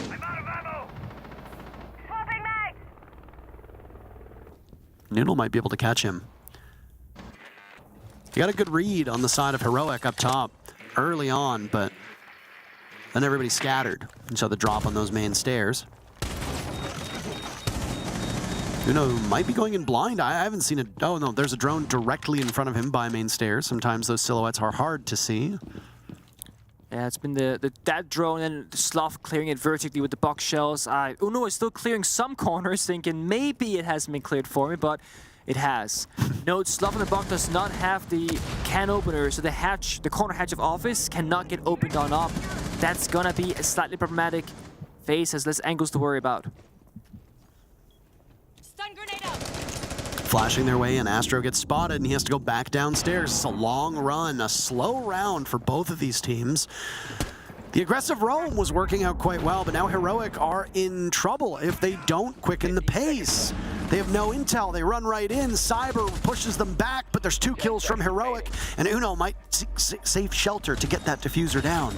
He's at the halfway point, it's Astro in a 1v3, and he's not gonna find anybody. Noodle gives Heroic their second round in a row. I think we fucked up on a prep a bit, Chris, because like I was told to go in lobby and open cashbacks. Yeah, but I think you have to get hatches first. Yep. So slow. There it is. Good thing we found a way. Another round, by the way, where FaZe gets the opening pick. Yeah. 20 seconds later, Heroic answers back, and then Heroic wins the round. They are 0 for 2 on converting opening picks because they don't get the opening pick. FaZe having to break their timeout after the second round is very bad. Despite Heroic winning, they instantly go, I think we messed up the prep work. Something wasn't covered. Something changed. Taking a tactical timeout here. The coach talking some sense into the situation. Pointing out the flaws, I'm sure. Eu ia ajudar lá naquela hora. Eu sei, e é isso que eu tô falando, tá, galera? Não vamos deixar os caras jogar o jogo deles, vamos impor o nosso. Say it. Say what I know you want to say. What do I want to say, Parker? I honestly am not quite sure. What do you want to say here? I mean, what do I want to say here? Oh, as a coach, you mean? No, what do you want to say as a caster when in this situation? Say it. You want to speak Portuguese, say it. I want to speak, no, I'm not going to say that. See, ever since you pointed it out, I've been like embarrassed to say it a third time, so I'm kind of like toned that off, you know? I would love to hear and understand what they're saying, you know, but... No, I honestly, I feel for the coach of FaZe right now because I imagine this is a very frustrating situation to be in as a coach, where you have a game plan coming into it, you look really good, you know, 4 rounds in a row on the first map of Chalet, things are looking up. Then you don't just start losing rounds, you start getting humiliated in how easy it is to plant against you. And I say this because planting as an attacking team is should be one of the most difficult things to accomplish, because the entire point of defensive setup is to make sure that the attackers do not get to a plant, because that means that they win more often than not. In Heroic, they are planting more attacks and they aren't. And they're not doing it by fighting tooth and nail till the last player, to the last second. They're doing it usually very quickly, with the exception of last round, and they're doing so very effortlessly. And it comes down to FaZe surrendering so much map ground time and time again, not really seeming like they want to fight back. I like this roam from them, but it gets shut down immediately. Wow. Heroic getting their very first opening duel in their favor. First blood accomplished. Astro loves this Solus role. Talked about the prevalence that we will see of a Solus and how often she will show up. I don't know if Astro's been very successful. A lot of people seem to think that the purpose of most roams is to get kills, and that's not often the case. Oh. Somebody like Astro being on Solus, primary focus is going to be... What? He's just gone. Not that. That's not the primary focus. Primary focus of Solus. Find drones, find where they're coming from, find gadgetry, get a good sense of where the execute is coming from. If you can get some kills or kill some drones in the process, that's pretty damn good. But generally, you want to set your team up for success, and Solus is a tremendously good operator at doing that. Maestro is as well. Valkyrie is too. Mira does that. Unfortunately, sacrificing yourself as early as Astro has, and he was the saving grace of the previous map. To have him now 0-3, well, that could be the death knell for FaZe if he doesn't wake up. Man, the roam was good, But again, Heroic, they have solutions for most of these things, it appears. FaZe, they had 2 members roaming, then 3 members deep on the bomb site. No one really playing that middle ground to assist and escort someone back if they needed help. I mean, to be fair, what we saw, no help could really be had, in all fairness. The bomb site is left with yokai drones from Echo and 2 toxic babes from Souls. But it's going to be faced with, you know, every single hatch above. The Wall Society of Hugo servers opened up as well. But it appears that Heroic are aiming for that backside execute with lobby and elevator hatch control instead of going for a server take. I mean, they've got their plan, right? They seem to have a good idea of it. Very different approach from Heroic. They get to benefit from FaZe's timeout as well. Foregoing the Monty instead, it'll be a take towards the back. And King could get flattened by this. He knows there's one on main stairs and suspects that there's one over towards elevator. There's a gas canister thrown out. Souls has none left. It'll linger for about another 10 seconds, but he loses his duel to Noodle. Heroic get the green light. It's time to get in and get that diffuser down, and Uno will do that safely right next to the desk. Souls will not be able to do a single thing about it. Bullet has no yokais left, so it's all up to Souls to make something happen, but he's taking a ton of damage. Up he goes, and 40 seconds left. He's buried downstairs inside of CCTV. We talked about the dominance of these rounds. Another round where there was only a single death for Heroic. Things have not changed on Bank compared to Chalet. No, not at all. FaZe having the same problem as on Chalet. Once a problem occurs, they can't seem to troubleshoot. I mean, they tried that last round. They said, you know, playing too passive, get out on the map, send 2 roamers upstairs. But within 20 seconds, the first person fell. Less than a minute later, the second roamer died as well. And I will say the solace from Astro and from FaZe as a team, almost 0 values so far. Not finding drones, not finding any kills, and not really finding any information you can really work or act upon. It's a similar story with the Pulse. If you're playing Pulse, you're not scanning anybody on that cardiac sensor. You're just a glorified gun walking around the map, essentially. It feels like you're doing something because you're, you know, figuring out where the enemy aren't playing at, but you can't act upon any of it. And then all of a sudden, they punch your window from 20 meters away, you get shot in the back, you're dead. Your gadget doesn't matter in that scenario. Unless you're a Clash, that shield can protect you, but that's it. Speaking of shields, Uno again hovering the Monty in the last couple of seconds of the attacker repick phase. This time, it won't be for a basement attack, it'll be for that open area. This is not a bomb site we see Monty being played on almost ever. So I'm very curious to see what the plan is, because Heroic, they have so much prep work for this matchup. On Chalet, didn't seem to be as much, but on Bank, every single round is a tailored strategy. And this is a deliberate choice. They could have attacker repicked off of it if they want to. This isn't the olden days where it was 6th pick and you could only change 1 operator, or even prior to that where you couldn't change any. You have pretty much all but the final 5 seconds of the prep phase to say a Monty doesn't make sense here. I'm wondering if the gamble that they're going to make is get the Monty into staff area very quickly and have somebody crouch in that doorway and just try to get the diffuser down fast. It could be that simple. I mean, there's no smoke on the board. No. There's a nitro cell. 2 nitro cells, technically, and a Maestro. The Maestro will be the first line of defense. Uno has the diffuser, by the way. Souls does a double take as he sees the Monty go in.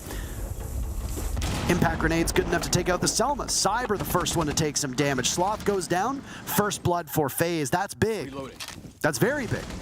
And that's the Ash down too. I imagine the Ash was likely situated upstairs. Uno stalling, waiting for Joom to come to the rescue. You need really precise calls here. Joom wins that duel, but there's 2 more that have now been summoned inside of open area. Diffuser going down by Uno. That was the opening that they need, and FaZe cannot stop this. I don't think the Nitro Cell can reach. So now we're in a post plant with 8 players still upright. Both teams have 4 still alive, and this is going to get real ugly. The Monty can sit in the corner. King waiting, doing serious damage. Great coordination. The Uno has been dropped down. Now he's secured. But there's still 3 players from Heroic. Make that 2. A flash on in. Down goes Grizzly. Heroic knew what they wanted to do. Joom to the rescue potentially. King has been downed. Bullet from above to retake.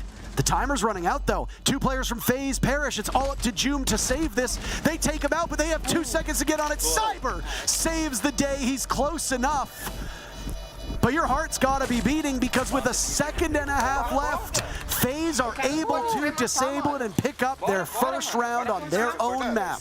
It's a very good retake from FaZe. They problem solved that perfectly, right? Step one, the Monty is a problem granting all that information. How do we deal with the Monty? Well, toss a C4, pop that C4 itself, make that shield wiggle, and then Viking flicks over and does the final bit of damage needed to injure Uno, take him down the ground.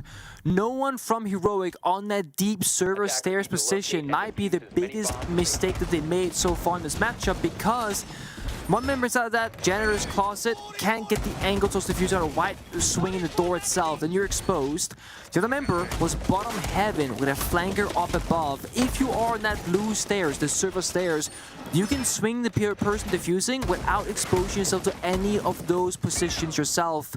So one small mistake from Heroic gets punished beautifully by the FaZe, and they showed up aggressively, with confidence, and they thought Heroic where they had to. That's a big step up from the previous rounds. Heroic, they saw how close they were, and their plan, it worked almost flawlessly again. So they can keep having confidence in their prep work. They're gonna show the Monty one more time, see if they can make up for the previous one. This time it's basement. Last time, only one member died, and then it was a flawless victory for Heroic on that server execute. It's a close round, too, in the previous round, but so close. Second and a half, almost 2 seconds. Look at the confidence. Oh, might be misplaced. Never mind. Oh, never mind. Nitro Cell to secure the down onto Joom. But Noodle's right behind him. This is a 1-2 punch from Heroic. FaZe got the pick and then immediately got out of there. That's a smart thing to do. You don't know what's going to come. And there's 2 Monty picks that you've seen on the board so far. You don't know if a shield is following up. I mean, there is a Monty, just... It wasn't there? No. On the end of the map.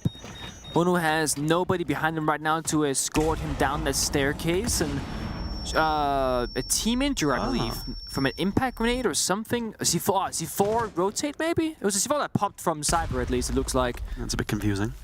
Unfortunate. But he's back up with 20 HP. Resets don't exist anymore. No. He does on Liquid, but not in-game. For those that don't know, you used to be able to get shot either if you had a Rook plate on or if you were shot through a wall, you would get down, but then you'd get brought back to life with 50 HP, half of your life. That was crazy, actually. And it was a kind of an understandable mechanic, but also a very goofy mechanic. And I understand why it doesn't exist anymore. I think it's for the better. I mean, if you injure someone and they get back with half their HP, you feel like you gained nothing. Now it's 20. The fire doesn't reach. It does not reach. They thought that they could pop the canister on the desk, but it doesn't drop to the floor. Uno takes next to no damage. It's not until the gas of souls actually hits him. 9 people alive in a post plant. Again. What is happening right now? How is FaZe allowing this? Now, the good news is they were great in the retake on that previous round. And they have an advantage this time. But this is a much harder bomb site to retake. They'll push off the Monty even more. Nice nade by Sloth, blows them all sky high. But Noodle's the only player with an active weapon. Fire will go, and Uno takes serious damage, lets the mirror get away, and he secures along with Noodle. Heroic in the post plant get it done this time, and if it wasn't for the previous round, that 2-second difference could mean a 5-0 for Heroic. It's a 4-1. That's still a chasm, especially on FaZe Clan's map. But this is what happened on Chalet. FaZe went up over Heroic 4-2, and Heroic still won the map. It's true. Oh my god, that nade. Yeah, I mean, FaZe, they must feel kind of cheated out of that scenario, right? Because they popped the Goyo fire like they should, and then they get punished for it. The fire doesn't reach around the corner, if you will. Not saying that it's supposed to, just saying that they thought it did. And they trusted that fire to stop Uno from planting, and they realized when it's way too late that, oh, actually, this might not be working. Toxic Bait goes out, plant is already down.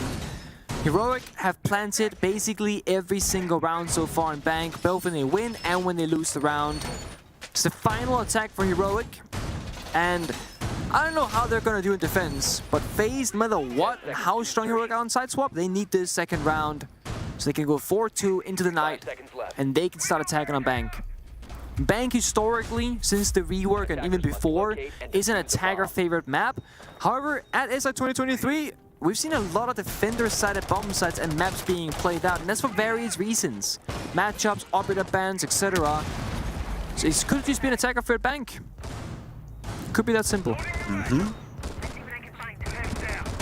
That'll be the real test. A litmus test, if you want.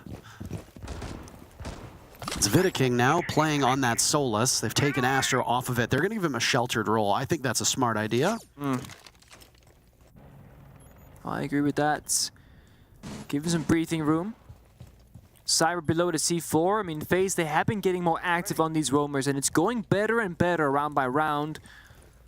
But then, once they get that opening kill, they were very quick to fall back. Didn't want to stall any further seconds. They thought one kill is enough, and as we've seen statistically, FaZe, they get the opening kill, but they do not get the round, so falling back is not always the safest option.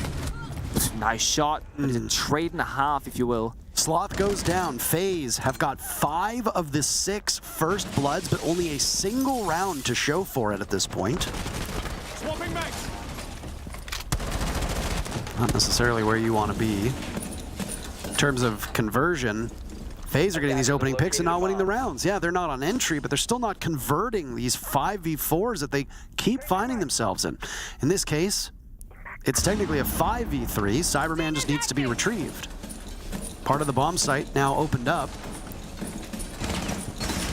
I have very fond memories of Uno playing on Gridlock. I've seen it before. Her gun is nasty. Oh. Well, he's in. Well, he is. He's not just gonna plant with the Gridlock charge, right? I think he's just gonna plant. No. Yeah. There it goes. Sloth on cover. Cyber goes down. Grizzly now on rappel, waiting for the vault out of paper. He sees one inside of that paper area.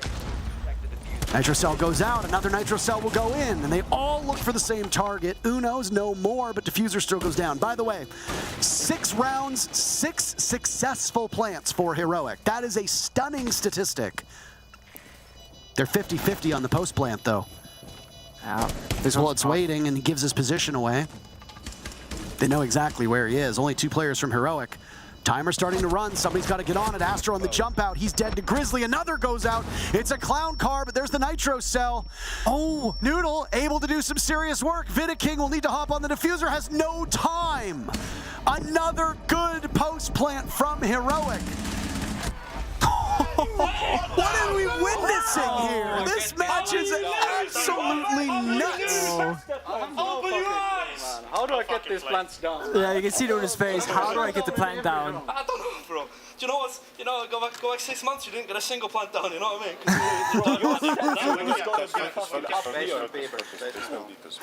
Oh my god. Yeah, a bit of shade there. But I mean, Uno's right. I'm equally surprised and more stunned watching this because it's a 5 versus 3 effectively because Cyber was injured but not killed off. And then Uno just kind of crouch prone through a breach, no gadgetry, just holds F on the keyboard, and despite, you know, Solus being on the board, 2 C4s, etc., FaZe are unable to stop the plant from going down again. That has to be the most objective, heavy, and successful first half of the game I've ever seen, honestly. Have we had? I'm sure we have. Yeah. This has got to be an obscure stat to find, and I apologize that I'm thrusting this upon you, stat folks. But have we ever had a single half in international competition where a diffuser has been planted all 6 times? Because think about it. 2 seconds separates 6 rounds that were won by the diffuser. Yeah. Because if they weren't able to get on the plant that fast on FaZe Clan's side, that round goes to Heroic at 6-0. Yeah.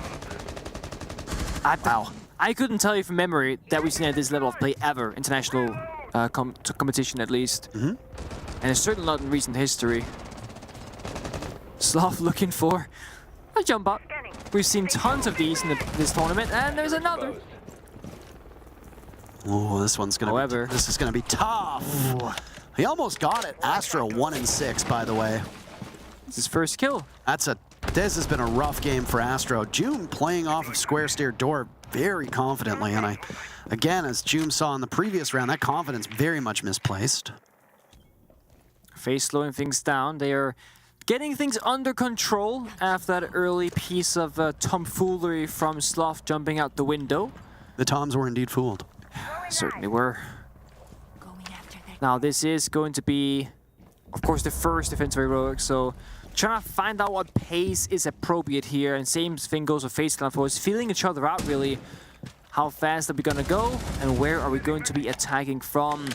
FaZe have a primary Harbinger Vibana and that secondary Harbinger in Ying with the can openers. And FaZe Clan, with Dokkaebi and Ying hand in hand, they have a lot of ways to execute this, right? Calls can come out, smokes get tossed in, flashbangs follows through, and no one from Heroic can see. But they're just in as well. Yeah. Going fast. And there's the Nitro Cell. It goes, but it doesn't connect. FaZe Clan have reduced Heroic to a single player. Noodle from above, and he will use a Nitro Cell to herald his entrance back to the bomb site. It's enough to scare Vidaking off of that diffuser. Candela's to go off. There's just so much time left in this round, Nick. A minute to go. Noodle gets to pick his poison. How are you going to get in? There's a hatch opened up to drop through Vault. Is there a set of eyes on it? Vidaking stops the plant the final seconds. Nice shot by Noodle. Closing this gap. Look at Bullet's HP. I know that the F2 is a formidable gun, but all he needs to do is win this, Noodle, to move his team to series point. Can't secure onto Vida, and he doesn't know where Bullet is just yet. This is a young player for Heroic. Probably never been a more tense moment for him in his career. He hears the bleed out, has to work against the clock. They know exactly where he's coming from, and Bullet doesn't lose those. He was a single point of HP. Very, very close for Heroic. The two losses that Heroic have suffered to FaZe have been as close as they can pretty much get. Beautiful intro from Souls. That's a DMR, by the way, just getting 3 kills back to back to back, all headshots as well.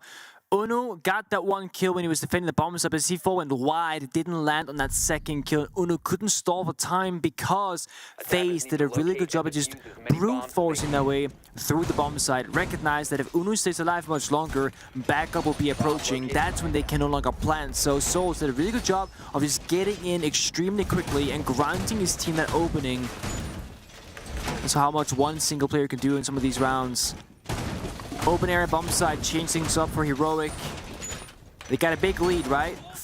5-2, but you can't let it slip away too fast. And when we saw them win that steal of round on top floor for Heroic, they were kind of celebrating, fooling around, and then it was like, oh, guys, serious time, like we can't lose this.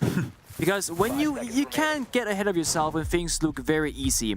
The issue is that when the side swap comes through, that old formula that you had that was working so well, it doesn't work anymore. You cannot plant as a defender. You cannot attack the bomb site as a defender. So now you gotta find success in a whole different area of the game. And FaZe, they go on their own preferred side of attacking on bank, as it is typically, as I said, an attacker's favorite map. These drones, the network that they have, I think they actually did not see Uno hiding inside the lobby. But the drone is there, and it's right above him actually on that monitor screen. So if Uno moves, they hear him. If they turn the drone, they see him. And if they do, he is more than likely just guaranteed dead. They're very, very sneaky. I think you're underestimating his sneakiness, sir. Maybe I am. First kill goes to Uno. What did you talk about? Him inside of the lobby, still there. One on the windows as well from FaZe Clan. June was in a potential engagement above, but he drops. Logic bombs go off, so do the Candelas.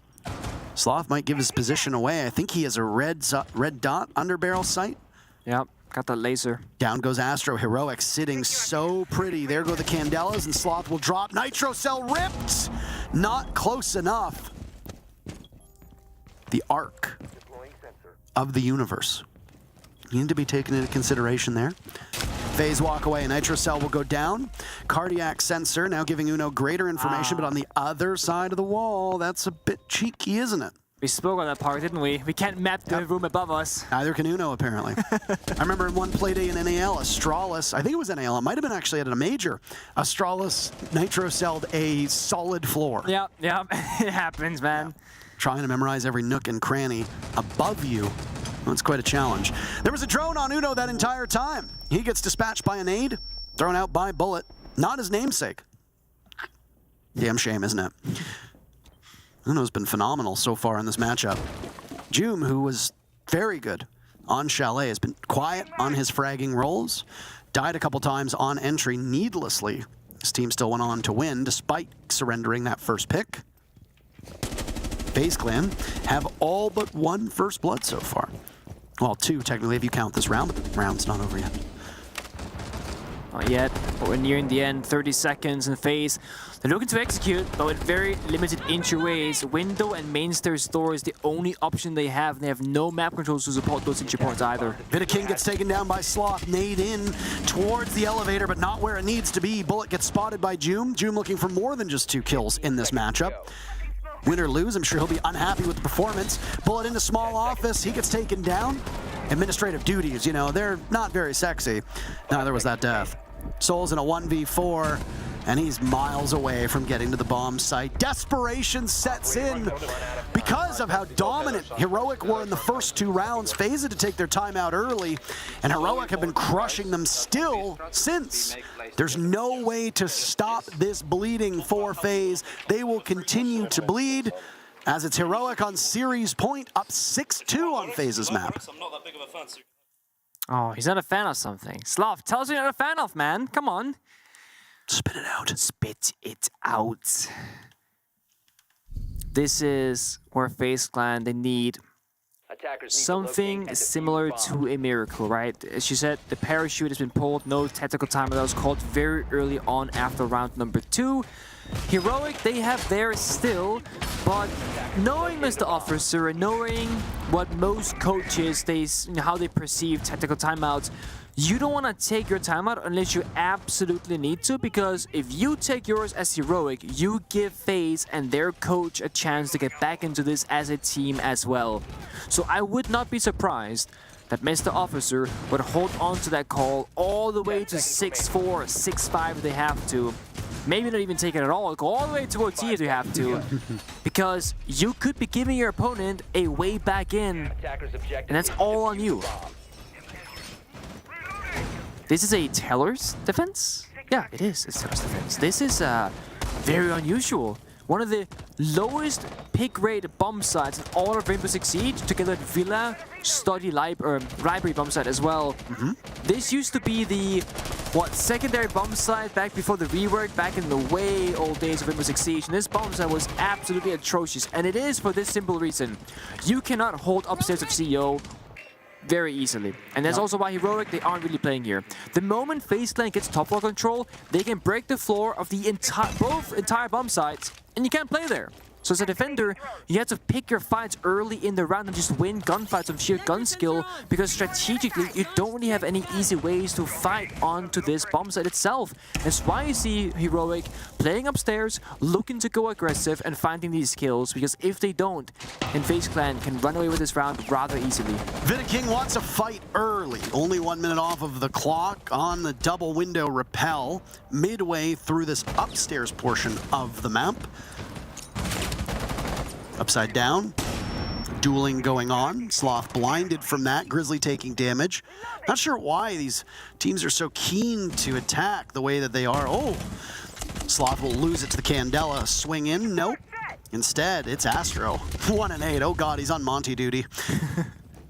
He'll give information. Good scouting up towards Banana. He sees the Oryx, and there goes Joom and Sloth as well. Uno hits the mark, but FaZe have taken out 3 players. What did you say about this bomb site? Yeah. Heroic go to a bit of an unorthodox bomb site, and there's still 1 minute and 15 seconds left, but only 2 players from Heroic are on the board. Yeah, I mean, it is tough. You gotta try and hold top floor as Heroic did, but it's so difficult unless you just hit your shots. They didn't. FaZe, they pick it apart. They got a minute to work with now, and to make matters worse, Astro and this Monty will make their lives even easier. You can just walk on in and plant the next 20 seconds if you want to. No one from Heroic can stop you. No C4s, no toxic babes. Sure, Uno's presence is still there near the bomb site, but he should not be allowed to live for much longer, and the moment he leaves the bomb site, well, that's when the plan can start going down. Astro has picked up that diffuser. FaZe are thinking the same thing as I'm saying. I mean, Uno can do some damage here, but the problem is that the Monty's going to get all of his attention. Souls is right behind him, just waiting. That's Grizzly.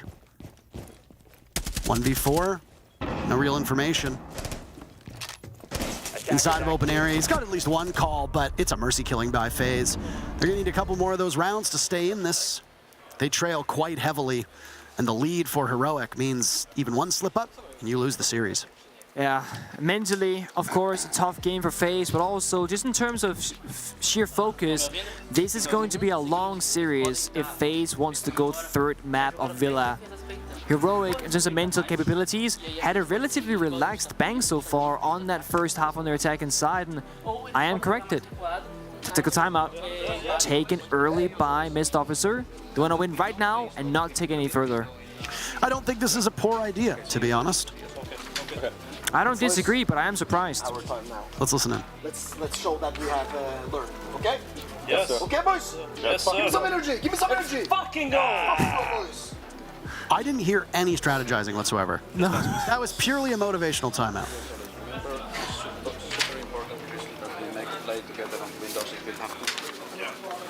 I mean, they've got their super secret strat book in front of them.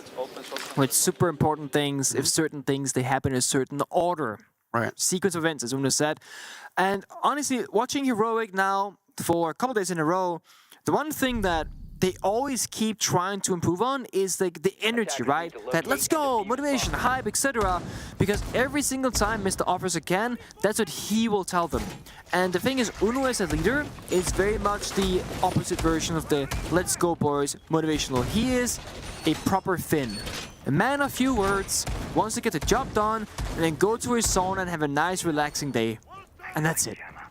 But Heroic, especially with these young players, I do believe in what Miss Officer is saying, where there's a lot to be gained, a lot of benefits, and having that very, not crazy environment, but like, we're celebrating, we're happy, we're building up this energy, because sometimes silence can be perceived as bad, it can be perceived as negative, when it doesn't necessarily have to be. Not everyone can thrive in that silence, but if you want to, you know, interview with Uno, he wouldn't tell you anything unless you asked him a literal question. So, he's a quiet guy. He's a quiet guy.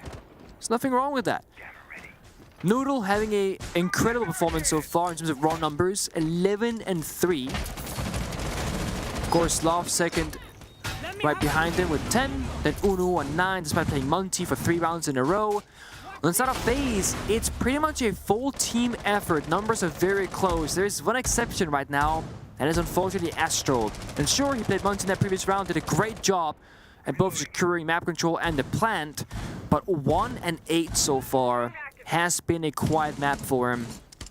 Souls, when he's leading in the entry department, that's when FaZe are finding the most success, like we saw in that basement attack earlier on, but right now, he is finding himself back in a familiar role of playing Heartbreach.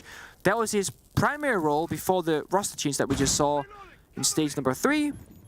So he should be very knowledgeable of what to do in this scenario. A jammer stops the wall from getting breached open. FaZe will have to deal with that first. No nades, no twitch stones. It might actually be a problem for him to get to open that 90 wall. Look at Cyber's position here. Watching for this anti-flank. Down goes Joom again. He's dying early so often. Once FaZe Clan starts to get up to speed, and if they start to increase their momentum, you're going to look at these early deaths by Joom as the main culprit, right? He's a boat anchor on this team time and time again in this map. And that's not how he is. He's usually so good. So to play below his expectations and our expectations, it's harming this squad. Sloth almost died as well. He's got a bit of an innovative setup looking into archives with Noodle not too far off. Heavy focus. We've seen Look at this before. Vida King's in the middle of the bomb site. Down goes Cyber to Noodle. Vida King is in, and they know that because Tracers will go by, and a Nitro Cell blows up. Vida King is pulverized by Grizzly. The rest of FaZe will need to get in now. And Souls will drop through the skylight towards the stairs. Oh, that's spotted by Uno. Heroic absolutely giving them a drubbing. Down goes Bullet, and it's the 1 and 8 Astro in a 1v3. Good for a single kill. The 2 and 8 Astro. Can he become the 4 and 8 Astro to keep his team in this? Well, he's got 20 seconds. No diffuser. Kills will be the name of the game. And both Noodle and Sloth at one point were on that bottom floor. Diffuser to be retrieved by Astro. It will be objective play.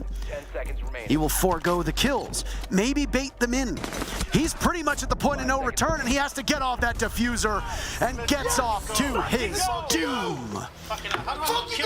Heroic 2-0 as they topple FaZe. Go CEO, by the way. Go CEO, by the way. Very impressive extra play from Heroic.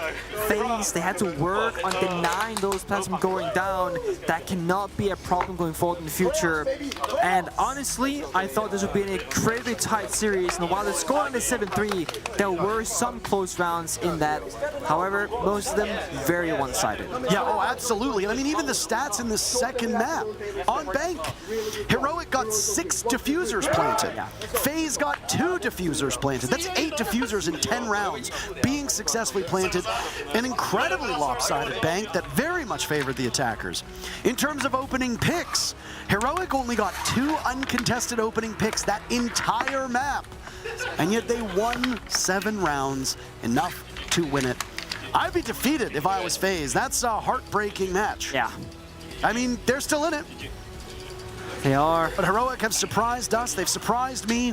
They're not playing with their full roster, but they're playing up to a potential that I'm not even sure they knew they were capable of. No, I would certainly think that that could be a surprise to them as well, even as players in the same team. But sometimes the prep work is all you need to find great success. And today, that's what favored Heroic. Absolutely. Long faces on the face of FaZe. They made that risky roster move before coming to this event, and a lot of people threw shade at them. Longtime member cameraman removed from the squad. Vidiking brought in, and they said that it has the potential to make them a better team, and maybe in the long run it does. But right now, with the way that FaZe have played through this group, they're not playing up to what we've seen of them at previous events with a different roster. But that's okay. They have plenty of time to gel, and they're still in it. They're not eliminated. Nope. It's a long tournament. They're not even last in their group. So they've got plenty of time to fix these issues. But Heroic, again, pick up 4 full points today. This was a great, great match for them. And they emerge with, frankly, a pretty stunning result. Yeah. FaZe, back to the drawing board. Perhaps work on some of that objective play as we mentioned. Other than that, figure out how they want to play the game, because it seemed like they had 2 different philosophies and neither was really fully committed to. And I always say this, it's better they follow the same plan, even if it's a bad plan, than have 5 separate plans going on or 2 separate plans at once. One thing to focus on as well is individual performance. Yeah. Bullet was dying very early in map 1 for FaZe. Astro could not hit a shot to save his life in map number 2. These can just be off days, and the problem is that you play a best of 3, and if you have an off day, that's it. You don't have multiple matches, you can't mentally reset. You're done, you move on to tomorrow, and you say, GG, go next. Just as we're gonna do with this match. The desk is gonna wanna break that down, but we have a break ready before we get to them breaking it down. Lots of breaking, we know. Sit tight, we'll be right back.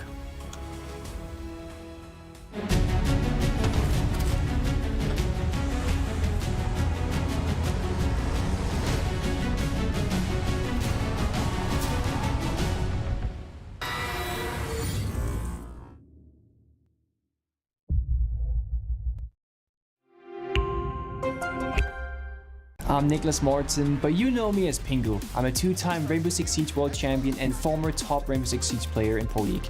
Welcome to my Siege Ranked Bootcamp. We're talking 20 seconds left on the clock, you got the diffuser in hand, what do? Play the way that you're comfortable with, because you have confidence when you're in this position. That is when you're gonna be at your very best. Good luck.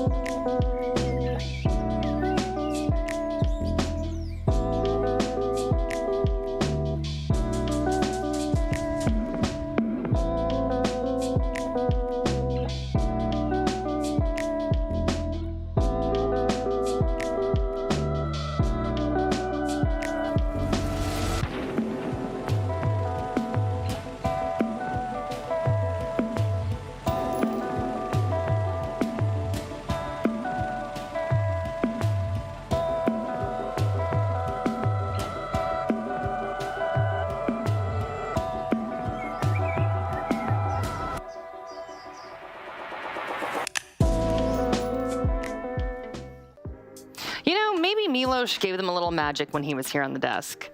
He was really hyping them up in the pre-show. He was. Milos came in strong, but he wasn't wrong. Yeah, and did he say Je m'appelle Milos? That really confused me. Moving on.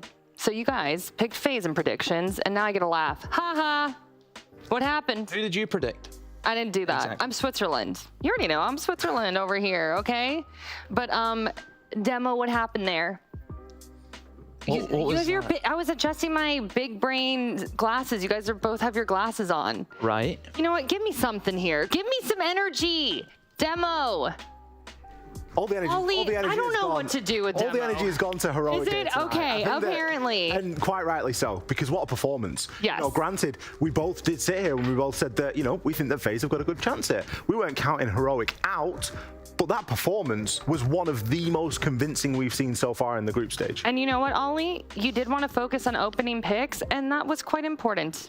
It was really series. important. The opening picks in this series, the graphic that we flashed up on the screen at the top of the show, we were explaining that FaZe are excellent at converting that opening pick. However, inside of this series, whilst that was true for the first map of Chalet, it wasn't necessarily as true on the second map of Bank. And, well, let's be honest, Heroic, they did a fantastic job on both. 7-5 here on the first map of Chalet. It was quite a close one though, Demo. I was really worried for Heroic whenever I seen the map preferences. I think we both were. We both were really worried, yeah. I was then able to go and speak to Anna and spoke to him and said, you know, you went Chalet, is that the best idea? So the team just wanted to play it. And I think map as a Chalet, everyone in EU likes this map. They all want to play it. And if Heroic just want to play Chalet, not in terms of what they're kind of about what FaZe are doing, and they just want to play it, let them crack on. And look what they have done. Defense was really shaky though from Heroic. The defense from start to finish was not what they wanted. And the reason why I know it was not what they wanted, after they won the map, the first thing wasn't, yes, we've done it. It was Murat straight away. The defenses are not good enough. It's not good enough. That is the energy that they brought in. It's not about, sure, they've won. They need to shape up. They need to fix up. But in terms of their attacks, the opening kill department, Ollie, they weren't just getting one kill. They were getting 2 kills. To start things off. It was incredible. This is when they switched it around, when they actually got onto that attacking phase, because you're right, the defenses weren't great here on Chalet from Heroic, and we kicked off and we were watching and we were thinking, well, you know what, they might have got the first round, but FaZe came out swinging. All of a sudden, a couple of rounds go by, FaZe do end up picking up the lion's share of the rounds on that attacking phase, but ultimately it was Heroic's map. A lot of hero plays toward the end as well, a lot of 3Ks. Yeah, and Demo, you were getting really hyped about this, talking about the mental game of Heroic, and you think that there has certainly been improvements there. You did say, started off a little bit shaky, but they regained composure. Yeah, I think if you look at both teams and the dynamics of both of them, FaZe, whenever they would win around, it was very, yes, nice, good. That was there wasn't really anything there. I think just because that team's been there so many times, it's just that's just the way they are. You know, the confidence is they don't need to sit there and get hyped up. They know that they'll get hyped up if they win the trophy. But then it's just there. Of course, Heroic on the other hand, they're fighting tooth and nail to get anything they can, and every single round win for them, it does feel as if they're lifting a hammer. That's the energy that they're putting into that. God forbid if they lift it. God knows what's going to happen then. But at the moment, it is just this is everything right now for Heroic, and they're putting as much as they can into it. I want to talk about map 2 a little bit. FaZe's map pick Bank, and Heroic beat them. And Ollie, you were actually really impressed by Heroic's planting. Honestly, Heroic, their attacks today have been borderline perfection. Yep. We think back to the previous 2 times that they've played both of these maps. They were good for only 2 attacking rounds in both of those series. 1 in each map. 1 in Chalet, 1 in Bank. Tonight, they have come out and they have taken 10 rounds in this series alone on attack. Yeah, and Demo... You know, on the plants, 8 plants in 2 maps. 5 plants on their attacking phase of Bank, and that's credit to Uno, right? He's getting in there, he's getting in the vicinity to get that plant down.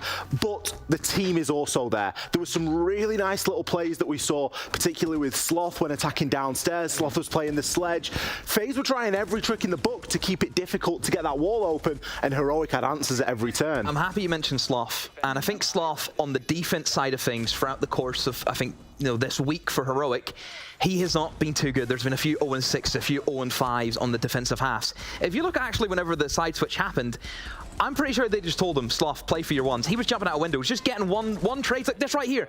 That just helps Sloth. Sure, he's having a bad defensive week, but as long as he's getting a 1-for-1, it's better than nothing. Yeah, and Demo, we were chatting earlier, and you were talking about how you were impressed with how Heroic has learned from their mistakes, and they're evolving and growing here at SI. Can you elaborate on that a little bit more? Look what they did yesterday against Easy on Bank. It was, or not, wasn't good from all accords. I think that's probably the best way, or not DZ, M8 I should say, sorry, Secret. They weren't at the races. They were not there. I think the strategies they went for, you know, very Monty orientated. I think it was a little bit more elaborate. They're trying to take a lot of the map. If you look at that first attack, it's probably one of my favorite attacks where it's minimalistic, just a server take with a Monty. Plant, easy, that's it, job done. They did not give FaZe anything. And we know, Ollie, watching FaZe, if you give them an inch, they will take, they'll take the country. That's what that team does. And just playing so compact, so together, it means that FaZe has to go looking for it. FaZe has to go chasing the game. Okay, you're gonna have to use your noodle for this one, Ollie. I have the MVP in my head. Who could it be? I know who it should be.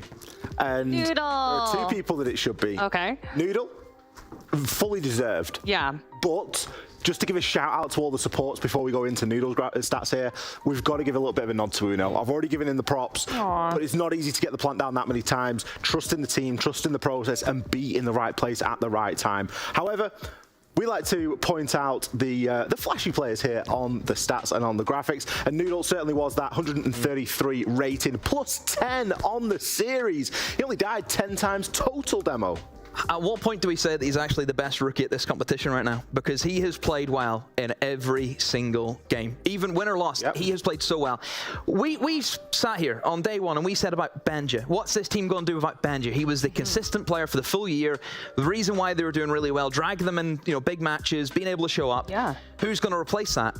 We all thought it was probably going to be Jum. I think everyone would say, you know, Jum has to be the player. Jum's been very hit or miss. And that was the only thing I was, he maybe fall into that category. In particular too. Exactly. I think it was, what, 2 and 8 there on Bank. Yeah. You know, that stuff you can't rely on. But someone who's consistent, who can do it week in, week out, I think we found a new, you know, player who we can always fall back onto for Heroic, and that's Noodle. That's nice. Leading the pack for him. I like it. I'm kind of, you know, I'm Switzerland over here, but the path of Heroic has been very fun to watch. That's all I'm going to say. And at least I'm Switzerland. And they're free now, Jackie, as well, because they don't play tomorrow. We know where they're at. It doesn't matter. Whatever happens tomorrow, they are through, which is, they'll be happy with that. You know what? I wanted to talk about Group D standings, so I was going to go to Ollie for that, but Ollie, okay. Okay, Ollie, take it away. Let's have a look. M80, top of the group here at 10 points. Heroic now rival them on 10 points as well. There will, of course, be a head-to-head in there that is giving M80 the edge currently, that being the game that they played yesterday. Of course, M80 beat them 2-1.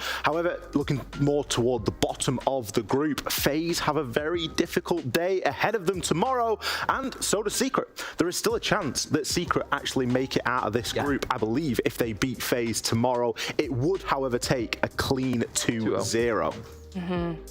Yeah, I thought that FaZe would at least get one map, I'm not gonna lie. And then Secret would have been out, so it's just tough when your fate is in the hands of another team, you know. Who would have thought that again? Kenny, you relying on Heroic again, mate? What's going on there? He's talking all this about Heroic. He'd rely on Heroic today.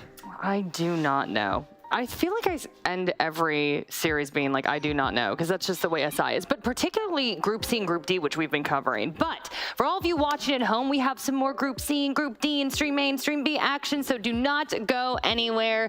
Day 4 of the 6th Invitational continues. We'll be back in a little bit.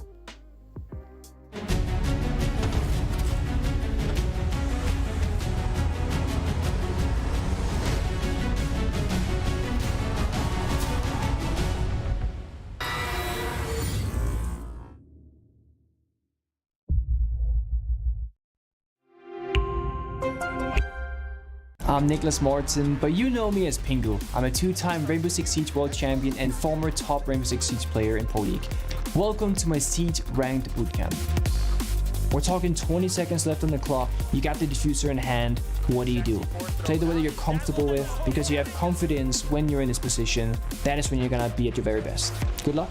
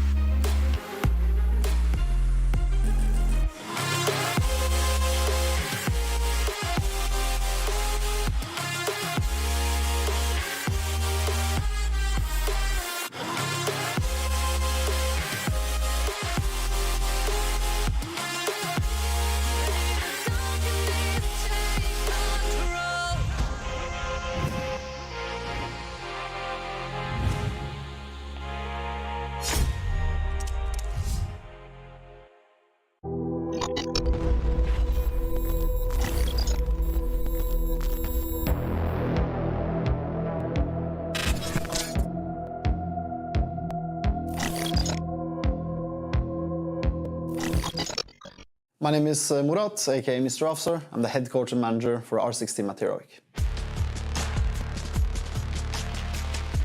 I started with Rainbow Six the very first day, 1st December of 2015. Started with PlayStation, played with my friends, had a lot of fun. The way I prepare for matches is obviously being a head coach of a team. I'm really about being a good ambassador for my team. So if I'm stressed, I know my boys are gonna be stressed. So I try to act a little bit gangster about it, you know, give that confidence to my boys, but also make sure that everyone is smiling, everyone is having fun. I use humor a lot in my work. That's my main approach to my team. The coach that I looked up to was Shaz from the old G2 roster. I think everyone wanted to be like him if the coach was the direction you wanted to go. So it was a long time I looked up to him until I got better. Making Six Invitational for me means a lot. Throughout the year, obviously, it's a lot of sacrifice. Being away from family as much as I have been and whatnot, being able to lift that trophy, that hammer at the end of the day, amazing. It would really feel good. But at the end of the day, I'm really proud just being here with my boys. That is what really means more than lifting the hammer for me. He'll head in towards Archives and get caught! The hammer heads into orbit! Space Station Gaming are your world champions! Right after it happened, it was honestly kind of like foggy. I don't know what I was expecting it to feel like. 2018, I had been packing up my gear and watching Penta lift the hammer.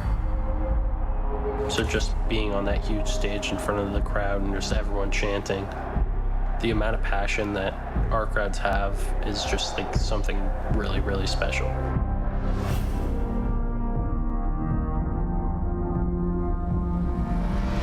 None of the results prior really mattered to me. The one that mattered was Invitational. We go out there, we walk out on the stage before the game, and you see everyone in the crowd cheering for you. It's just truly surreal. Everyone's like energy was just higher than it has ever been. Rampy so far this entire tournament is the highest rated player. We're going into the finals, that's the goal, you know, lift that hammer. On the back of the trophy stand, all the names of the teams that have ever won it are engraved in. Canadian, he can taste that, right? It's so close to getting there again. We had heard like a lot of things about like Nip being really strong. Pino, he's been doing insane. If you like look at their stats from the event, Pino's stats didn't get crazy until they started making that losers bracket run. It's really impressive because he ended up having like some of the best stats in the whole event. As we saw it happening, we're like, they're here to play. I just remember feeling very lucky to be there, just ready. Ready to win, ready to lose, just ready. We had a good first round, and then a couple rounds after that, it was just like small mistakes or like getting surprised or caught off guard by like small things. The biggest advantage that SSG had is now gone. Flawless round, Ninjas in Pajamas take map 1. The second map, it felt like their momentum was hitting though. It felt like we couldn't do anything. And that's the map! We're down 2-0, about to face defeat, and we're coming up to our best map. That was a good feeling. It was the turnaround that we needed. Fultz is down 4 in a row now! They can't seem to be stopped at this point. Once we were down 4-0 on Clubhouse, we started to worry a little bit for sure. Now it was our best map. Like we had no excuse for this. It was when Nade first clutch, I think we like pulled ahead with the momentum, and I think we started to control the match. Nade on 1 HP. Will the thermite be able to clutch? No!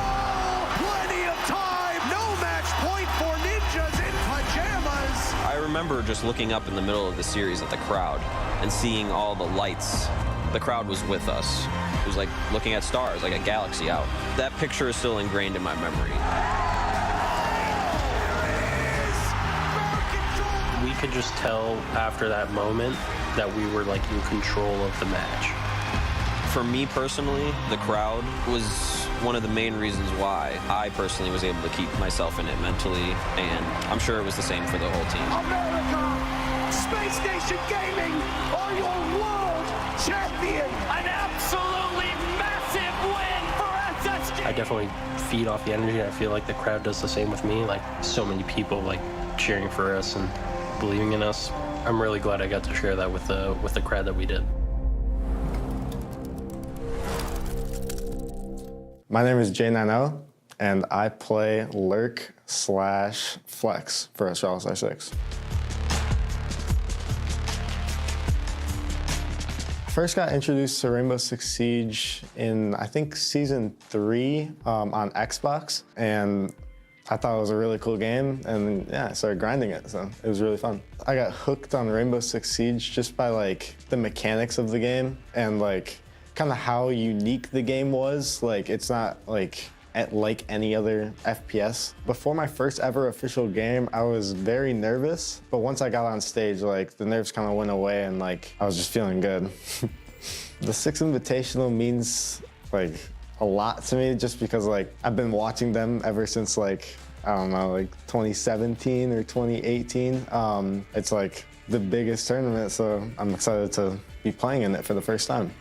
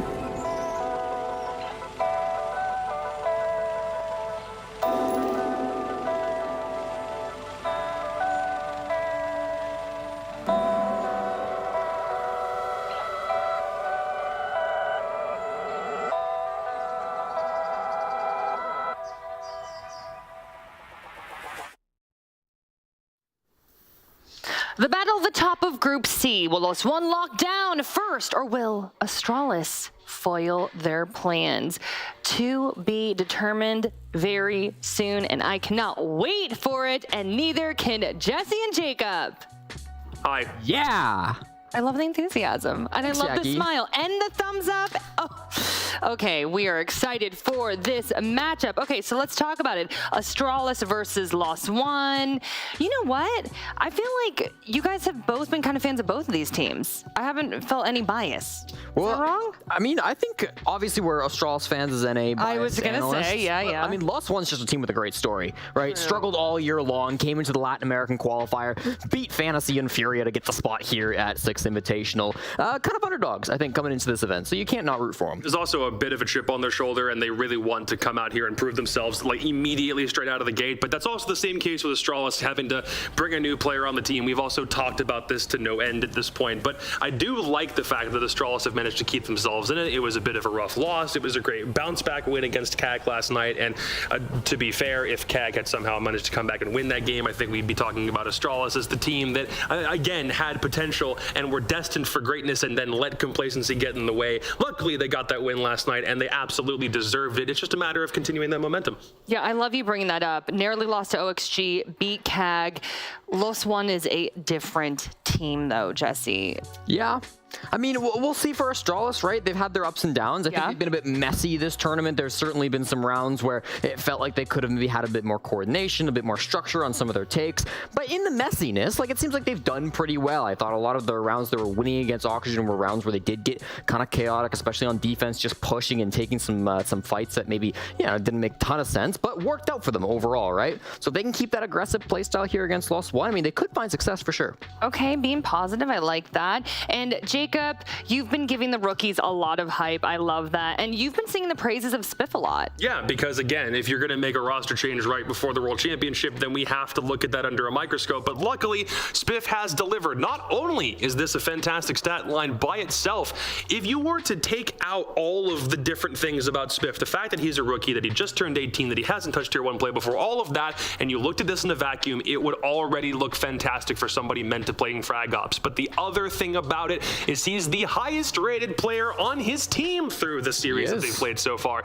which is already a crazy stat line to think about when you consider the fact that Iconic is usually up here. He's just a little bit above Iconic, and usually Forrest in the NAL has also been a name that has shown up, but it's not so much a case of Forrest grabbing his team by the collar and yanking them up the leaderboards like it was back in Stage 2. It's far more balanced in terms of who is actually meant to be doing what on this team, and I'm loving the fact that we are seeing a little bit more of this balance. The only thing that I want for Astralis to do at this point is to keep on facing opponents that are going to give Spiff additional challenges so he understands what you have to do when you're up against different types of adversity. Big thing for Spiff, I think, has been consistency. He's on a positive KD ratio in every single map that they've played, except for one. That was Cafe against Auction, where he had a career low -1 KD, worst of his entire professional career. Not a problem to me. I think it's pretty good. I think it's pretty good. I do want to focus on Los One, though. And, you were talking a little bit about their backstory. Both of you were. So what's changed here at SI, Jesse? Why are they doing so well now? I think they're finally finding their footing. I mean, it's not like they made a big roster move coming into this event. It's not like they're really changing things up. They obviously got their new sponsor, Lost coming on to sponsor and kind of join forces with Team 1 to create this roster here. And I think they're really starting to find their footing again. They played really well in the qualifier. They were always kind of finding bits of success throughout the regular season. They never made it to a major after the first one back in Charlotte, I do believe. I think Maya's been a really strong force for them, but the rest of the players have started to step it up now and find that success alongside Maya. I mean, when you have a massive football organization with millions upon millions of followers partnering with you in order to create a team, and you don't do well, you're going to have to come back and face the music after the fact because so many more people now understand who you are. But something about this team that I also thought was interesting is that it mirrors the exact same path of the old tier, like Team 1 roster. The one that ended up going to a major in Mexico City and winning was formed out of the ragtag remnants of a whole bunch of other teams. Not to say that they didn't want them, but you had to find find a way to Frankenstein's monster this entire roster together. And that same thing happened here. It doesn't feel like it's being built with scraps because the scraps are performing incredibly well at this tournament, and they're also developing one specific guy into a superstar, right? I think his name starts with M. It's like 4 characters long. So funny you said that. We've said Maya a few times now.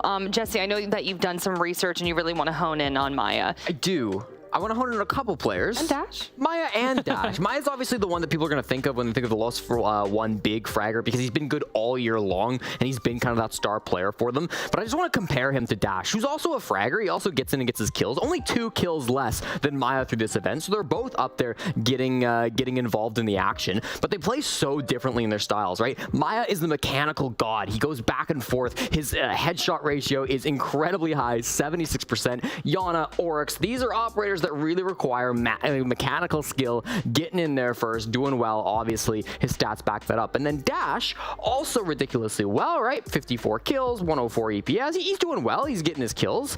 But the headshot ratio is way lower. He's playing ops like Nook and a Zombie, which require a little bit more thought. They require a little bit more kind of back and forth. It requires a little bit more, you know, some of that utility game coming forward. So I think it's interesting to watch these 2 players play. They've also got Loban, who also has quite good stats. One of their 3rd kind of fragger coming in there.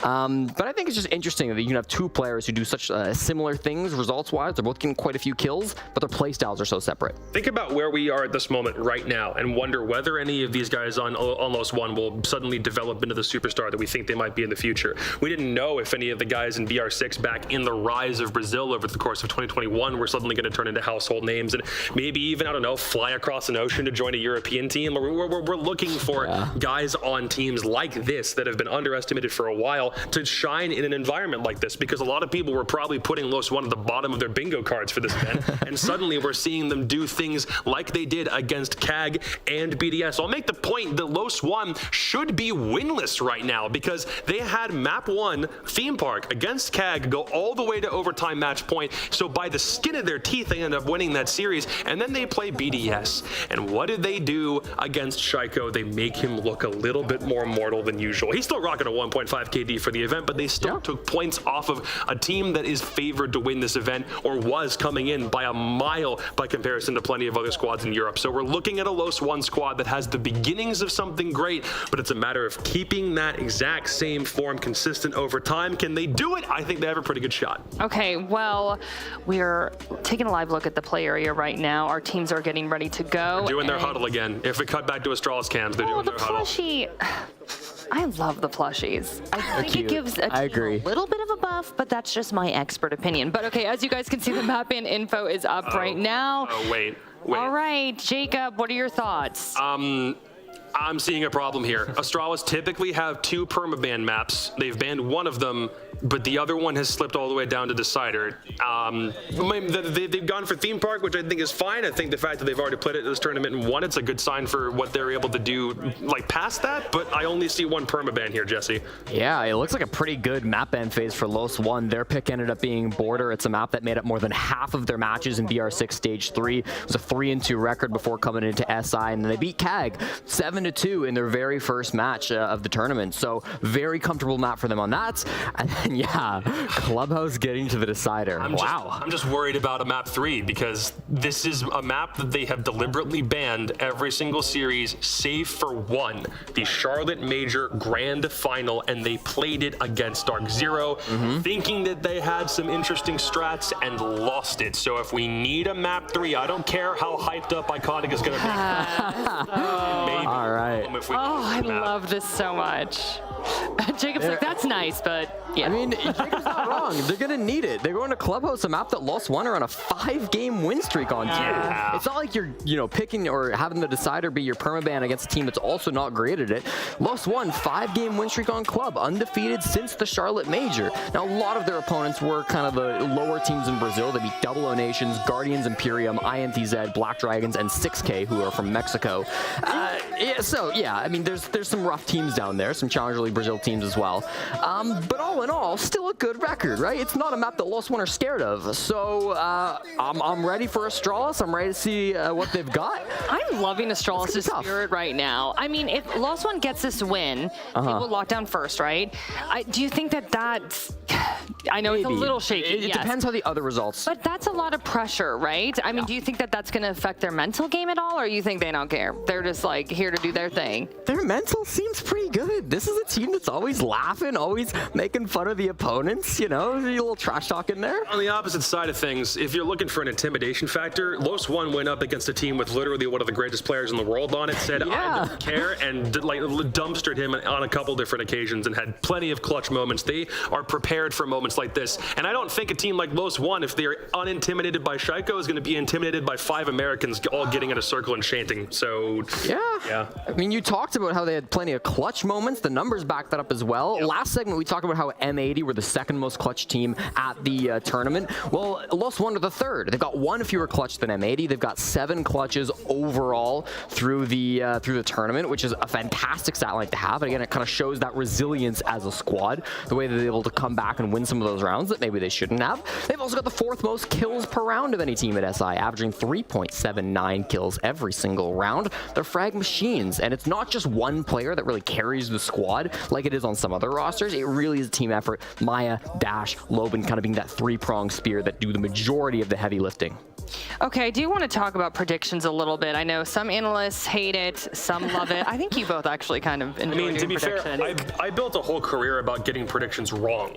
Oh, Jacob. And I've been getting them wrong a lot lately. Should we not ask you predictions? I mean, is Jacob going to jinx someone? I might jinx it. We've both been really bad at predictions at different times. We got to do it though. Okay, fine. Not going to get better unless you practice, right? To be fair, I think I've already cursed 1 or 2 teams out of this. So. All right, well, we'll just roll with it then. Jacob, who are you cursing or jinxing? No, I'm kidding. Well, ultimately, I said that Los One were the probably poorest team from Brazil that were at this event, and I do think I stand by that, but I also look at the things that Astralis is doing and wonder how long that's going to last for. I think they've had a pretty decent set of challenges, but I also think you can't underestimate any Brazilian team at any level, and I wonder if Astralis is doing that here, because we've seen them be incredibly resilient in both of the games that they've played so far, and it's been nice to see Astralis get a bounce back, but that was against a CAG team that very, very clearly has both attacking and defensive deficiencies. And I don't really think there's one particular thing you can look at for Los One that is a big problem.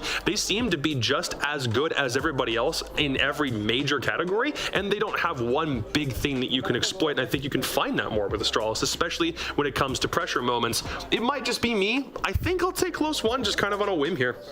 I like it, Jacob. I mean, I slept on Los One in the quals when I picked Furia. Yeah. I slept on Los One in the groups when I picked BDS over them. Yep. I'm done sleeping on them. I think I'm going to pick Los One to win this.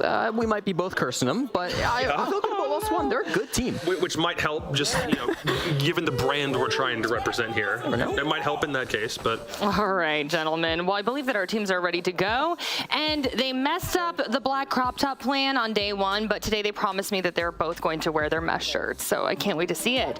Des and Ace, take it away, and we got a Stream B pre-show coming up, so don't go anywhere.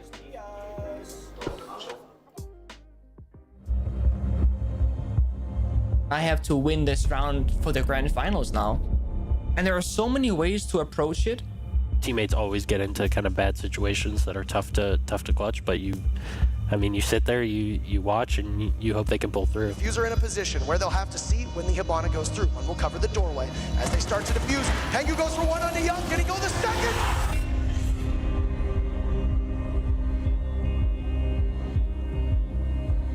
A lot of people wonder why we call the Six Invitational 2018 Grand Finals the greatest match of Rainbow Six ever played. I think the greatest indicator of an excellent match is how many different ways you can denote its importance. The morning of the Grand Finals, you've got Penta and EG, 2 of the best teams in the world, ready to square off. EG, known as Continuum at the time, were the defending world champions. They want to defend the hammer. Penta has won everything but the Six Invitational, so this is their chance to cement their legacy and be the best team in the world. Our 2 teams both thought that we were the best 2 teams. Even if we exclude all of that story, we are still treated to an exhilarating best of 5 that subverts expectations every step of the way. EG winning the first 2 maps, the second in particular, very, very close. Nobody saw that coming. I had kind of lost hope, but in that particular moment, Fabian motivational speech, the fans cheering us on, those are the two key moments that really pushed the difference. Penta wins the next two and storms back to push a fifth map. Nobody saw that coming.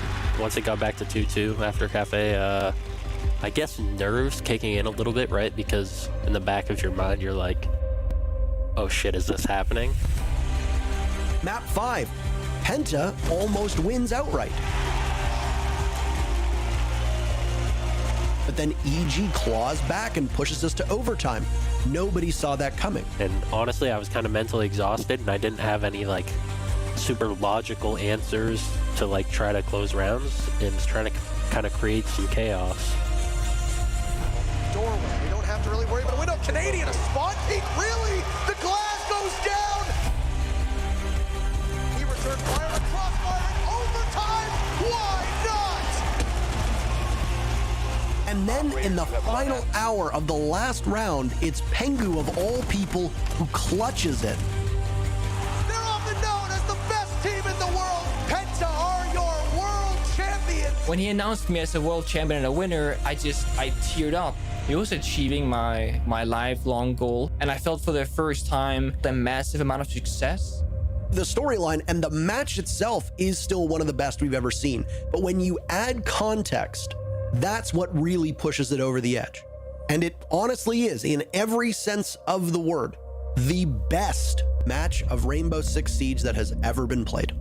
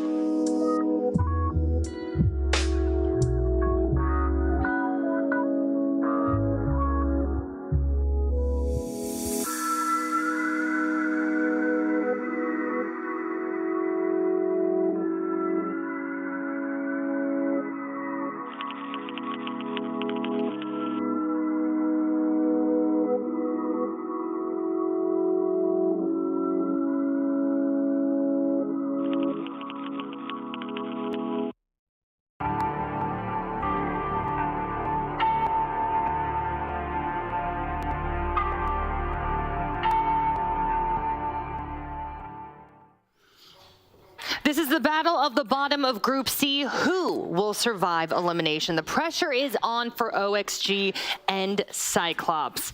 Ollie, elimination is on the line. We are getting real here now. I saw you rubbing your hands together. That's You're a signature. smiling. That's a signature from You're him. excited. But yeah, Ollie, the pressure's certainly on. This is a huge game for both teams. Cyclops, they do not play tomorrow. Oxygen, they do. If Cyclops win today 2-0, 2 maps to 0, then they will go through and Oxygen will be unable to catch them. There is so much on the line here. You could call this an 8-point game. Yeah, I mean, honestly, Demo, I think they're feeling the nerves. I would be. Yeah, it's a big game for both the teams. It just feels like what we went through with Group D, where it was so close, right out of the fire. We were in the fire. I've messed up. It's gonna be I was thinking this, and then I messed it up. Out with the frying pan, into the fire. Sounds hot. We restart the stream. Yeah, restart. Everybody. Okay, we're live. We're live. Yeah. We're live. Basically, if you think about how Group D and Group C has went, there's no clear favourites for me. Even topping the group, it's been that close. I think Group A, you can say, oh yeah, W7 will be there. Look what MNM have done. Group C and D have just been mayhem. And I think from a player's perspective, it is horrible. It's horrible. You know, you think about what, maybe Heroic, they would have had to have sit out today if things didn't go their way. KAG potentially may have to sit there and things might have to go their way tomorrow. You don't really get that with Group A and Group B. So yeah, it's a nuts group and I'm looking forward to it. And also, Demo, if OXG wins today, they're in. That's huge, right? But I know some people take Cyclops for granted. They have to take them seriously. Yeah. Okay, no? Look, what? It's the same recipe. Cyclops are dangerous. Cyclops are dangerous. They had their win, though. They only ever have one. Yes, they're dangerous. They're dangerous until they win. As soon as they win one, they just don't win again. So just whatever. Cyclops, who cares? That can't be it. Not quite, but almost. This Oxygen side, the thing with the Oxygen team is that we haven't seen them at their full potential. Neither team here has got a clean win in this tournament so far. Neither of them have got a 2-0. Everything's been scrappy. Everything's been 2-1 wins or 1-2 losses. So by the very nature of the matchup that we've got, neither team are coming into it on particular form, and there's not really much of an expectation on either side. Cyclops fell off a cliff after day one when they beat BDS, and Oxygen themselves, well, they've not really done too much so far. Ollie, I do want to focus on some of the specific players of OXG. So Newers hasn't had a bad day. Newers is doing really, really well. But what happens if he does have a bad day today? Will the rest of the squad be able to turn up? Well, you would hope that Newers doesn't know what a bad day looks like, because so far he is one of the highest rated players so far. And of course, one of the highest rated players here on Oxygen. I think he's 4th highest inside of the whole competition. Given that Oxygen haven't had a clean 2-0 win, that is pretty and they had an off impressive. And they've already had their off day. Of course, they play tomorrow. The reason that I wanted to bring up this graphic is because this just highlights the difference between top and bottom here on OXG. We've got Newers, EPS 129. 4th highest. Then we go down to Sweater, EPS of 73. Currently, the 3rd lowest rated player in the entire Six Invitational 2023. And it gets a little bit worse if you want to dig a bit deeper and go into cost, KD, all those sort of things come into it. But let's just stick with rating because it's nice and straightforward. This team has the 2nd biggest swing in performance of every team here, only matched by BDS, who are a little bit worse on their from their top performer to their bottom performer. But for OXG, it really is a team of 2 halves. You've got Newers at the front doing all the work, doing the business, 129 rating. Then you've got all the way down to Sweater, and you've got people, populating the in-between, Dream 83 and Foxer on 113. So for me, this team has so much inconsistency just within it. It makes it very difficult to know what you're going to get when you see them play. Yeah, if they're going to pull out that W, it needs to be a collective effort for sure. I do want to focus on Cyclops a little bit more though. And Ollie, KAG does have a history, as you have both been saying. 1 win, that's kind of it. So it seems like you both are leaning into this being deja vu, apparently. I wrote down in my notes, said, I don't want to see KAG only have 1 good win in them again at an international event. I hope not. I think everybody does. But I don't know. Why are you smiling, Demo? You're getting lured into a false sense of security with this team, because I've been through that. I was the one who was sitting here on the CAG train 6 months ago, and I've suffered. And I think, and then it just clicked with me at the start of the week. It's, yeah, you know what? Realistically, the teams, they're not going to be able to win, are they? They're not. Yes, they upset BDS. I knew it was going. I could see that BDS upset from a mile away. I just knew something like that would happen just because it's BDS and just everything that goes on with that. But now you're off the train. Just everything with that. But CAG, I don't think they have the depth. I don't think they have the map pool depth against some of these other teams. The strategies are going to be read into, so there's nothing that I think, oh yeah, this is going to set them apart. Okay, question, Demo.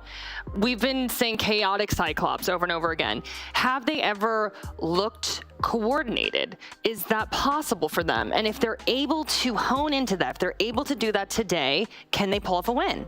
This might surprise some people, but they actually have before. Okay. I think did me and you cast at them versus Dan Wonkia back in stage 3? Potentially. It was a chalet and a 7 won them. And it wasn't even like close. Go back and watch if you want to. It was a slow CAG. It was methodical. It was, you know, really focusing on utility. It wasn't this crazy blitz ying stuff. That's all we're seeing from them at the moment. And I came away, I walked away from that game thinking, wow, they could actually make a good run at the major if they can play some of that style of Siege. But they didn't do that at the major. And I wonder why. Why is that strategy of playing slow, methodical, can actually be a really good side? Why have they just reverted back into, oh, you know, monkey see, monkey do? What's happened? So, honestly, you describing that, it was just hard for me to digest because Cyclops and the word methodical and slow, I don't think I've heard once. True. It's true. So, Ollie, how would they be able to tap into that? Like, is this a leadership thing? Is it a synergy thing? I mean, do you think it's not really possible for them from your expert opinion?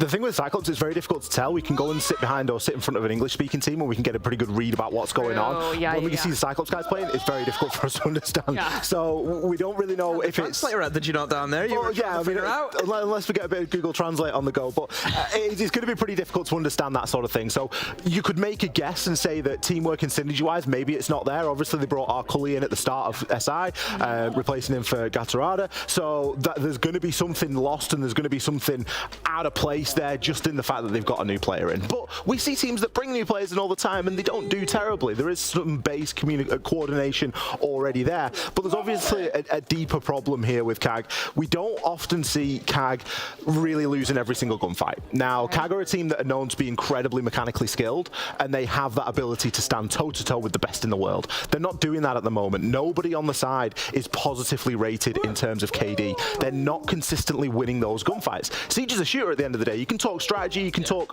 compositions, you can talk operators as much as you like. If you're not winning your gunfights, you're going to find things quite difficult to set up. And that's kind of the trap that CAG are falling into at the minute. On the flip side, when we compare Oxygen and we say there is no consistency on the team, there's great performers, standouts, and then there's people that are having a really hard time. On the side of CAG, everyone's having a hard time. Nobody's positively rated. So basically what you're telling me is we have inconsistent versus inconsistent? Well, no, CAG are consistent. They're consistently bad. Okay. That's the problem. They've consistently played bad. After that BDS game, they haven't had a good game in them. God, this is a mean desk. It's been a while since I've heard him actually going on a team before. It's usually only Nest he goes after. I know. Y'all are being brutal today. Okay.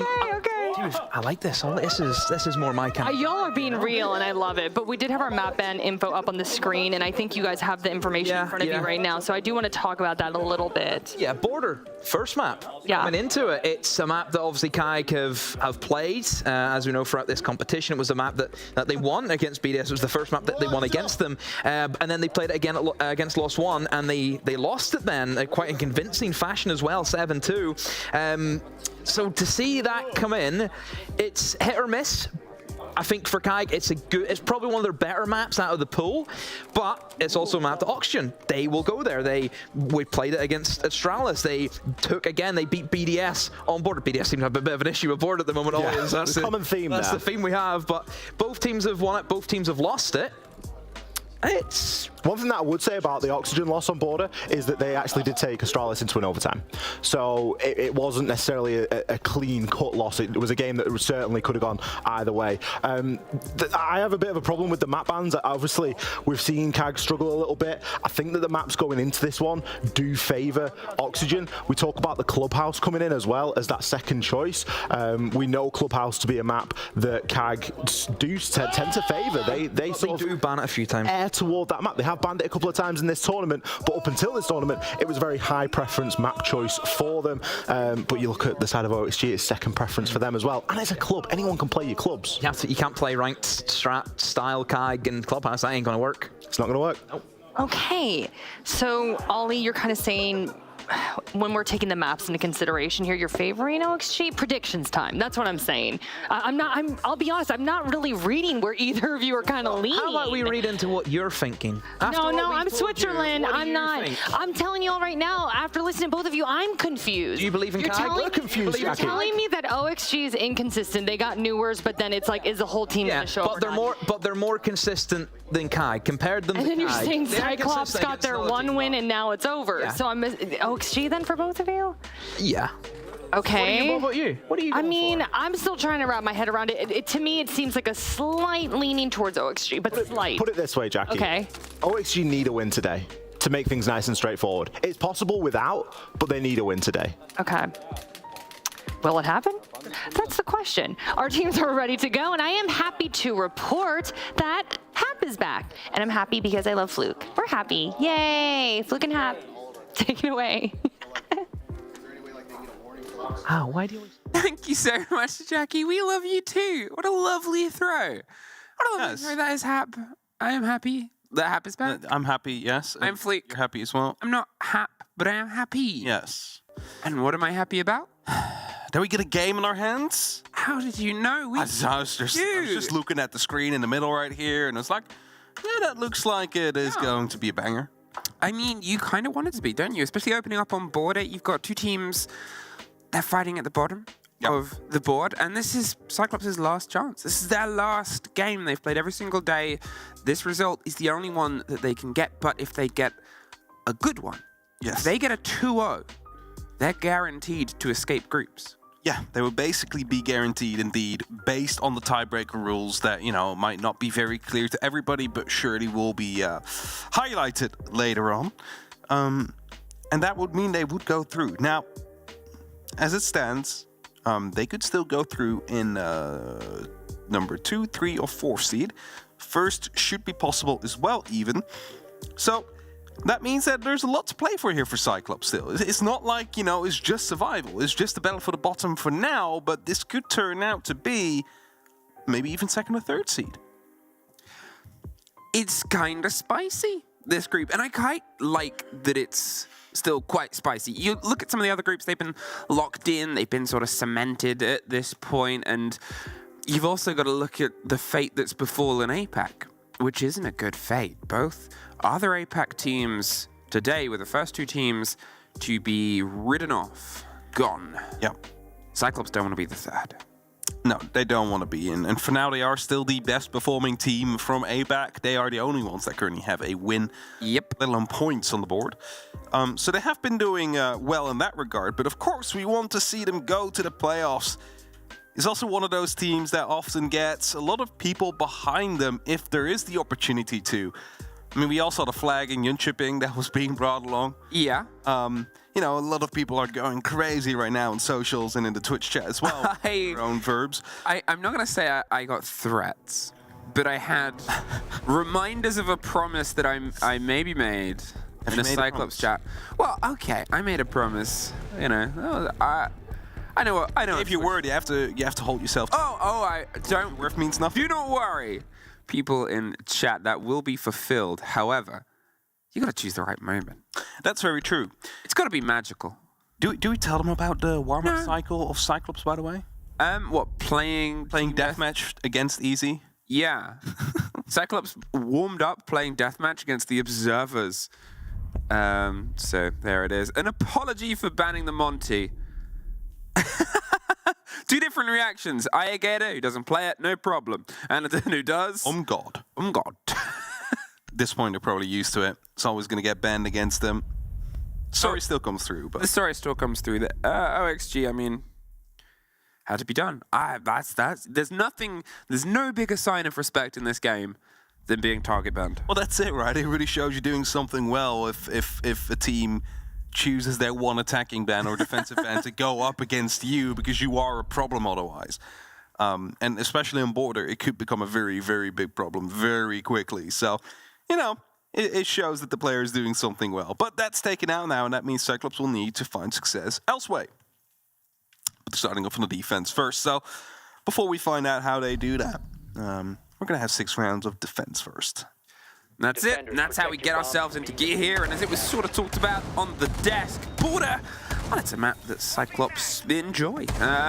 You know, they've sort of played it a couple of times throughout this. It's one way and it's the other. And both, I'm not going to say we're entirely even-handed. The 7-5 that they're able to take it against BDS, or 7-4 even, and then the 2-7. They were dispatched by Lost One, the current sort of top dogs in a group where the top amount of points is 2-1 wins. They're on 6. They are obviously playing on the opposing stream against Astralis, so who really knows? Now, as we said before, this is Cyclops' last game. OXG still have to go up against Lost One. Yep. So, you know, Cyclops, as you mentioned last game, so they really need to perform right now. Oxygen, they still have the opportunity to, if this is a 2-1 loss for them, come back tomorrow by taking those points. What are you waiting for here, Cyclops? Sitting around, hoping people don't try and board a helicopter, a dangerous place. They want to do a hop out and see if they can hit the hammer home there, but I think they realized that the push was coming a bit slower than they'd hoped. Gator, in the meantime, he's getting down and dirty, inside break. A bit of a scrap on the door itself, but he's going to hold his position as the rotate actually comes around. Oh, this is why they predicted something quick. Let's highlight a lineup there. You got Ying, you got the Ossa. The shield is going to try and tuck itself in. Without vertical control, it can be a risk and danger, and with 2 C4s on the board, they got to make sure they're confident. It's also going to be the smokes, but Arcully is going to be in a crucial position. He could go for a jump out if Numerous didn't catch him first. The C4 comes through, so the diffuser still will get dropped, and that means they now need to go on a recovery run on Oxygen's side. Oh, into the frost mat, caught by the blind, threw themselves in, and now they have a body and a kit down inside the site itself. Black Ray, he's going to try and replace where they've already lost their only player, Arcully, in that situation. The player inside the mat does get locked out, and this proves a tricky situation. When a rush falls apart, well, what you have is a lot of time. What you don't have is a lot left. The utility, you've dedicated it all, and now it's just down to the 1 grenade and the Gunners. And vertical on the opposite side, a slow creep back towards where the diffuser is. There is still a C4 in the pocket of Suzu C. He's going to see if he can lead a fight first. Doesn't quite get the angle, and Suzu C gets the wide drift, takes care of the player that was highlighted as the one that you got to see popping off, and the others matching him, and that leaves just vertical, and a lot of time. The first is his. Can he get the remaining 3? It's the big question here. 1v4 clutch is what he needs to put on the board. He should be fully aware of where he is coming from now, so the goals, opportunities of winning this have dwindled just slightly, but that kill will definitely help. Pushing through in 90. Might actually be able to find someone in the back. Flashbang's being tossed out, but the ADS will give away his position, and he is going to get swung on by 2 people, but he still lives. Now to continue fighting on. The TCSG is opening up the wall even more so as the reload comes through. He's trying to sneak it closer and closer. Again, ADS just catching off these flashbangs. He's not feeling very safe about it. C4 gets shot out.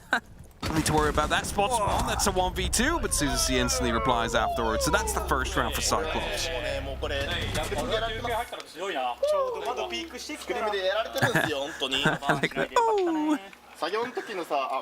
They're a very fun team, very vocal as well. You might have heard it earlier when they were at the player cams on the desk. It was just like weird noises coming out of them. Just having fun. And that kind of characterizes the playstyle that Cyclops often have. If they have fun, they are dangerous. Yep. Need to locate and defuse bombs. I'm not going to be mentioning some of the amount of fun they had in previous seasons of APAC North 2 years ago. Having a good time. Having a good time. But they were often successful with it anyways, and that's kind of the scary point. Like, they can be so dominant in APAC North that they can literally just throw away winning conditions and still win. Yeah, but they shouldn't.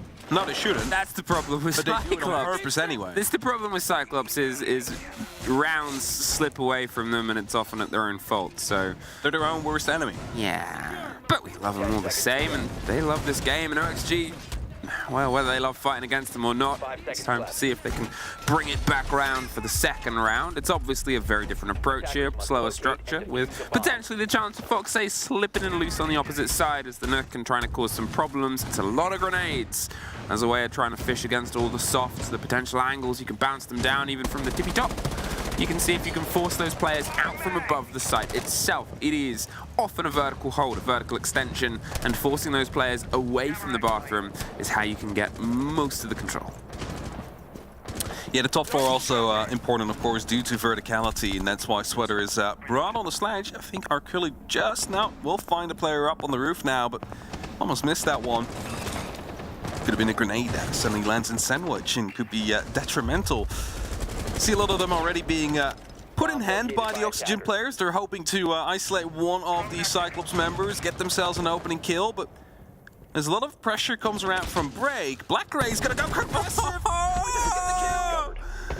Oh, there's a second as well. Vertical gets the lockdown, and that air jab just popped off when it needed to. Black Ray almost caught the Nomad there in the middle of the motion. Second follow-up on Break. Will they know about that other player inside CC? Vertical takes a lot of damage. Sweater, in the meantime, pushes the office. Suzu C. Gone. Arculli is able to at least bite one back, and now they're going to see if they can try and rebuild the 2 versus 4. The drone's out. As I said, the most important part of ground they're going to take is that vertical directly above office and the control there. And as I pointed out, the grenades will fall from the roof all the way down to force the play. Now, OXG will turn their faces and fronts towards the side, see if they can get the little popped seating wall open, the rotation round from the waiting room, but I think they're probably tired of waiting here. The castles make things a little bit awkward, but there's a sledge to fix that problem. So they think one was closed, not the case, but this second grenade is going to be going right above him. That's going to be taken down Caesar C. And leaves only up to Arculli now in a 1v4 situation effectively. Of course, Caesar C is down to probably do not know or might not know, which means they still think it could be a 2-on-4 situation. Never mind. There's enough grenades. Grenade, yeah. And that means it's now him in a clutch situation. The plank goes down, but it doesn't matter in the end. Sweater takes him down. We got this. Just stick to the basics, clear them out, get the picks. What a beast right there, Sweater. What a beast up. Fucking clean them out. Yeah, if we just stick to clears, we're good. Stick to the basics. And the first grenade, you're incorrect, my friend. It was actually to get rid of the mute jumper so they could get the wall open. The second was the follow-up onto that player position, tucked in tuck. And then from that point onwards, well, then it was just get the plant down and stick to basics. It was a lot cleaner that time round. Okay, the first round was an attempt at a rush strategy, and that is a gamble. It doesn't matter on anything else. If a style of take can be categorized by its style of take, then it doesn't really fit the mold of anything else. It's its own beast, and they'll fail or they'll succeed. And there was that team-driven effort, as I said, slower, steadier, filled with grenades and filled with a bit of OXG promise. Of course, you got to look back at the first engagement as well. The air jab that went out but wasn't quite active yet. The swing comes through, but at the moment you start firing at the person, the air jab pops you out. And then just a double kill instantly to come in afterwards. I mean, great from Oxygen. They did everything they needed to do there, but the Cyclops player was just half a second earlier. Not even that, like 0.2 of a second earlier. It would have been a kill, would have been able to get out. And it would have probably been a 4v5 situation from there on, and just a completely different round. I mean, Cyclops is a very, very disruptive team here and there. They do not like to sit still. If they can take an engagement, they will take the engagement. So, Oxygen, they say, you know, stick to the basics, whilst they are 100% correct to that. If Cyclops is going to be able to be successful with this disruption, you might need a bit more. Newis able to get his open a kill before. Will they be the drive? It was almost Black Grace on the swing round. The pressure came against the air jabs, and the air jab fought back. So instead, they've got themselves internal quite quick. They're waiting and watching for a rotate. Just pull away as Gator steps up to see if he can take. He heard the faraway echoes of the beeping machine, and Verticals found himself inside the site. He's able to win the first fight out. That's a bit of a red flag wave here for Cyclops. They need to try and tuck themselves back round. Gator, he's going a bit wide, and it's actually Arculli that's able to get one on the back end. The recent pickup and change for the first time on this roster for the 3 years. He's going to be able to do some business and keep himself on a bit of an even. There's a swing. Vertical still pushing all the way around the back end of the site. It seems like he's just on a bit of a hunt right now. There's top to bottom. bottom. Not quite rocked the same way. A grenade going for the last player. They've moved off that vertical hold for now. Anaton is trying to hunt and hope the C4 will buy them a bit of attention. The air jab buys him a bit of air, and the bullets by OXG and round. Nothing you could do there anymore when he was alone. Vertical allowed to just walk in though. Big mistake on Cyclops' hand there. Allowed to walk in, get one kill, side is under control, the rest of the team takes side. What does Vertical do? Well, he's the first one in, so he starts moving forward as the rest of his team falls in behind him.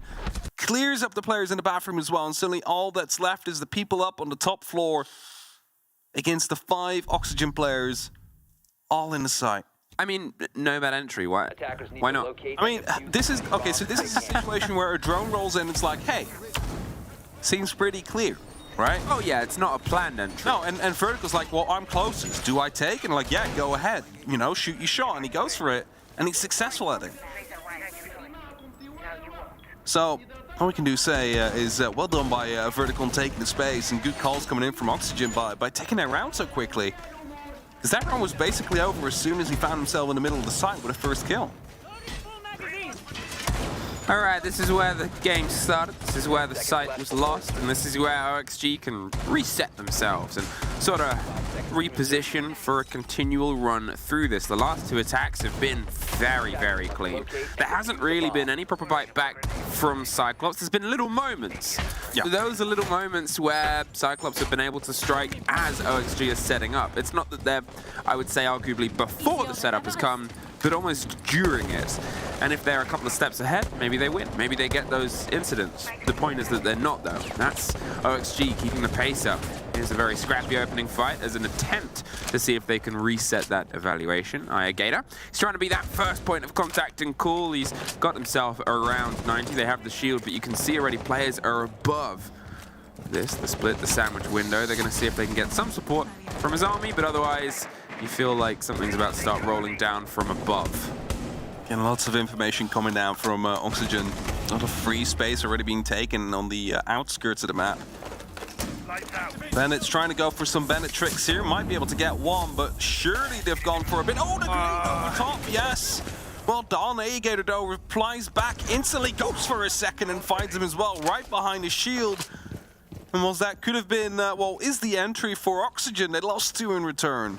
Hero plays from great gunners is sometimes the make or break for a team like this, and they're able to at least break that deadlock and give themselves the one-body advantage. But there it is, taken right back from the long range. Now 3 apiece with a minute 30, and they've been able to get some control and pressure onto Office, but the mirror window and the rotation to 90 makes it awkward. So instead it's this, a focus round towards the site. See if you can try and pull them away from the hold, put the focus elsewhere, and maybe you can catch them like this.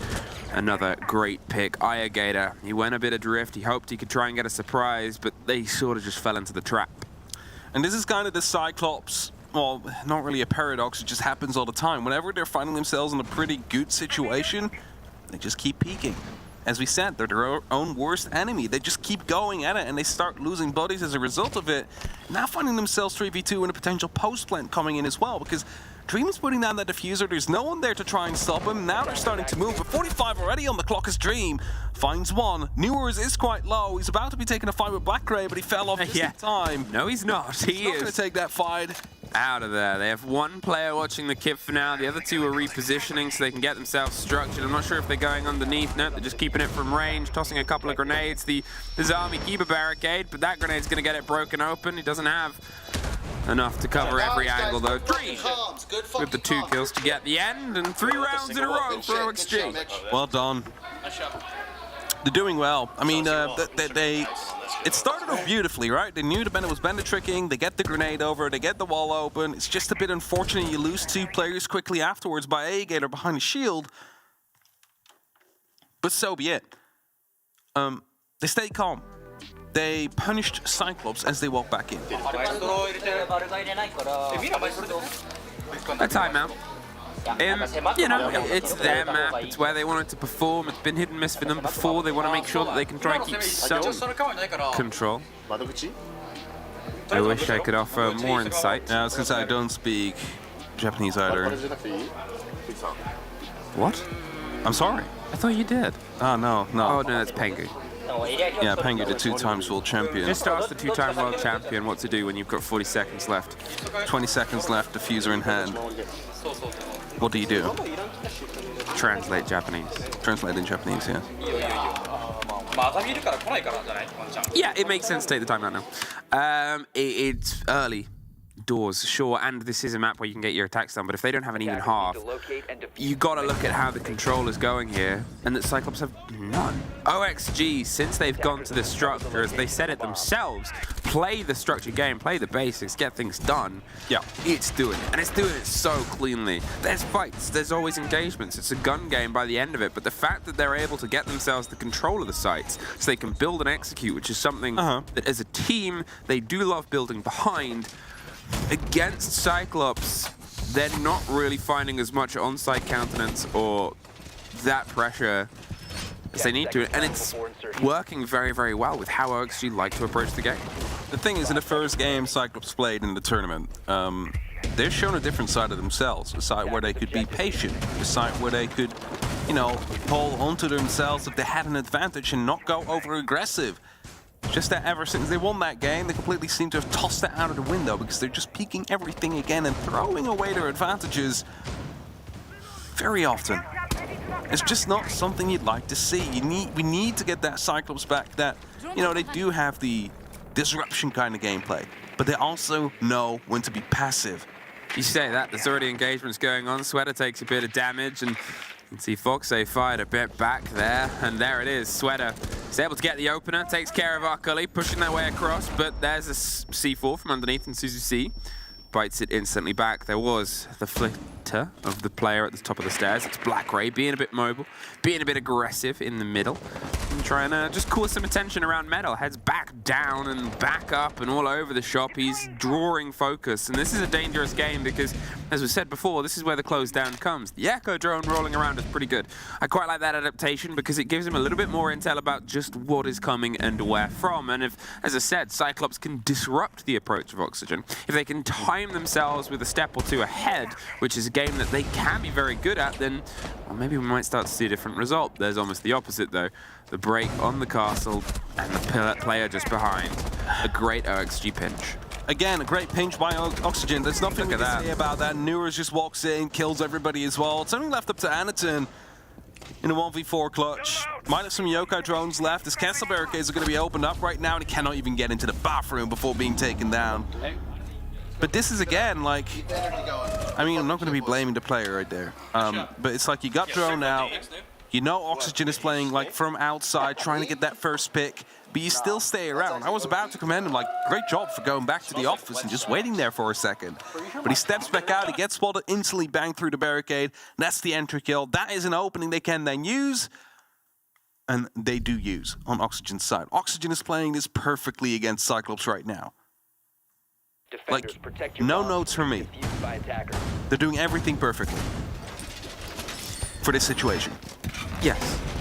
And that's the problem here. It's almost too easy for Oxygen. It's too clean. There's pressure on Cyclops here. OXG at least have one more game day ahead of them. Yeah. Obviously, if they lose this 0-2, then there's no way that they could technically pass Cyclops, but there are other teams that they could technically pass, results depending on the other stream. But here, this is their best chance to just cement themselves through. Because if they beat Cyclops clean, that's it. They're escaping groups, and all three APAC teams are not. Hey, remember how we opened this game? How did we open this game? A bit of a rush attempt. Hey, we've just had a swap there to some Candelas and a E1D. I'm curious to see if we close with a bit of pace as well. Possibly. Although it worked quite fine without so far, so I'm wondering if it is going to be pace or if it's just a little bit of extra when they do finally go for the push, just to make sure it doesn't get as close as it could be. Is there no one up top? Okay, there is someone up top. I was just going to say, if Neuros can just walk in for free, because the drone is now going to be telling him, hey, there's no one on Halfwall, you don't need to be afraid of this hole that's been created. It's going to be hunting that player in Archives, and then the verticality is gone. and then the hold was basically lost. I mean, this is it. Look at that. He's buried himself all the way across, and he's able to get the first. We heard the E1D and the Candelas popping up on the opposite end. Last time they walked right into sight. This time they tried to drop in, and CCC was at least ready with waiting arms. There's pings on players above. CCC does have a C4. We just had our Cullies, I believe, pop off, but didn't quite get the kill that it wanted. And this time, they've lost the entrance. They've lost their entrant. But the trade-off can be something that pieces itself together later. The Echo drones gone. Black Gray, can he get this engagement? Oh, no, but he gets to watch it. CCC blows vertical right in front of him. I was going to say maybe a bit too ambitious from Newers right there, but Oxygen now find themselves in a man down. Yellow Pink's coming through. That should be a clean sweep up, but the rotation downstairs already comes. Quickly fortifying himself to keep a barrier before falling back completely towards the Teller's area. They know they have a man advantage right now. They need to stick to this. They need to be passive. I've said it so many times before. Don't just peek everything you can right now. What? The big issue is, though, there's no one upstairs. And that means verticality can start coming in. Now, there is no sledge, so you don't need to worry about that. But you do have Ace who, you know, can use the Selmas to start opening up a little bit. Maybe even go for some shots, you know, with some of the bigger hitting rifles. They're clearing the space around the vent side. They're making sure that they have that little pop in, and they're doing this. The line, so nobody can get themselves in a position to stop. Dream tucks the plant just on the other side of the hefty cabinet, and with the watch down the bottom of the main metal stairs, well, what do you do to stop it? Hopped up on top of the cabinet. Dream suffers a little bit on the escape. On the way out the door, the post plant. It's going to be the fight, and there's Black Gray with a very important swing onto their first kill of the game. But Dream has the range all the way from outside. Fox, he's got above. There's Dream getting the swing, the width, and the kit is in the perfect place to be watched from this location. They've got to try and take the fight. They've got to try and do something to stem this. There's Ayakator doing exactly that. Allowed the run out. Fox does find Suzu C. They're going for the defuse. Cannot win the fight. And there is finally another Cyclops round. Too close for comfort there. That plan went down. There was nothing they could do about it because they didn't have top floor control. They didn't have anybody close enough to get any form of utility in there. Of course, C4 is already thrown and blown up earlier. But a great retake coming in. I'm not quite sure if they were unaware of the two people being out on the balcony. Like, Ayakator just running through right there. That's a crucial kill, picking up the player outside. Just would have hoped there was a bit more of a challenge coming down from the player of scores in the small office. As C4 kill entertained. Yeah, that was perfectly about to shoot him and then blew up. It's like something from like an action film. Yeah, no, not a great action, like a comedy action film. All right, turn of the half. Cyclops now have their attack, their preferred side, and OXG have pockets full of C4s. 4 of them are going to be the lead in here, and in terms of intel, actually not a huge amount. They're going to see if, I guess, they can go by the calls, the coordination, the audio, and hope that they can get a catch. You are playing bottom to top, and you assume they're going to try and take some of it, and you can go for retakes, but here, when you have, obviously, the pulse that we've seen run by R. Kelly previously, you've got, you know, a handfuls of intel ops. Valk is gone, but she always really is on border. Well, a lot of maps nowadays, Valk is just gone. Even though with the nerf, you know, that happened like a while ago where you couldn't toss them outside anymore. Yep. Oh, there was some horrible places on border when you could toss them outside. Yeah, for sure. But like even with that, still just a pain to play against on maps like border. So much clutter. Oh. Is this gonna be fast? We have some smokes, we have glass, and we have them already putting pressure onto the site window, but they do not have verticality, so they're going to try and do some reverse grenade fishing. Up towards the top, see if they get a catch on the players, but they've pulled themselves a bit further back and giving them the long angles through the bars and the barricades. Hopefully Cyclops don't just try and blind their way into sight, but there's at least some smokes, and there's the pop and the fire. A C4 does get one, Vertical gets the follow-up, and, well, there's the next engagement, but Anaton cannot quite get the full lock-in. Repositions it with the other smoke as Arcully is doing some work on the back end. The fight just on the tippy side of the bathroom isn't quite going to be his yet. Instead, falls back to his drone and starts the work, as they're trying to still pinch the pressure up top. Swapping mags! 3 on 3. Minute 40 left on the clock. Cyclops, what do you still have left? Not really any control. I mean, you're sneaking around on the outsides of the map, and Anderton's still trying to find a pick through the small hole that has been created by Maverick. But you're not going to be finding too much on that. You need to be approaching the side at some point. And Oxygen fully aware of that. Going to be waiting for that. They're going to be patient for that. They know that sometimes all you need to do is nothing. And that's what they're doing right now. I mean, they're maintaining their positions. They're just making sure no one's really walking in, but they're not taking any big risks here. As Cyclops, well, they are moving, but they're not really in any dangerous territory yet. It took them about a minute to get from outside to the office where they now have been spotted due to the goo mine.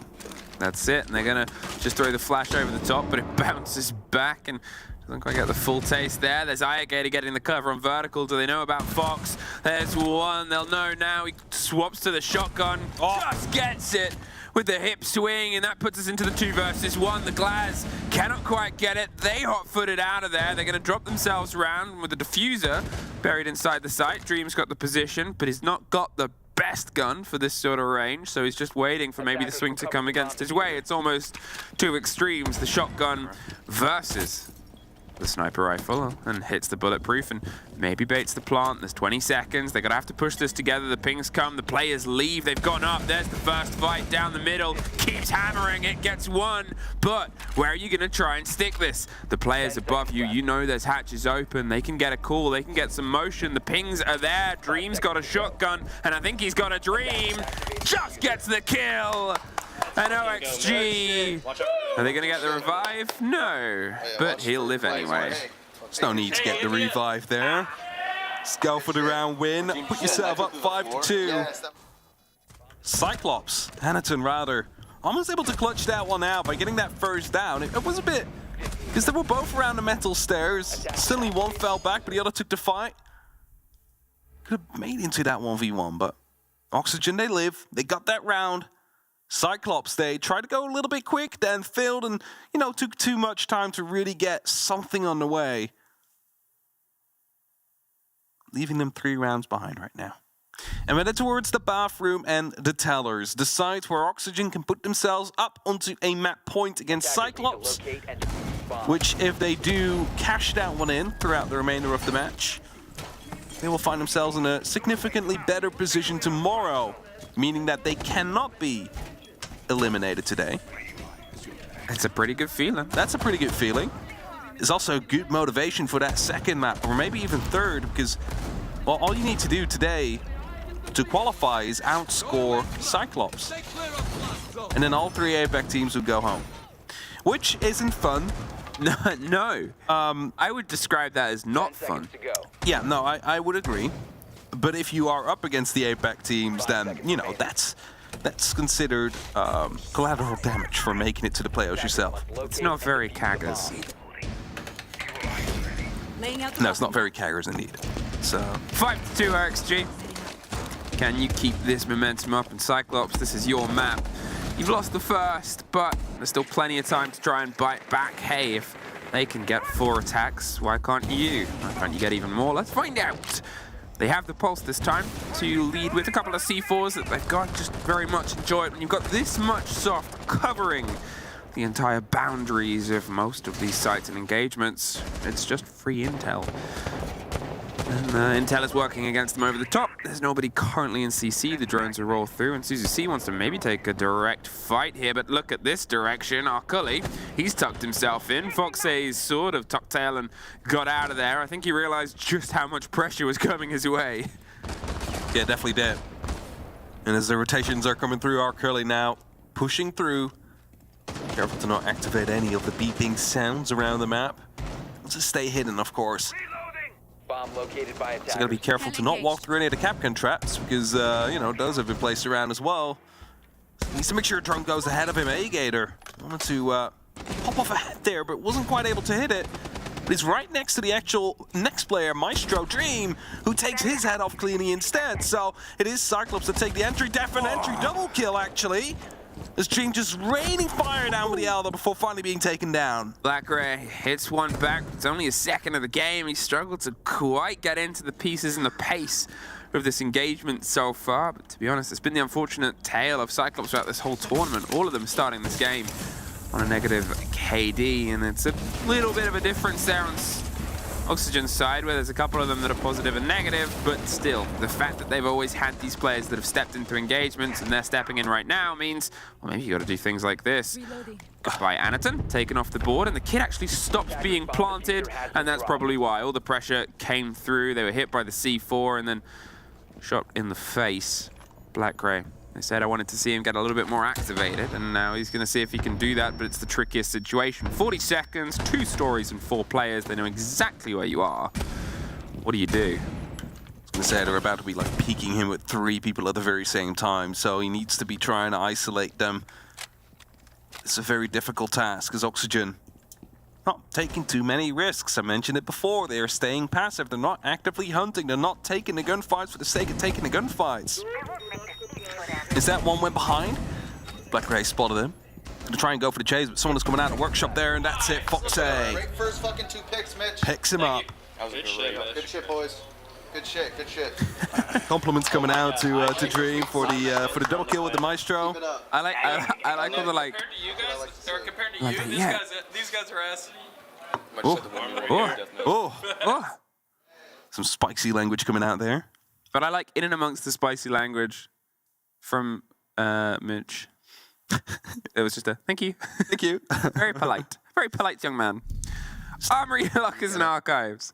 We go to map point, and a lot of them, if Cyclops want to try and fight their way back into this, they have unfortunately just been outpaced this entire map so far, and you can't argue with that. OXG have had this entire map locked down. The control has been perfect. It's entirely their pace. And Cyclops, which is usually their best thing, is shaking up the pace of the game. Haven't been able to have a whiff of it since that first round. I was going to say everything but the first round has been completely Oxygen's control. I know it's 6-2. That means that one of the rounds, you know, they didn't have full control, obviously. The plant went down and they went for a retake. It was great ideas on the retake, but I'm still going to say the fact that the plant went down when they had... Says enough, right? It says it was a 3 versus 4, and OXG were able to eke a plant in. It was a great retake, but the retake did come down to the 1 versus 1 fight up top. You know, it's still, I would say, OXG's pace there. Yeah, for sure. And Cyclops, they need to try and find some of their own pace. But it might be too late on this map. Of course, there is still Clubhouse to go, but they would need a 2-0 as well if they want to be locking themselves in today. It's the only way they can do it. Just a clear-cut 2-0 victory. As Zarkurli again entered in from detention, he's moving in quickly as he can. Beepers go off, but no one's quite there to hear it, so I'm not really too afraid. The drones go ahead of him, so fully aware of what's safe and what's not. Potentially will be trying to throw some grenades from underneath, hope to pick up a kill as a result, and see just a second too late there. We're picking up Sweater, who was just rotating past that window. Ooh, that's ahead. That's ahead on either side. A trade out. Ukulele and Dream find each other and send each other out of the round there. And a delicate, dangerous angle. Shakes things up a little bit, but you lose the sledge. You lose some of your grenade damage, some of the chances there. Black Gray's just used the last of it as well. Looking to see if they can try and put the pressure up metal. They've got some attention paid out here towards CC as well. The upside down rappel on the far end. They're seeing if they can pinch the OXG players out of position, but none of them are really handing themselves to it. They're keeping themselves mobile, trying to hit the Kiva barrier. I was a little bit confused for a second because I couldn't see the mirror window, I think. Either way, CCC takes down Foxe. Brings them back just slightly. Yeah, it's a mirror window that they placed up there. So they just shatter it so they can't look through anymore. But still, it doesn't give them any control. There's still, you know, electrification on it, so they cannot open up that wall clearly. There could still be someone right behind it, and Newers near east stairs as well. It's just going to be locking off any rotation that comes in from CCTV towards the office.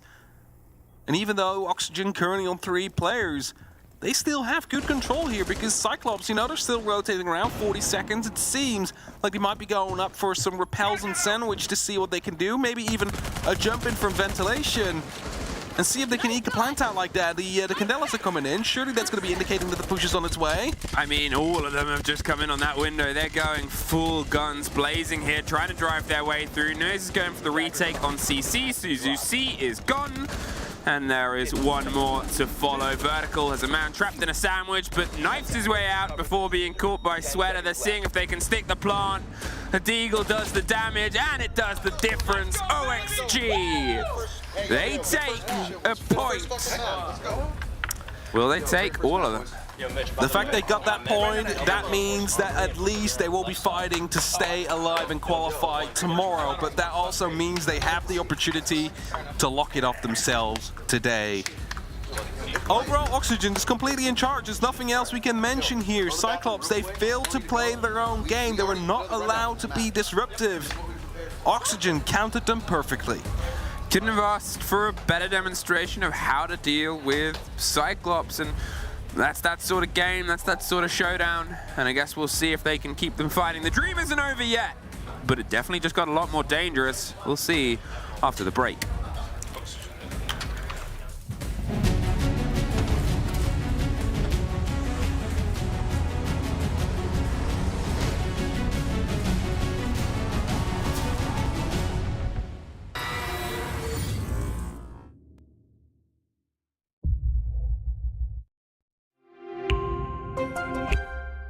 I'm Nicholas Morton, but you know me as Pingu. I'm a two-time Rainbow Six Siege World Champion and former top Rainbow Six Siege player in Pro League.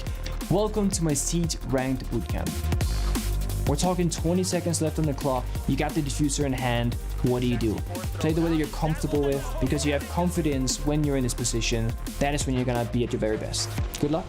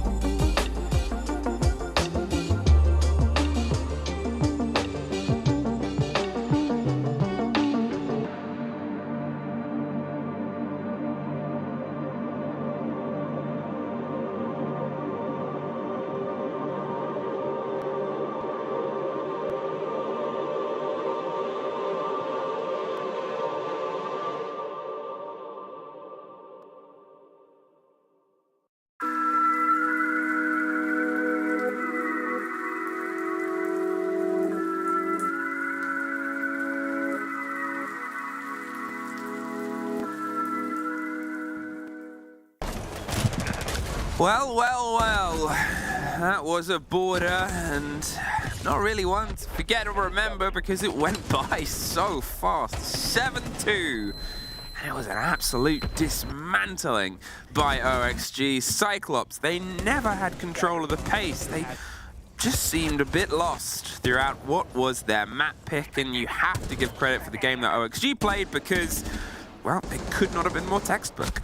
Yeah, again, only the actual first round, Cyclops managed to counter perfectly what was going on. And now, of course, round 6, they managed to retake perfectly as well against the plan that came now from Oxygen. But overall, I think there's too much to write home about. So really need to be stepping it up in the second map right here, which will be Clubhouse, of course, if they want to have an opportunity of still making it to the playoffs, because the chances are not gone yet. It's just looking very dire.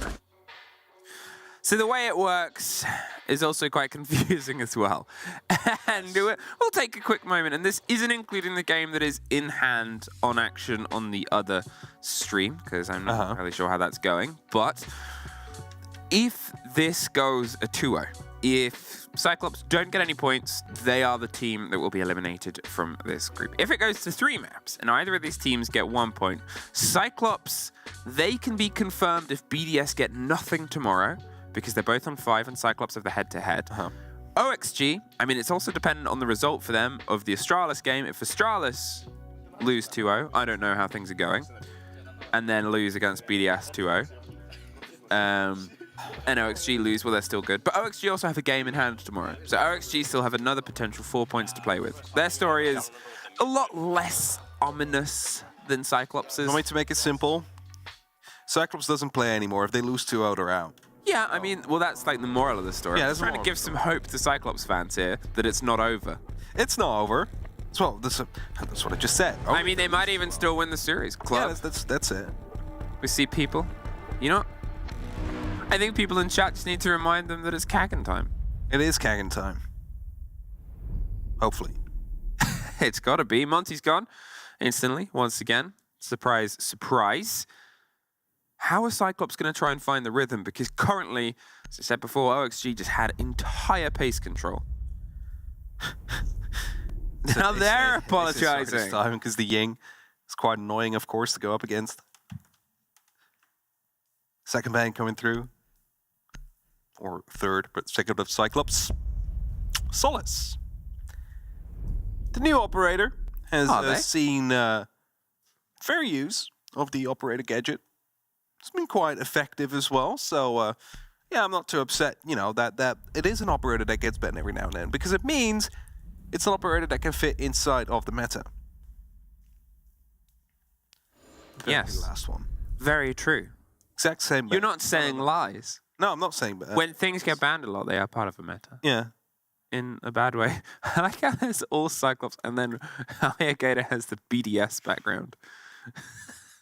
Maybe they're just collecting kills, you know? It's like, we've taken down BDS, so we can at least... it's like got the dog tags of the people. Yeah, and if they beat Oxygen, someone will be putting on an Oxygen background for the playoffs.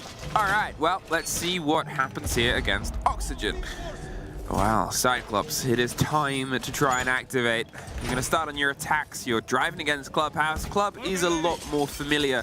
This is sort of a good and a bad thing, I think, for Cyclops, because it sort of forces blinkers on them. They were lost, as I said before. The big problem on Border was they weren't able to set the pace, which is great. It's a strong suit of theirs when they're in their element. They weren't in their element. Maybe they're still not, and they need to be in Clubhouse's element, because out of a lot of maps, it's still really the one that forces a gameplay. It forces styles and approaches. Yeah, I'm just going to say again, like, attack here is a step-by-step plan. Every team should know how to attack Club.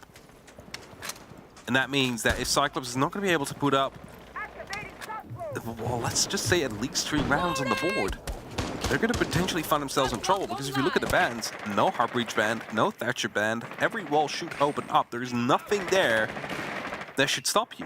Now, most recently, they did play this against BDS and lost at OXG. There was 5-7 as the decider. It went pretty much all the way, and BDS are known as being one of the best club teams in the world, so fair enough. Well, there's the first off the board, the spray through, the cement with the grenade. They're not going to be able to get the revive. Crawl! He survives! Cyclops, it went one way, they went the other. Sweater picks up the drop kill and gets bit back by Suzu C. It's still a trade-off for the sacrifice of a single player, but the man survives. And they lose the Iana, and now they're going to see if they can try and take behind it.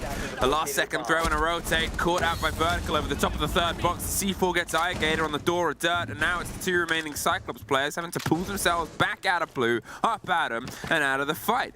2 minutes is what we have left pretty much in this game, and it's already exploded right next to the site. I mean, they get it right. They got the injury on Newers. They tried to confirm the kill, but weren't quite able to do that effectively. Basically lost everybody in the result of it, but two. But they also fell back, so the amount of ground they had, that's lost instantly as well, because, you know, you've given Oxygen the opportunity to just regroup, to all aim their guns in the same direction. And yes, as in the meantime, hatches do get opened up and alternate routes are being explored. You're still just going to be up 2v4. You need to equalize this scoreline here as Cyclops. And is Oxygen going to be aware of the push that's coming through? Well, they definitely seem to be aware of the player in dirt from the side of Cyclops. Force the movement, though.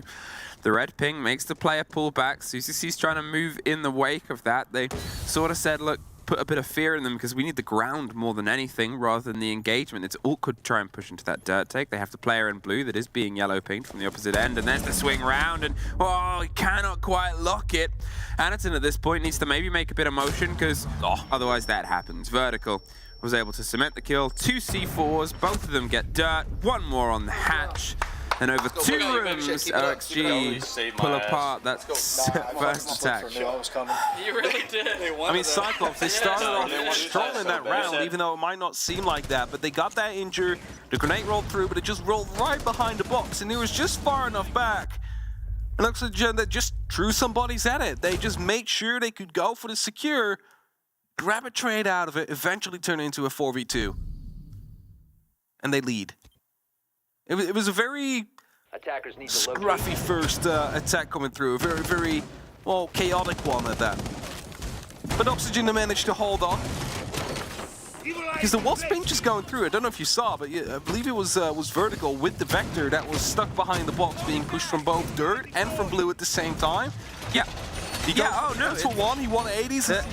The Cyclops take was, it points good.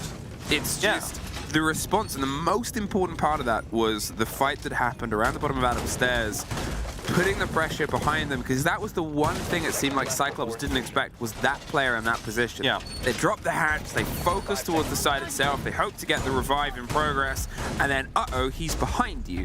And then from that point onwards, it turned into a back and forth, but that single moment took what was a surety, and what was, we know where we're going, we know what we're aiming at, to there around us, we need to, and then the comms get muddied and you find yourself in that situation. And you know, it was a great little bit, but it shows how important an individual placement, as they said in their comms that we got a little bit of an audio onto, you saved me.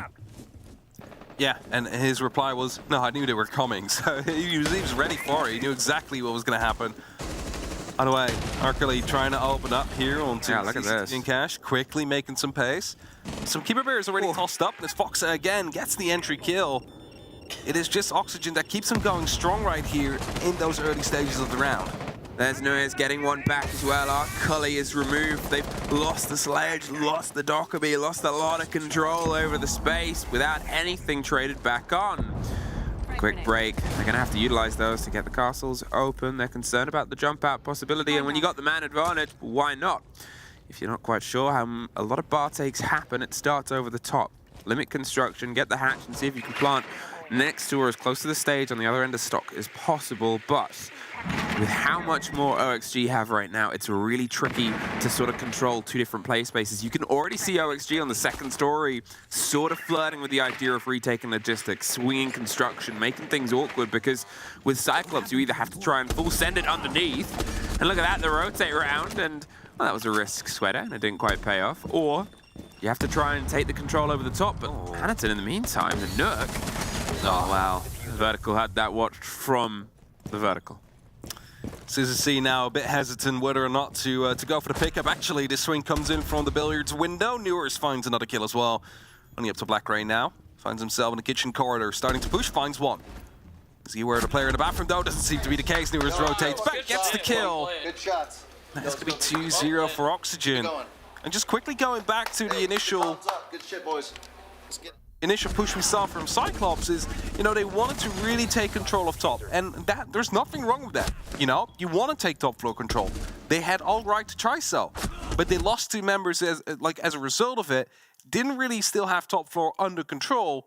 They then try to go for a plan. They lose another player to that, so it's like essentially they lost 3 players due to their, well, let's just try and get top under control. They didn't get it. They lost it, and then they just had to try and go for it. So again, it's like they have the right idea, they just don't execute it well. Okie dokie, Cyclops. Let's not fall into the same mistakes as before. OXG are playing sharp. They were in the previous map. You knew it was going to have to be a step up and a step in. We're seeing, as you said, a little bit more of the right ideas. Definitely compared to the pace that we had on the first map, but still not quite enough of that synergy in the lock-in, and not quite enough of a pop-up on the guns as well. Only 3 kills over the 2 rounds for the team. That's all just 2 of OXG players have been able to manage that themselves without dying. It's a gun game that they're usually very good at, but not this time. Kali is being played. Yeah, it's Anaton. No, I was just going to say, like, it was 2 operators that haven't been played yet. It's FaZe and Kali in this tournament, so... I saw... Oh, Kali might have been played now, then? I think we saw Kali earlier today, didn't we? Oh, could be. I didn't pay attention. Oh, they were 6 picked off. No. Fresh! Fresh! Fresh! Kali's picked. Just FaZe left. Let's see how effective it will be. We know Anaton likes to play... I can't believe Grim got played before Kali. Yeah, I was going to say as well. What does that say? I mean, FaZe is not a bad operator either. I would definitely have expected FaZe to be played before Grim. But, you know, these pros know more than we do. And the openings are coming through. CCTV will be breached. It's not going to be the bomb site, but it's going to be the entry, the doorway to be getting further inside. Yeah, they're getting themselves this control of the opposite space. You force the players out, and the players will be forced out. You don't sort of sit around and hold on to it for your death. You hold on to it for as long as possible. With Fox underneath as well, they might be able to cause some problems with the pulse, but look at this. They're ready to peel back. As soon as either the window behind them starts getting popped open, the wall to their right-hand side, which they actually read Kiba and then impact it, or maybe even the wall on the opposite end, that is when they leave. They won't quite get it, but Nice does find one. Arkali just gets vertical as he tries to go back through the door and then hops over to the window, expects to hop out of the window, gets himself closer and closer, and is just met by 1 and 2 Keeper barricades. Yeah, punching him now to know he's out there on the highway. We're just waiting for that final punch to come through so he can go for a bit of aggression. He's feeling it. He's doing quite well so far in the series. Spend a trick coming through, 1, but that's not on the right one. And that means the wall will be opened up. There's no way to stop that. Sweater tried to go a bit aggressive there, but wasn't able to find Black Ray. So he falls back into the bathroom. He's not sticking around to find out. Yeah, he sort of hung around a bit longer, but that's all. Which way do you shoot, Black Ray? Unfortunately, you got a little bit outnumbered, a little bit outgunned, and there's Noyes taking care of Arkali on the opposite end. Anaton and Suzu see 4 versus 2, see if they can try and piece 1. Unfortunately not. That puts the kid on Jacuzzi, and that puts Anaton in the hands of the Kali.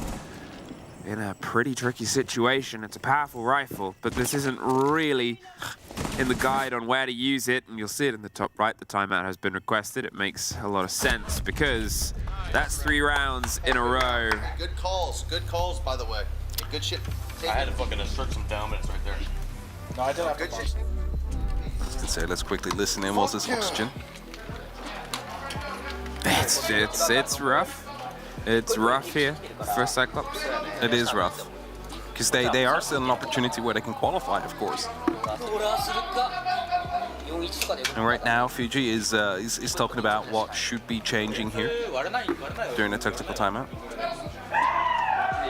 In the meantime, it's Oxygen making lots of noise, I believe, on the other side. It could also be Astralis. It could also be the other teams, yeah, the other stream that's playing. This sort of, I don't know if the audience has been allowed a peek behind the curtain. Listen, Not that I know. We're gonna go back downstairs, reinforce blue hatch off, new and sweater. Is there any way you guys can do that like weird shit you guys do blue? Like one of you plays blue stairs, the other one goes prone? Because we're just gonna reinforce blue hatch off. Here, you go zombie sorter. Let me do it. Am I still full reinforcing church? Yep. Okay. I'm excited to see them do that weird stuff around blue.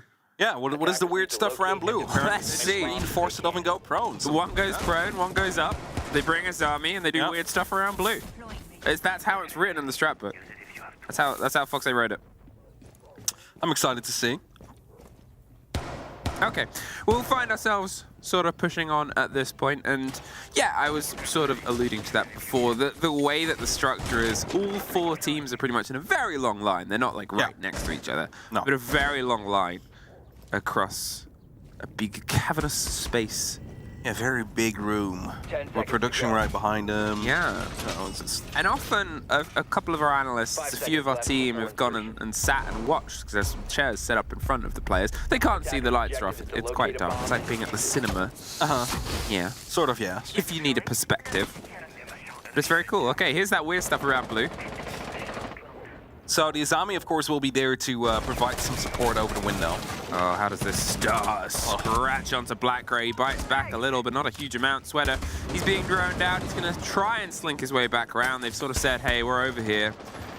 And, well, as they said, the hatch is reinforced. They can cause some problems. They've got the keeper barricades for just such an occasion. That one at the top, it means it's got to be broken if you want to have the long-range firefight. It didn't quite pop off, even. It's not going to be very helpful, but, you know, soon an extra keeper barricade will be regenerated by Sweater, so he can still go for it if the need is there. Wondering to see if Cyclops is going to be trying to open up the blue hatch, because, of course, they do have the opportunity to do so. FaZe hiding near Strip. If the drones are not thorough enough on the side of Cyclops, they might find themselves to be prone to a flank to come through.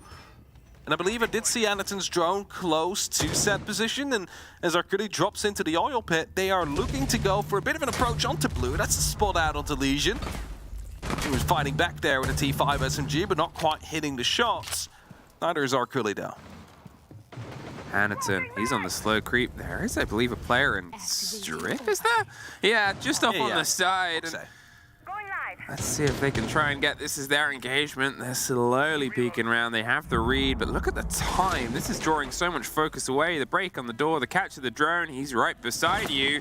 Swings and pre-fires, and the DMR gets the chase and the free camera. There's a little bit of a dance and a wiggle, but the most important part is that they've drawn a lot of time out. It's a big thing of this. And as Akali puts some pressure back down onto blue, takes a lot of damage himself. They have some reveal and some pre-fire. The smoke gives them a bit of cover, but the Barb will do a bit of a catch. There's a goo, there's a low fight.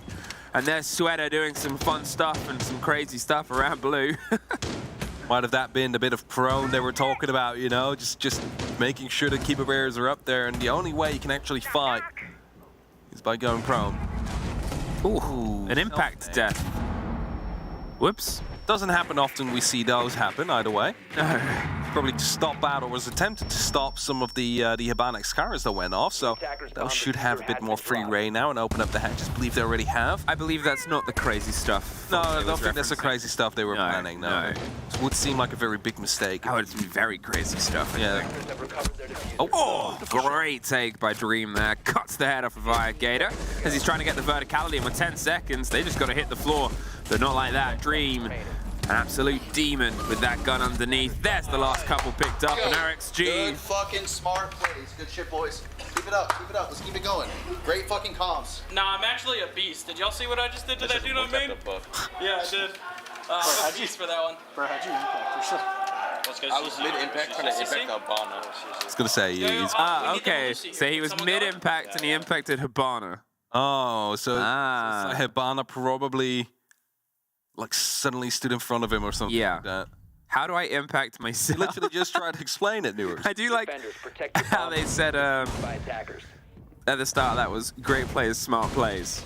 And Noise killed himself with an impact. Yeah, well, I mean, apparently it's hey, it works. Plays. Hey, if you win, it's meta. That's just the rules. If the round is won, it's not meta.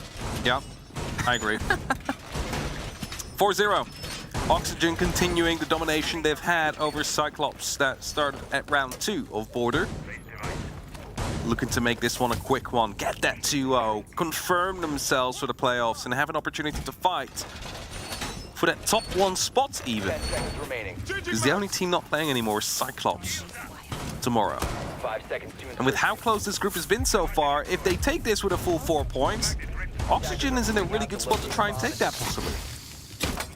Currently, our talent group is actually arguing over when operators were seen. Apparently, Carly and Fuse were both already seen. So every single operator from the games earlier on today has been played.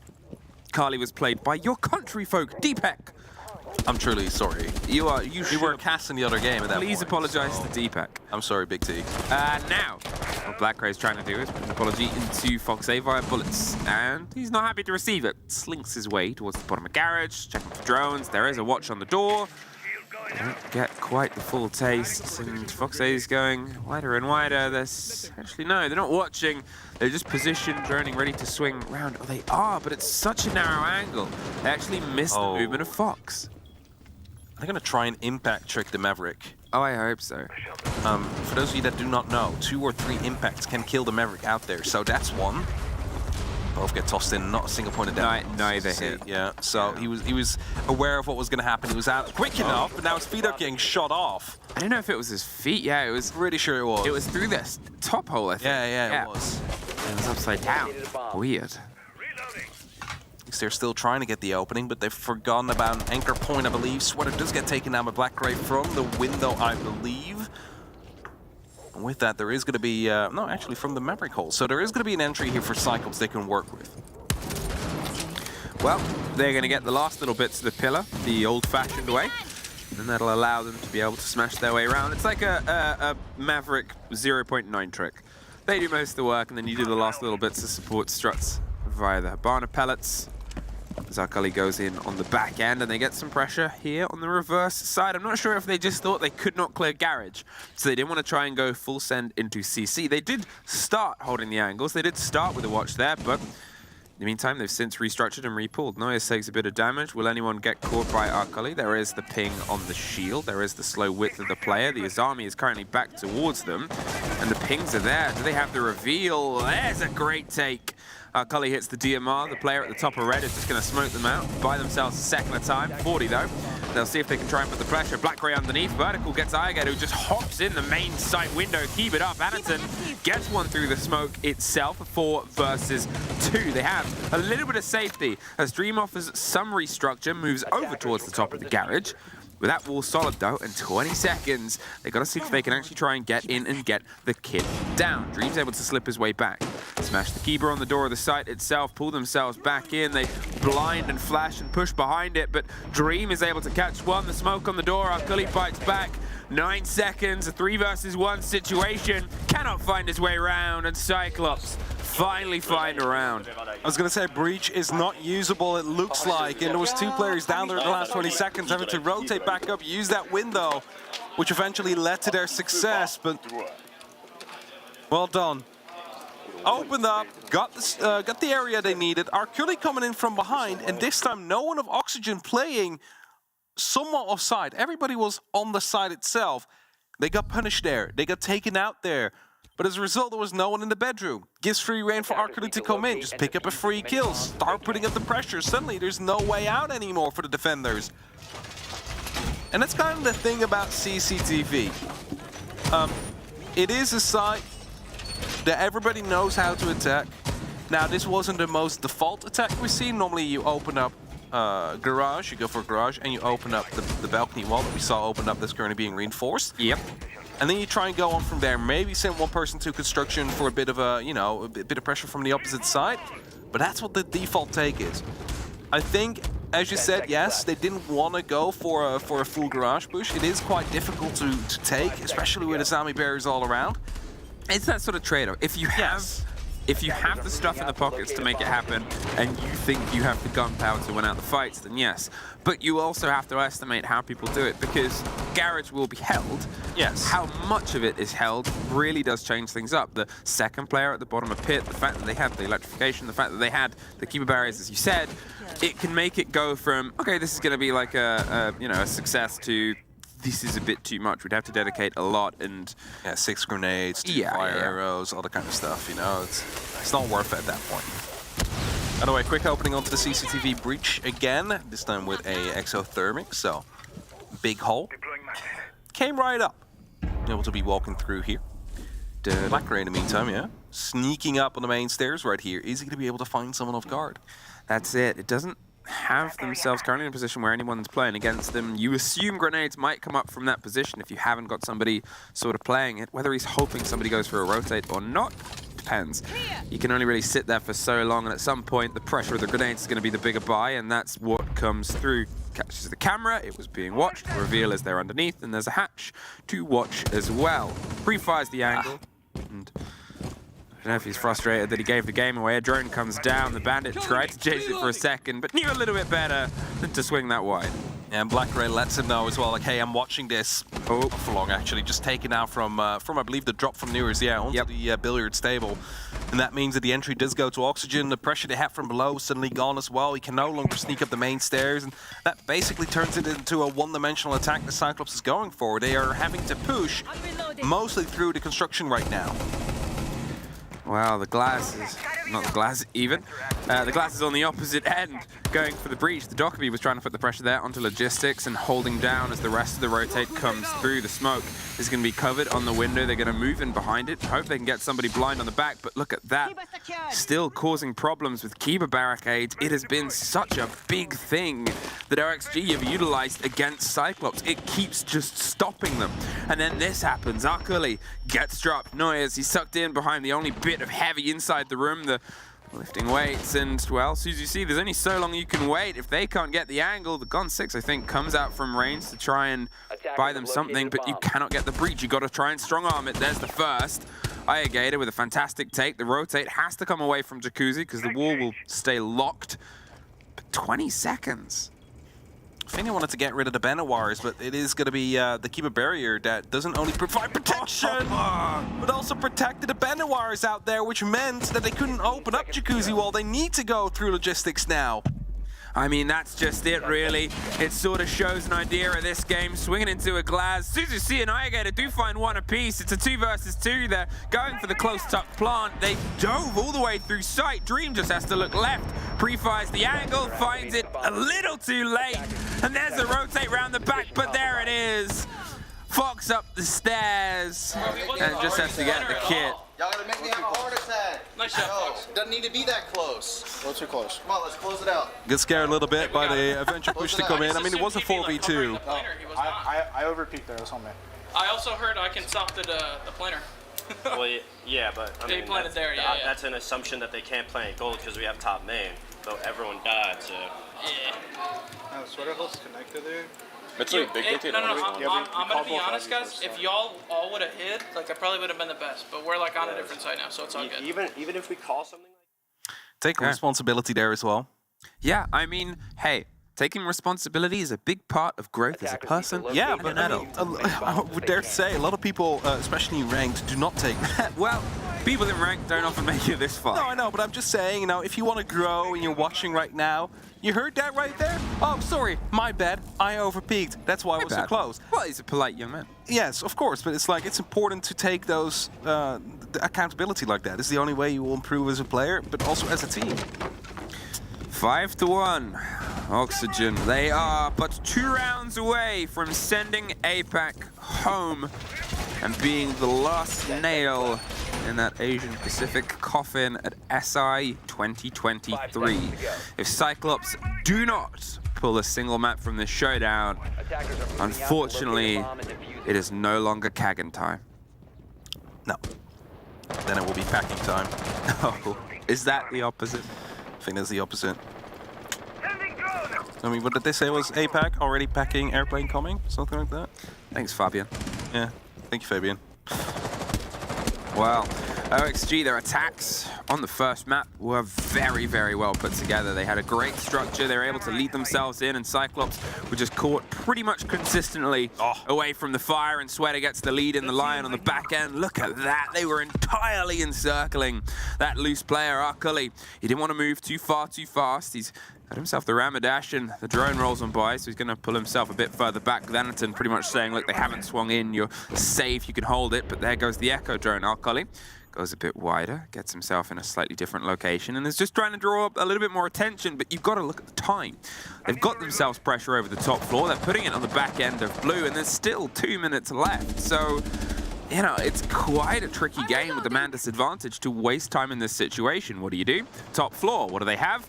One drone and another drone. So here our Cully is having to head down. The Echo drone's offering some support. There's pre-fires coming over the face with Suela. There's 2 players now, and there's one. Our Cully gets the first, looks for the line as well. He's hit by the Echo drone. Suddenly, OXG realize they're maybe being watched.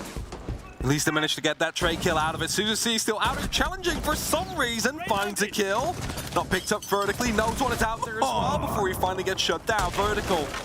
Lives up to his name, gets that kill, brings it back to a 3-on-3, but if we're being honest here, that should have been, well, maybe you know, a 5v3 advantage for Oxygen right now. I mean, it was very bold there from Cyclops. They led themselves in. They sort of said, you want to drone and attack us? We'll drone and attack you. The 2 players, Suzuki sticking a bit longer and sort of turning it from a 2 versus 1 into a 1 versus 1. They wanted to, I guess, mitigate and limit the amount of risk that they had in sticking around, and, you know, it might just have been worth it here. They took what was an early disadvantage in map control and then took some of it back. The fight from bottom to top, they tried to just eke out a kill. Put the bullet through the head and the bars, but it didn't quite catch vertical as Fox gets for the rotate underneath. Closer and closer, pings towards the back end. The player has drifted to the rotate, but they just pass on by, and that's allowed Fox to pass on by all the way into Moto. Looking for the back line, hoping to get the player, but they're crouched under the opening on the right. Who will he see first at this point? Oh, that's the Echo. That's a kill coming through, at least an injure for now, but there's no way they're going to be able to go for recovery. Actually, Rook armor, that's it. Can go for the pickup and doesn't matter though, instantly picked up, instantly afterwards. FaZe now tries to re-peek or at least refrag his teammate that's fallen, but he falls himself. Gator locks them all off 1 by 1. And they get themselves another round. They live for now, Cyclops. Ayagator with the triple. Pulls up the pistol on the back end of blue, gets the swing around on the opposite end, and, well, it's a good bit of news. And it's a good bit of Cyclops, something that we haven't really been able to say this showdown. We had some of the taste of the plays that they're confident making. Has it come a bit too late in the series? Only they are the ones that can prove that at this point. There's still a distance to go. OXG still have a timeout, and they are still only 2 rounds away from ending this, whereas Cyclops are 3 rounds away from catching up. And it's just CCTV now. And that always worries me a little bit because why? The side's not really good anymore. What? It is the bread and butter of Siege. Yep. Ranked. It has been for a while. I mean, we've said this a billion times. At this point, I think even new viewers know. They might know. But if you don't, if there's ever been written a step-by-step plan on how to attack, this is probably the side that it's been written for. First you open up the wall that's being portrayed right now, the balcony wall. After that, you open up Garage. Try and take Garage under control, and then there's nothing the defenders can do anymore except for trying to put up some vertical pressure from below or try and maybe get some C4s over the top. As the default plan comes in. Now, Cyclops are banking on that, you know, they've already opened up for lounge vertical control, so they're expecting Oxygen to go for that route. And as you indeed can see, EMP1, opening will be made. Step 1 done. It's pretty impossible to stop, and now they'll see if they can try and do the next, which is the fight over the top of Garage. They're gonna see if they can pinch out the players. We talked about this cost and how much you're ready to dedicate towards it, and that's what they're doing right now. The intel gathering. You can try and swing it in a couple of different ways, and whether you go underneath, which is what Vertical's checking it out, from the quad walls, from stock on the opposite side, that doesn't really matter. It seems like there's not too much directly on the top or the middle of red itself. No barbs, no anything like that. There might be, obviously, goo traps. There might be things that give a little bit of the game away and make things awkward. You assume and hope, because otherwise Vertical might just try and push his way up. Anaton gets the first, and it seems like that is exactly what's happening. And oh no, Akali! Ayagator gets one, and Akali gets revenge. There's the swing round, the pre-fire Vertical. He's going to throw the grenade. They're pushing over the top, and there it is, the shotgun, but that's caught out by the Wamidis. It will still explode, and it still gets the player, because the disc doesn't neutralize it, it just moves it. FaZe, he's going to see if he can try and hold on to red, but he knows the pressure's going to bounce back, so Sweater has him covered out the breach and round on the opposite side. Akali, can he make up for the accidental team kill earlier on? They're just round the side. There's Gets one, doesn't see the second, stops before he does, goes by the soft and somehow slips and slinks away. The pre-fire over the angle, Vertical suffers a lot of damage. Suzuki still happy to offer the support from the far end. It's a 2 versus 1. Sweater, he's found himself outside the keeper barricade there in front and behind him. He's tucked on a corner, suffering a bit of a pre-fire from the back end. It's tricky, a bit too tricky. Well done there, playing that together in the end on the side of Cyclops. Their defense holding. Oxygen just trying to go for it. Forgetting about the garage for the majority of it and just trying to, you know, go up the staircase. And it almost would have worked if they actually had someone watching Cash. And tactical timeout being called. Let's hear what they say. We're getting a little too antsy on the comms. Like, we get that first pick, we need to calm the comms and not try to rush our attack. Like, we kind of skipped a bunch of steps on that defense. So going forward, once we get that first pick, everyone calm down, let's work together and focus on one objective. So I think, like, right there, like, the big issue there was, you know, Mitch getting the pick. So if we can stay alive as we're doing those rotates and then focus on that objective once we're ready to set up, then we all execute. We're getting picked too early and it's causing us routes. So focus up, we got this. Clean comms, let's close this game out, okay? We got this. Go, let's get it. Let's get it, I don't hear myself in the attack zone. I mean, everyone's just yelling at different shit. Let's go, come on. It's just like McChris trying to talk. Sort of what I said, as in, you know, they got the initial opening, they got that pick, but then they moved in a bit too quickly. They didn't really deal with every single aspect of the defense they needed to deal with, and that's what got them caught off. It's that sort of thing is you go for a play and you see if you can make it happen, and sometimes the wheel might fall off, but the car's still going, and you're like, I can finish the race. I can Lewis Hamilton get the last lap done. Yeah. We can finish this and still get first, and you don't always get all the way to the finish line. Sometimes things fall apart there, and that's sort of what they're saying. Where Oxygen have been the best in terms of the showdown is when they've had the control. The fact that in that round we had not only a Cyclops team kill, but the death through a My Disc grenade as well. It was a tricky place to go because obviously the breach was open, the pressure was coming up. Yeah, there's no real other way to There's not real anywhere. Yeah, there's nowhere to escape. But it sort of shows that some of that was scrappy. Some of that went away from Cyclops and out of their favor, and they were still able to find the round on the back of it. Great bite back from the 2 remaining players. OXG have their timeout. We only have the game ahead of us. I said it was 2 rounds to the end. Now it's 2 rounds to the catch-up. Can Cyclops make it 1? That's what they'll be aiming for right now. They have to deal with this game as a round at a time at this point.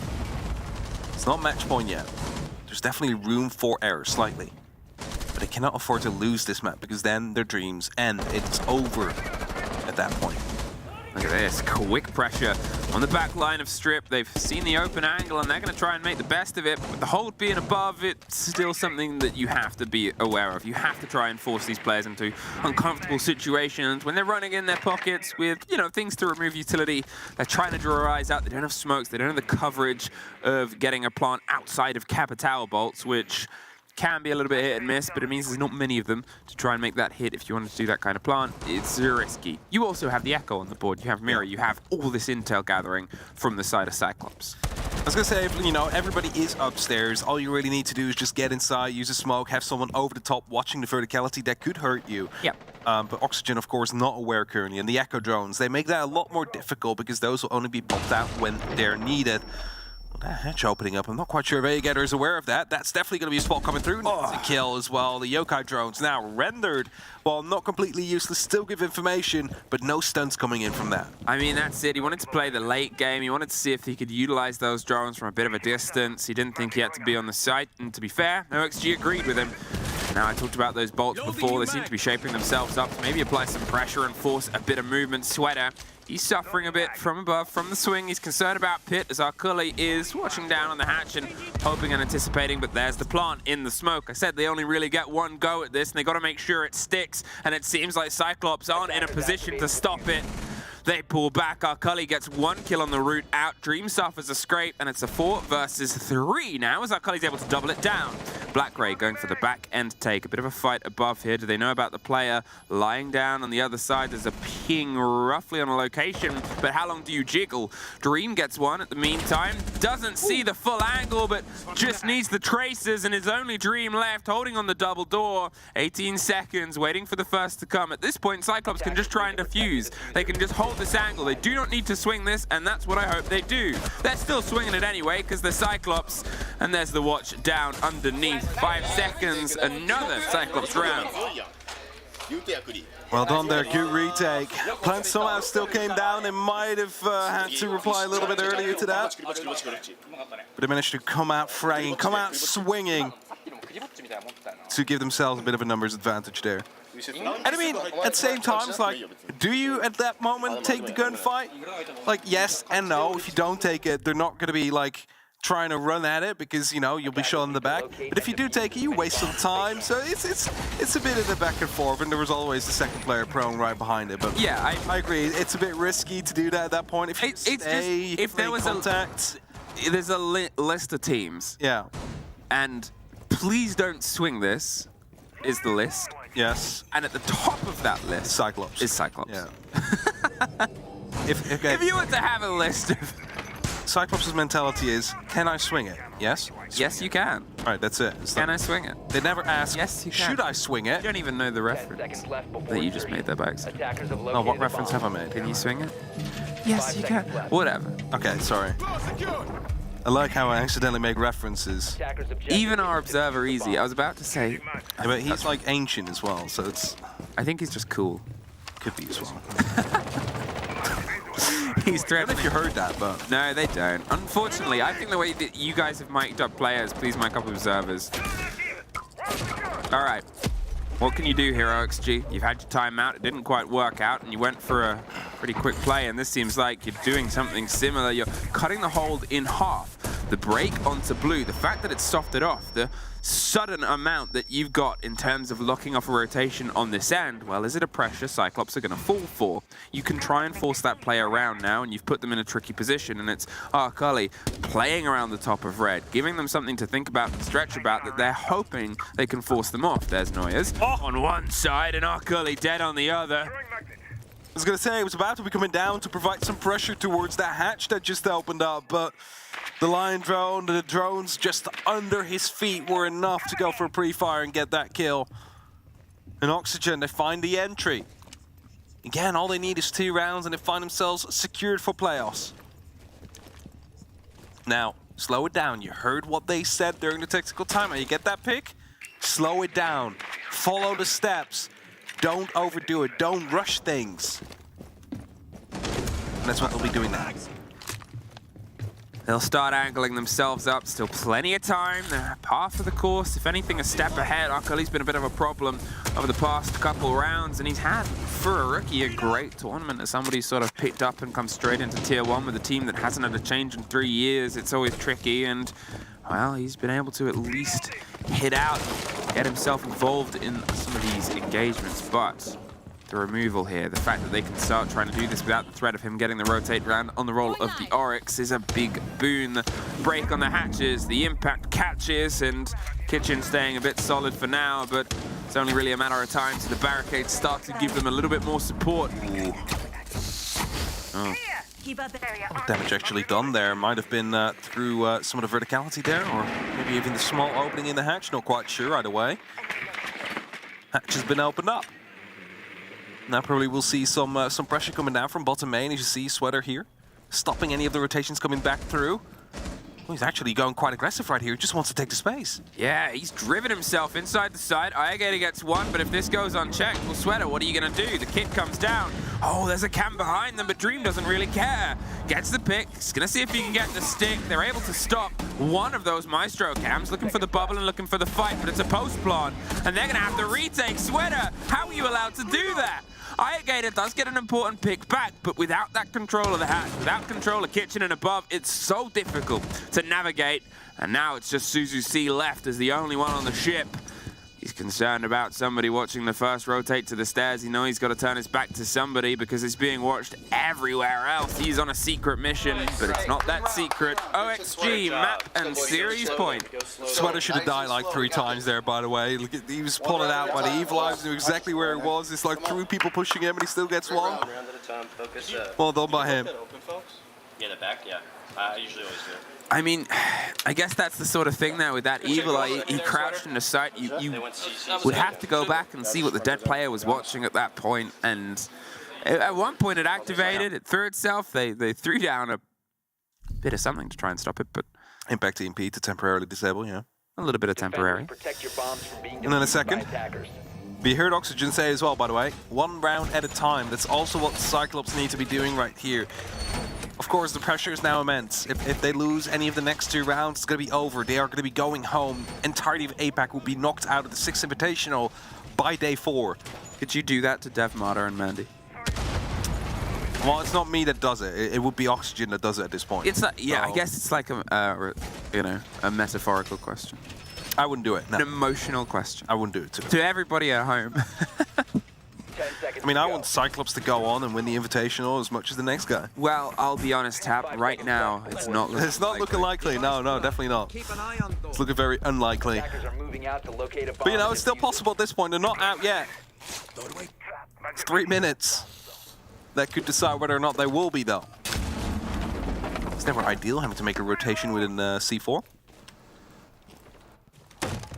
It's better than being caught alive afterwards and then being killed that way. So, guess there's always some uses to it. Either way, Oxygen, again, quick entry. Kitchen already under control. Drones coming through. Top floor, however, is that issue where one of these players is. A Yokai drone. Going aggressive, instantly taken out. And Sweater instantly rotates out. I think that's a smart idea because, you know, they know, oh, someone is going to be in that hallway now. Let's toss up a C4. We might just catch something. Not the case, but our Curly out here on the main stairs. He might catch someone instead. I mean, it's a very aggressive position, that close to the window, hoping to be a surprise factor. Obviously, he was caught very early on before, and it doesn't seem like Sweater really knows. He takes a little bit of slip damage there, and Arcali's going to sit and wait. Drones will roll, get themselves in position. It'll probably be watching the bathroom more than anything. He has to time this perfectly. Any slight move will absolutely probably remove him from the game. It's a bit of slow and steady outside of maybe the prop-ups and the positions. There, Sweater heard the motion. They pull back. Black Ray peppers a bullet and pulls back himself, and they sort of said, we're close. Are you ready to fight? That's the thing, they now know a player is actually up on the top floor. Now they need to hunt him down. There's 1:20 left on the clock. He just gets droned out. Second time in a round now, they're ready for him. A lot of damage done. They're trying to go for a double peek. Sweater will take him down, and that's going to be taken care of with that roamer. But more importantly, there's 1:15 left. A lot of time wasted. Oxygen, they need to hit a double time right now if they want to be making sure that they have an opportunity to even go for a plant. Sweater, he was coming into this sort of series on -6 on the entry, and he's been great at picking these engagements, finding himself as a more balanced KD. The pressure comes over the hatches. They're going to see if they can get the breach. They should get rid of the electrification, and then from that point onwards, they can get the hatch open itself. There you go, first 2 coming through, second 2 already being put up. They're not really dealing with any of the potential impacts that could be out there. Sweater already inside a motorcycle, quickly checking if there's anything in there. Doesn't seem to be the case. And you know, last time we saw free kill out here on the Echo. If he manages to sneak in, which isn't the case, it's Anaton actually to go quite aggressive onto the main stairs, finds one, instantly picked back up. That's a 3 and 4 now. They didn't know about Sweater, and Vertical knows about them. Black Ray in the back of dirt. They've doubled down the 2 remaining Cyclops players. There's only 1 left. Black Ray has to get the 4 remaining, but I am regretful to announce Kagan time is over. OXG take the 4 points and the series 2-0. And Cyclops now, alongside all of APAC at SI 2023, are going home. We knew it was going to be harder for APAC considering the best of 3 group stage format. Left less opportunity for these kind of hero plays, these upsets to come through. Still, they managed to put one on the board though. They managed to get that full-fledged victory at 4 points, but that's all APAC will have throughout this event. They're knocked out. You can see it as well. They're disappointed. But again, they fought hard. And Arculi, I think that's the best takeaway we can take. He came into this roster as a rookie. He did incredibly well. He held his way. It's always that thing. When an old roster makes a new change for a player who's technically untested at Tier 1 at this level, with a team that has been fighting at this level for a long time, you couldn't imagine some of the tougher places to step in, but it's the start of a year and an end of a year, depending how you look on it. I think with this Cyclops roster, it's the start. It is the start for sure. There is still, you know, plenty of tournaments to come in the future, and they'll be preparing for that. They'll be getting themselves ready to just strike back next year and make sure that they'll be getting outside of groups. For one last time today on the B stream, we'll throw it to a break before we're back with the Command Center.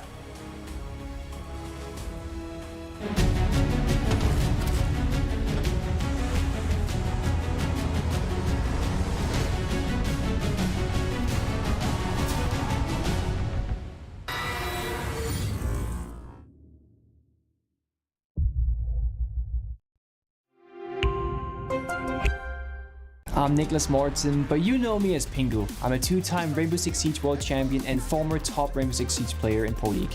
Welcome to my Siege Ranked Bootcamp. We're talking 20 seconds left on the clock, you got the diffuser in hand, what do?